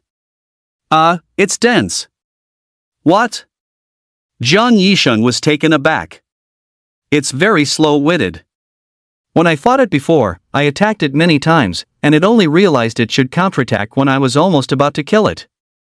Hearing Kai's words, Jiang Yixing found it difficult to discern the Silver Moon Bloodbat's stats. There's no choice, we'll just have to see when the time comes. Jiang Yixing and Kai moved rapidly through the Silver Star grassland. The leader of the Blood Moon mercenaries looked at the entrance of the Silver Moon Bloodbat's cave several hundred meters away. A smirk involuntarily curled onto his lips. I almost let you guys trick me. Boss, will they really come? A lackey from the Blood Moon mercenaries couldn't help but ask. After all, they had less than a month before they had to leave. If they fell into the hands of the large groups by then, it wouldn't just end like this. Hearing his subordinate's question, a sinister look appeared on the Blood Moon leader's face. Since they got the Silver Star grass, they will definitely need the blood of the Silver Moon Bloodbat when they turn back. If I hadn't suddenly remembered, I would have almost forgotten about this. But fortunately, to fully soak those Silver Star grasses, they must slay at least 2 Silver Moon Bloodbats. I don't believe they can resist. Silver Star grass soaked in the blood of the Silver Moon Bloodbat is on a completely different level compared to normal Silver Star grass. We just need to wait here. Unless they really don't want it, they will absolutely clash with the Silver Moon Bloodbat again. Hearing their leader's words, the group looked at each other and settled down patiently, waiting for the Silver Moon Bloodbat to respawn. Send someone to check if the Silver Moon Bloodbat's corpse is still there. The Blood Moon leader whispered. Upon hearing this, a subordinate with relatively high agility stats stepped out from the crowd. Under everyone's watchful eyes, the man quickly reached the spot where the Silver Moon Bloodbat's corpse had been. The corpse had already vanished, which meant the Silver Moon Bloodbat was about to respawn. Boss, the Bloodbat's corpse is gone. An excited look appeared on the subordinate's face. A grim smile spread across the Blood Moon leader's face. Arrange for people to keep watch at all times. As soon as there are mana fluctuations or signs of combat, wake the others immediately. Take shifts 24 hours a day. Not a single pair of eyes can blink at the same time. You all know how cruel the Great Commander's methods are, don't you? The Blood Moon leader said, looking at the subordinates around him. Everyone couldn't help but shudder, then nodded their heads like chickens pecking at grain. I'm going to rest for a while. If anything happens, wake me up immediately. The Blood Moon leader's face was full of exhaustion. It looked like he hadn't rested for a long time. Understood. The group nodded. 5 or 6 people were assigned to watch the cave entrance, while the others took the opportunity to rest. Meanwhile, Jiang Yixing and Kai were watching this scene from a distance. Just as I thought, someone is guarding it. Jiang Yixing and Kai had clearly seen the subordinate move forward to check on the Silver Moon Bloodbat's corpse. Yixing, are we still going to kill the Bloodbat? Jiang Yixing took a moment to weigh the situation. The entry level for this dungeon is capped at level 15. This means that unless those people are all on par with the Elite Academy rankings, they definitely won't be able to beat the 2 of us. However, I've seen treasures before that can forcibly suppress a person's level to a lower tier. But large factions usually only have one of those items. Considering the value of something like Silver Moon Grass, they are clearly from a major power. So, there's at least one class awakener above level 20 waiting for us to take the bait. Hearing Jiang Yixing's words, Kai nodded solemnly. In that case, leave the level 21 to me. Yixing, you handle the rest. There is still a chance for the 2 of us to win. Kai said. Hearing Kai's words, Jiang Yisheng thought it over repeatedly. Only after confirming that he hadn't missed any key information did he agree with what Kai had said. In that case, be extremely careful. If any unexpected situation arises, don't worry about the other person, escape immediately, understood? Jiang Yisheng looked at Kai and said. Upon hearing this, Kai glanced at Jiang Yisheng and then nodded. Understood. The words had just left his mouth. A dark shadow and a green figure instantly appeared at the entrance of the cave. Holy crap! Someone actually came. The lookout from the Blood Moon Regiment felt a jolt of shock, which was immediately followed by sheer ecstasy. Didn't this mean that he and his comrades wouldn't have to suffer anymore? With that thought, one of them hurriedly woke everyone else up. The leader of the Blood Moon Regiment hadn't fallen asleep yet. Hearing that someone had arrived, he snapped his eyes open and stood up. He wore a twisted smile, his eyes unable to hide his murderous intent. Silver Moon Regiment. Kai and Jiang Yisheng took a defensive stance as if bracing for a confrontation with Silver Moon bloodbats, while simultaneously scanning their surroundings with their peripheral vision, waiting for the enemy to appear. Just then, the two heard the roar of the Blood Moon leader, followed by the appearance of a scarred man dressed entirely in red, standing just a few meters away from them. Seeing this man, Kai and Jiang Yisheng exchanged a look. Silver Moon Regiment? Hearing this familiar term, Jiang Yisheng's mind began to rapidly search his memory. The Super Regiment ranked second among the mercenary groups in the capital. Could they be from the Blood Moon Regiment? He reasoned that aside from the top-ranked Blood Moon Regiment, basically no group ranked third or lower had the strength to challenge the Silver Moon Regiment. Jiang Yisheng signaled Kai not to act rashly, then looked toward the opponent. Is there something you need, sir? Jiang Yisheng inquired calmly. The scarred leader of the Blood Moon mercenaries glared at Jiang Yisheng, his expression shifting as he knit his brows tightly. You aren't from the Silver Moon mercenaries? The scarred man looked at Jiang Yisheng with suspicion. Jiang Yisheng let out a cold sneer upon hearing this. Who knows? Isn't it common knowledge that Silver Moon doesn't recruit male members? Hearing such an ambiguous answer, the scarred man fell into thought for a moment. No, this isn't the imperial capital. Hardly anyone here knows about mercenary organizations, let alone the rankings. Members of other groups wouldn't dare impersonate Silver Moon either. Everyone knows they're an all-female squad. Impersonating them carries a massive risk of exposure. It seems they are hidden experts kept under wraps by Silver Moon. The scarred man quickly rationalized the duo's true identities, but even so, his objective remained unchanged. Hand over the Silver Moon grass. You can keep the Silver Star grass and the Silver Moon bloodbat. Our Blood Moon squad only wants the Silver Moon grass. But I also know the rules. We both know each other's strength, and going to war wouldn't benefit anyone. Name your price for the Silver Moon grass. I'm willing to buy it. Hearing this, Jiang Yisheng felt a sense of certainty. It really is the Blood Moon mercenaries. The Silver Moon grass isn't in our hands. At those words, the Blood Moon leader's expression darkened. Are you refusing to hand it over? No, I'm serious. After we finished gathering the Silver Star grass, we thought no one could compete with us for the Silver Moon grass. But a mysterious person beat us to it, snatched the grass, and even killed the Silver Moon bloodbat. And I don't know which bastard did it, but they drained all the blood from the bat we needed, causing us a 3-day delay. Jiang Yisheng deliberately emphasized the word bastard, sounding as if he harbored a deep grudge against the person.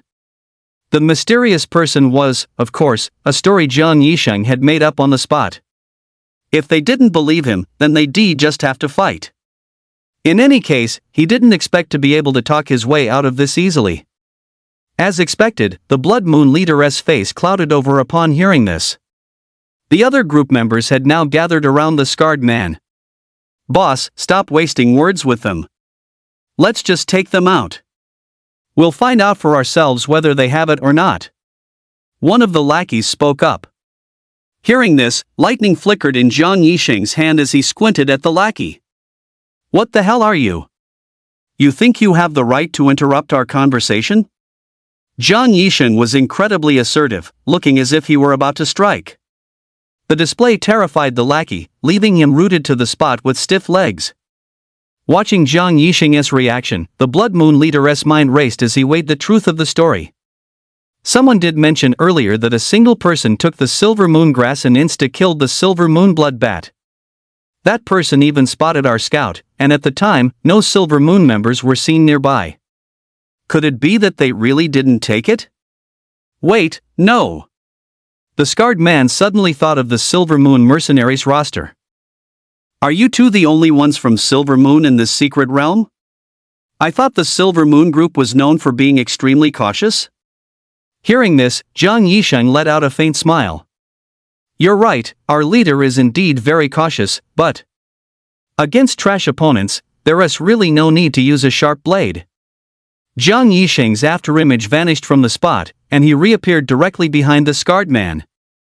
At some unknown moment, a dagger had found its way into his hand and was now resting against the scarred man's neck. What do you think? Jiang Yixing's calm and steady breathing drifted softly into the scarred man's ear. Feeling the chill against his throat, the scarred man's pupils suddenly constricted. What? So fast? The scarred man's expression shifted. Just as he began to weigh his options, Jiang Yixing released his grip on his shoulder. Ah, just kidding, just kidding. The vice captain and the others have already left the secret realm with the silver stargrass. If it hadn't been for the Silver Moon bloodbat's blood, we would have reached the capital 3 days ago. Ah, but speaking of which, that mysterious person really is something. Even the vice captain couldn't catch up to him. TSK, TSK, TSK. As Jiang Yixing spoke, he felt a slight sense of relief in his heart. The scarred man's strength was not much different from his own once he was dealt with. The remaining people would be nothing to fear. Judging by his physique, he was likely a warrior-type class. As long as he took care not to be hit by his attacks, it would be fine. Kai yawned in the distance, completely unmoved.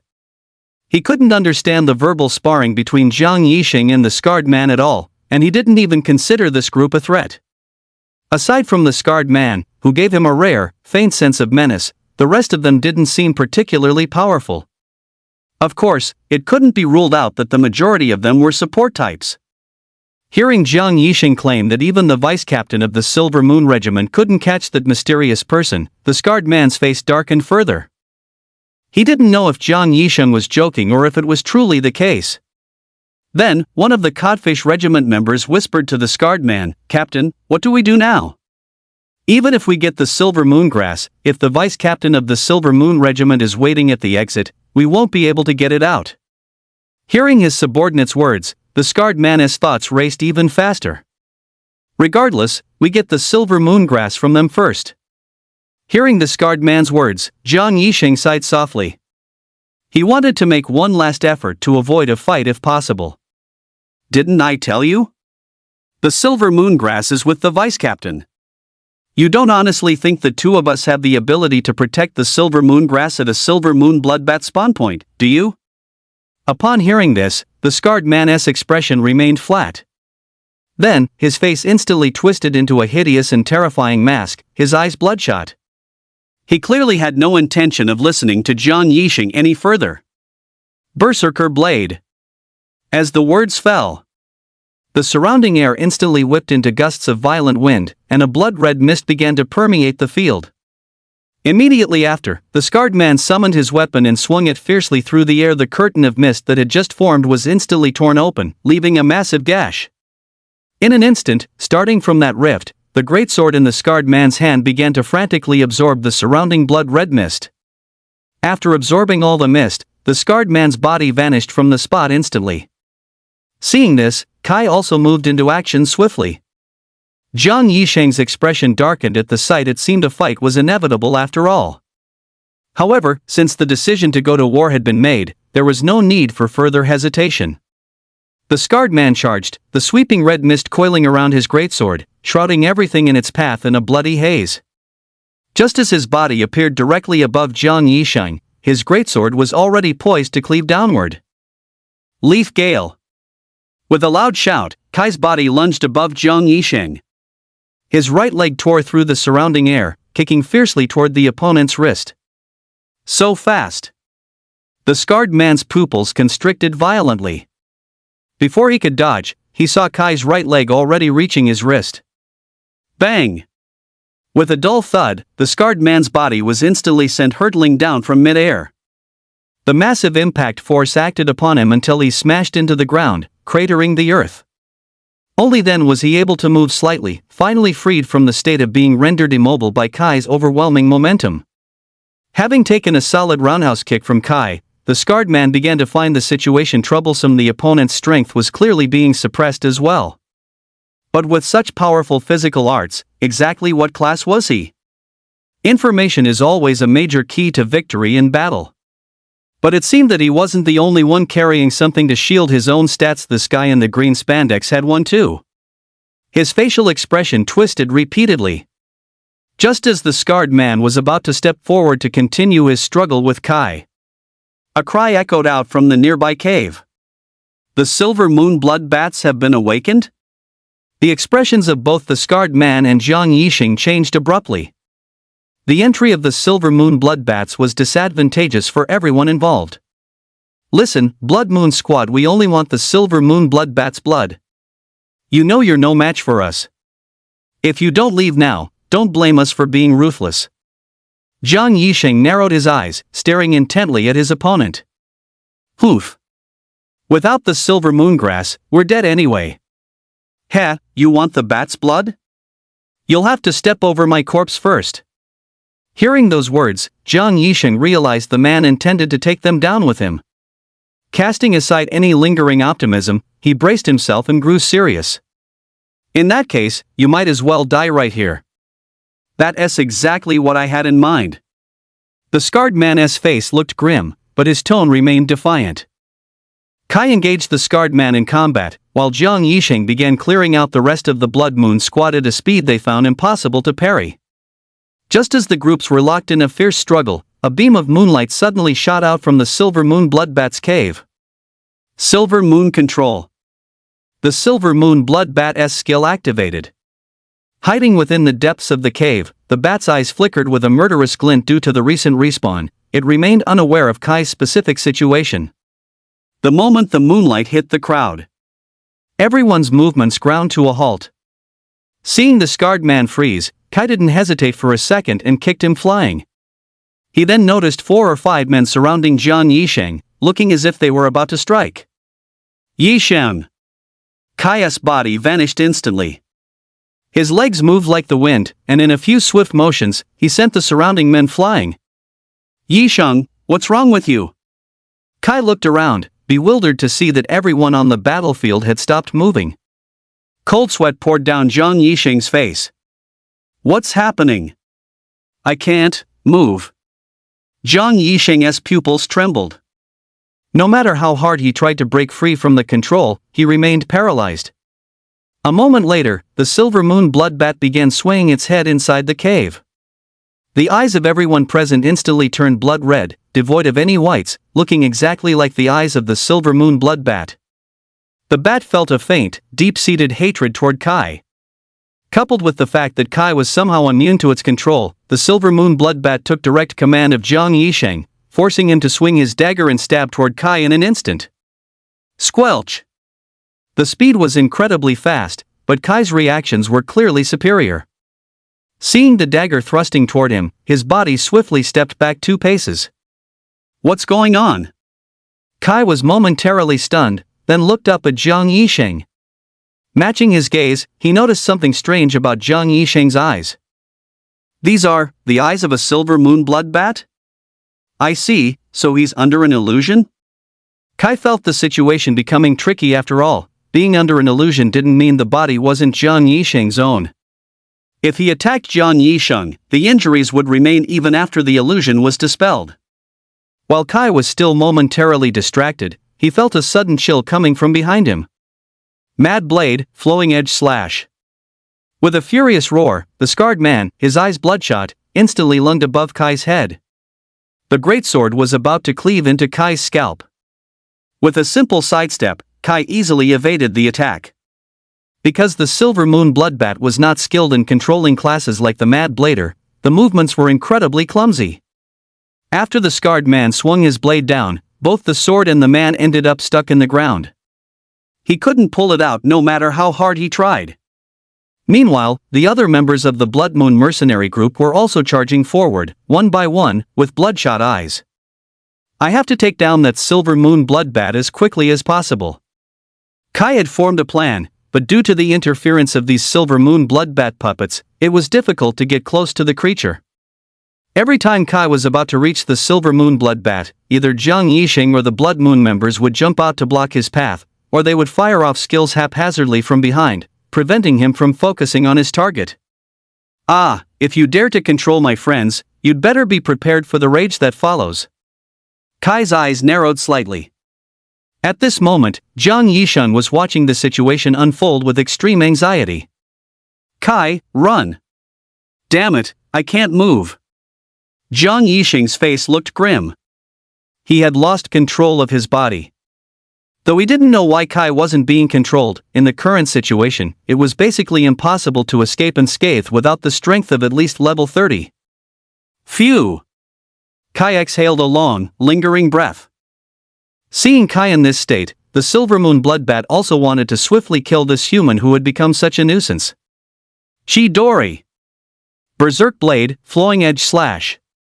The two strongest fighters on the field, both with strength nearing level 30, unleashed their full power simultaneously. Kai stood his ground right where he was, with Jiang Yixing and the scarred man already charging at him from his left and right. Kai! Get out of the way! Jiang Yixing felt a wave of intense distress. He knew all too well just how devastating the power of this move was. Even a level 30 class holder would find it difficult to emerge unscathed from his attack, let alone when facing another opponent of equal strength at the same time. Furthermore, despite Kai's formidable constitution, it was essentially impossible for him to completely defend against the combined assault of both men. Damn it! Stop it! Jiang Yixing's face turned pale with frustration. He had no other options. If he could still use even a fraction of his mana, he would have forced himself to pass out just to avoid being a burden to Kai. But the Silver Moon's control was too perverse, forcing him to watch helplessly as he used his abilities to swing his blade at his own friend. Kai watched the scene unfold, his breathing growing increasingly heavy.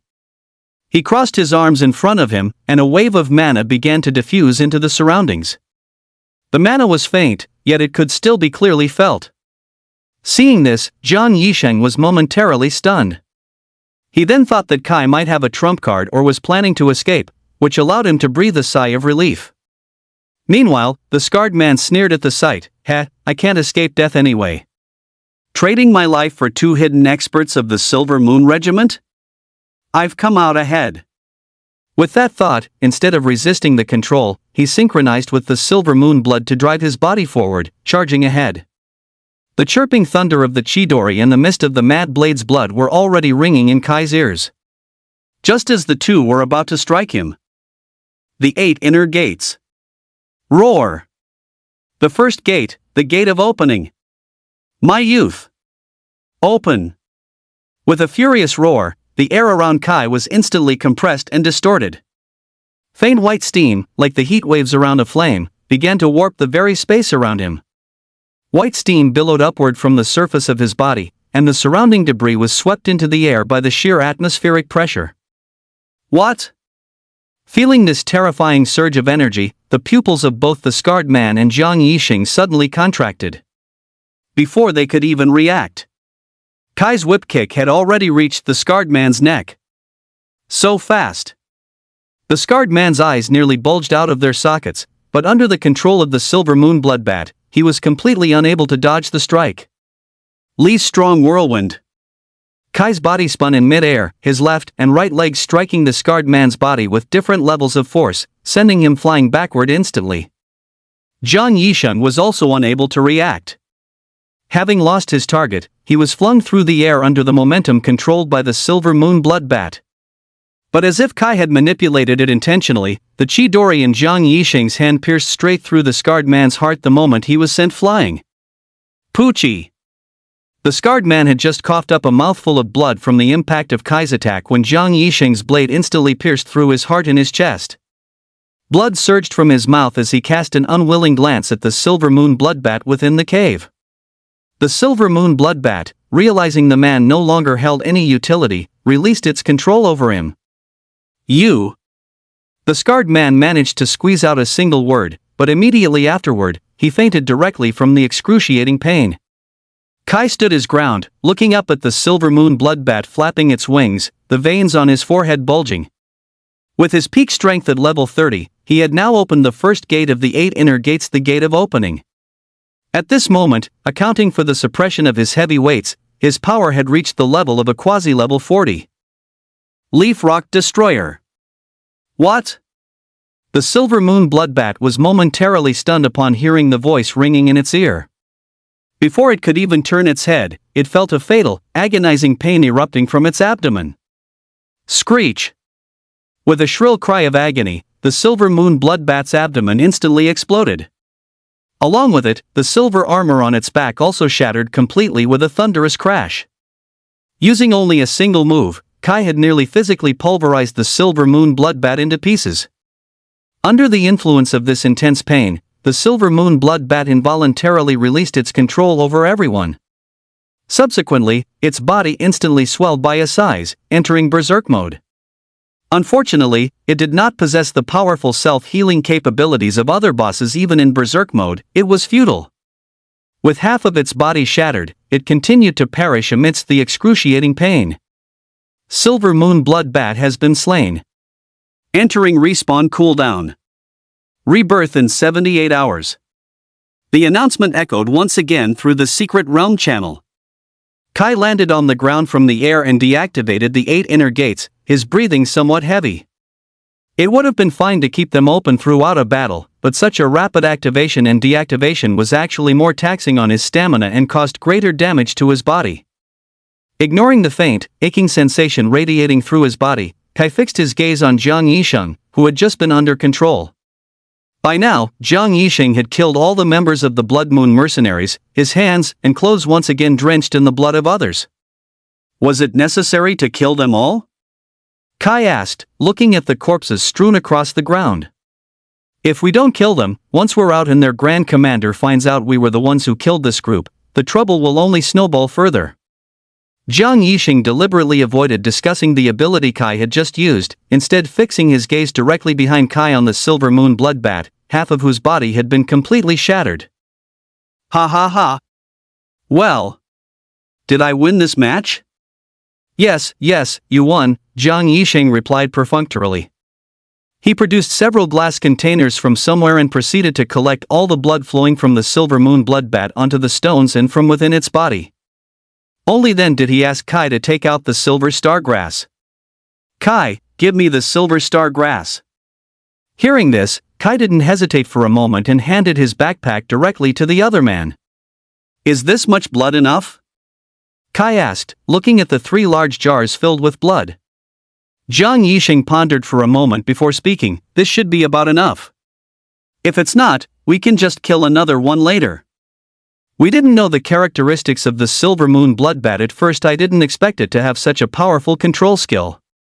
Oh, I see. But why was the silver moon bloodbat's control skill ineffective against me? Kai asked, somewhat puzzled. The silver moon bloodbat's control skill only works on class awakeners. Kai, you really lucked out. Jiang Yisheng sighed with some emotion. Kai's luck was truly remarkable. For anyone else capable of entering this secret realm at level 15, successfully killing this boss would likely be extremely difficult. At the very least, it would be hard to do alone. One could say that while this boss might not be the strongest in the entire secret realm, it was definitely the most troublesome. So that's how it is. No wonder that monster didn't attack me the first time. By the time Jiang Yisheng had finished soaking all the herbs in the silver moon bloodbat's blood, there were still 7 or 8 stalks of silver star grass left that hadn't been soaked. Do these herbs still need to be soaked? Kai pondered for a moment and finally decided they should kill another one. After all, since they were already here, the effects after soaking would allow them to fetch a much higher price in the outside world. Kai, try this herb again now and see if there's a noticeable stats bonus. Upon hearing this, Kai took a stalk of silver star grass that had been soaked in blood until it turned dark red and swallowed it directly. The medicinal power transformed into stats bonuses, flowing into every limb and bone of Kai's body. Kai, who had expected to feel nothing just like the first time, suddenly froze in place. I think I feel something. It feels like my body has gotten a bit lighter. Although the sensation was extremely faint, almost imperceptible if he didn't focus, it was definitely there. Hearing this, Zhang Yisheng's eyes lit up. Keep eating. Don't stop until your resistance to silver stargrass is completely maxed out. Oh, okay. Kai swallowed 4 more silver stargrasses. By the 5th one, he could no longer feel any increase in his stats, so he stopped consuming the herbs. Let's find somewhere else to rest and reorganize. We need to prevent others from coming after the silver stargrass. It's better to stay out of sight. Zhang Yisheng led Kai to a more secluded corner of the grasslands. The two then began to discuss their next move. The tactic for dealing with the silver moon bloodbat was already quite clear. Zhang Yisheng would distract the creature and handle its crowd control skills, while Kai would close in for a quick kill.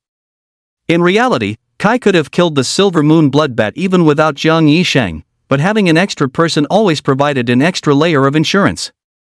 Naturally, they chose the safer method of operation. Prudence is always the best strategy in battle. 3 days passed in a flash. Kai and Zhang Yisheng soon arrived at the entrance of the silver moon bloodbat's cave. Ha! Where are the bodies of those people? Boss scenes actually refresh. They probably vanished during a reset, or they were eaten by the silver moon bloodbat. I think the latter is more likely. After all, the corpses of class awakeners are a rare delicacy for monsters. Oh, I see.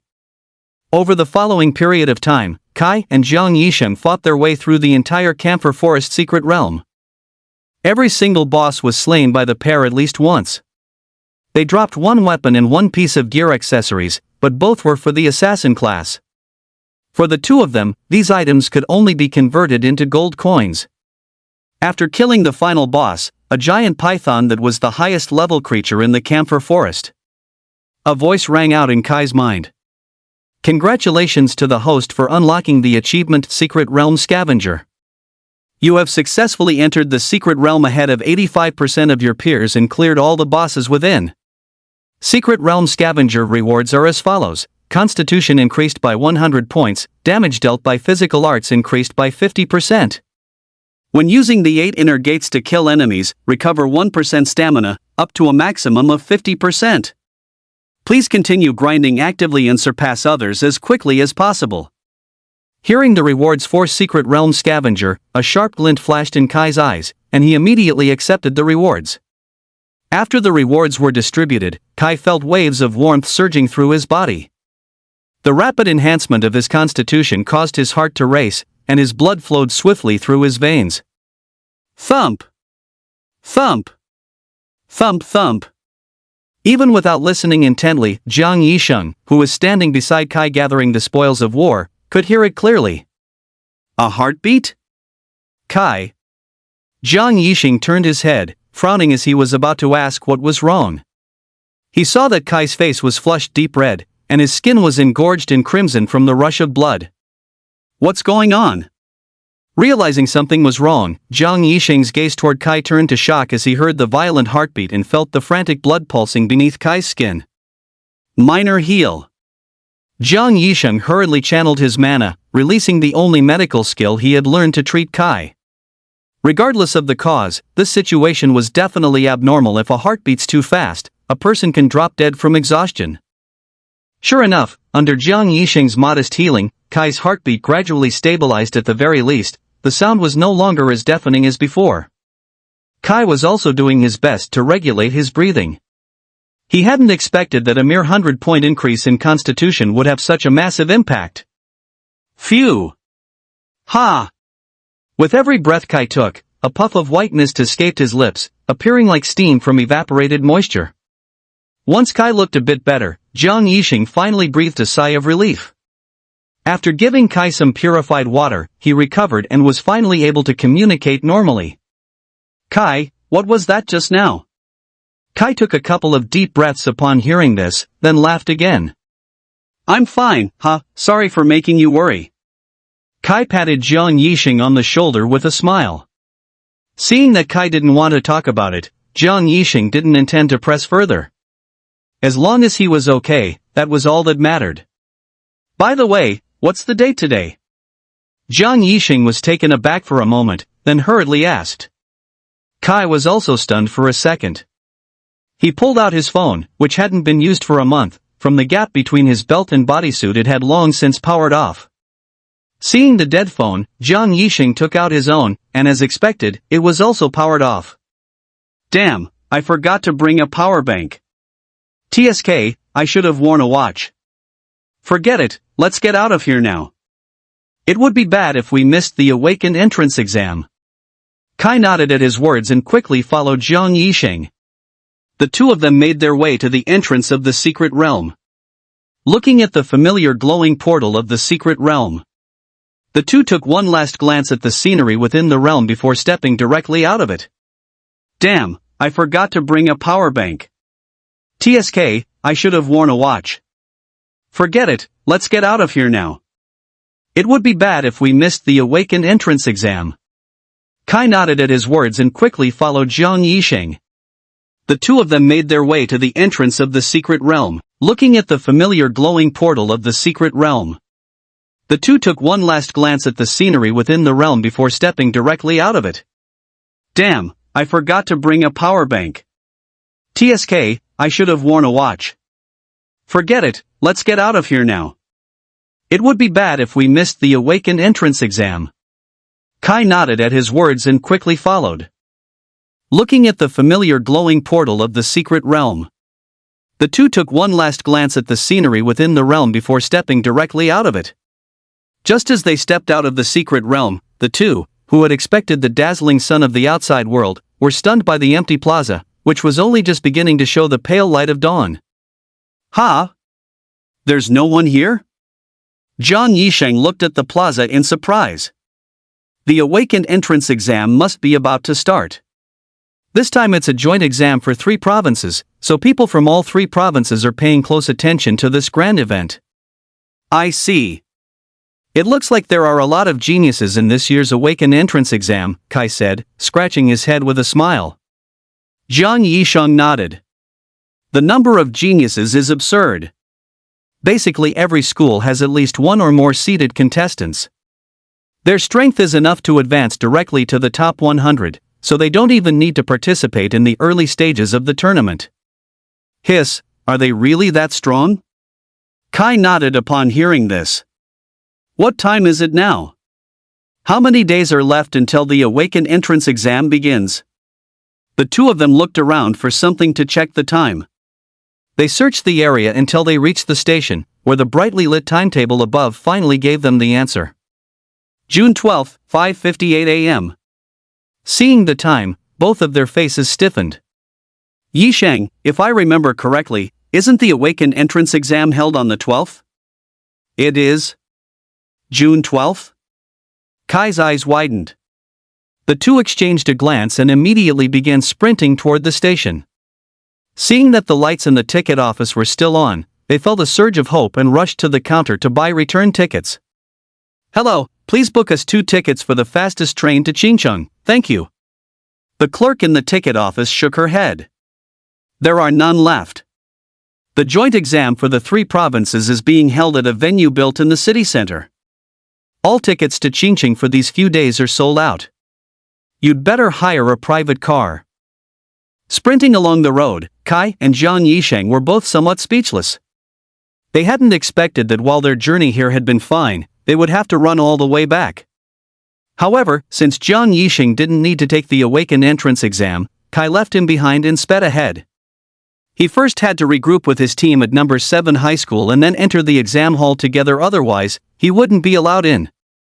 The entrance to the secret realm where they were located was a full 300 kilometers away from Qingcheng. Fortunately, Kai possessed incredible willpower and endurance. After nearly running his legs off, with only about 10 kilometers left to go, Kai finally managed to get into a taxi that Jiang Yixing had arranged for him. It was already around 8 o'clock. Despite carrying his heavy equipment, Kai's speed had reached a limit of over 100 kilometers per hour. What time is it now? It's 8:30. It's been nearly 3 hours. Don't worry, number 7 high school has the weakest overall strength, so they are the last school to set out. I'll definitely get you there in an hour, Zhang Yixing said, looking at Kai as he boarded the car, gasping for breath. Then he looked toward the taxi driver. Sir, my friend here is a candidate for the upcoming 3-province joint examination. Registration for the Awaken entrance exam is about to start. Could you please step on it and get him to number 7 high school within the hour? The taxi driver, while eating a multi-grain pancake, glanced at Kai through the rearview mirror. No rush. Let me finish this pancake first. Hearing such a calm response, the two exchanged a look. Despite their anxiety, at this hour, all taxis had been dispatched to transport Awaken entrance exam students or candidates who had forgotten their admission tickets. Aside from this taxi, no replacement could be found. If they resorted to running, they likely wouldn't have enough physical strength left to fight once they reached the arena. An hour is too much. 20 minutes is all I need. It's been a long time since I've shown what I can do. Having finished his pancake, the driver let out a wicked smirk. He then pried open the dashboard in front of him, revealing dozens of knobs and switches within, looking just like an airplane's instrument panel. Seeing this scene, both of them swallowed hard. Hold on tight. A glint flashed in the driver's eyes as he manipulated a few controls on the dashboard. The taxi's chassis was rapidly lifted, and a rear wing deployed instantly. Air pressure normal, cabin temperature normal. Ready for takeoff. A mechanical voice announced from the dashboard's smart panel. The expressions of Kai and Zhang Yixing gradually turned to horror as they gripped the overhead handles tightly. 20 minutes later. Right on time, a dizzy Kai walked toward number 7 high school, retching every now and then.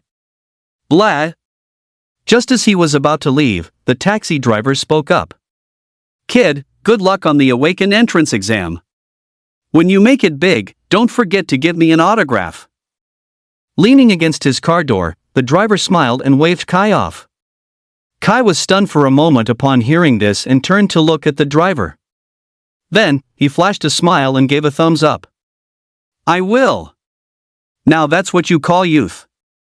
The driver couldn't help but sigh with emotion as he watched the green figure fade into the distance. Reminds me of back then, I also. Zhang Yixing chimed in from the side. You also showed off your skills on the Awaken entrance exam stage? No, I served as a stepping stone for my goddess so she could show off her skills. And as expected, later on, the two of you got married? No, she married her boyfriend, and I was even invited to be the MC at her wedding because of it. Hearing this, Zhang Yixing's mouth couldn't help but twitch. Then why do you sound so proud? Young man, sometimes love isn't about entangling the other person with your own selfish desires. It's about being willing to let go and watching the one you love find her own happiness. Do you understand? Hearing these words, Zhang Yixing froze on the spot. Master, I am enlightened. Just after Zhang Yixing left, the driver was about to get back into his car when he saw dozens of police motorcycles and squad cars arriving late to the scene.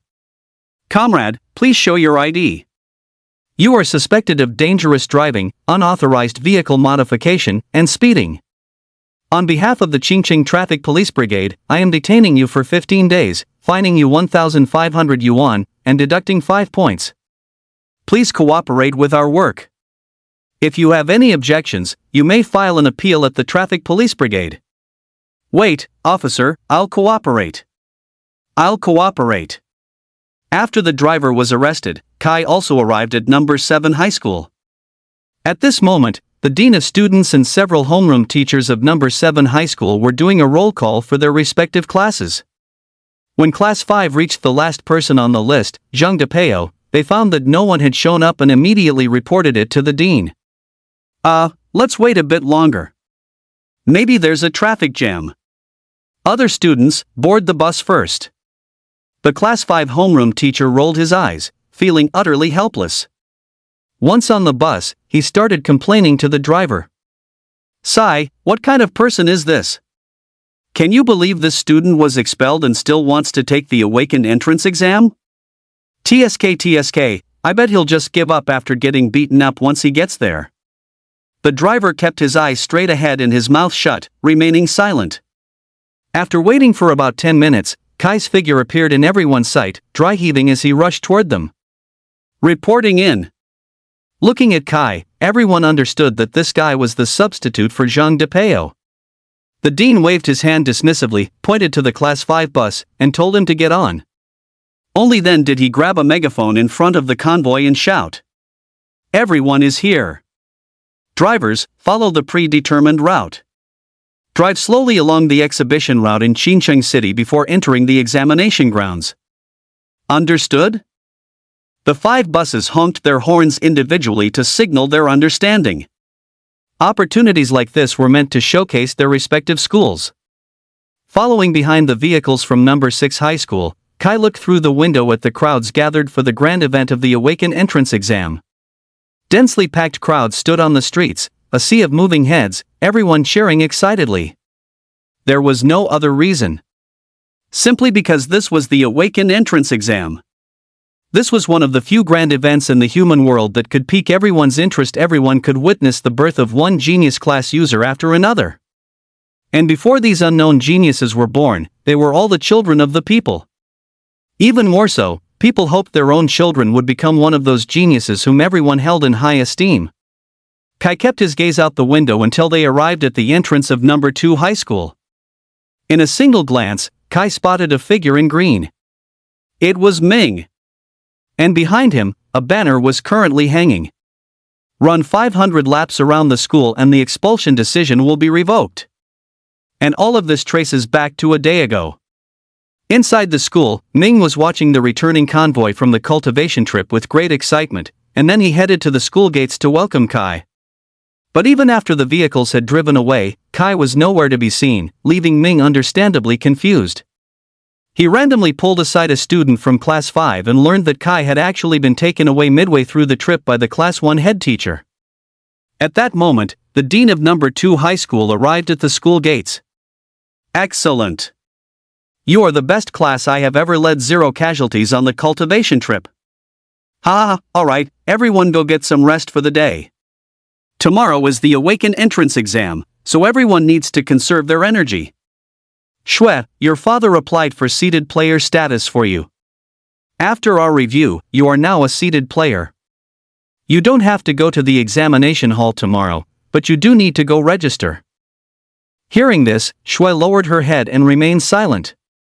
Nearby, Zhao was also constantly scanning the surroundings. "Strange, where is Kai? Does he not have to return to school today either?" Naturally, no one else knew what was on Zhao's mind, and the dean proceeded to call out Zhao's name. "Zhao, level 13, very good. Reaching level 13 with an A-grade talent, perform well tomorrow. If you can break into the top 100, there is hope for the elite academy." Zhao nodded upon hearing this but didn't say much. At this point, Ming finally couldn't hold back any longer and interrupted the dean directly. "Dean, I want to ask, where is Kai from Class 5? I heard he came back halfway through the cultivation trip?" The crowd grew curious at the mention of Kai. After all, ever since Kai was brought back to school, no one had seen him again. Shui, who had been keeping her head down, and Zhao both looked up at the dean, waiting for his answer. The dean coughed twice upon hearing the question and then spoke. "He no longer has anything to do with you. From now on, you belong to 2 different worlds. There is no need for you to know about him. Too much idle speculation will only increase your burden. What you need to do now is let go of all distractions and give your all in the Awaken entrance exam." But Ming refused to give up. Where on earth did Kai go? Is he not taking the Awakened entrance exam? Turning his head to look at Ming, the dean couldn't help but frown. He then flatly revealed Kai's whereabouts. Kai committed a serious offense. The school issued him an expulsion notice a month ago. As the words fell, the entire venue fell silent. A deathly silence. Everyone stared at the dean with looks of utter shock. Once they realized he wasn't joking, the crowd erupted into hushed discussions. Holy crap? For real? This is the first time I've ever heard of a candidate being expelled right before the exam, isn't it? A serious offense? For a mistake big enough to get a candidate expelled, did Kai commit impulsive murder or something? We haven't seen him for days. He's probably rotting in a jail cell by now. No way. Kai is such an honest guy, how could he ever have the guts to kill someone? Damn, that's insane. Kai seems so decent on the surface, but he is actually that ruthless? Hearing the students chatter, Zhao's expression darkened as well. Just as he was about to press for more details, Ming beat him to it, demanding, "Director, then may I ask exactly what mistake Kai made?" Under Huaxia law, aren't exam candidates supposed to be under special protection? Unless it's a crime with exceptionally heinous consequences, aren't they supposed to wait until after the awakened entrance exam to be prosecuted? Why did you expel him so quietly without even a public announcement? Faced with Ming's interrogation, the dean's face turned icy cold. I have no comment on that matter. Which class are you from? What grade? How dare you speak to me like that? Where is your homeroom teacher? Hearing the dean's refusal to answer, Ming's face gradually turned pale with frustration. Just as he was at his wit's end, Zhao spoke up. Director, could you please tell me exactly what Kai did wrong? I have some unfinished business to settle with him. I would appreciate it if you could let me know. Hearing that even Zhao was asking, the dean's expression grew grim. The reasons for Kai's expulsion are not convenient to discuss publicly. Cough, I hope you students can understand. Hearing this, Zhao stepped directly out of the crowd and approached the dean. Since it's inconvenient, you can just tell me privately. Zhao locked eyes with the dean. Seeing Zhao's persistence, the dean felt quite helpless. However, considering he was the scion of the Zhao group and a genius from Class A, the dean leaned into his ear and whispered. Although I don't recommend you look into this matter, since you're asking. Zhao, Kai has offended people at the top. You should understand how these things work. I'm only telling you this because of your father. Be careful not to let this get out. Upon hearing this, Zhao's pupils suddenly constricted. Subsequently, the light in his eyes visibly dimmed. Just as he was about to return to the crowd, he was stopped by Ming. Zhao, tell me, where did Kai go? Ming's gaze was ice cold as he clenched his fists and stared at Zhao. Zhao met Ming's eyes and seemed to see a shadow of Kai in him. He sighed softly and walked straight back into the crowd. I told you to. Tell me. A flash of anger flared in Ming's eyes as his body suddenly vanished from the spot, throwing a roundhouse kick directly at Zhao's head. Stop him. Zhao spoke indifferently. You got it, boss. Blondie's body also instantly appeared beside Zhao, raising a hand to intercept Ming. Relying solely on his B-rank talent, Blondie had reached an astonishing level 11 during this cultivation trip, which spoke volumes of the effort he had put in. Ming had only been practicing for over 3 months and did not yet have the strength to challenge a level 11 awakened. Boss, should we teach this kid a lesson? The man in glasses asked calmly. Hearing this, Zhao glanced at Ming. No need. Blondie released Ming's right leg and followed Zhao into the crowd. Damn it. I'm going to find the principal. What right do you have to expel Kai for no reason? Now that things had reached this point, everyone finally understood what had happened to Kai. Is this because he offended someone? Someone in the crowd whispered. The dean narrowed his eyes and looked toward the crowd upon hearing this. I suggest you all stay quiet. Hearing these highly threatening words, everyone shuddered and quickly shut their mouths. Everyone, report back to your classrooms. The dean was in no mood to say anything further. The person had already been expelled. Even if this kid went to see the principal, he would likely end up expelled as well. Kid, don't bother going. Kai isn't coming back, Zhao whispered as he passed by Ming. Ming's pupils contracted sharply as he looked toward Zhao, but the latter had already reached the vicinity of the teaching building. Shui looked at the dean with cold indifference, then brushed past him without uttering a single word. Kai's sudden expulsion felt unsettling even to someone like her, who had no intersection with him at all, let alone to Ming. Returning to the present. That explained the banner on Ming's back. And because of Ming, number 2 high school had ended up as the school trailing at the very back of the crowd. The moment Kai saw Ming, he sprang up from his seat with a start. Teacher, could you please stop the bus for a moment? Hearing Kai's words, everyone shifted their gaze toward the student known as Zheng the Cannon. Zheng the Cannon, what do you think you're doing? The Class 5 head teacher frowned, looking at Kai with a face full of disgust. Please stop the bus. Kai walked up to the bus door. Seeing his demeanor, and wanting to avoid trouble to ensure a peaceful journey, the head teacher, no matter how annoyed he felt, could only let Kai off. 5 minutes. If you're not back in 5 minutes, you can run to the exam center yourself. Kai nodded and stepped off the bus immediately. He quickly intercepted Ming, who was already gasping for breath from exhaustion. Ming stared at the familiar figure before him, stunned for a moment before his joy quickly turned into despondency. I'm sorry. Brother Kai, I'm so useless. You helped me so much, yet I didn't even know you had been expelled a month ago. Tears streamed uncontrollably from Ming's eyes. Seeing this, Kai swung his fist directly into Ming's cheek, sending him flying. Ming felt the raw, authentic pain. Instead of dodging, he took a step closer to Kai. I'm sorry. Ming's voice cracked with an obvious sob, a scene that immediately drew the attention of the students from number 2 high school who were boarding their bus. Kai? It's Kai. Holy crap. It really is Kai. Why is he getting off the number 7 high school bus? Don't tell me he's participating in the Awakened entrance exam too? Damn. How did he manage to get a qualification for the Awakened entrance exam? Holy shit. That's epic. Brother Kai is a beast. Everyone pressed against the bus windows, staring at the 2 figures in green at the school gate.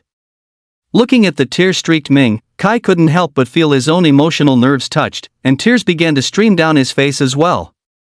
You idiot, never apologize for your own hard work. That would be such a disservice to all your effort. Besides, self-discipline isn't meant to be practiced like this. Kai said as he reached out and took the banner off Ming's body. Lee, I'm heading off to the Awakened entrance exam now. If you're interested, you can come and watch. If all goes well, the next time we meet will be at university. I have one last thing to teach you. But before that, I need to make the true meaning of self-discipline clear to you. After ensuring Ming understood the meaning of self-discipline, Kai turned and walked back toward the Class 5 bus from number 7 high school. Lee, now is the time to sweat and bear witness to our youth. Don't slack off. Ming watched Kai's retreating back, stood up, and wiped away his tears. Yes. Brother Kai, I will definitely follow through on my own path. Standing by the bus door, Kai turned his head and flashed a smile. He then gave Ming a thumbs up. Ming stared blankly as the fleet of buses drove away, lost in thought for a long time. It wasn't until the vehicles were out of sight that he suddenly remembered and hurried to buy a spectator ticket for the Awaken entrance exam. Because Kai was participating, Ming splurged on the most expensive ticket with the clearest view of the arena. Meanwhile, sitting on the number 2 high school bus, Zhao, Shui, and the others noticed Kai was actually in the number 7 high school motorcade. Looking out toward the roof of the vehicle, a peculiar emotion flickered in Zhao's eyes, and a faint smile played on his lips.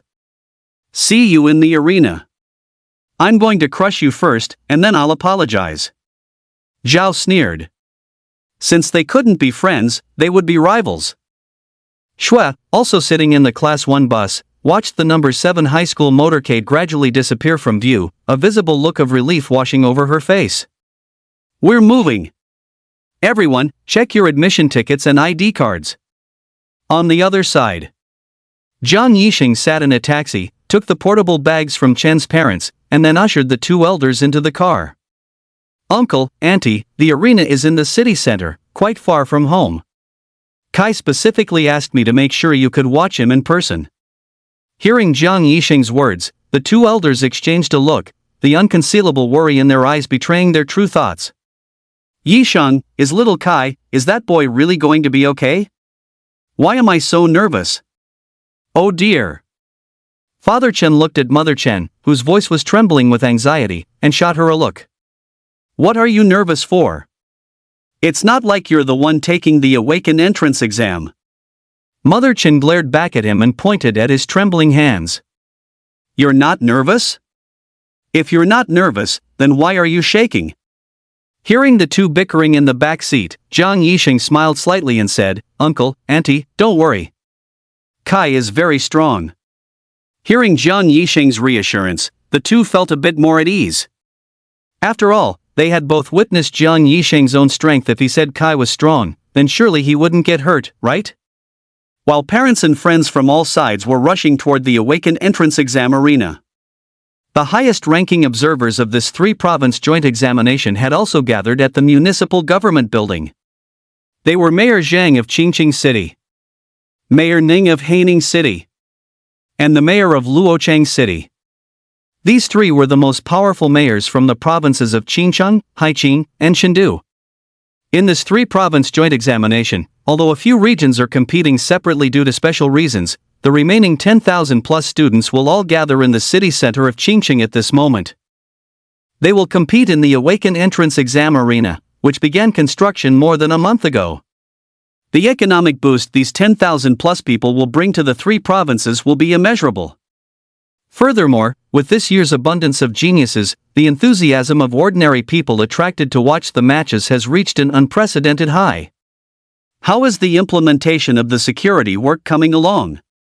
And the prevention of stampedes, all of these require a massive amount of manpower to execute.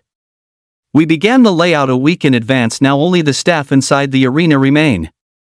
Register the candidates as quickly as possible.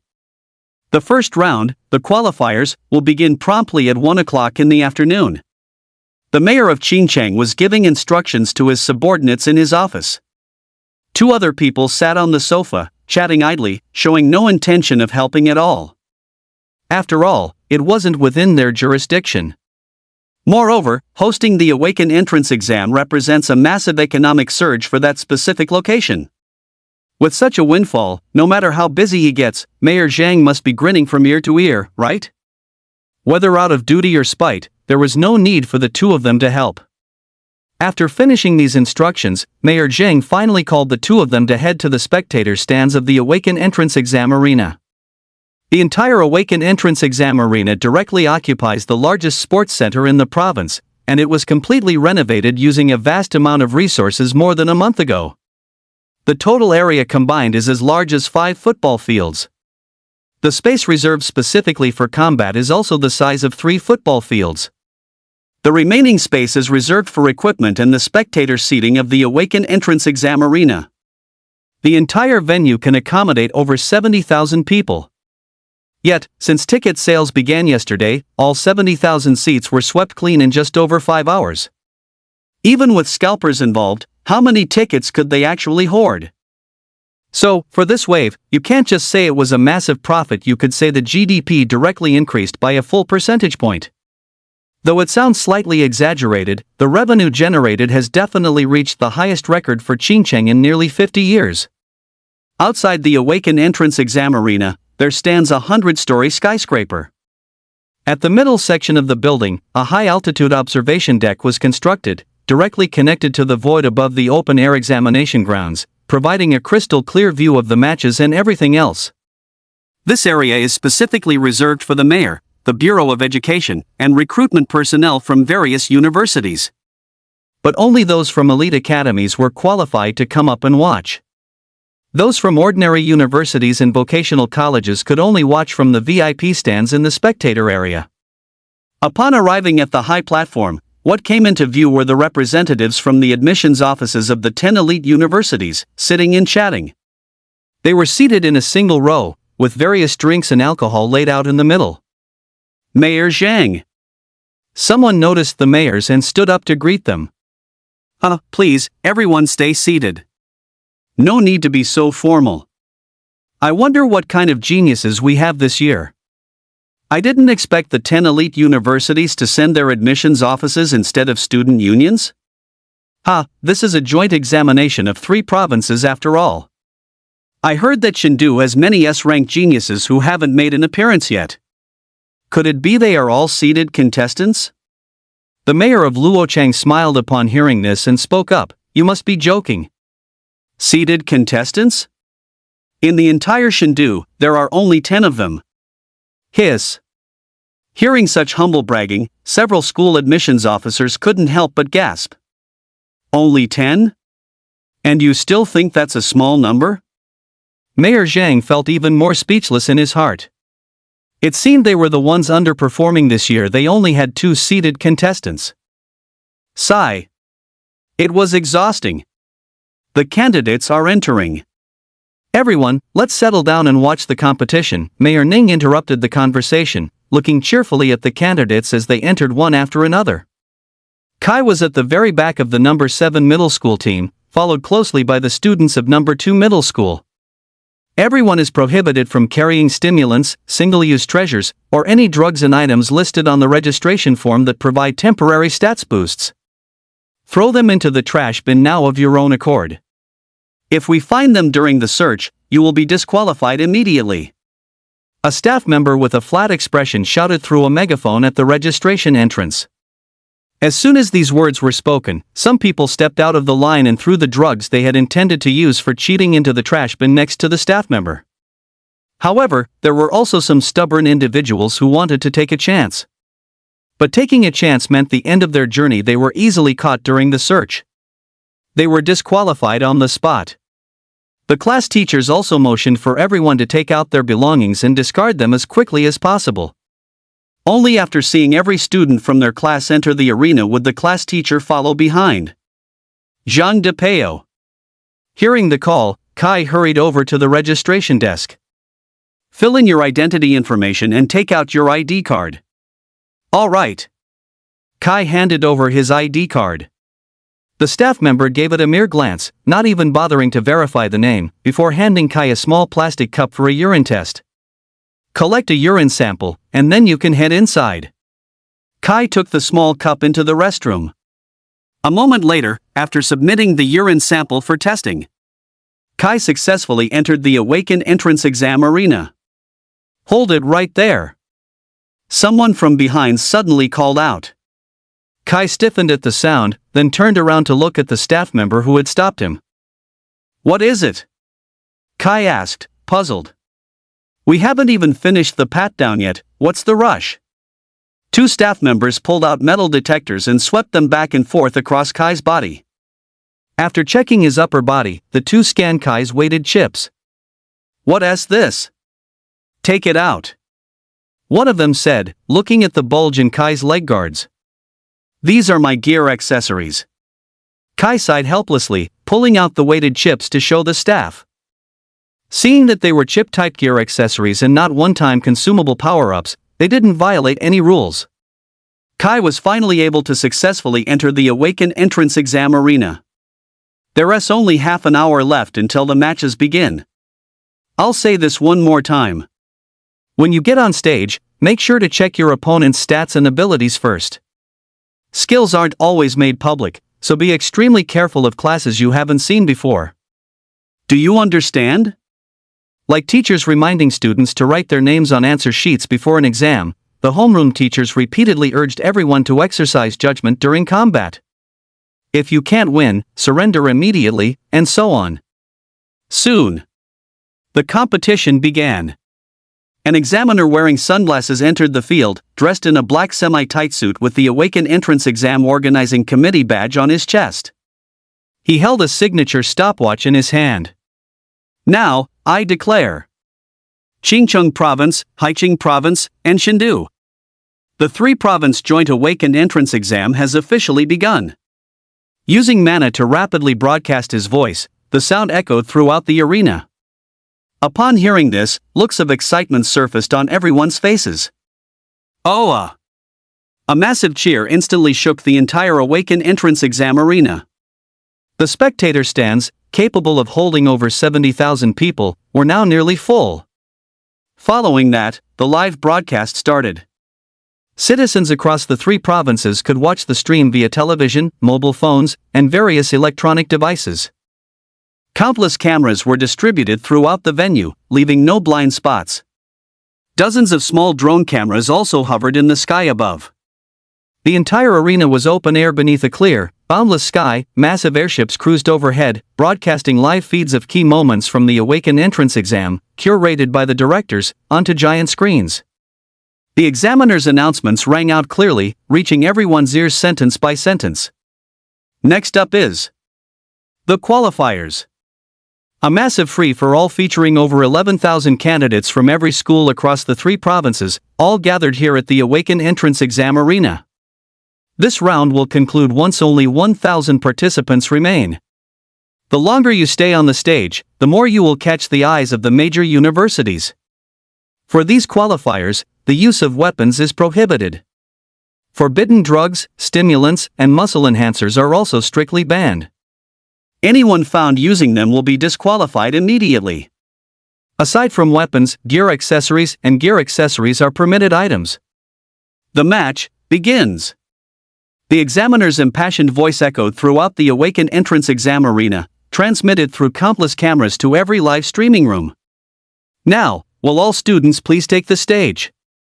These words left the crowd somewhat bewildered. Take the stage? There wasn't a ring or a platform anywhere in sight. Just as the confusion peaked, the examiner in sunglasses pressed both palms directly onto the ground. Tectonic core. As the words fell, the ground shook violently as if struck by an earthquake. Under the shocked gazes of everyone present, the examiner created a massive stone arena roughly the size of 2 football fields in diameter out of thin air on what had been flat, open ground. Hiss! A collective gasp echoed through the venue. This examiner is a real powerhouse. The thought flashed through everyone's minds. However, spurred on by the urgent shouts of their homeroom teachers, the crowd soon began to surge forward. The earlier they got up there, the more advantageous their position would be.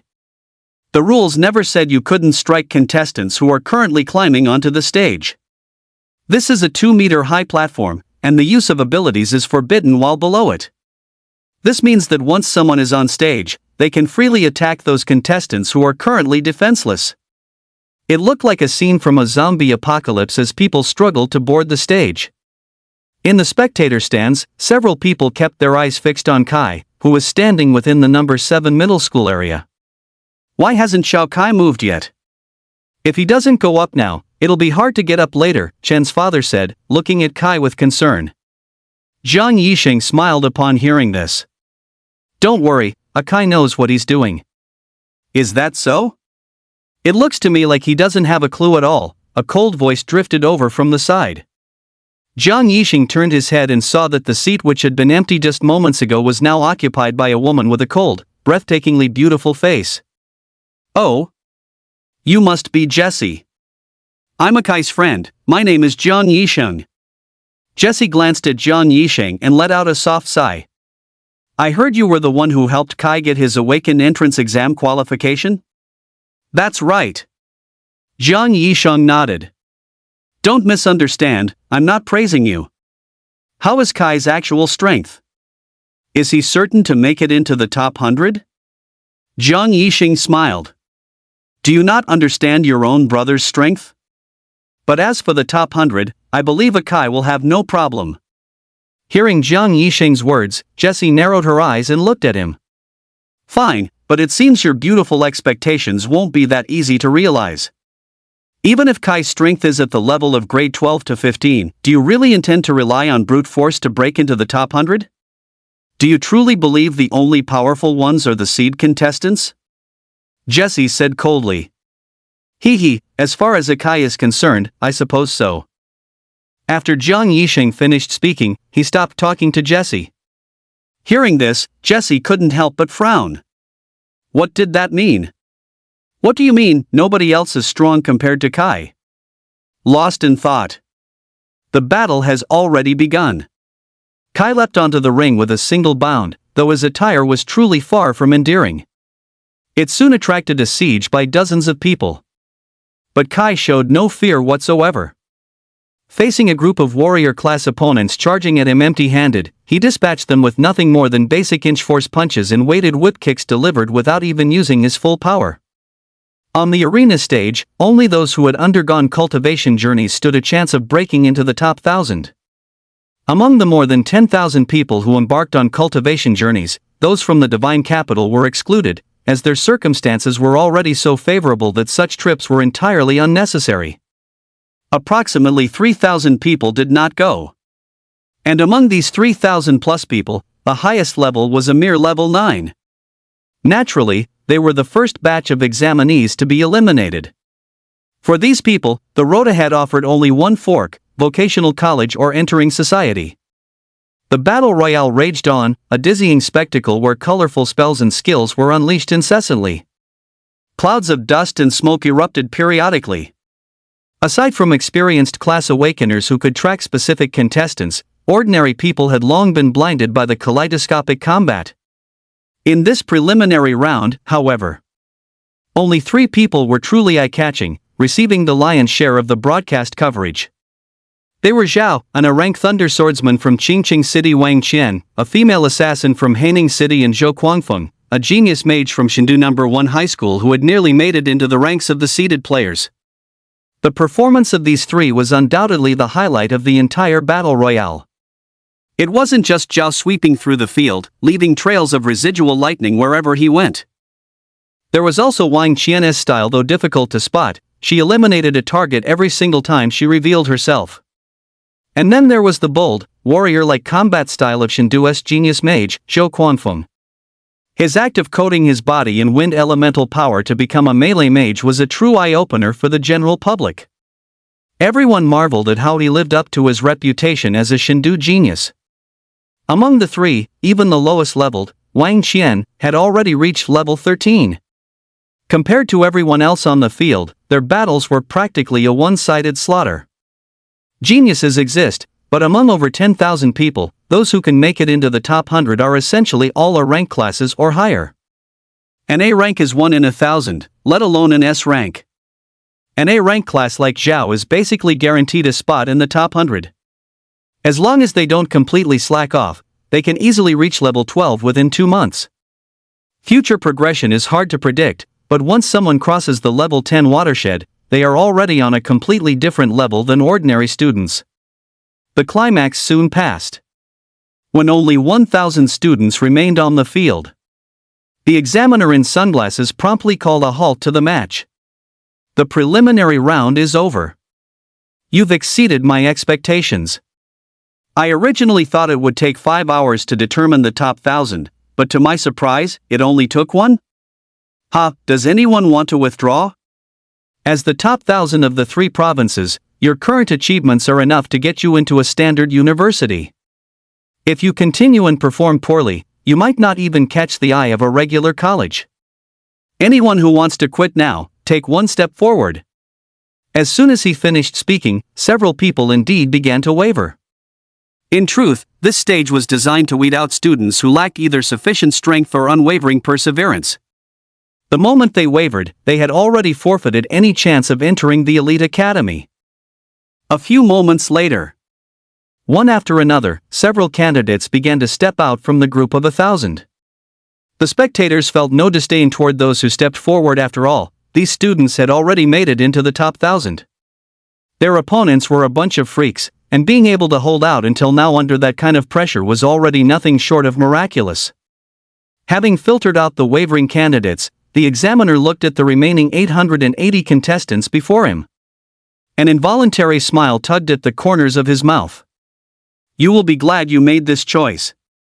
Now, I shall announce the rules for the next round. Round 2, the Elimination Tournament.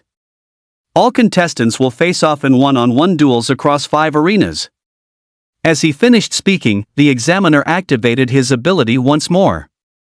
The single arena, originally the size of 2 football fields, rapidly transformed into 5 identical smaller arenas. 1 in each of the 4 corners, north, south, east, and west, with the 5th situated right in the center. This layout ensured that spectators in every corner of the stadium would have a clear view. A 1v1 format is different from a battle royale. This is the stage that truly rouses the crowd's emotions. Not only can they witness the exhilarating combat of these geniuses, but they can also earnestly cheer for their personal favorites. Isn't this more satisfying than following a pop star? Watching your favorite prodigy sweep through the competition is, in itself, an incredibly gratifying experience for the audience. This is exactly why a 1v1 segment is a mandatory fixture in any tournament. From this point forward, everyone is permitted to use weapons, gear accessories, and so forth. However, prohibited drugs and similar substances remain strictly banned. If anyone is suspected of cheating, they will be disqualified immediately, and their opponent will advance. Is that understood? The candidates nodded solemnly. In this round, we shall determine the rankings. The top 500, the top 100, the top 80, and the top 40. Since everything is clear, I hereby declare the first round of the knockout stage starts now. As the words fell, a small scouting balloon swiftly glided across the sky and hovered over the arena. Simultaneously, the large screen supported by steel trusses cut away from the live broadcast. The rosters for the 5 selected arenas appeared on the screen. After stepping down from the stage, the candidates glanced at the upcoming matchups. Some remained on stage, while those not listed returned to their respective school delegations. The principals, who had originally expected the qualifiers and knockouts to span 2 days, were currently somewhat dazed. Are the students this year really fighting this fiercely? In just 1 hour, over 9,000 people were eliminated? Consequently, the school principals felt utterly helpless, and the presence of the homeroom teachers was no longer required at this stage. After requesting the rosters, they kept only their deans of students to assist them in arranging the students' departures. Looking at the waiting area for the schools from the capital, there were still many students who had advanced to the knockouts. In contrast, the Qingqing side looked rather pathetic. Aside from high schools number 1 and number 2, which still had students remaining, high schools number 3, number 5, and number 6 had been completely wiped out. Only high school number 4 had 2 advancing candidates, and high school number 7 had only Kai. Seeing that only Zhang Depeo was left, the principal of high school number 7 felt a bit of a headache coming on. After learning that Kai was actually the classless, he went completely numb. In a fit of exasperation, he slammed the roster onto the ground and washed his hands of the matter, leaving the dean alone to watch Kai while he slipped backstage to catch up with old acquaintances. However, Kai felt nothing regarding all of this. He had never relied on others, and he had long since grown accustomed to such treatment. With the principal gone, Kai sat in the principal's chair, resting with his eyes closed. The dean, meanwhile, stared intently at the match list, terrified of missing Kai's turn. Even though he was of the classless, since he had made it to the knockouts, perhaps he could perform a miracle? Kai alone has already elevated them above the 3rd and 5th middle schools, securing their position as at least a top 4 school for the coming year. In previous years, their own school had always been at the bottom, but this year they finally turned the tables and took charge. However, the fact that Kai is classless remains a significant weakness. They could only hope he faces a weaker opponent so he can advance just one more round. If that happens, they'll have a shot at breaking into the ranks of the top 3 high schools in Xinjiang. Next year's enrollment rates and the resources allocated by the Education Bureau would definitely skyrocket. Amidst these thoughts, the name Zhang Depeo finally appeared on the big screen. Seeing the name, the dean of students hurriedly nudged Kai awake. Depeo, you're up. When you get up there, remember to keep an eye on your opponent's stats and level. Judge whether you can take them on. If you can't, just forfeit immediately. Protecting yourself is the smartest move. Do you understand?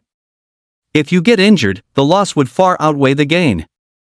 Even if you advance one more round, you'd still only be looking at ordinary universities. Let's just act within our means, okay? The dean said to Kai with a smile, not harboring much hope for him. After all, he had just caught a glimpse of Kai's opponent. The guy was a level 10 B rank assassin from the God capital. Was there even a point in competing? Saying this was merely to leave Kai with a better impression of him. Who knows, if Kai became successful in the future, maybe he would remember him. With these things, who could ever say for sure? Hearing the dean's words, Kai was momentarily stunned. Then he nodded with a smile, oh. Responding to the others' expectations, Kai quickly made his way to arena number 1. Zhang Depeo of Qingcheng No. 7 High School versus Ma Zhenxi of God Capital No. 1 High School. When Jesse and the others saw Kai finally take the stage, they finally showed a hint of interest. And upon seeing the genius from God Capital No. 1 High School, a significant portion of the audience shifted their gaze toward arena number 1, where Kai was. The principal of No. 7 High School had also returned to the waiting area by now. Seeing that the opponent was actually a genius from God Capital No. 1 High School, his face darkened even further. Let him forfeit as soon as possible. Sigh, it wasn't easy for him to make it this far. Having calmed down quite a bit, the principal spoke directly to the dean. Oh, okay. The dean nodded and then looked toward arena number 1. Depeo, remember to check the stats. Kai turned to look at the dean and nodded with a smile. The spectators around arena number 1 couldn't help but feel a bit disappointed upon hearing this. TCH, I thought there was going to be a fight, but is he actually going to forfeit? TSK, why isn't this Zhang Depeo stats panel being displayed? Isn't that a violation of the rules? The examiner in sunglasses, who was in charge of the match, also stepped onto arena number 1 upon seeing the situation. Student, please disclose your stats panel. To prevent a massive disparity in strength between both sides, please consider this seriously. Kai scratched his head upon hearing this and then smiled. Reporting to the examiner, I am the classless. I don't have a class. Upon hearing Kai's words, the entire area surrounding ring number 1 instantly fell silent. The silence was so profound that you could hear a pin drop, immediately drawing the attention of the noisier surrounding areas. The classless. What the hell? How can someone have no class? Holy crap! No class? How did this guy even get into the Awaken entrance exam? WTF? If he doesn't have a class, how did he even make it to this round? That's wild. I'd be better off up there than him, at least I'm a D rank. This guy doesn't even have a D rank class? Wait. I remember now. About 2 months ago, there really was a student in Qingcheng who failed his class Awakening. I think it even made the local TV news back then. That's not right, didn't that guy have the last name Chen? Yeah, I think his name was Kai something. Isn't this guy called Zhang Depeo? Could it be a mistake? Or did 2 people fail their class Awakening? Ridiculous. This is a real eye-opener for me, wow. Unreal, just unbelievable. The sound of the crowd's discussions reached the ears of Kai, his family, and his friends, making Jesse feel extremely annoyed. Meanwhile, the examiner standing on ring number 1, who was confronting Kai and had asked him to open his status panel, froze in place for a good while. It took a moment before the examiner in sunglasses snapped back to reality. Ahem. Since you are classless, you may continue. The sunglasses-wearing examiner left the ring. He was just an examiner and couldn't say much about the candidate's personal circumstances or the drama between them. If he had to manage everything, he'd have to be a saint. At this time, the female candidate named Ma Zhenxi also came to her senses. When she realized that Kai was actually the classless, she couldn't help but burst into laughter. No way.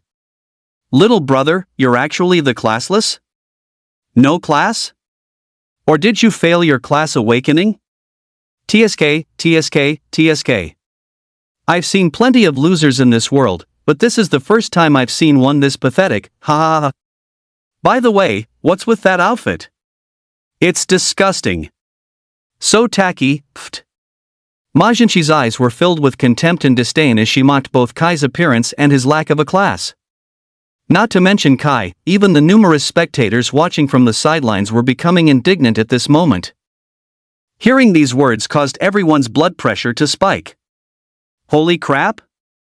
Is this the quality of a Shindu genius? Damn, I'm an ordinary person too. Why do I feel like she's insulting me? Shindu geniuses look down on people like us. Heh, I told you so long ago you guys support people who despise you. Hilarious. Mother, my blood pressure is through the roof just listening to this. Thanks, my low blood pressure is cured. In fact, I have hypertension now. This makes me so furious.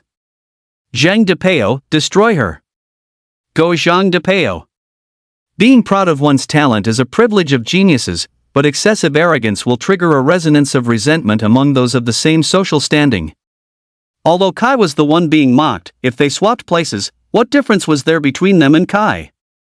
At the very least, he had advanced to the knockout rounds in some aspects. They weren't even as good as Kai. Coupled with this woman's words, everyone felt as if they were being personally ridiculed.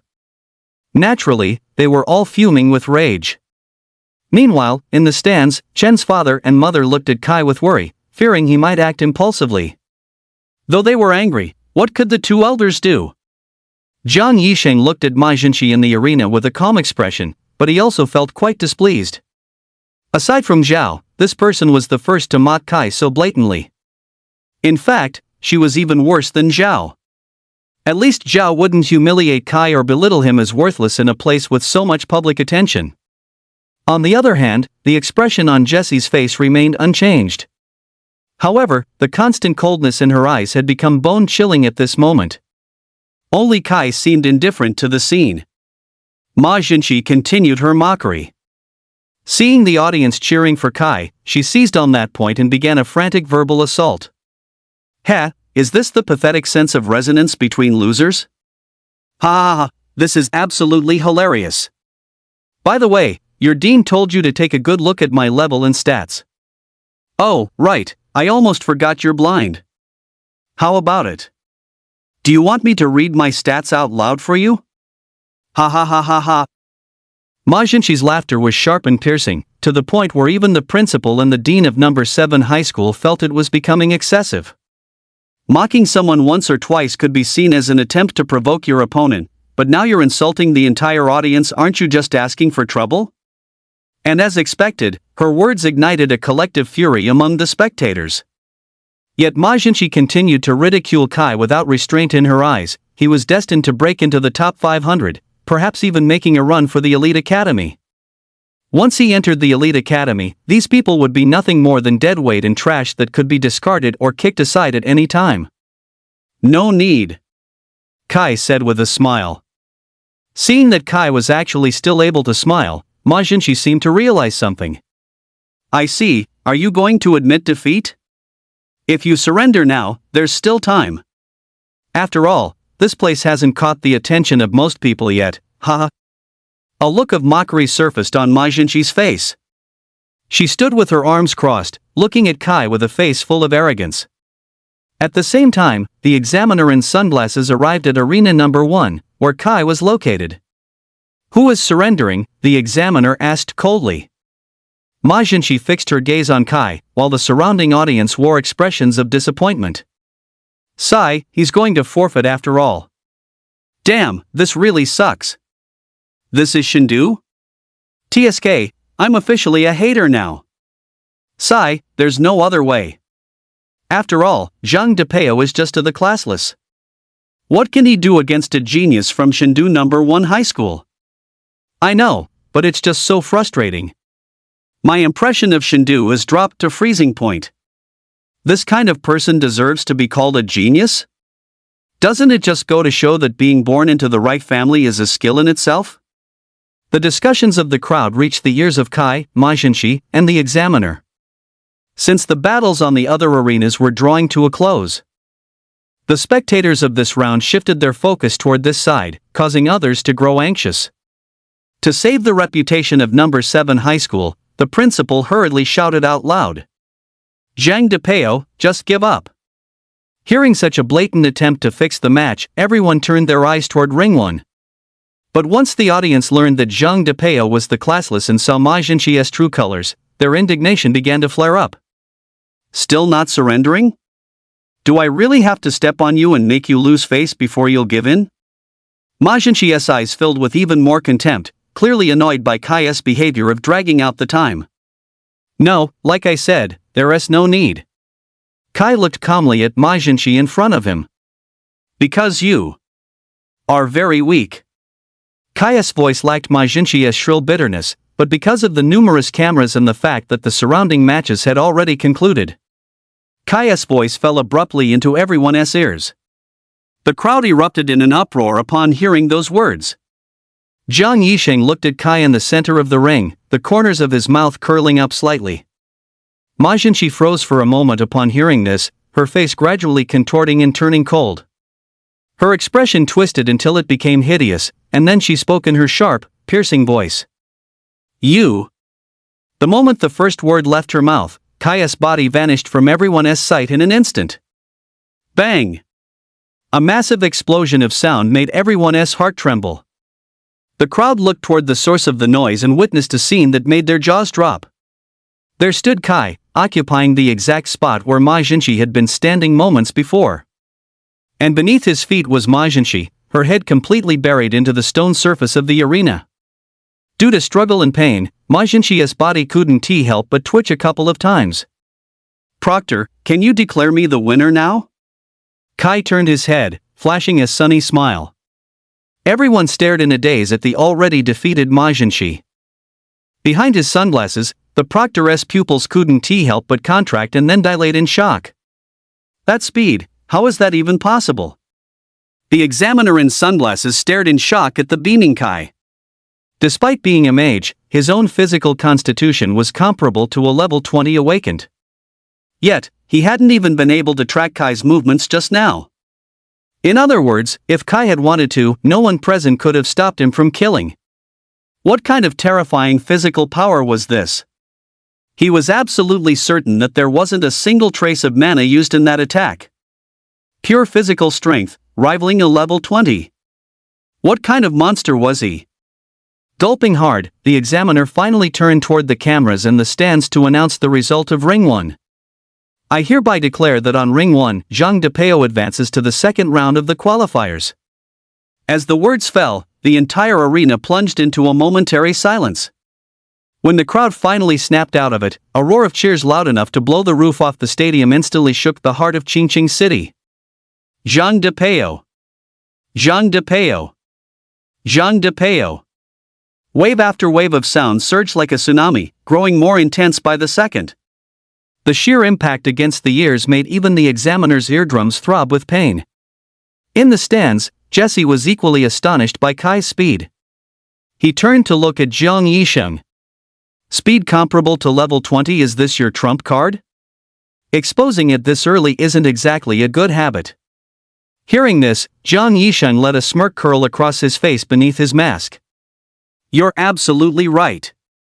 The whole card, of course, should only be revealed at the final moment when the game ends. Hearing this, Jessie nodded thoughtfully. But a smile also played on her lips. In that case, I'm actually looking forward to it. I wonder if he can make it into the top 100. Yeah, who can say for sure? Zhang Yishun laughed. Meanwhile, Kai, who had walked down from the stage, was currently surrounded by number 7 high school's principal and the dean of students. Ahem, student Depeo, was that battle just now purely physical strength? Do you really not have a class? The principal rubbed his hands together and smiled. Kai nodded. That's right, principal. Upon hearing this, the principal exchanged a look with the dean and immediately ordered him to bring over a chair. Quickly, go get a chair for student Depeo. Bring the whole beverage cooler over too. I want to make sure student Depeo has perfectly chilled drinks. On it, principal. The dean scrambled off to fetch a massage chair and a refrigerated display case for cold drinks. So, student Depeo, could you give the principal a little hint? What's the true extent of your strength? Ah, no, that's a bit abrupt. Let me put it this way, with your full strength, do you think you have a shot at the top 100? Expectation was written all over the principal's face. The power Kai had just displayed wasn't something an ordinary class user could possess. If he went up against some careless opponents, he might actually break into the top 100 by exploiting the information gap. When that time came, number 7 high school might just become the highest ranking school in Qingqing's Awaken entrance exam. It shouldn't be much of a problem. Kai scratched his head and continued, "After all, my goal is to be the strongest man in the world." Kai gave a thumbs up and grinned. Hearing Kai's words, the principal's smile widened so much he could barely close his mouth. The dean arrived with the massage chair, and the principal practically pushed Kai into it. "Student DePeo, close your eyes and rest as much as you can. When it's your turn, we'll call you." As for Kai's remark about being the world's strongest, the principal naturally didn't take it to heart. After all, he was just a young man with big dreams. There is nothing wrong with being a bit edgy or unconventional. But making it into the top 100, that is a goal that could actually be achieved in reality.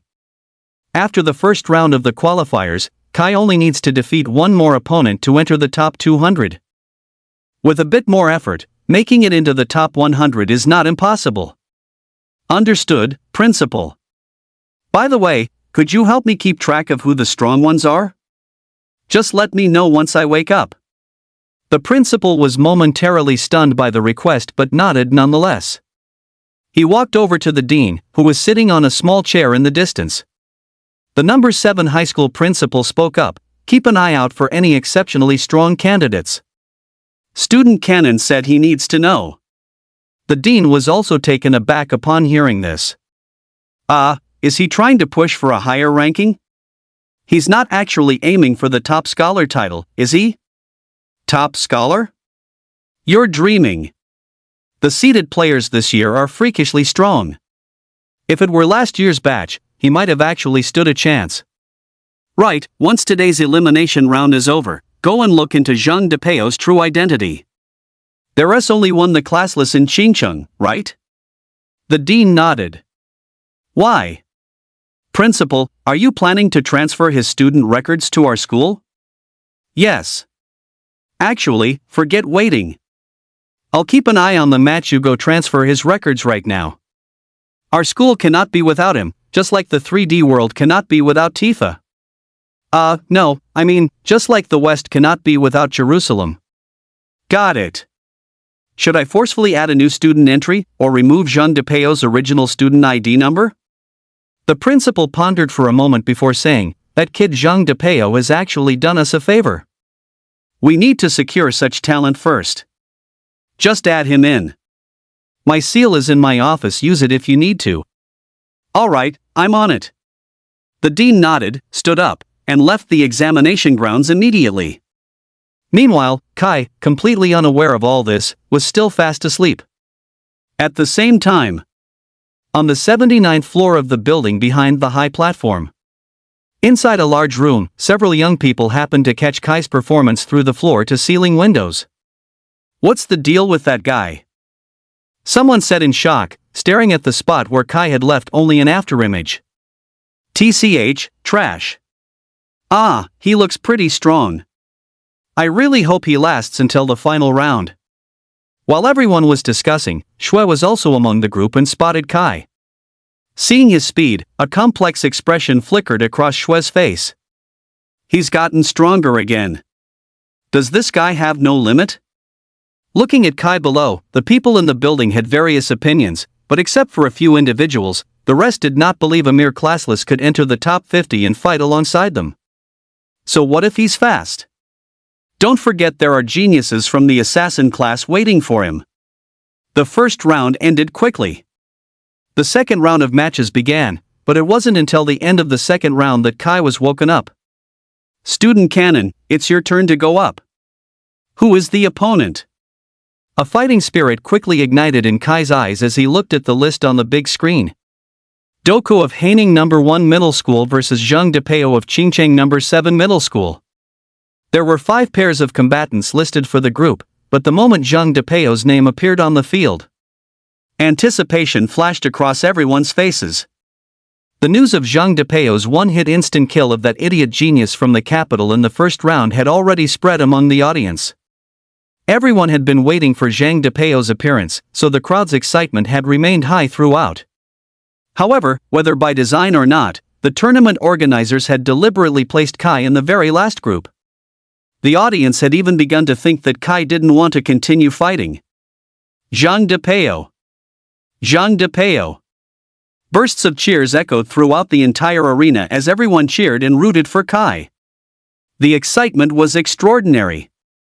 Prior to this, the only ones capable of causing such a massive commotion were those few who gave shocking performances during the qualifiers, and now, Kai. Moreover, this person was a commoner in the truest sense of the word. The classless. His talent was even worse than that of the audience members. This was also why the audience loved him. When talent is lacking, effort makes up for it. He didn't possess that arrogant attitude of the geniuses, who looked at everyone as if they were trash. But Kai knew that true geniuses were never those types of arrogant fellows. Geniuses put in a vast amount of effort as well. It was just that he had put in even more 10 times, 100 times the effort of a genius. Amidst the thunderous cheers, Kai and Doka stepped onto the stage one step at a time. Hardly anyone paid attention to the contestants on the other 4 rings. Every eye was fixed on ring 4, where Kai stood. All this is making me a bit nervous, Doka let out a long breath, a few beads of sweat forming on his forehead. With so many people watching, if he performed poorly, he would surely be torn to shreds by public opinion. His talent was only B rank, lacking the luxury of an A-rank talent like Majinchi's to squander. Looking at Kai before him, his expression turned solemn.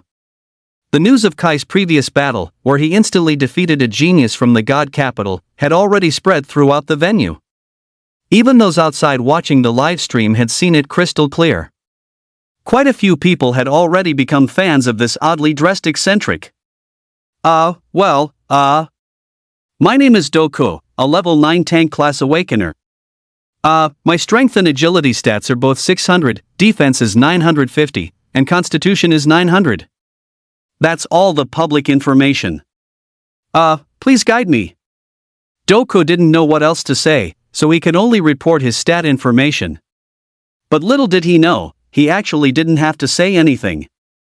Since Kai was the classless, the inability to view stats was Kai's own problem, and others were under no obligation to explain them to him. Only after the matches on the other rings had begun did the examiner in sunglasses approach Kai and Doku. You don't need to report your stats. If he can't see them, it's to your advantage. Hearing this, Doku finally remembered. The gazes of the surrounding crowd made him feel like he wanted to find a hole in the ground to crawl into. Kai looked at the somewhat introverted candidate across from him, flashed a dazzling grin of white teeth, and gave a thumbs up. I am the classless. I don't know my stats either. Please guide me. Seeing Kai imitate him by reporting his own status, a flash of gratitude flickered in Doku's eyes. What was this? He was the one being foolish, but with Kai being foolish alongside him, people would only see it as a friendly exchange between the two. Wiping away his embarrassment, Doku solemnly took his starting stance and summoned his weapon. It was a shield half the size of a person. He was well aware of his lack of offensive power, so he had made it this far in the previous 2 rounds by relying on his high defense and the defensive skills he had learned by chance. Both sides, ready. Match start. The examiner in sunglasses didn't waste any time and immediately declared the start of the match. Everyone watched the battle between Kai and Doku with rapt attention as the two stood in a tense standoff. The onlookers couldn't help but swallow hard, seeing that Kai had yet to make a move. In the spectator stands, Jessie began her own logical deduction. Does that kind of speed require a charging period? Or is it that the longer he charges, the stronger the power he unleashes? Could it be that his previous speed and strength were one-time abilities? With a long cooldown after use? If that's the case, what are you going to do this time? Jessie had no idea what the results of her younger brother's 10 years of training actually were. To her, the classless were simply classless, forever inferior to those who had undergone a class awakening. Meanwhile, Doku was cycling through the exact same thoughts as Jessie. Could it be a gear or accessory skill? Is it on cooldown? No matter how much Doku speculated, he didn't dare act rashly. He was a tank. His usual style was to use defensive abilities that consumed minimal mana to block opponent attacks, draining their mana in the process, and then seizing victory when the opponent was at their weakest.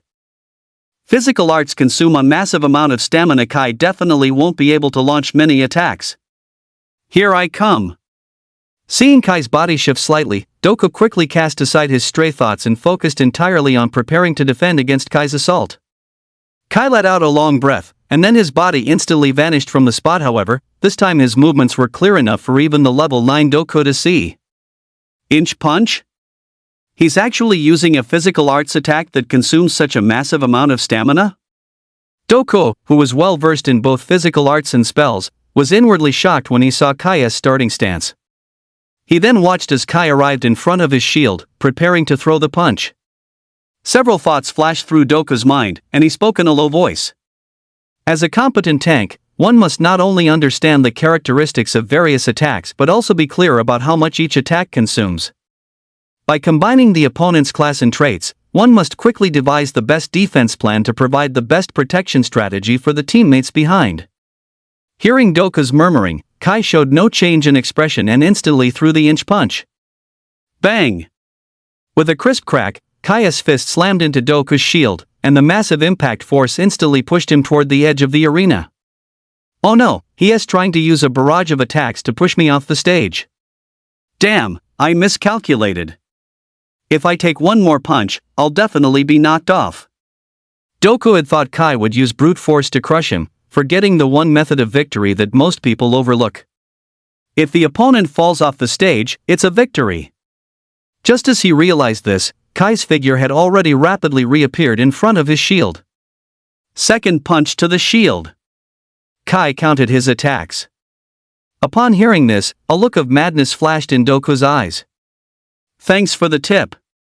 Tossing his shield aside, Doku completely abandoned the defense he took most pride in, opting instead to take the heavy blow with his own level 9 physical body.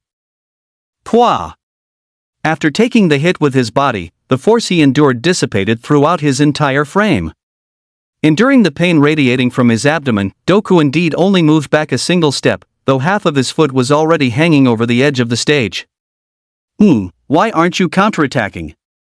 If you stay like this, one more punch from me and you'll still fall off, Kai said, looking at Doku. Doku managed a bitter smile as the blood he had just swallowed surged back up into his throat. It seeped from the corner of his mouth. Examiner, I forfeit. Doku raised his hand and spoke. His expression was full of helplessness, yet he looked at Kai with genuine admiration. I look forward to your future battles. Thank you for the pointers. After only 2 exchanges, Doku knew victory was out of reach, but in those 2 moves alone, his practical combat experience had increased significantly. His old meat shield mindset had been completely shattered at that moment.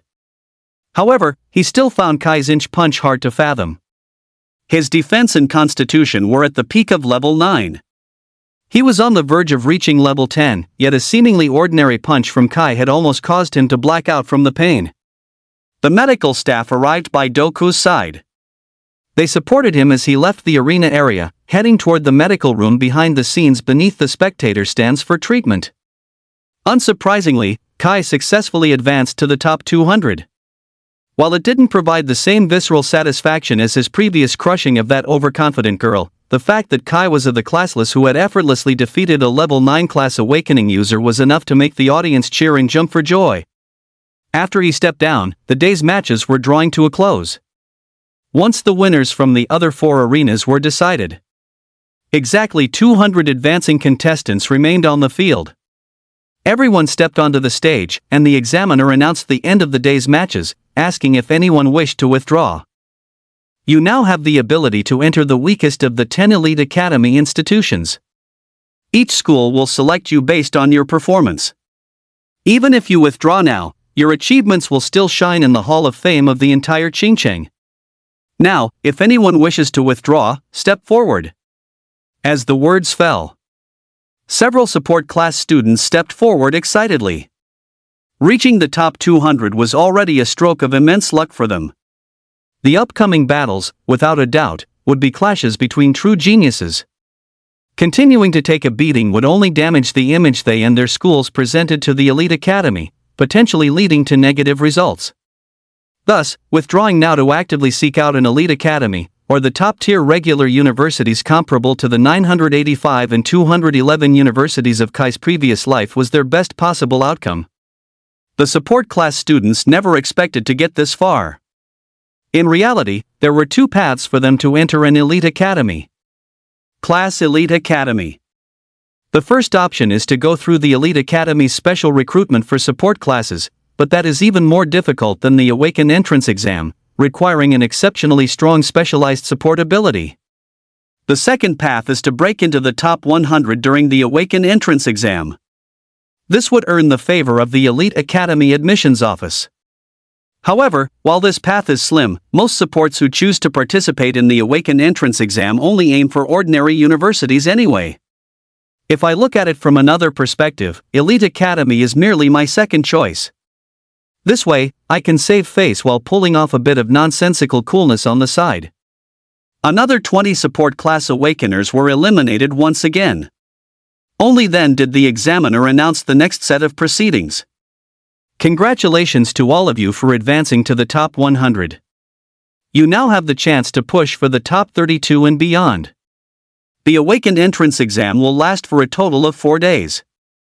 You can all go all out without worry. There will be no situation in the Awakened entrance exam arena where you lack the time to recover mana after a battle. Tomorrow morning at 10 o'clock, the top 100 tournament officially begins. The Awakened entrance exam event will span 6 days in total. The arena backstage is equipped with plenty of family dormitories and contestant dormitories. Everyone is free to spend time and play at the Food Street and Entrepreneurship Street near the arena. There are all the entertainment facilities and consumer venues you might need. Families can also cook for the contestants, but all ingredients and seasonings must be those provided by the event organizers. Family members must undergo a body search upon entry. Anyone carrying prohibited items will be banned from entering the backstage area. Family members are also not permitted to enter the contestant dormitory area. You may meet in the cafeteria or the outdoor areas. Alright, I trust everyone is familiar with these rules. Please exit the venue in an orderly fashion. Contestant family members, please collect your family hand tags at the registration desk at the arena entrance. Hearing the examiner's words, the crowd began to stand up and leave the venue one after another. Kai, along with the numerous other contestants, prepared to leave their respective waiting areas. Student Kai, come with me for a moment. Hearing the principal of number 7 high school call him by his real name, Kai was momentarily startled, but he immediately understood the principal's intention. Student Kai, starting from tomorrow's matches, you will be contestant Kai of our Qingqing number 7 high school. Jean DePeo has withdrawn from the Awakened entrance exam, and your previous registration showed an error because it was an automatic replacement. Do you understand? The principal spoke each word with deliberate emphasis. Hearing this, Kai nodded. Thank you, principal. Hearing Kai's unconditional agreement, the principal of number 7 high school breathed a sigh of relief. He had originally thought Kai might use his strength to demand some benefits before agreeing to represent number 7 high school. However, the principal had clearly overestimated Kai's grasp of social maneuvering. Kai felt that such things didn't matter, but being able to compete in the Awaken entrance exam directly under the identity of number 7 high school was naturally for the best. As word of this matter spread, the audience all wore expressions that suggested it was only to be expected. After all, the trait of being the classless was indeed quite conspicuous in Qingqing. A display error this reason was easily accepted by the crowd. After all, with over 10,000 people and registration being a manual process, mistakes were bound to happen. The time reached around 8 o'clock in the evening, after Kai had finished registering student information and completing the urine test with the principal. It was only then that he found Chen's father and mother, who had just received their family wristbands. By some unknown means, Jiang Yisheng had also obtained a family permit, just like Jesse. Well done, son. Chen's father looked at the young man before him with excitement. Neither he nor Chen's mother had expected that Kai would actually make it into the top 100. The surprise this brought the elderly couple was no less than when Jesse originally awakened as an S-grade class. However, Chen's mother was still somewhat worried. Everyone knew that the real main event would only begin tomorrow. While they wouldn't encounter the seeded players for the time being, the strength of those 180-plus people who could stand out from over 10,000 was already evident. As for Kai, the classless, the pressure he would face tomorrow wouldn't just be from a single person. If Kai wanted to go even further, injuries would be inevitable. In battle, the severity of an injury is unpredictable, so Chen's mother hoped Kai would stop there. With his current strength, he had already sufficiently proven how hard he had worked. Shao Kai, how about listening to your mother? Shall we forfeit? Chen's father was also trying to persuade him. Because Jiang Yixing was an outsider, he remained silent, but he was very clear about Kai's strength and the choice he was about to make. Kai looked at Jesse and then smiled. How is it? My strength? Hearing this, Jesse coldly spat out a few words. Strong explosive power doesn't mean your actual combat experience and combat effectiveness are equally strong. Unless you can take the top spot, I still won't let you enter the elite academy. Jessie's expression was icy, and her tone was equally heartless, as if she were completely blind to all the effort Kai had put in. Kai grinned upon hearing this. That's exactly what I intended. From start to finish, Kai had only one goal. The strongest. The strongest. Still the strongest. He wanted everyone to know that while talent is undoubtedly important, as long as you work hard, there will surely be results. When it comes to effort and hard work alone, Kai refuses to lose to anyone. In that case, I will be waiting for you in the spectator stands. If you can't make it to the highest stage, then get lost and go to some ordinary university on your own. After speaking indifferently, Jesse turned around and left the scene. The two elders also hurried to comfort Kai. Shao Kai, your sister just has that kind of personality. You haven't seen each other in years. Next time, just yield to her a bit. We're family, not some kind of rivals, alright? It's fine. Even if you don't place as the top scholar, Dad will absolutely support you in attending elite academy. That's my son, ha ha ha ha. Kai's mother glared at his father and then said, he certainly is your son, just as stubborn as you. Jiang Yixing glanced over with a hint of envy, then pulled a palm-sized manga out of his pocket and began to read. Except, looking at the cover, it didn't seem like a very decent manga. After that, Kai finished dinner with his family. It wasn't until he was about to return to the contestants' dormitory that Kai suddenly remembered something and quickly stepped forward to stop Jiang Yixing. Yixing, wait a minute, why don't you have to take the awakened entrance exam? Hearing this, Jiang Yixing looked utterly speechless.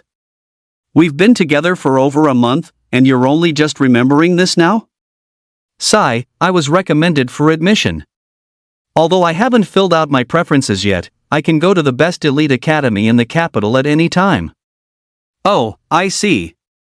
Never mind then. Kai laughed heartily, turned around, and continued running toward his dormitory. Because of the upcoming Awaken entrance exam, Kai did not engage in high-intensity training. He knew full well the consequences of underestimating the enemy. He had to maintain his spirit and build up his strength. Inside the high-rise building. In that large room where the group of geniuses gathered, all 20 seed players were also preparing to depart at this time. Just as one of the strong, tall, and sturdy young men was about to open the door, a woman walked in through the door. Where is Bai Qiaoning? Sister Chen, I'm right here. A cute girl with exceptionally lively eyes waved from a corner and skipped over to Jesse's side. Ha! Who is this?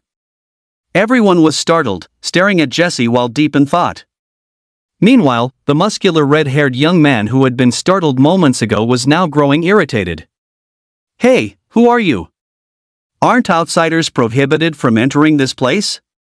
Don't you know this is? Before he could finish his sentence, the young man was instantly frozen in place, becoming significantly quieter. What? The crowd gasped in shock, hastily summoning their weapons as they prepared for a fight.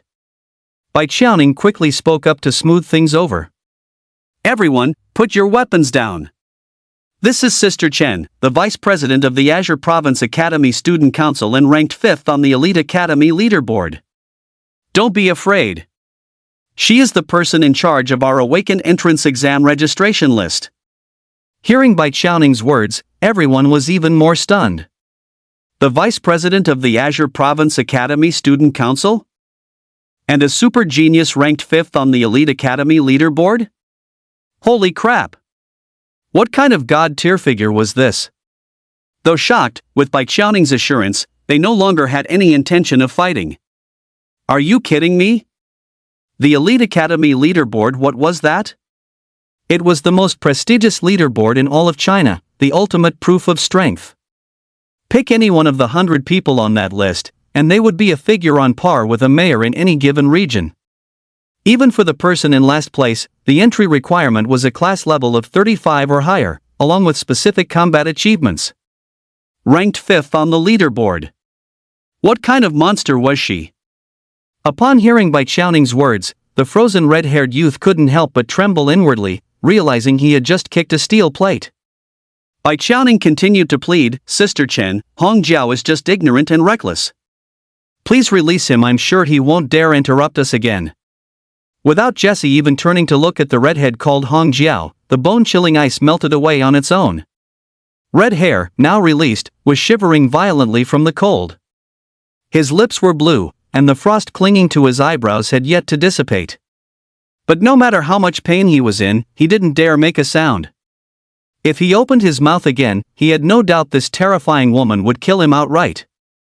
Gulp! Seeing Red Hair's miserable state, everyone's faces were filled with lingering fear. Everyone, come and sit down. Jessie spoke coldly, then sat directly at the head of the conference table. An aura of authority weighed down on the room, causing everyone to break out in a cold sweat. Even Red Hair, despite the bone-chilling cold, forced himself to sit trembling at the far end of the table. I didn't come here for anything special, I'm mainly here to arrange your exam roster. Hearing this, everyone couldn't help but complain inwardly. You're here to arrange the roster? It looks more like you want to kill us all just to skip the trouble of making a list. But no one dared to say that out loud. Qiaoning, I will arrange the weakest opponents for you. Save your strength, there's someone I need you to teach a lesson to. Who is the strongest here? Jessie looked toward the group. Everyone's eyes simultaneously landed on a boy standing next to Bai Qiaoning. Jessie glanced over, and his stats were instantly revealed to her. Shan Chongqing, Terramancer S. Class level, 15. Strength, 1500. Agility, 1400. Magic damage, 1500. Constitution, 1500. Skills. After a glance at Shan Chongqing, whose stats were balanced like a monster, Jessie shook her head. The compatibility isn't right. Who here is suited for frontal combat? A warrior or something similar? Shan Chongqing's pupils contracted upon hearing this. She could tell at a single glance that his specialty was skirmishing and mobile combat? While his frontal combat capabilities didn't quite match a warrior's, his raw power was certainly no weaker than a level 13 warrior or similar classes. But based on Jessie's implication, was he still not quite up to the mark? Holy crap! Fine then. I'd like to see just who this person is that Jessie thinks I can't handle. Shan Chongqing's competitive streak as a genius was instantly ignited. At the mention of a warrior, everyone's eyes turned toward Red Chile, who was shivering uncontrollably from the cold. Sister Chen, Red Chile is a berserker. A berserker? Jessie's gaze sharpened. One of the top-tier classes among warriors, this guy? A sub-branch of berserker, a frenzied warrior. Bai Qiaoning quickly added the clarification, seeing Jessie's misunderstanding. Frenzied warrior? Jessie sighed. Another class she hadn't encountered before. Traits, Jessie said, looking at Red Chile. Red Chile was stunned for a moment but reacted quickly. Enduring the still intense chill, he stammered out, I only inherited the berserkers, the braver one fights, which is considered the strongest type among the berserker branches. Jessie's eyes lit up upon hearing he had a berserker talent skill. Good, you're the one. Looking at Red Chili's state, Jessie snapped her fingers. Instantly, a green light glowed on Red Chili's body. The bone-chilling cold vanished immediately, and his stamina and mana became even more abundant than before. Take this. After healing Red Chile, Jessie tossed him a belt. Everyone focused their gaze, and the item's stats immediately appeared before their eyes. Belt of the Lion King Purple, level 10. Stat bonuses: when used by a warrior class, strength increases by 200 points, constitution increases by 20 points, and the exclusive skill Lion of the Great War is granted. Lion of the Great War. Upon skill activation, if the wearer has open wounds, strength is boosted by 100% and agility by 50%. Attacks have a chance to trigger the Lion's Roar effect, which stuns enemies for 0.1 seconds. Effect scales based on the opponent's strength. If the wearer is in a near-death state, they gain the special effect King of the Wilderness. King of the Wilderness rapidly heals the user from a near-death state back to a seriously injured state. While fighting in open terrain, strength is increased by 120%, agility by 100%, and explosive power by 50%. The lion's whiskers are not to be touched. Let your opponent experience the terror of the King of the Savannah. Note, if the Lion King's belt triggers the King of the Wilderness effect, it will enter a 30-day cooldown period. It can only be used again after this period. King of the Wilderness can be triggered a maximum of 3 times. After 3 uses, it will enter a worn state and require special materials for repair. Upon seeing the stats of this belt, a collective gasp filled the entire conference room. Everyone stared at the belt before them in shock, their faces etched with disbelief. Does gear or accessories of this caliber truly exist? Red Chili picked up the belt in disbelief, after which everyone's gaze simultaneously shifted toward Jessie. What does this mean? Red Chili asked, stunned. Jessie narrowed her eyes and looked at the crowd.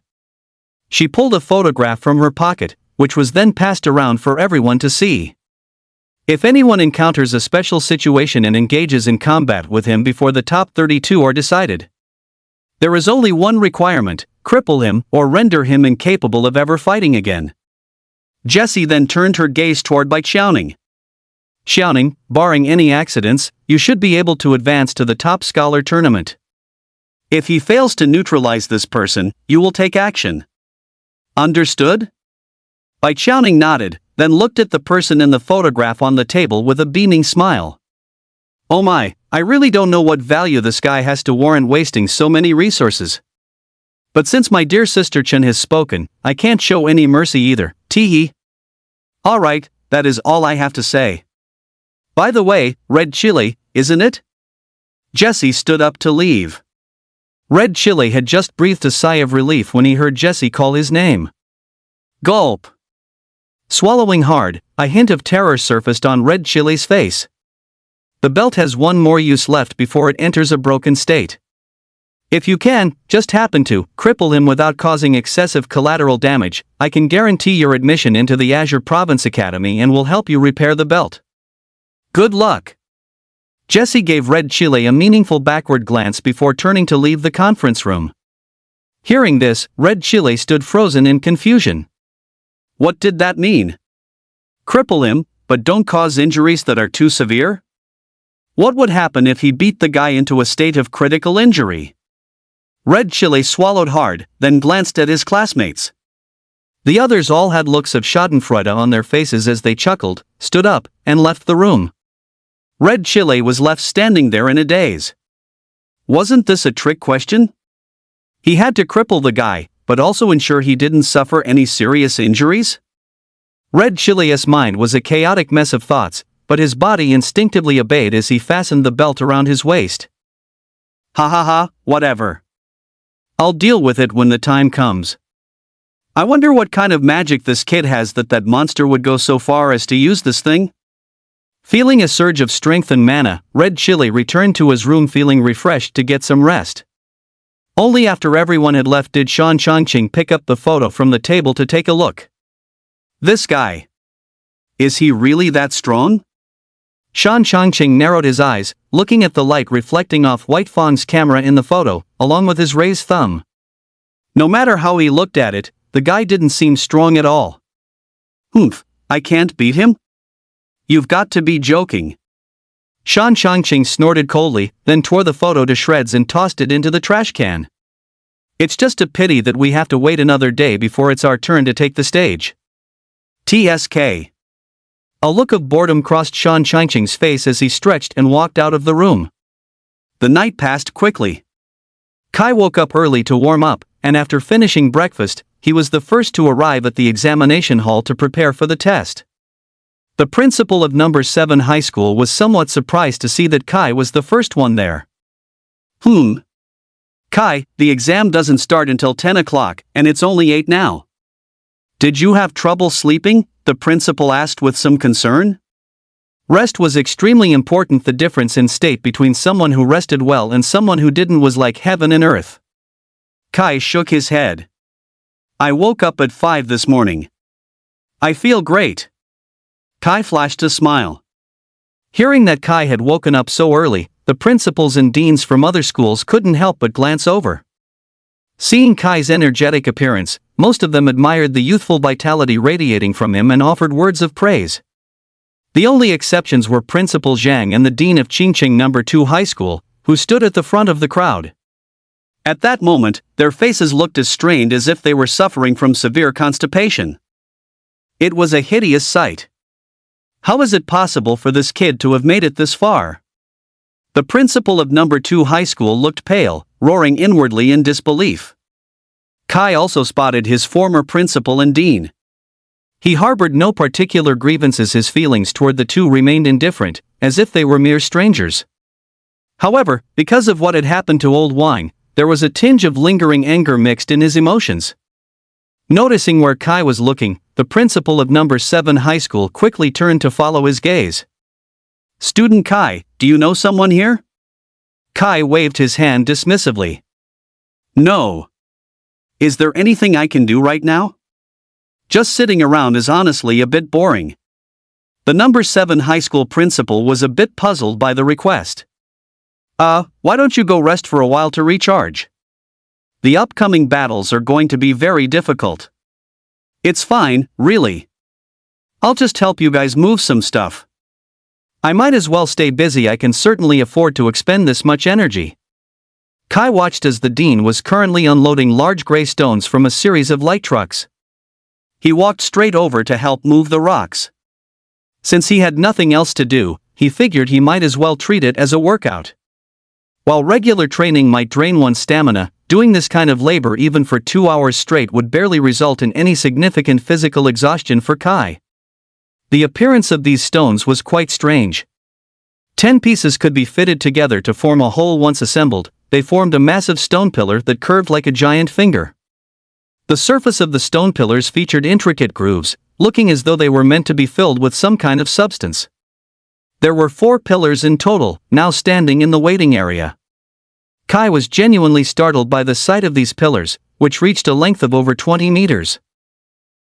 Dean, what are these things for? Kai stared at the 4 stone pillars in dumbfounded silence. Why on earth were these being moved to the arena? Hearing Kai's question, the dean didn't hide the truth, though his expression seemed somewhat helpless. Sai, I'm not sure what's going on, but there have been some unexpected changes to this year's exam. These 4 pillars are for protecting the spectator stands. They'll actually be placed at the 4 corners of the arena. Once injected with mana, they generate a barrier. Apparently, it's because there are so many geniuses in this batch that they're afraid of accidental injuries to the audience. Upon hearing this, Kai suddenly understood. So that's how it's used. Should we install it now? The dean of students shook his head. No, these are for the top 100 tournament. I heard that from the round of 16 and quarter-finals onwards, they have to replace the pillars after every match. Sai, we're going to be busy. Hearing this, Kai laughed and said, no worries, it's just a bit of work. Call me when things get busy, and I'll come help you guys out, ha ha. The dean was somewhat moved by Kai's words. What a great kid. In previous years, no one ever cared about their group of manual laborers. I can still carry these things myself. You focus on the Awaken entrance exam. Save that strength you'd use for lifting for your opponents, and just try to bring back some honor for our school. The dean of students patted Kai on the shoulder, speaking cheerfully. No problem. During the time Kai spent chatting with the dean, 2 hours passed quickly. As the 100+ candidates walked from the dormitory backstage area to the front waiting area, and as the countless spectators saw Kai the eye-catching green monster actually helping the staff carry stones, question marks couldn't help but pop up over their heads. Soon, news that these items were meant to protect the audience spread throughout the venue. The crowd couldn't help but admire Kai's down-to-earth personality once again. Hey, that's what you call a young man putting his strength to good use. See that? To set up the barrier as quickly as possible, he is helping the staff even though his match is about to start. This kid is alright. I'm a fan. Turning from a passerby into a fan right now. Even if Kai were beaten to death, he never would have imagined that his behavior born out of pure boredom would actually win him a massive wave of public support. In contrast, most of the candidates reacted to Kai's behavior with disdain, believing he was just trying to grab attention and play to the gallery. This kind of behavior only wastes physical energy. Let us see what you do on the field in a moment. This is the Awakened entrance exam arena. No one is going to wait for you to recover before starting the match. Soon, the Awakened entrance exam venue was filled to capacity, with almost every seat taken. The internet-wide livestream was switched on, and the observers on the high platform and inside the high-rise building had also arrived. If yesterday was just for show, they were completely absent now. Only one person was left on the high platform to oversee the general situation. The mayor and the people from the admissions office had all departed. For no other reason than that tomorrow is the main event. Today is just for the students to filter out the fakes. Tomorrow is the real battle for the top 10 academies. Once everyone had arrived, a new examiner appeared in place of the one in sunglasses from yesterday. However, his class or skills seemed to be the same as the previous examiners. The somewhat burly man pressed both hands firmly against the ground. Earth core. As his voice fell, the arena began to tremble once more as two massive platforms rose from the previously level ground. The rules for this match are as follows. I will only say them once. The burly examiner announced. Everyone pricked up their ears and listened intently. No restrictions on methods, no restrictions on weapons, and no restrictions on gear accessories. The use of prohibited substances is forbidden, intentional attacks on vital points or intentional killing is forbidden, and trash-talking opponents is forbidden. Extremely concise. In just 2 sentences, he had finished explaining all the rules, proving to be much more straightforward than the examiner in sunglasses. The final rule was clearly aimed at people like Ma Jinshi, who had fought Kai yesterday. That incident had nearly incited public outrage and caught the serious attention of the tournament organizers. Anyone who violates these rules will be disqualified immediately. As the words fell, the competition began. The large screen began to rotate, displaying the names of the contestants for the 2 rings. Zhao of Qingcheng No. 2 Middle School versus Li Xiao of Haining No. 1 Middle School. Zhou Guangfeng of Shendu No. 1 Middle School versus Wang Sheng of Shendu No. 7 Middle School. As the 2 lists appeared, the audience's passion was instantly ignited upon seeing 2 of the long-rumored geniuses taking the stage in the very first round. Zhao! Zhao! Thump! Thump! A group of female fans in the stands cheered rhythmically to welcome Zhao's entrance. Meanwhile, Zhou Guangfeng's popularity was equally high. When the gale rises, the Zhou shall thrive. When the gale rises, the Zhou shall thrive. The clash between the 2 groups of fans sent shockwaves throughout the entire arena. The 2 opponents facing them also felt quite disgruntled, yet there was nothing they could do about it. Both sides took to the stage. The principal of No. 2 High School patted Zhao on the shoulder. Student Zhao, keep it up. Defeat the opponent in front of you, and you'll be in the top 100. Zhao shot a sidelong glance at the 2 men beside him and stepped onto the stage without saying a word. No. 2 High School had its seated contestants. He knew these 2 old fogies well. He was nothing more than a backup plan to them. Since I'm just a backup, I'll make sure you clearly see that I, Zhao, am stronger than that Shui. Blondie and the glasses guy had also advanced this far, but compared to Zhao, they lacked any real prestige. Neither the principal nor the dean would even give them a second look, and given the injuries they carried, it was unlikely they had enough left in them to break into the top 100. Onto the stage. Zhao's gaze fell upon the stats panel of Li Xiao, who hailed from Haining City. Li Xiao, Shield Swordsman A. Class level, 15. Strength, 1,300. Agility, 1,200. Defense, 1,500. Constitution, 1,300. Skills. Seeing this unique panel, Zhao's mind began to race with calculations. A shield swordsman, like me, it's a sub-branch of the greatsword class, but even more specialized. The higher the defense, the higher the attack power? Zhao narrowed his eyes, contemplating how he could overcome the level gap to secure a victory. Zhao, Thunder Swordsman A. Class level, 14. Strength, 1,400. Agility, 1,300. Lightning elemental damage, 70%. Magic damage, 1,500. Constitution, 1,400. Skills. Upon seeing Zhao's stat panel, Li Xiao's face across from him darkened. Level 14, but his stats are more balanced than mine across the board, and his overall strength is greater. A Thunder Swordsman, do I also need to watch out for his speed? This is a bit of a headache. Fortunately, he hasn't reached level 15 yet. He hasn't activated the Greatsword class's special talent, the trait where attack power scales with the strength of a single stat within that branch. There's still a chance. Both Li Xiao and Zhao simultaneously brainstormed strategies for the upcoming clash. Seeing that both had finished examining each other's stat panels, the burly examiner crossed his arms and, standing at the edge of the arena which was the size of a soccer field, announced the start of the match. Match start. The moment the words left his mouth, Zhao's body vanished instantly from his position. What? So fast? Li Xiao's pupils contracted sharply before dilating. He stopped trying to track his opponent's movements and immediately summoned his shield sword to block in front of him. A shield sword is essentially a wide-bladed sword, but when forged by a master, it possesses a special stat bonus that increases defensive stats, much like a shield. Here I come. Li Xiao's heart jolted as he felt the air begin to hum and vibrate. Lightning factors. The instant the match began, Zhao used lightning factors to stimulate his cells and the greatsword in his hand. Combined with the class-exclusive bonus he had awakened a few days ago, a 70% increase in lightning element damage, he knew the only key to victory was a quick decisive strike. Against a shield swordsman, the hardest strategies to deal with are hit-and-run tactics or a war of attrition. Judgment. Thunder, roar. Oh, weeping sky. The sound of the incantation reached his ears, causing Li Xiao's pupils to shrink and his heart to tremble violently. Damn, an ultimate right off the bat?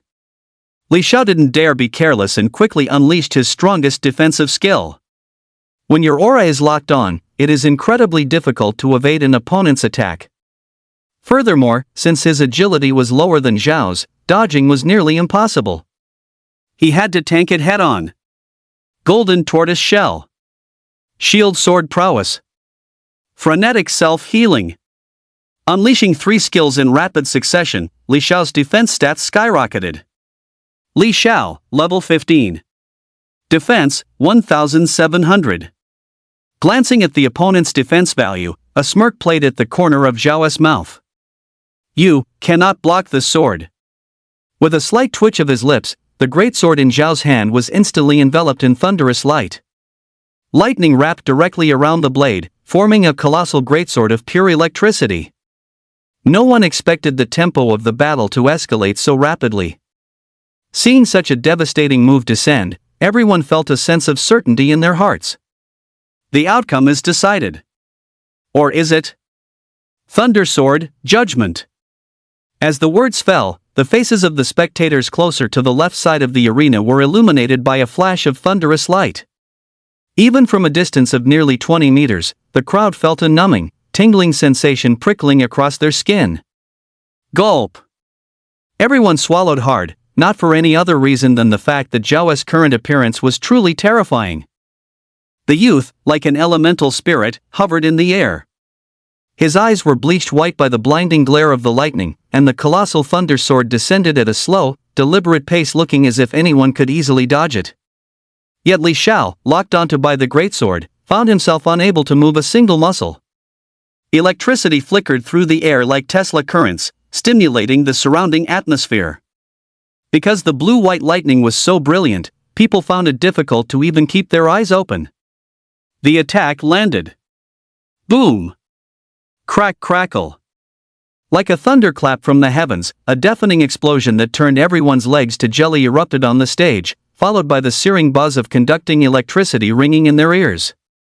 As the smoke cleared, the crowd finally caught sight of the scene in the arena. Is this a thunder swordsman? Someone in the spectator stands was completely stunned by the sight. The center of the ring had been battered beyond recognition by the heavy sword. The ground had sunken more than 10 centimeters, and centered from where the blade struck, a massive mark of sword energy spread outward. Everywhere it passed was filled with cracks spreading like a spider web. Everyone stared intently at Li Xiao amidst the smoke, uncertain of his current condition. But judging by the power of that single strike, it must have reached the intensity of level 16, right? The audience discussed in hushed tones, most believing that Li Xiao had either fainted or been permanently disabled. The burly examiner had also reached the edge of the ring where Zhao was standing, quietly waiting for the smoke to dissipate before announcing the results of the match. Nearly 70% of Zhao's mana had been drained. The massive consumption left him gasping for breath uncontrollably, his eyes turning bloodshot from the intense, rapid depletion. Is it over? Zhao swallowed hard, trying to bring some sensation back to his parched throat. The arena fell into a profound silence, and even the surrounding stands were deathly quiet, as everyone held their breath, watching the smoke gradually dissipate. No movement for this long, he couldn't be dead, could he? Blondie said, eyes wide as he watched his boss's imposing display of power. The man with glasses adjusted his frames and said calmly, not necessarily. Li Xiao is level 15.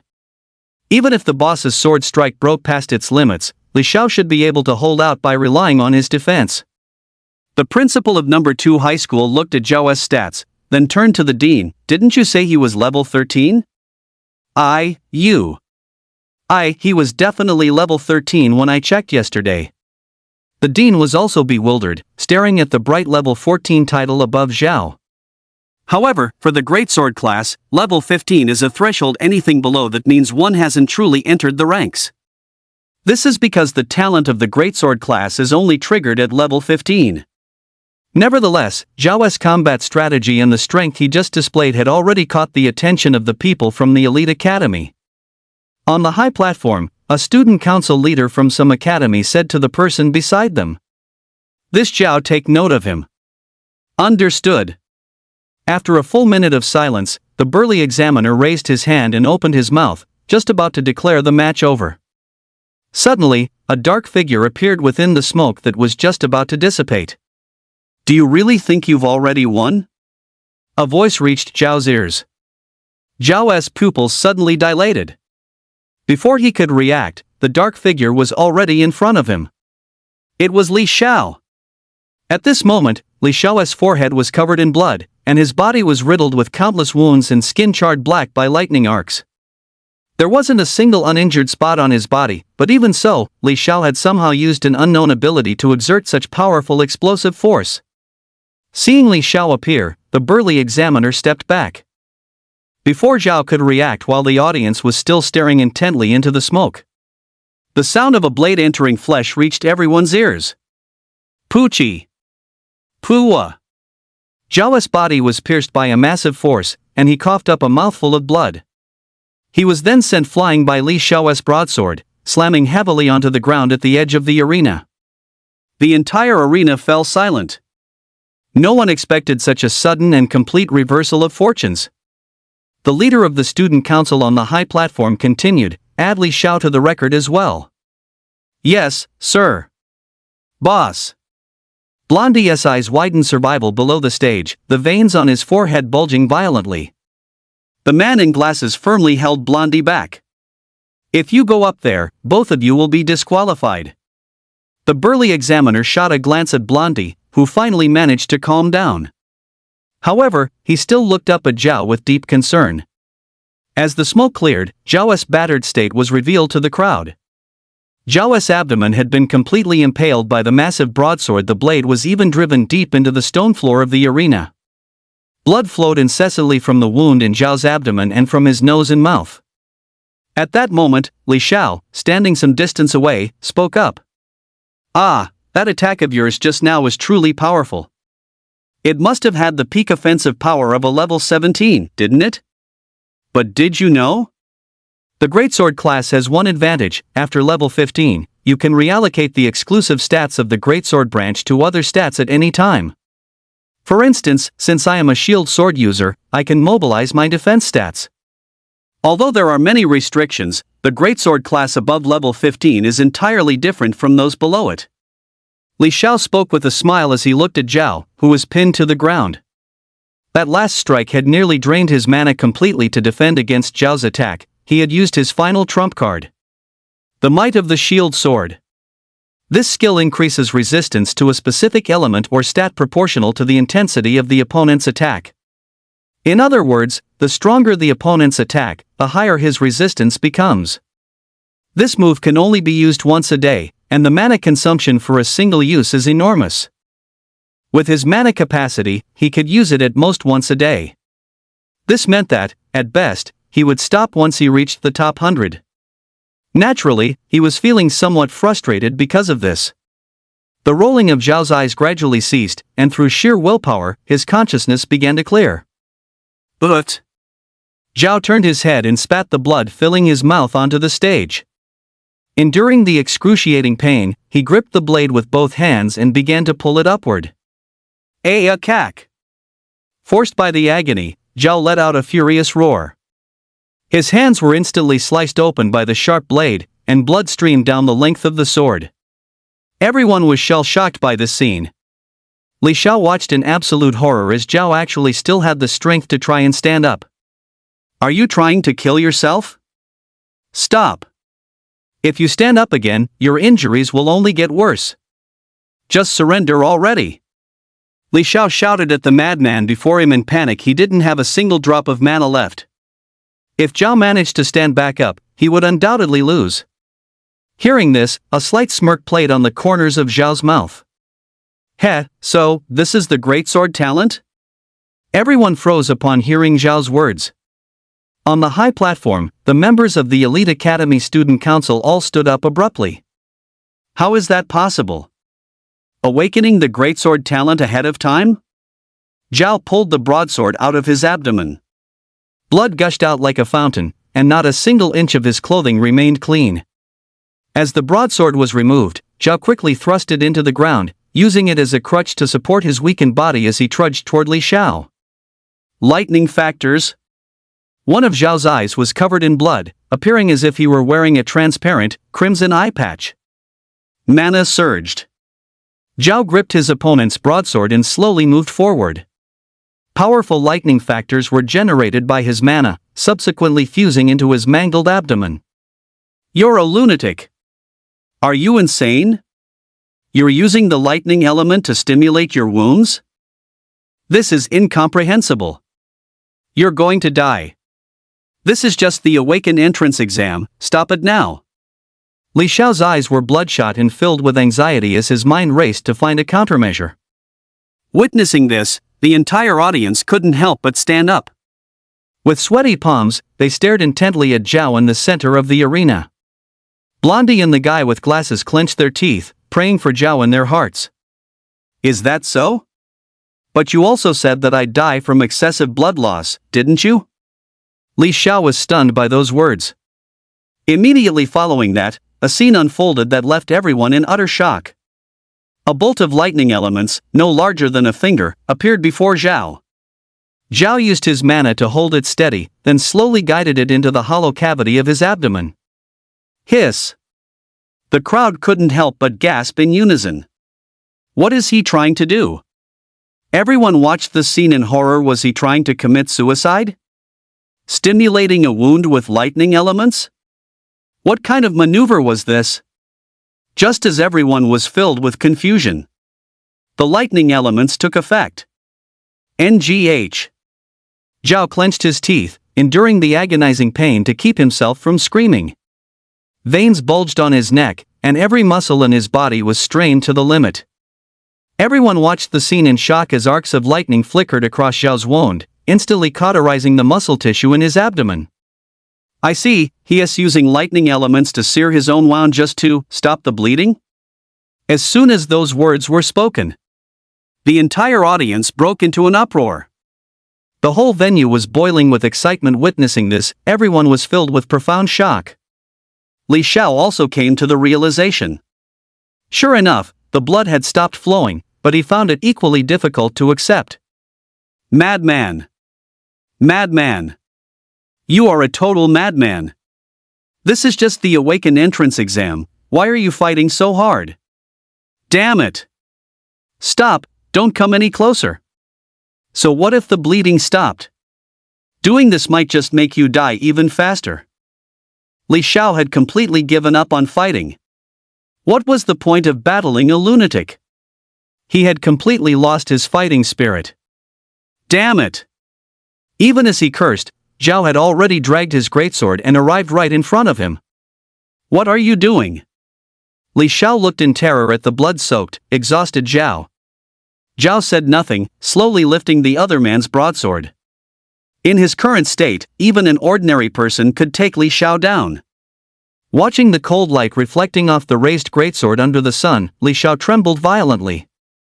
He refused to believe Zhao would actually dare to swing it. Gritting his teeth, Li Xiao stared into Zhao's eyes for a moment. Seeing the other's hand go limp, letting the broadsword fall freely without support, Li Xiao was terrified. His face turned deathly pale instantly, and he screamed at the top of his lungs. I forfeit! I forfeit! Someone save me! The moment Li Xiao let out his panicked cry, the burly examiner appeared, catching the powerless broadsword and tossing it to the ground. Raising Zhao's hand, the burly examiner calmly announced the result of the match. Winner, Zhao. As the words fell, amidst the thunderous screams and cheers of the entire audience, Zhao collapsed. Medical team, get in there now. The man in glasses shouted urgently, and Blondie also rushed onto the stage to help. Sweat dripped from the chin of the man in glasses. He only breathed a sigh of relief when he saw the medical team move in. You really overdid it, boss. Exhaling a long breath, his gaze shifted toward Kai, who was in the number 7 high school waiting area. Did you see that? Boss is working hard too. Kai watched the conclusion of this spectacular battle on the field and let out a smile. A fight like that, this is what youth is all about. I'm actually starting to feel a bit fired up. Hearing this, the principal of number 7 high school rubbed his hands together and approached Kai with a smile. Student Kai, I wanted to ask, do you think you can beat student Zhao? Regarding that fight just now, if you were the one out there, could you have one? The principal tested the waters, terrified of upsetting Kai. Seeing Kai sink into thought as if preparing to answer, he breathed a sigh of relief. But then, he saw Kai shake his head. The heart of the number 7 high school principal instantly turned ice cold. But then, Kai spoke up. They're still a bit weak. Hearing this, the principal nodded with a hint of disappointment. Is that so? It's fine. Just do your best, Kai. If you can't win, just forfeit. Getting this far is already an incredible achievement. Kai paused, looking puzzled. Huh? What did you say? I meant my opponents are a bit weak. The principal froze in his tracks, then swallowed hard. You mean, you're guaranteed to win? Kai rubbed his chin, thought for a moment, and then grinned. Yes. Looking at the flash of those white teeth, the principal felt as if he were seeing a divine light. He stood there dazed for a long time. Finally, he said to Kai, Kai, watch the matches for a bit on your own. I need to head to the restroom. Sure. No problem. Kai nodded. Maintaining a silent facade, the principal walked quickly out of the waiting area and into the backstage corridor. Woohoo! Woohoo! I really hit the jackpot. Do la la dee la la. The principal started performing the even polka leak spin dance right there in the backstage hallway, humming the melody under his breath. 2 staff members from the tournament organizing committee were so shocked to see a middle-aged man performing such a bizarre, immersion-breaking dance that they stopped dead in their tracks. A moment later, the 2 of them literally turned into JoJo-style characters from the sheer intensity of the shock. Let's go back, one said. The other nodded. As they turned around, the first one spoke again, "When we get back, let's pay any price for a pair of eyes that haven't seen this."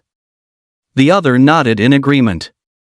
While Zhao and Li Xiao were fighting, Zhou Quanfeng and Wang Shang from Chengdu No. 7 High School on the other arena had a silent understanding and did not make a move. It wasn't until the battle next door concluded that the two of them finally withdrew their gaze. "Ahem, it's our turn." Zhou Quanfeng turned serious. Wang Shang nodded. "That was truly a magnificent battle." "Yeah. Now, let's create a magnificent battle of our own." A smirk played on Zhou Quanfeng's lips, and a visible fighting spirit erupted from his eyes. Meanwhile, the members of the student union from Elite Academy were watching from the high platform. Cross Li Xiao off the list. Rejected. The representatives from various academies spoke in unison. As a genius, how could he not think of fighting back when facing an opponent, but instead beg for them to stop? Does such a person even deserve to enter Elite Academy? If Li Xiao were admitted to Elite Academy, it would be a failure of their duty. The match continued. Zhou Quanfeng had a smile on his face, filled with anticipation for the joy of the upcoming battle. My status panel? Take a look. Zhou Quanfeng, Wind Mage A. Class level, level 16. Strength, 1400. Agility, 1400. Magic damage, 1500. Constitution, 1600. Mana, 1600. Skills. Seeing this panel, Wang Shang couldn't help but swear. Fuck. With these stats, why the hell are you participating in the open auditions? Why aren't you a seeded player? Wang Shang's words caused Zhou Quanfeng to turn serious. Under everyone's gaze, he gradually stood tall, folded his arms across his chest, and said in a sudden JoJo-esque shift of style. Because there are no more slots left. No more slots left. No more slots. Slots. Ra-egg. Af. Exclamation point. The roar was thunderous, echoing throughout the arena, the reverberations lingering in the air for a long time. Everyone stared at Zhou Quanfeng in stunned silence, while Wang Shang's expression turned grim. This guy, he's as strong as a monster. As Wang Shang pondered, his status panel appeared before everyone's eyes. Wang Shang, Grasp of Darkness S. Class level, 15. Strength, 1450. Agility, 1550. Constitution, 1400. Skills. An S-rank class? Interesting, interesting, interesting. Zhou Quanfeng repeated the word 3 times before launching an attack with visible excitement. His body rocketed toward Wang Shang. His agility is high, but I can track his movements. Wang Shang felt a surge of relief. Due to his assassin class, he could clearly perceive the movements of opponents even if they were higher level than him. Wind elements enveloping his arms. I see, so he's a melee mage that counters me? Wang Shang twisted his body, utilizing his high assassin agility to dodge Zhou Quanfeng's wind-shrouded fist. No, wait, there's no mana in his fist. Wang Shang frowned, sensing something was off. But in that split second of contemplation, Zhou Quanfeng's body vanished from the spot. What? An afterimage.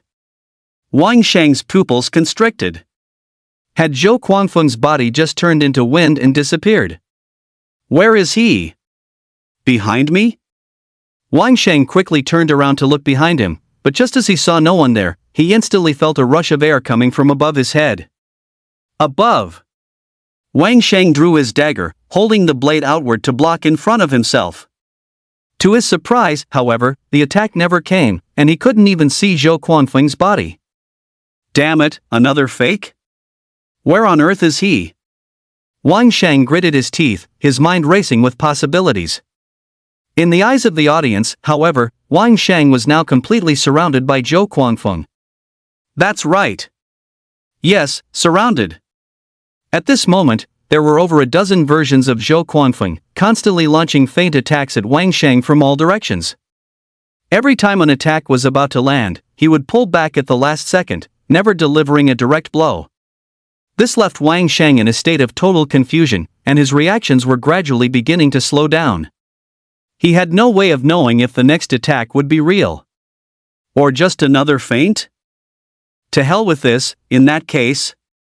Assassination operation. As the words fell, a black spherical zone with a 20-meter radius erupted, centered on Wang Sheng.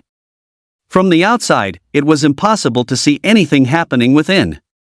Zhou Guangfeng's onslaught came to a halt along with the initiation of the assassination operation. Zhou Guangfeng flashed a wicked, obsessed smile, looking every bit the martial arts fanatic. Chaotic wind flurry. Using ultra-high-speed feint strikes, I make it impossible for the opponent to realize whether the next attack is real or a feint, thereby slowing their reaction time. However, by the same token, any area of effect attack can easily break this move of mine. But the corners of Zhou Guangfeng's mouth curled up slightly.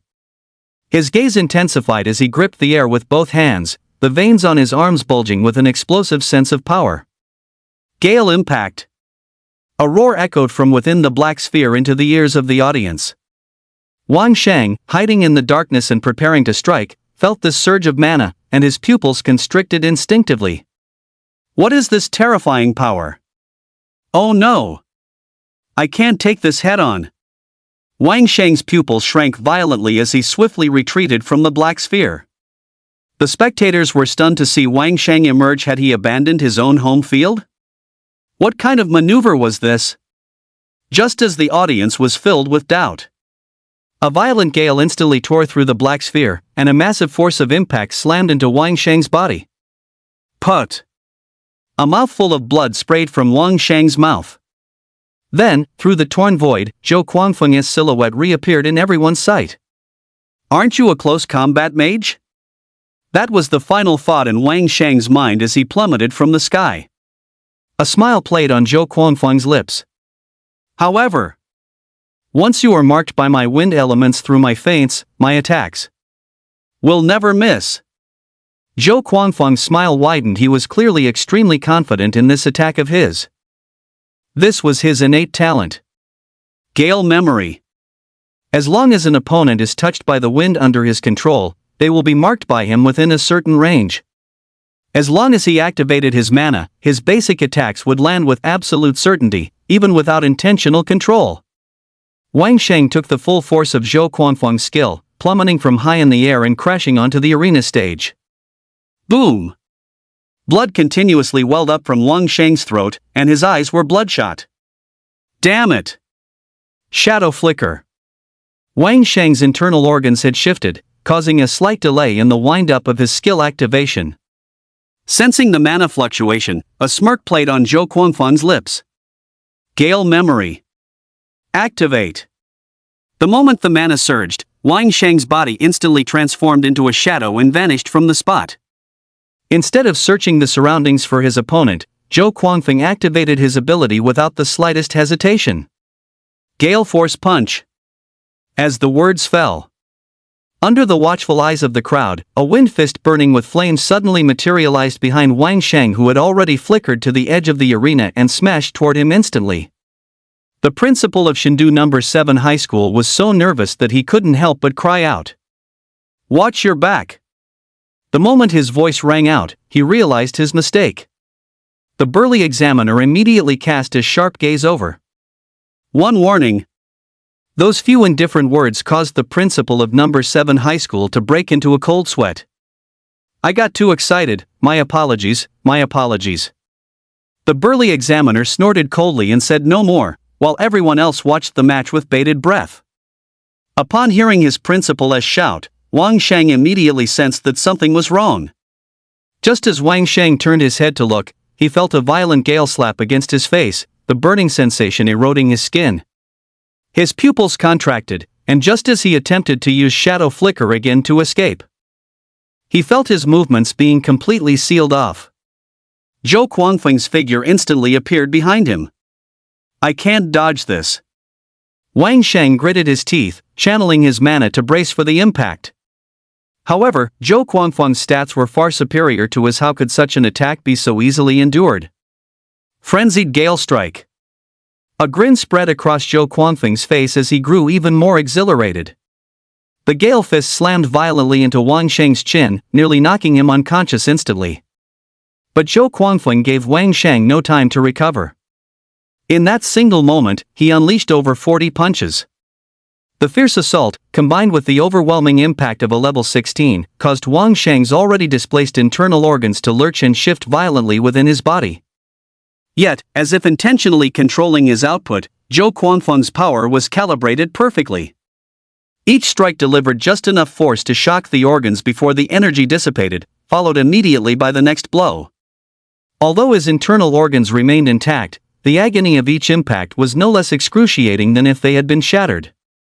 Wang Sheng's mouth was now like a small fountain. Every strike forced a massive spray of blood from his lips. Before long, the edge of the arena was drenched in crimson. Zhou Quanfeng's hands and face were also splattered with the blood Wang Sheng had coughed up. Damn it, I can't counter, it hurts so much. Wang Sheng thought to himself, though outwardly his eyes had rolled back, and he appeared completely powerless to resist. Under Zhou Quanfeng's rapid-fire assault of 14 punches per second, his arms gradually lost all strength. Finally, under the watchful eyes of the crowd, Zhou Quanfeng's fists, a literal storm of blows as his name suggested, began to slow down. Wang Sheng had completely blacked out. The moment Zhou Quanfeng ceased his attack, Wang Sheng's body collapsed like a puppet with its strings cut, tumbling toward the floor of the arena. Seeing this, Zhou Quanfeng pulled back his smile. Is this all you've got? What a boring man. Zhou Quanfeng turned around, preparing to leave with a look of mock sorrow. The burly examiner had just stepped onto the stage to announce the result, but his hand paused slightly as he reached for Zhou Quanfeng. Zhou Quanfeng was taken aback for a moment, then smirked. What? Does the examiner want to go around with me too? Zhou Quanfeng stared greedily at the examiner's hulking muscles. The burly examiner said flatly, provoking an examiner is grounds for disqualification. As soon as the words left his mouth, the examiner's figure vanished instantly. Zhou Quanfeng froze in surprise. But then, as if realizing something, he turned slightly, a twisted and frenzied smile spreading across his face. The audience stared at Wang Sheng, who was reclining in mid-air, their mouths agape. Everyone was bewildered because they couldn't see what Wang Sheng had actually done. Although Zhou Quanfeng couldn't see it clearly either, he could faintly sense that something was currently propping up Wang Sheng's unconscious body, suspending it at the edge of the arena. From an outsider's perspective, he appeared to be floating. Grasp of darkness. Wang Sheng spat out a mouthful of blood from his gore-filled mouth, and his rolled-back eyes snapped back into focus at that moment. The battle has only just begun. Wang Sheng raised his hand, and a faintly perceptible dark claw instantly lunged at Zhou Quanfeng from behind. Zhou Quanfeng's pupils shrank suddenly, but realizing he could no longer dodge, he chose to brace himself and take the hit head-on. Though a level 16's physical attributes differed little from a level 15 class awakening user like Wang Sheng, one's physique reflected their overall strength. Sizzle! The dark claw instantly tore 3 large gashes across Zhou Quanfeng's back, though the wounds were not particularly deep. Feeling the pain radiating from his back, Zhou Quanfeng grew increasingly excited and curious.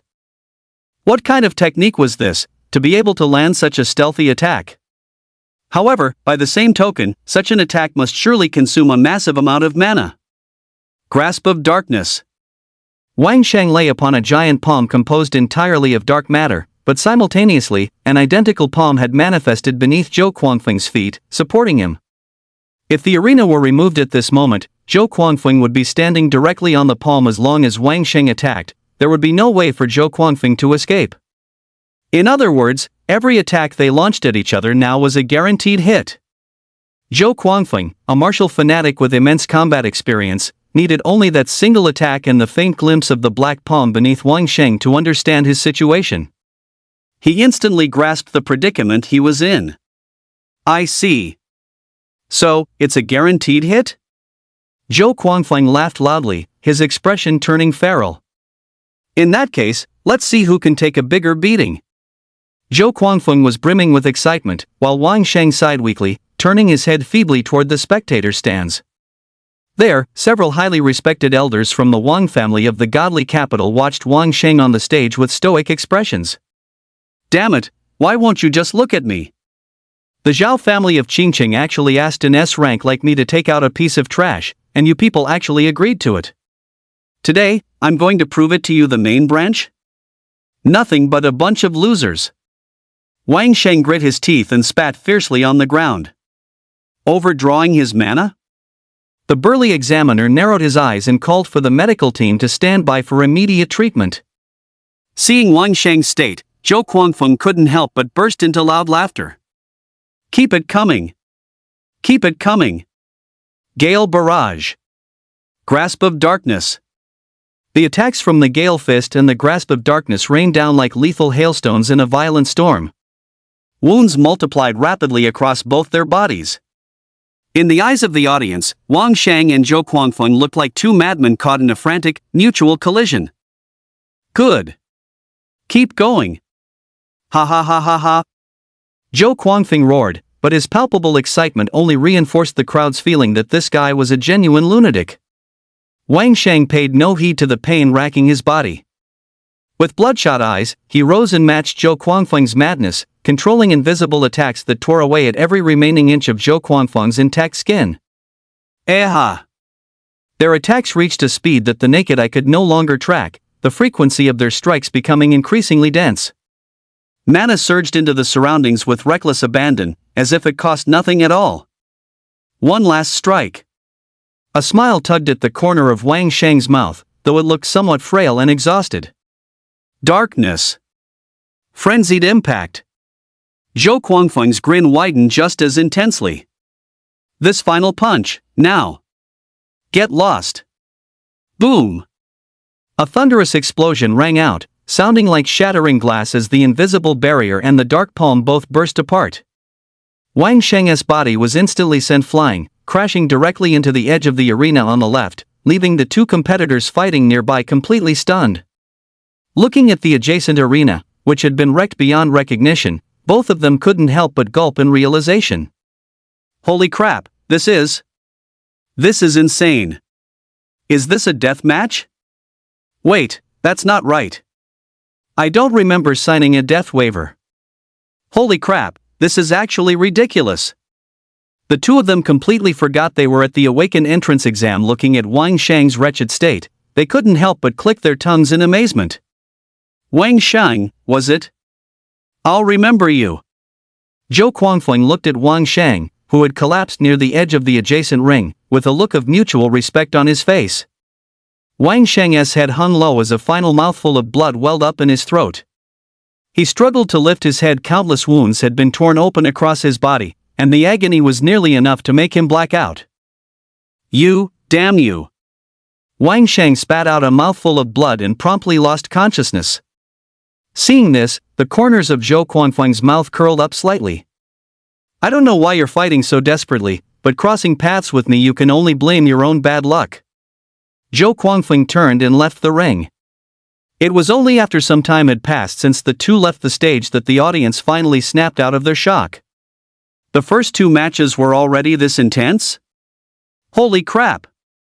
The enthusiasm in the venue had been completely ignited. Kai watched Zhou Guangfeng depart with a burning gaze, then turned to look at the principal who had just returned. Principal, what level is that Zhou Guangfeng? He feels incredibly strong. I wonder if I'll get to face him. Seeing Kai so excited, the concern in the number 7 high school principal's heart eased slightly, while he simultaneously prayed they wouldn't run into Zhou Guangfeng. After all, Zhou Guangfeng's reputation as a madman who would do whatever it takes to win had been displayed vividly in that battle.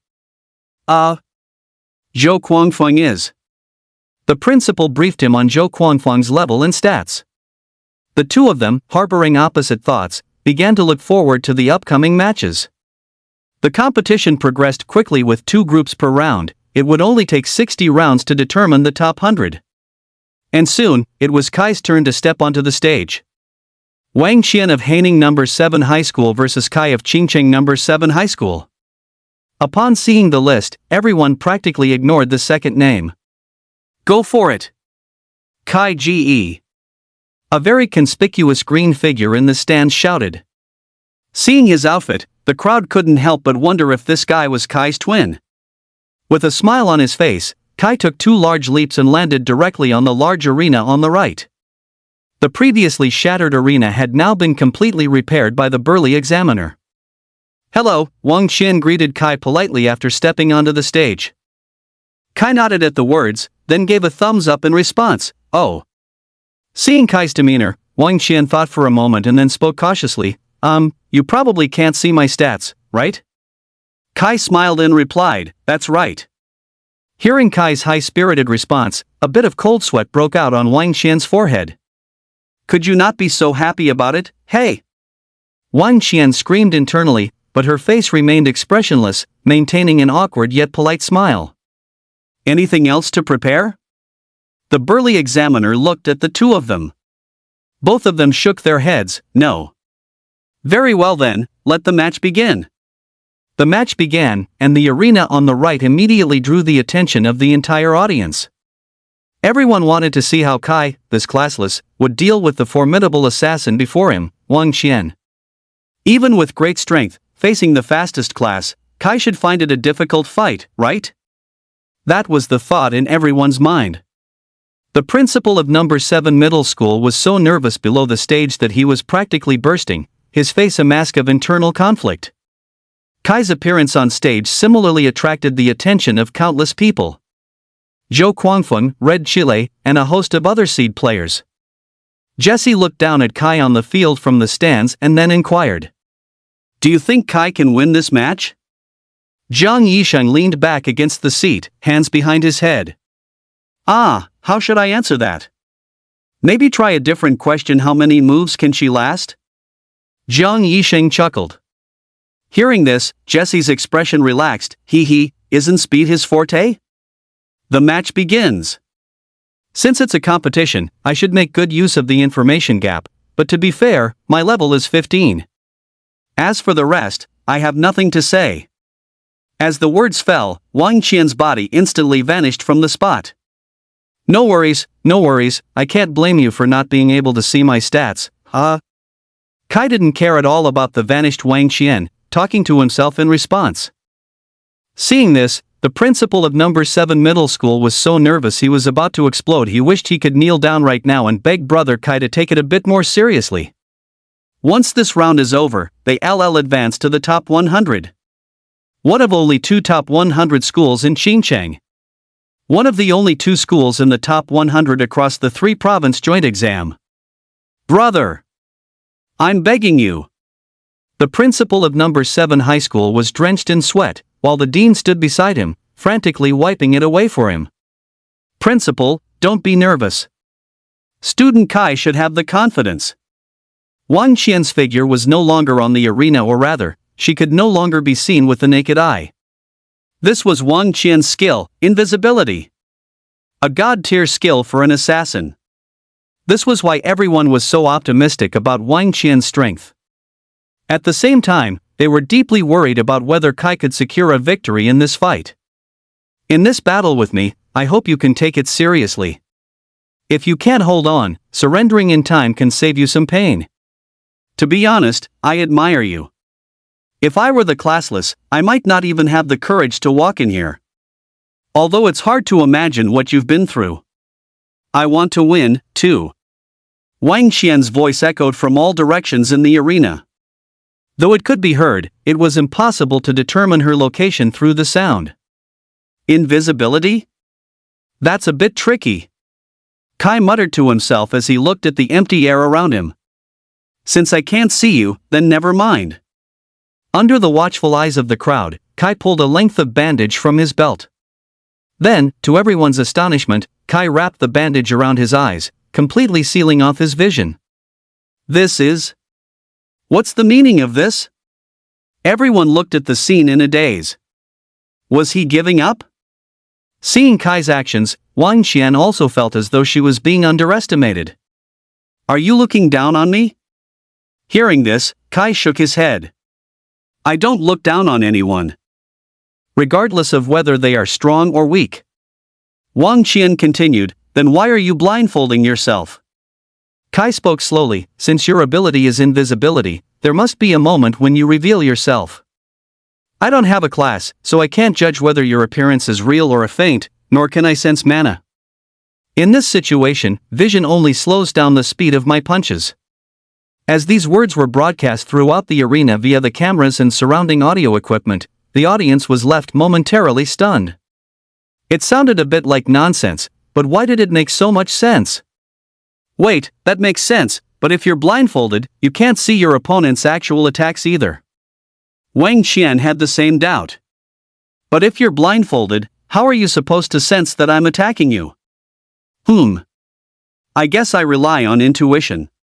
Like this? Wang Qian threw her dagger. Kai continued speaking, his body tilting slightly to the side. Like this. He dodged, and the dagger brushed right past Kai's ear. The crowd erupted in an uproar at the sight. How did that look like he actually saw the trajectory of the attack? Seeing this, Wang Qian felt things were getting difficult. What a pain. Your attacks are sharp, but they lack power. Kai said. Ha! Just as Wang Qian felt a flicker of confusion, she saw Kai's roundhouse kick smashing toward her right side. What? Wang Qian's pupils constricted violently. The scene before her felt utterly surreal, but with no time to think, she immediately threw up her hands in a defensive posture to block her right side. Thud! SSS, so heavy! The impact of the roundhouse kick sent Wang Qian sliding a full 2 meters to the left. You defended your right, which means your left side and abdomen are now openings. Kai's voice continued to ring in her ear. Wang Qian's pupils shrank at his words. Without a second thought, she scrambled to cover those 2 areas, but Kai subverted expectations once again. On the battlefield, you should only believe half of what your opponent says. Kai followed up with a flurry of kicks, knocking the invisible Wang Qian back into her original form and sending her flying toward the edge of the ring. Ah! Wang Qian couldn't help but cry out in pain as she hit the ground and rolled 4 or 5 times. Damn it, did he judge my position based on the trajectory of my dagger throw? Wang Qian thought to herself as she slowly stood up, clutching her injured right arm. In the spectator stands, Jiang Yixing couldn't help but chuckle at the sight. Good grief, he's really playing around. Jessie couldn't help but be amazed by what she saw. Is he helping his opponent grow mid-battle? Your dagger. Kai flickered behind Wang Qian and slid the dagger back into the sheath on her thigh. Letting an opponent pick up your weapon can lead to dire consequences. Looking at Kai, who seemed to be toying with her, Wang Qian felt a surge of anger rising in her heart. Insight domain. As the words fell, a single drop of transparent liquid dripped from Wang Qian's dagger onto the rocky ground. Poison? Or something else? Kai pondered inwardly. Don't worry, it's just an anesthetic specially formulated for class awakeners. Hearing this, Kai looked puzzled. Despite being blindfolded, he turned his gaze precisely toward the burly examiner. Aren't participants forbidden from bringing drugs onto the field? The burly examiner replied calmly, this is her class skill, and since it's not a self-enhancing drug, it's permitted for use. Kai nodded at the explanation. Much like his own weights, whether he wore them or took them off, the eventual effect was exerted on the opponent, so it didn't count as a violation. In that case, let's settle this quickly. Kai settled into his starting stance. Seeing Kai adopt the same posture he used against Ma Jinshi, Wang Qian realized he was getting serious. As I thought, does this technique require a charging period? Jessie thought to herself, her expression unchanged as she watched the motionless Kai. However, Wang Qian seemed to have miscalculated. She assumed Kai's move had a cooldown and could not be unleashed consecutively. As long as she could weather this wave, victory would be hers. While her reasoning held some logic, she had overlooked one fatal problem. And that was, could she actually withstand it? Here I come. Wang Qian's pupils constricted. The blindfolded Kai had already vanished from his spot. She gripped her anesthetic-coated dagger, scanning her surroundings. Don't panic. My agility stats are close to level 16. I can dodge this. Wang Qian kept reassuring herself mentally, but in the next instant, Kai's inch punch was already swinging toward her face. What? I can't see him at all. Why can't I move? Wang Qian was stunned, staring blankly as the fist slammed into her chin, sending her flying backward. Noticing the look in Wang Qian's eyes, Kai spoke while continuing his pursuit. Your mind reacted, but your body's speed couldn't keep up with me. Have you heard of relativity? In your eyes, my speed is equivalent to teleportation. With that, Kai landed another inch punch squarely on Wang Qian's abdomen. Boom! Put! As her body was slammed into the ground, Wang Qian spat out a large mouthful of fresh blood, soaking the shattered rocky floor. So strong. This was Wang Qian's final thought before she instantly blacked out and lost consciousness.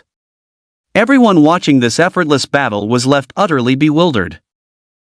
How was this even less exciting than the fight between Wang Shang and Zhou Quanfeng? Wasn't she supposed to be this year's dark horse assassin? How could she be so weak in front of Kai? The crowd stared blankly. The burly examiner stepped onto the stage, preparing to declare Kai the winner. As Kai removed his bandages, Jessie stood up from her seat in the audience and began to leave. Jessie, where are you going? Mother Chen, just coming back to her senses from the joy of her son's victory, saw Jessie preparing to depart. Jessie was very friendly toward her parents. She flashed a long-awaited warm smile and said, "Mom, I'm just going to the restroom." That warm smile from such a beauty instantly caused the surrounding gentlemen to fall in battle on the front lines. Mom! I think I'm in love. Upon reaching the backstage area, the coldness returned to Jessie's face. She approached a staff member and spoke bluntly, "I suspect Kai is cheating. He might have taken some kind of performance-enhancing drug." Hearing an allegation of cheating, the entire backstage fell silent. Then, everyone looked toward the figure in the arena in shock. A staff member with a walkie-talkie immediately signaled the burly examiner to stop. "Mr. Examiner, please wait a moment. Someone has reported candidate Kai for cheating. Please wait until we have investigated before making a judgment." This voice crackled through the walkie-talkie on the burly examiner's shoulder. The examiner showed no emotion upon hearing this and lowered the hand he had raised to announce the results. The audience was confused by the situation. What was happening? Why had they stopped? At the same time, the victory music playing in the arena abruptly cut off. The entire stadium went quiet, followed by a wave of hushed discussions among the spectators. While everyone was still trying to figure out what was going on, a staff member from the organizing committee stepped onto the stage, accompanied by 3 mayors and a large team from the appraisal group. The match is suspended. Get the injured off for treatment first. Kai, someone has reported you for cheating. Meanwhile, in the stands, Jessie returned to her seat. Someone reported him? Impossible. My son is definitely not that kind of person. Kai's father said angrily. Kai's mother also looked at the situation in the arena with a sense of confusion. Zhang Yixing wasn't worried at all. With his hands behind his head, he watched Jessie walk back, his heart filled with doubt. There's something I've been wondering about. Why exactly do you want to stop Kai from entering the elite academy? Jessie frowned upon hearing this and looked at Zhang Yixing. Why would I want to stop Kai from entering the elite academy? Seeing this obvious act of playing dumb, Zhang Yixing sniffed and stopped questioning her. Down in the arena, Kai was also somewhat bewildered by the news. Ha! I didn't cheat. Mayor Zhang nodded upon hearing this and spoke calmly, "Kai, there's no need to worry. Our tournament committee has professional appraisers. Please follow us backstage for an inspection. We will not let an innocent person be wronged, nor will we let a wrongdoer go unpunished." With a clear conscience, Kai naturally had nothing to fear and followed the group backstage. Meanwhile, the audience erupted into a frenzy, everyone discussing the situation regarding Kai. Principal Zhang and the dean of Qingcheng No. 2 High School sneered at the sight. Such overwhelming strength, how could a classless possibly manage that? I was wondering why he was so strong. Turns out he was cheating. Zhao, resting on a chair nearby, watched Kai depart with a complicated expression. Would Kai really cheat? The blondie and the glasses-wearing man who were previously beside Zhao had vanished. They were currently lying in the infirmary. It was likely they would miss out on the elite academy, but the two had certainly given it their all. The ones most bewildered, however, were the principal and the dean of number 7 high school. Cheating? That was an offense leading to immediate disqualification. The two were burning with anxiety, waiting restlessly for the appraisal results. Arriving backstage, the tournament organizers led Kai to a machine similar to the ones in the Shindu training rooms. "Student Kai, we need to draw blood now to test your blood composition for any prohibited substances. Please hold out your arm." After Kai had 50 cubic centimeters of blood drawn, the organizers continued. "Student Kai, please strike the pressure plate of this machine with the maximum strength you used during the match just now." This machine was a level 15 dynamometer. If Kai couldn't produce level 15 damage, the suspicion of cheating would be confirmed. After all, Wang Qian was level 15. Factoring in the margin of error for her constitution and defense, it wasn't impossible for someone with peak level 15 stats to finish her in 2 moves. First, the right fist. A man held a recording board, ready to log Kai's data. Hearing this, Kai shrugged, raised his right hand, and delivered an inch punch to the pressure plate marked with a large R on the machine. Thud. Beep, beep, beep, beep. An alarm blared as the stat values on the dynamometer instantly surged from 4 zeros. 100. 200. 300. It soared all the way to 1599, and finally, 4 question marks appeared directly before the machine's alarm gradually subsided. Hiss. A chorus of gasps echoed backstage. The 3 mayors and the recording staff all stared at Kai in utter bewilderment. Was that pure physical strength just now? Mayor Zhang couldn't help but ask. The recording staff also snapped out of their state of shock. "All right, Student Kai, please proceed with the left fist." In the match just now, Kai had only used half of his strength, roughly around level 16.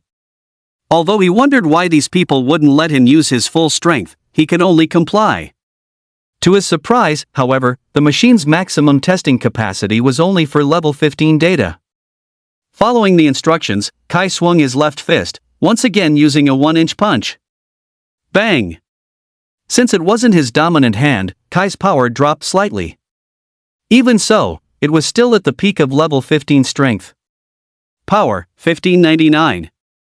Recording this data, the tournament staff member continued, left leg. Power? Level 16 or above, the recorder noted down. Right leg. Looking at the device in front of him, Kai controlled his power, delivering a blow with the same force he had used when attacking Wang Qian earlier. Power? Still level 16. Everyone exchanged glances, finding it hard to believe. How could a classless individual train his physical body to such an extent? Everyone stared at the numbers on the device in utter bewilderment. Next is the speed test. Student Kai, please stand here. The tournament team led Kai into a large apparatus that looked like a small air-cushioned arena. Once Kai was in position, the staff member explained the testing method. Elemental attacks will be launched from within the device from time to time. Student Kai, you simply need to focus and dodge them. Kai nodded. Before he was even fully ready, a fireball suddenly shot out. Kai sidestepped to dodge it. Immediately after, over a dozen fireballs erupted within the device, flying toward him. That's a lot, Kai remarked, looking at the fireballs coming from all directions. He calmly flickered around within the confines of the apparatus. Aside from the 3 mayors, no one else could clearly see where Kai's true form was. 5 minutes passed quickly. The device had fired a total of 1,000 fireballs. The number of hits was 0. Hiss. Holy shit! The recording officials seemed already numb to the shock. Adjusting their glasses, they silently noted a figure on the clipboard. Agility, 2000. The 3 mayors exchanged glances and proceeded to conduct a series of tests on strike resistance. Constitution, 1600. With all the data compiled, Kai's overall stats were clearly laid out on paper. Kai, classless.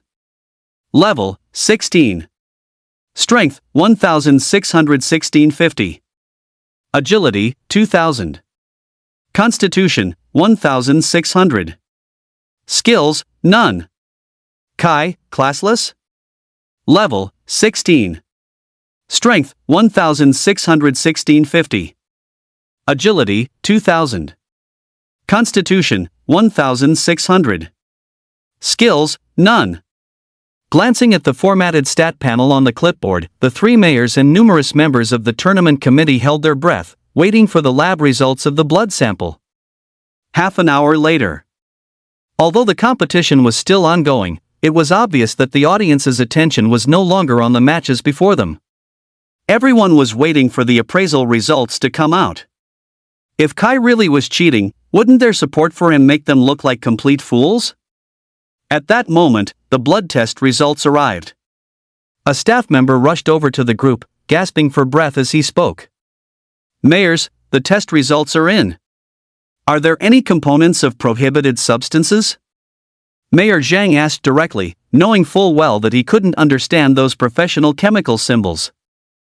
There are no stimulants, adrenaline, or any other recorded suspicious components of prohibited drugs in the blood.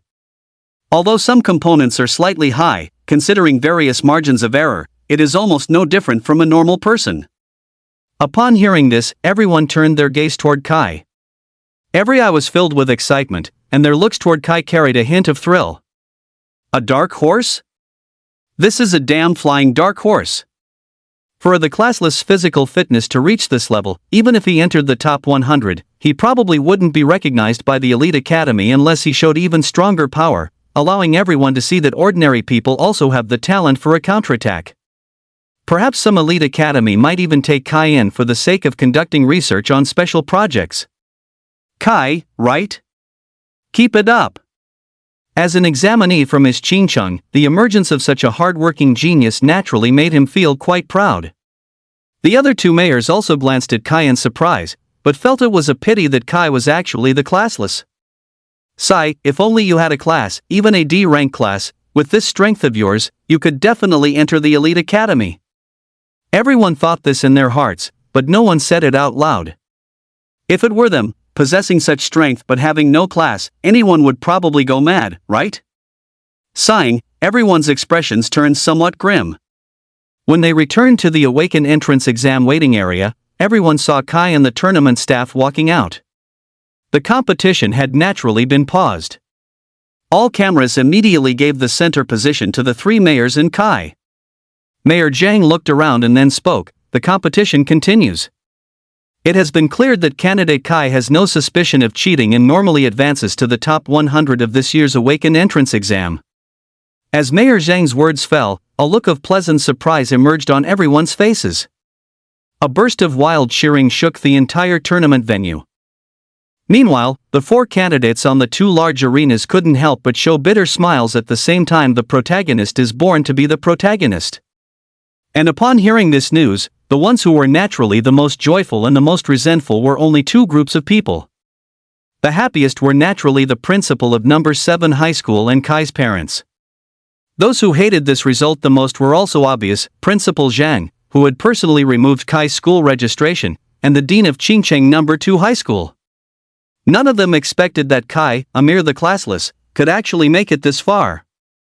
This would directly allow number 7 high school, which had the weakest strength, to stand on equal footing with them in the coming year. When it comes to a school's overall standing, weaker institutions almost never get a chance to turn things around, as people naturally gravitate toward better schools and superior environments. Once number 7 high school produces a high-ranking candidate, the following year's top-tier student source will inevitably increase. With excellent students, their rankings in the Awaken entrance exam will improve further. With even more elite students the year after, good schools remain in a virtuous cycle. Weak schools, like the old number 7 high school, rarely encounter a student like Kai once in a century. Over the course of an entire day, the audience witnessed the birth of countless dark horses. After the top 100 were decided, the tournament went into recess. Tomorrow, the real main event begins. The top 50. The top 32. These two exhilarating final stage events. What everyone is looking forward to most are undoubtedly the individuals who performed most prominently during the top 100 rounds. Dark horses like Kai, Zhou Guangfeng, Zhao, and the rest. Night soon fell. As Kai ate with his family in the cafeteria, the little girl Bai Qiaoning, sitting alone at the next table, seemed completely out of place in this scene of collective joy. Seeing that her dinner consisted only of plain white rice and stir-fried greens that had long since gone cold, while his own table was filled with a feast of delicacies, Kai grabbed 2 takeout containers from the cafeteria kitchen. He filled the bottom with the main attraction stir-fried crawfish and topped it off with mapo tofu and various famous home-cooked dishes. With 2 full containers of steaming hot food, Kai walked over to Bai Qiaoning's table. Placing them on the table, Kai assumed she was a minor who had gotten separated from her family. Go find the staff backstage after you finish eating, they'll take you to your parents. Here, as a human being, you have to eat well. You only have strength once you're full, right? Kai said, looking at the little girl with a beaming smile. After placing the food in front of her, Kai didn't ask too many questions, he simply gave those instructions and left her table. Looking at the steaming food, Bai Qiaoning froze for a moment. When she looked up and saw Kai's face, her pupils suddenly constricted. She remained silent until Kai finished speaking and was about to leave, only then did Bai Qiaoning speak. My father is coming. I don't need these things. Hearing this, Kai paused in his tracks, then turned around, still wearing his sunny smile. It's fine, go ahead and eat. The cafeteria closes in half an hour. Even if your father arrives, there won't be much time to cook. If you don't eat it now, it'll get cold, and it won't taste nearly as good then. Waving his hand, Kai returned to his desk. Zhang Yisheng's gaze also swept over Bai Qiaoning. Seeing that she was a stranger, he didn't pay much attention. Kai, you're meddling too much. Hearing this, Kai scratched his head. But being unable to fill one's stomach is a very painful thing. Zhang Yisheng smiled upon hearing this and didn't say anything more on the matter. Half an hour later, after Chen's parents repeatedly urged Kai to only do what was within his means, the group parted ways and returned to their respective dorms. Another hour passed. The staff member, seeing that Bai Qiaoning was still there, began to urge her to leave. The cafeteria is about to close. Has your father still not arrived? Forget it. Here are the keys. Just remember to lock up when you leave and hand them over to my colleague during roll call tomorrow morning. The staff member, exhausted after a long day of work, simply left the task of locking up to Bai Qiaoning and departed. Sitting on a cafeteria chair as the nighttime temperature plummeted, Bai Qiaoning curled her entire body into a ball to stay warm. Seriously, if you weren't coming, couldn't you have just said so sooner? Setting down her phone, the undisguisable disappointment in Bai Qiaoning's eyes was plain to see. She then turned around and began taking bite after bite of the food Kai had left in the takeout container before her. Seriously. Damn it, damn you. Gritting her teeth, Bai Qiaoning shoveled the food, which no longer held even a hint of warmth, into her mouth, as 2 streaks of tears slid from her eyes, partially hidden by her hair. Famished as she was, the moment she tasted the food, which remained fragrant even though it was cold, her tone shifted, and she began to mutter to herself again. So hypocritical. When things are clearly about to. And you still bring me food. How am I supposed to go through with it now? Bai Qiaoning's expression was a mix of disappointment and awkwardness, her face contorting slightly under the weight of her complex emotions. After silently finishing every last bit of the delicious meal, Bai Qiaoning left the cafeteria with a full stomach.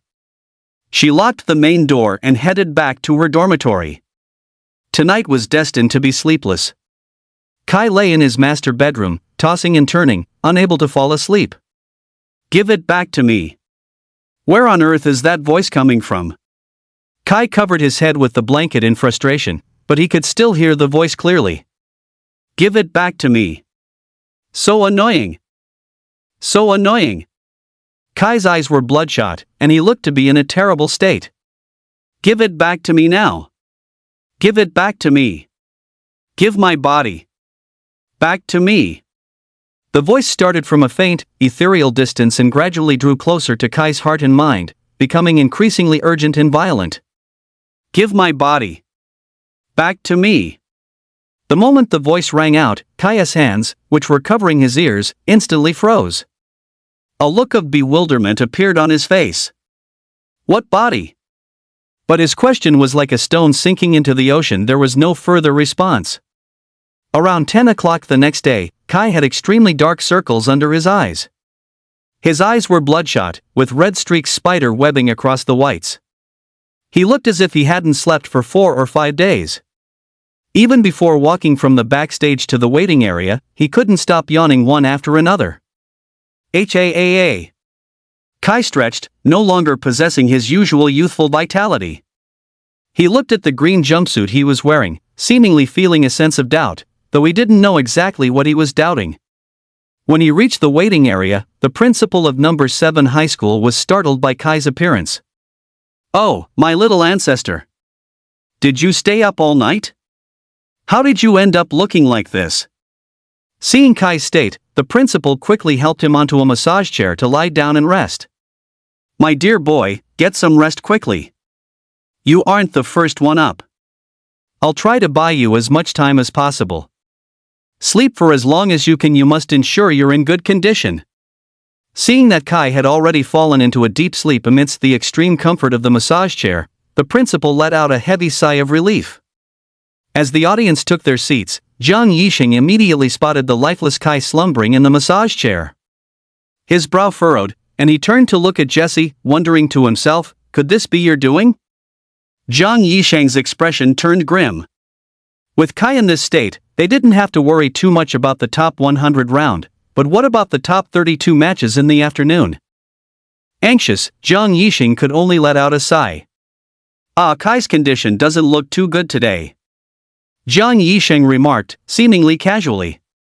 Upon hearing this, Chen's parents also looked toward Kai, who was sleeping in the waiting area, their faces clouded with obvious concern. Jiang Yixing, however, was not surprised at all. But a flicker of astonishment actually flashed through Jesse's eyes. It wasn't her? Jiang Yixing began to doubt his judgment again. As a former scarecrow, he could never misinterpret the emotions in someone's eyes. Jesse was also deeply puzzled. Was he simply not well rested, or was someone sabotaging him from the shadows? The former possibility was dismissed by Jesse almost the next second. With Kai's carefree personality, how could he possibly fail to get enough rest? Then, who was interfering with Kai? Jessie narrowed her eyes, casually sent a text message on her phone, and then continued watching the match. Meanwhile, backstage, Bai Qiaoning looked at the text message from Sister Chen with a look of slight bewilderment. "Sister Chen, I wouldn't resort to underhanded tactics. It's probably someone Kai beat up before who was holding a grudge, right?" Seeing this message, several names quickly flashed through Jesse's mind. The young master of the Zhao group? No, he shouldn't have the time to think about how to target Kai right now. He should be focusing all his efforts on facing his opponent. Eliminating that one, Jessie turned her thoughts toward Wang Shang, who had previously fought Kai in Chengdu. But shouldn't the person he resents right now be Zhou Quanfeng? Then the answer was quite obvious. Someone with a clear motive for revenge, who had been in conflict with Kai, and had been brutally beaten by him. Jessie stood up. "Mom, Dad, I forgot my charger. You guys watch the match, I'm going to go grab it." The two elders nodded, harboring no suspicion. Compared to Kai, Jessie was far more mature in their eyes and carried much more on her shoulders. Jiang Yixing rested his hands behind his head, quietly watching the match while occasionally glancing toward the number 7 middle school waiting area where Kai was located. Walking into the medical corridor, Jessie calmly scanned the area marked for minor injuries. She stepped inside and, looking through the circular window on a door, quickly spotted a girl with a bruised and swollen face in one of the wards. She pushed the door open. The name written on the headboard confirmed the person's identity to Jessie. Ma Jinxi. There were 2 people in the ward, but Jessie didn't care. She pulled the bed curtains closed before looking at the bewildered Ma Jinxi on the bed. "Are you the doctor?" Ma Jinxi's face was so swollen it barely looked like she had been beaten. Her eyes were reduced to mere slits to see through. Hearing this, Jessie leaned close to her ear and spoke indifferently. "Next time, remember to talk less and avoid offending people you shouldn't touch." Since you dared to lay a hand on my brother, you'd better be grateful you're keeping your life." Upon hearing these words, Ma Jinshi became even more confused, but before she could react, her body suddenly stiffened. The entire right side of her body began to flush with blood, while the left half became bone-chillingly cold. All the blood had been forced into the right side of her body. In just about half a minute, Ma Jinshi could no longer feel the left side of her body at all.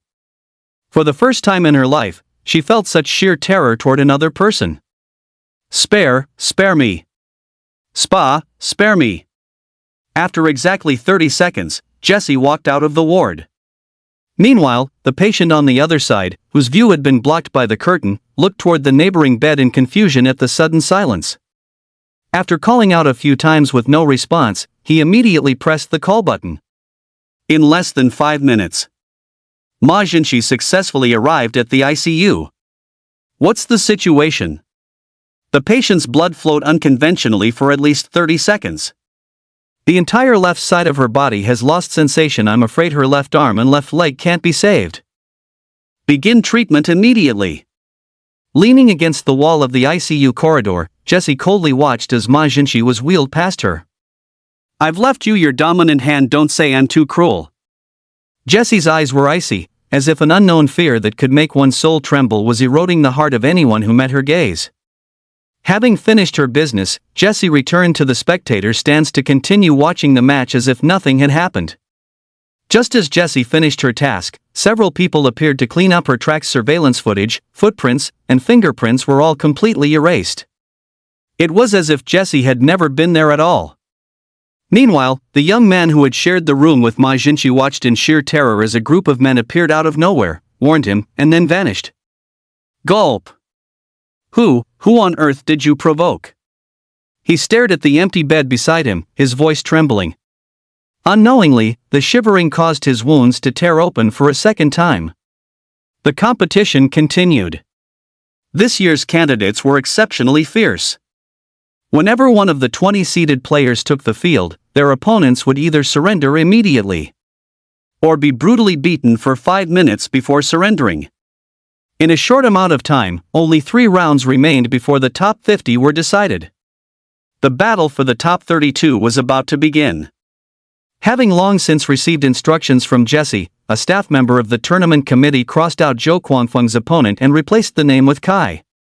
Then, in the top 50 round, Kai took the stage.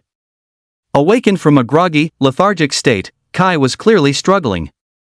Taking a bottle of Coptis oral liquid handed over by the principal, Kai gulped it down. This was the best method for candidates to temporarily boost their condition. The bitterness of the specially made Coptis liquid was enough to turn one's face pale as it spread through the mouth, but it could snap a person into focus instantly. Qingcheng No. 2 High School, Kai vs Qingcheng No. 2 High School, Zhao. Seeing that it was a local civil war between 2 dark horses, the audience erupted into cheers and fell into a frenzy. This match was destined to be spectacular. Zhao let out a sigh of relief when he saw the name. Finally. If I didn't run into you soon, I would have had to risk my life, Zhao said with a bitter smile, feeling a sense of heaviness in his heart. Both parties stepped onto the stage. In an instant, countless cameras and drones centered their focus on the 2 contestants. Kai's obvious poor condition was noticed by everyone, and Zhao was not faring much better.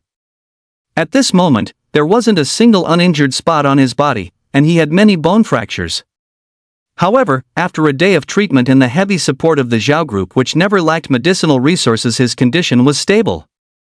Although his injuries prevented him from being at his peak, he was at about 90% of his full strength. Exhaling a long breath, a look of seriousness appeared on Kai's face.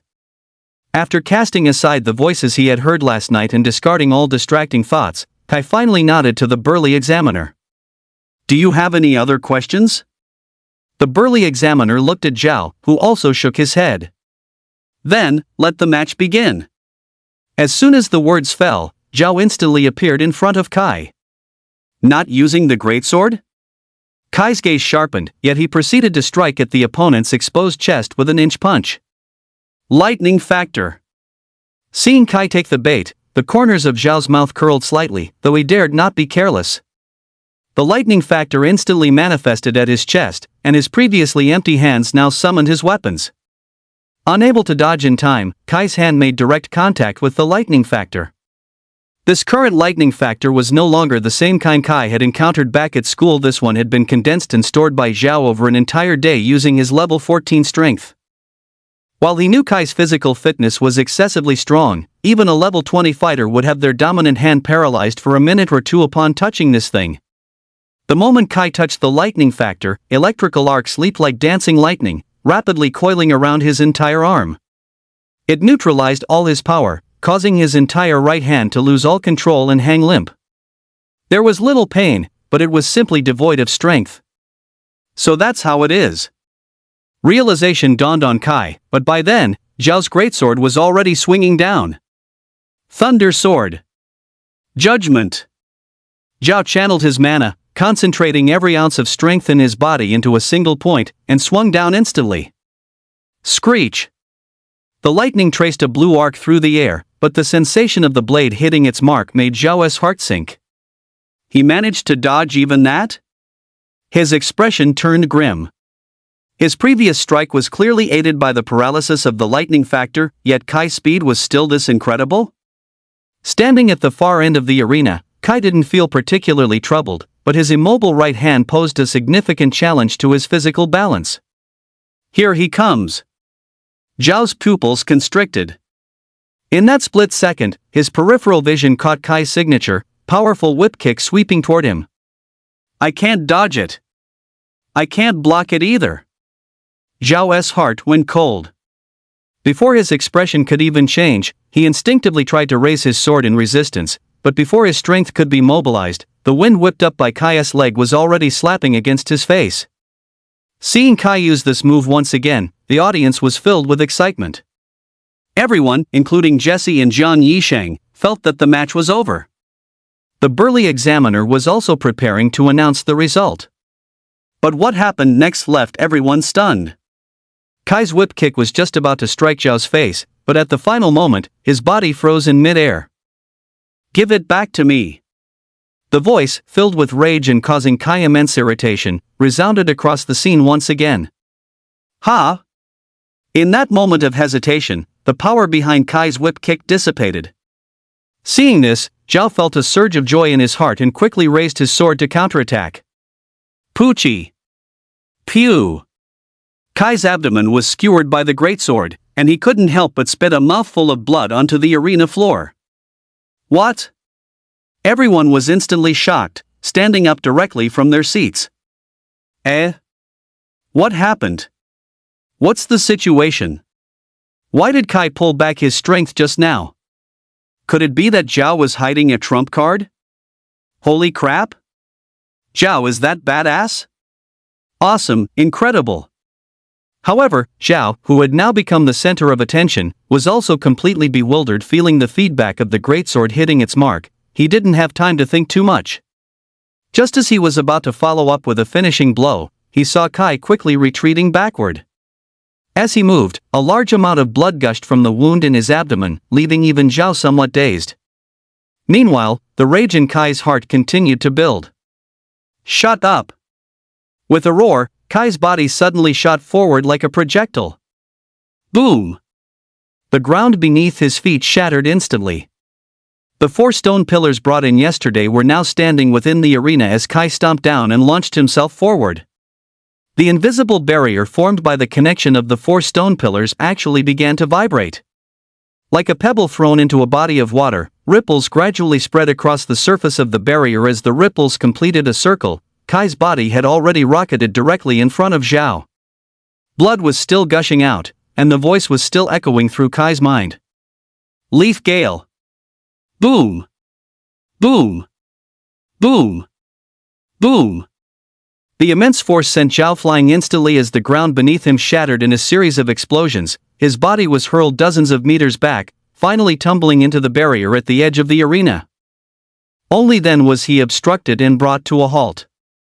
Zhao's mouth was wide open, his eyes rolled back, and he was breathing air unconsciously. His hands twitched nervously as he tried to raise them, but he could no longer lift the greatsword to counterattack. Seeing this scene, everyone grew excited once again. A wave of cheers resounded throughout the center of Qing City, erupting instantly. The massive wall of sound drowned out the voices that occasionally burst into Kai's mind, allowing him to calm down quickly. Seeing Zhao's condition, Kai realized he had been too heavy-handed and hurriedly ran to Zhao's side. Are you okay? I was thinking about something that made me angry just now and went a bit too far. I'm really sorry. Kai scratched his head awkwardly as he pried Zhao's body out of the cratered ground beneath the barrier. He then placed him on a flat patch of ground. Zhao seemed to regain consciousness regardless of the blood and dust. His wide-open mouth began to gasp for air greedily. It wasn't until his throat was choked by dust that he coughed and gradually came to. Hearing Kai's apology, Zhao remained lying on the ground and spoke. No, I'm the one who should apologize. Ugh. Zhao tried to crawl up to speak, but due to his physical condition, he ended up speaking while still lying down. Back at number 2 high school, I provoked you many times. It was my fault for opposing you. If you want compensation, come to my Zhao group after the college entrance exam. I will definitely give you a satisfactory settlement. You let bygones be bygones and saved my childhood friend Blondie.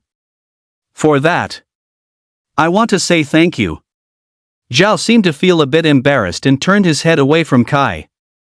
Hearing Zhao's words, Kai scratched his head and tried hard to recall. He seemed to vaguely remember what Zhao was talking about. He rubbed his nose and then replied, It's fine. It was just something I did in passing.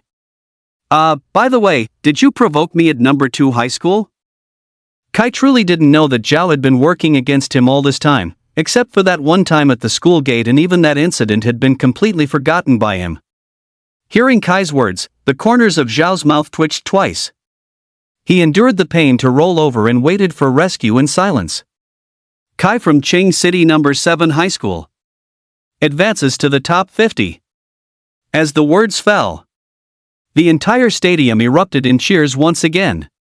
Across all 3 provinces involved in this joint examination, news reports and giant advertising screens on every street corner were buzzing. A massive collage featuring the individual posters of each of the top 50 contestants appeared. It was dazzling. No matter where you were, the faces of these 50 individuals were impossible to miss. The group was divided into 2 factions, the geniuses and the dark horses. The geniuses were naturally represented by the top-seeded candidate, Shan Changqing, while the dark horses were led by the sensationally popular Kai. An animation was even created showing the 2 factions standing in opposition, with live footage from the Awaken entrance exam arena playing in the center of the promotional display. It looked incredibly cool. The moment the match results were announced, the principal of number 7 high school immediately rushed onto the stage with a medical team. Ignoring whatever Kai tried to say, they pinned him onto a stretcher without a word and carried him off. Seeing that Kai was receiving treatment, the principal of number 7 high school breathed a sigh of relief. Only then did he look over at the principal of number 2 high school, who remained motionless, his face livid. You don't even think a genius like Zhao is worth saving? The principal of number 7 high school was bewildered.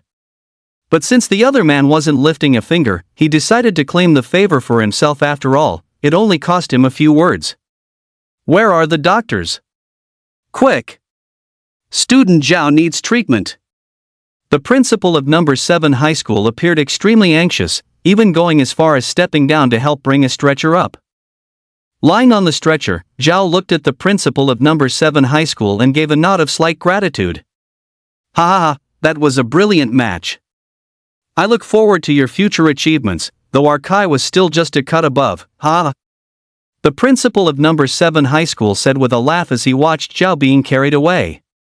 At this moment, he finally had the capital to be arrogant. He wandered aimlessly until he was near the waiting area of Qingcheng number 2 high school.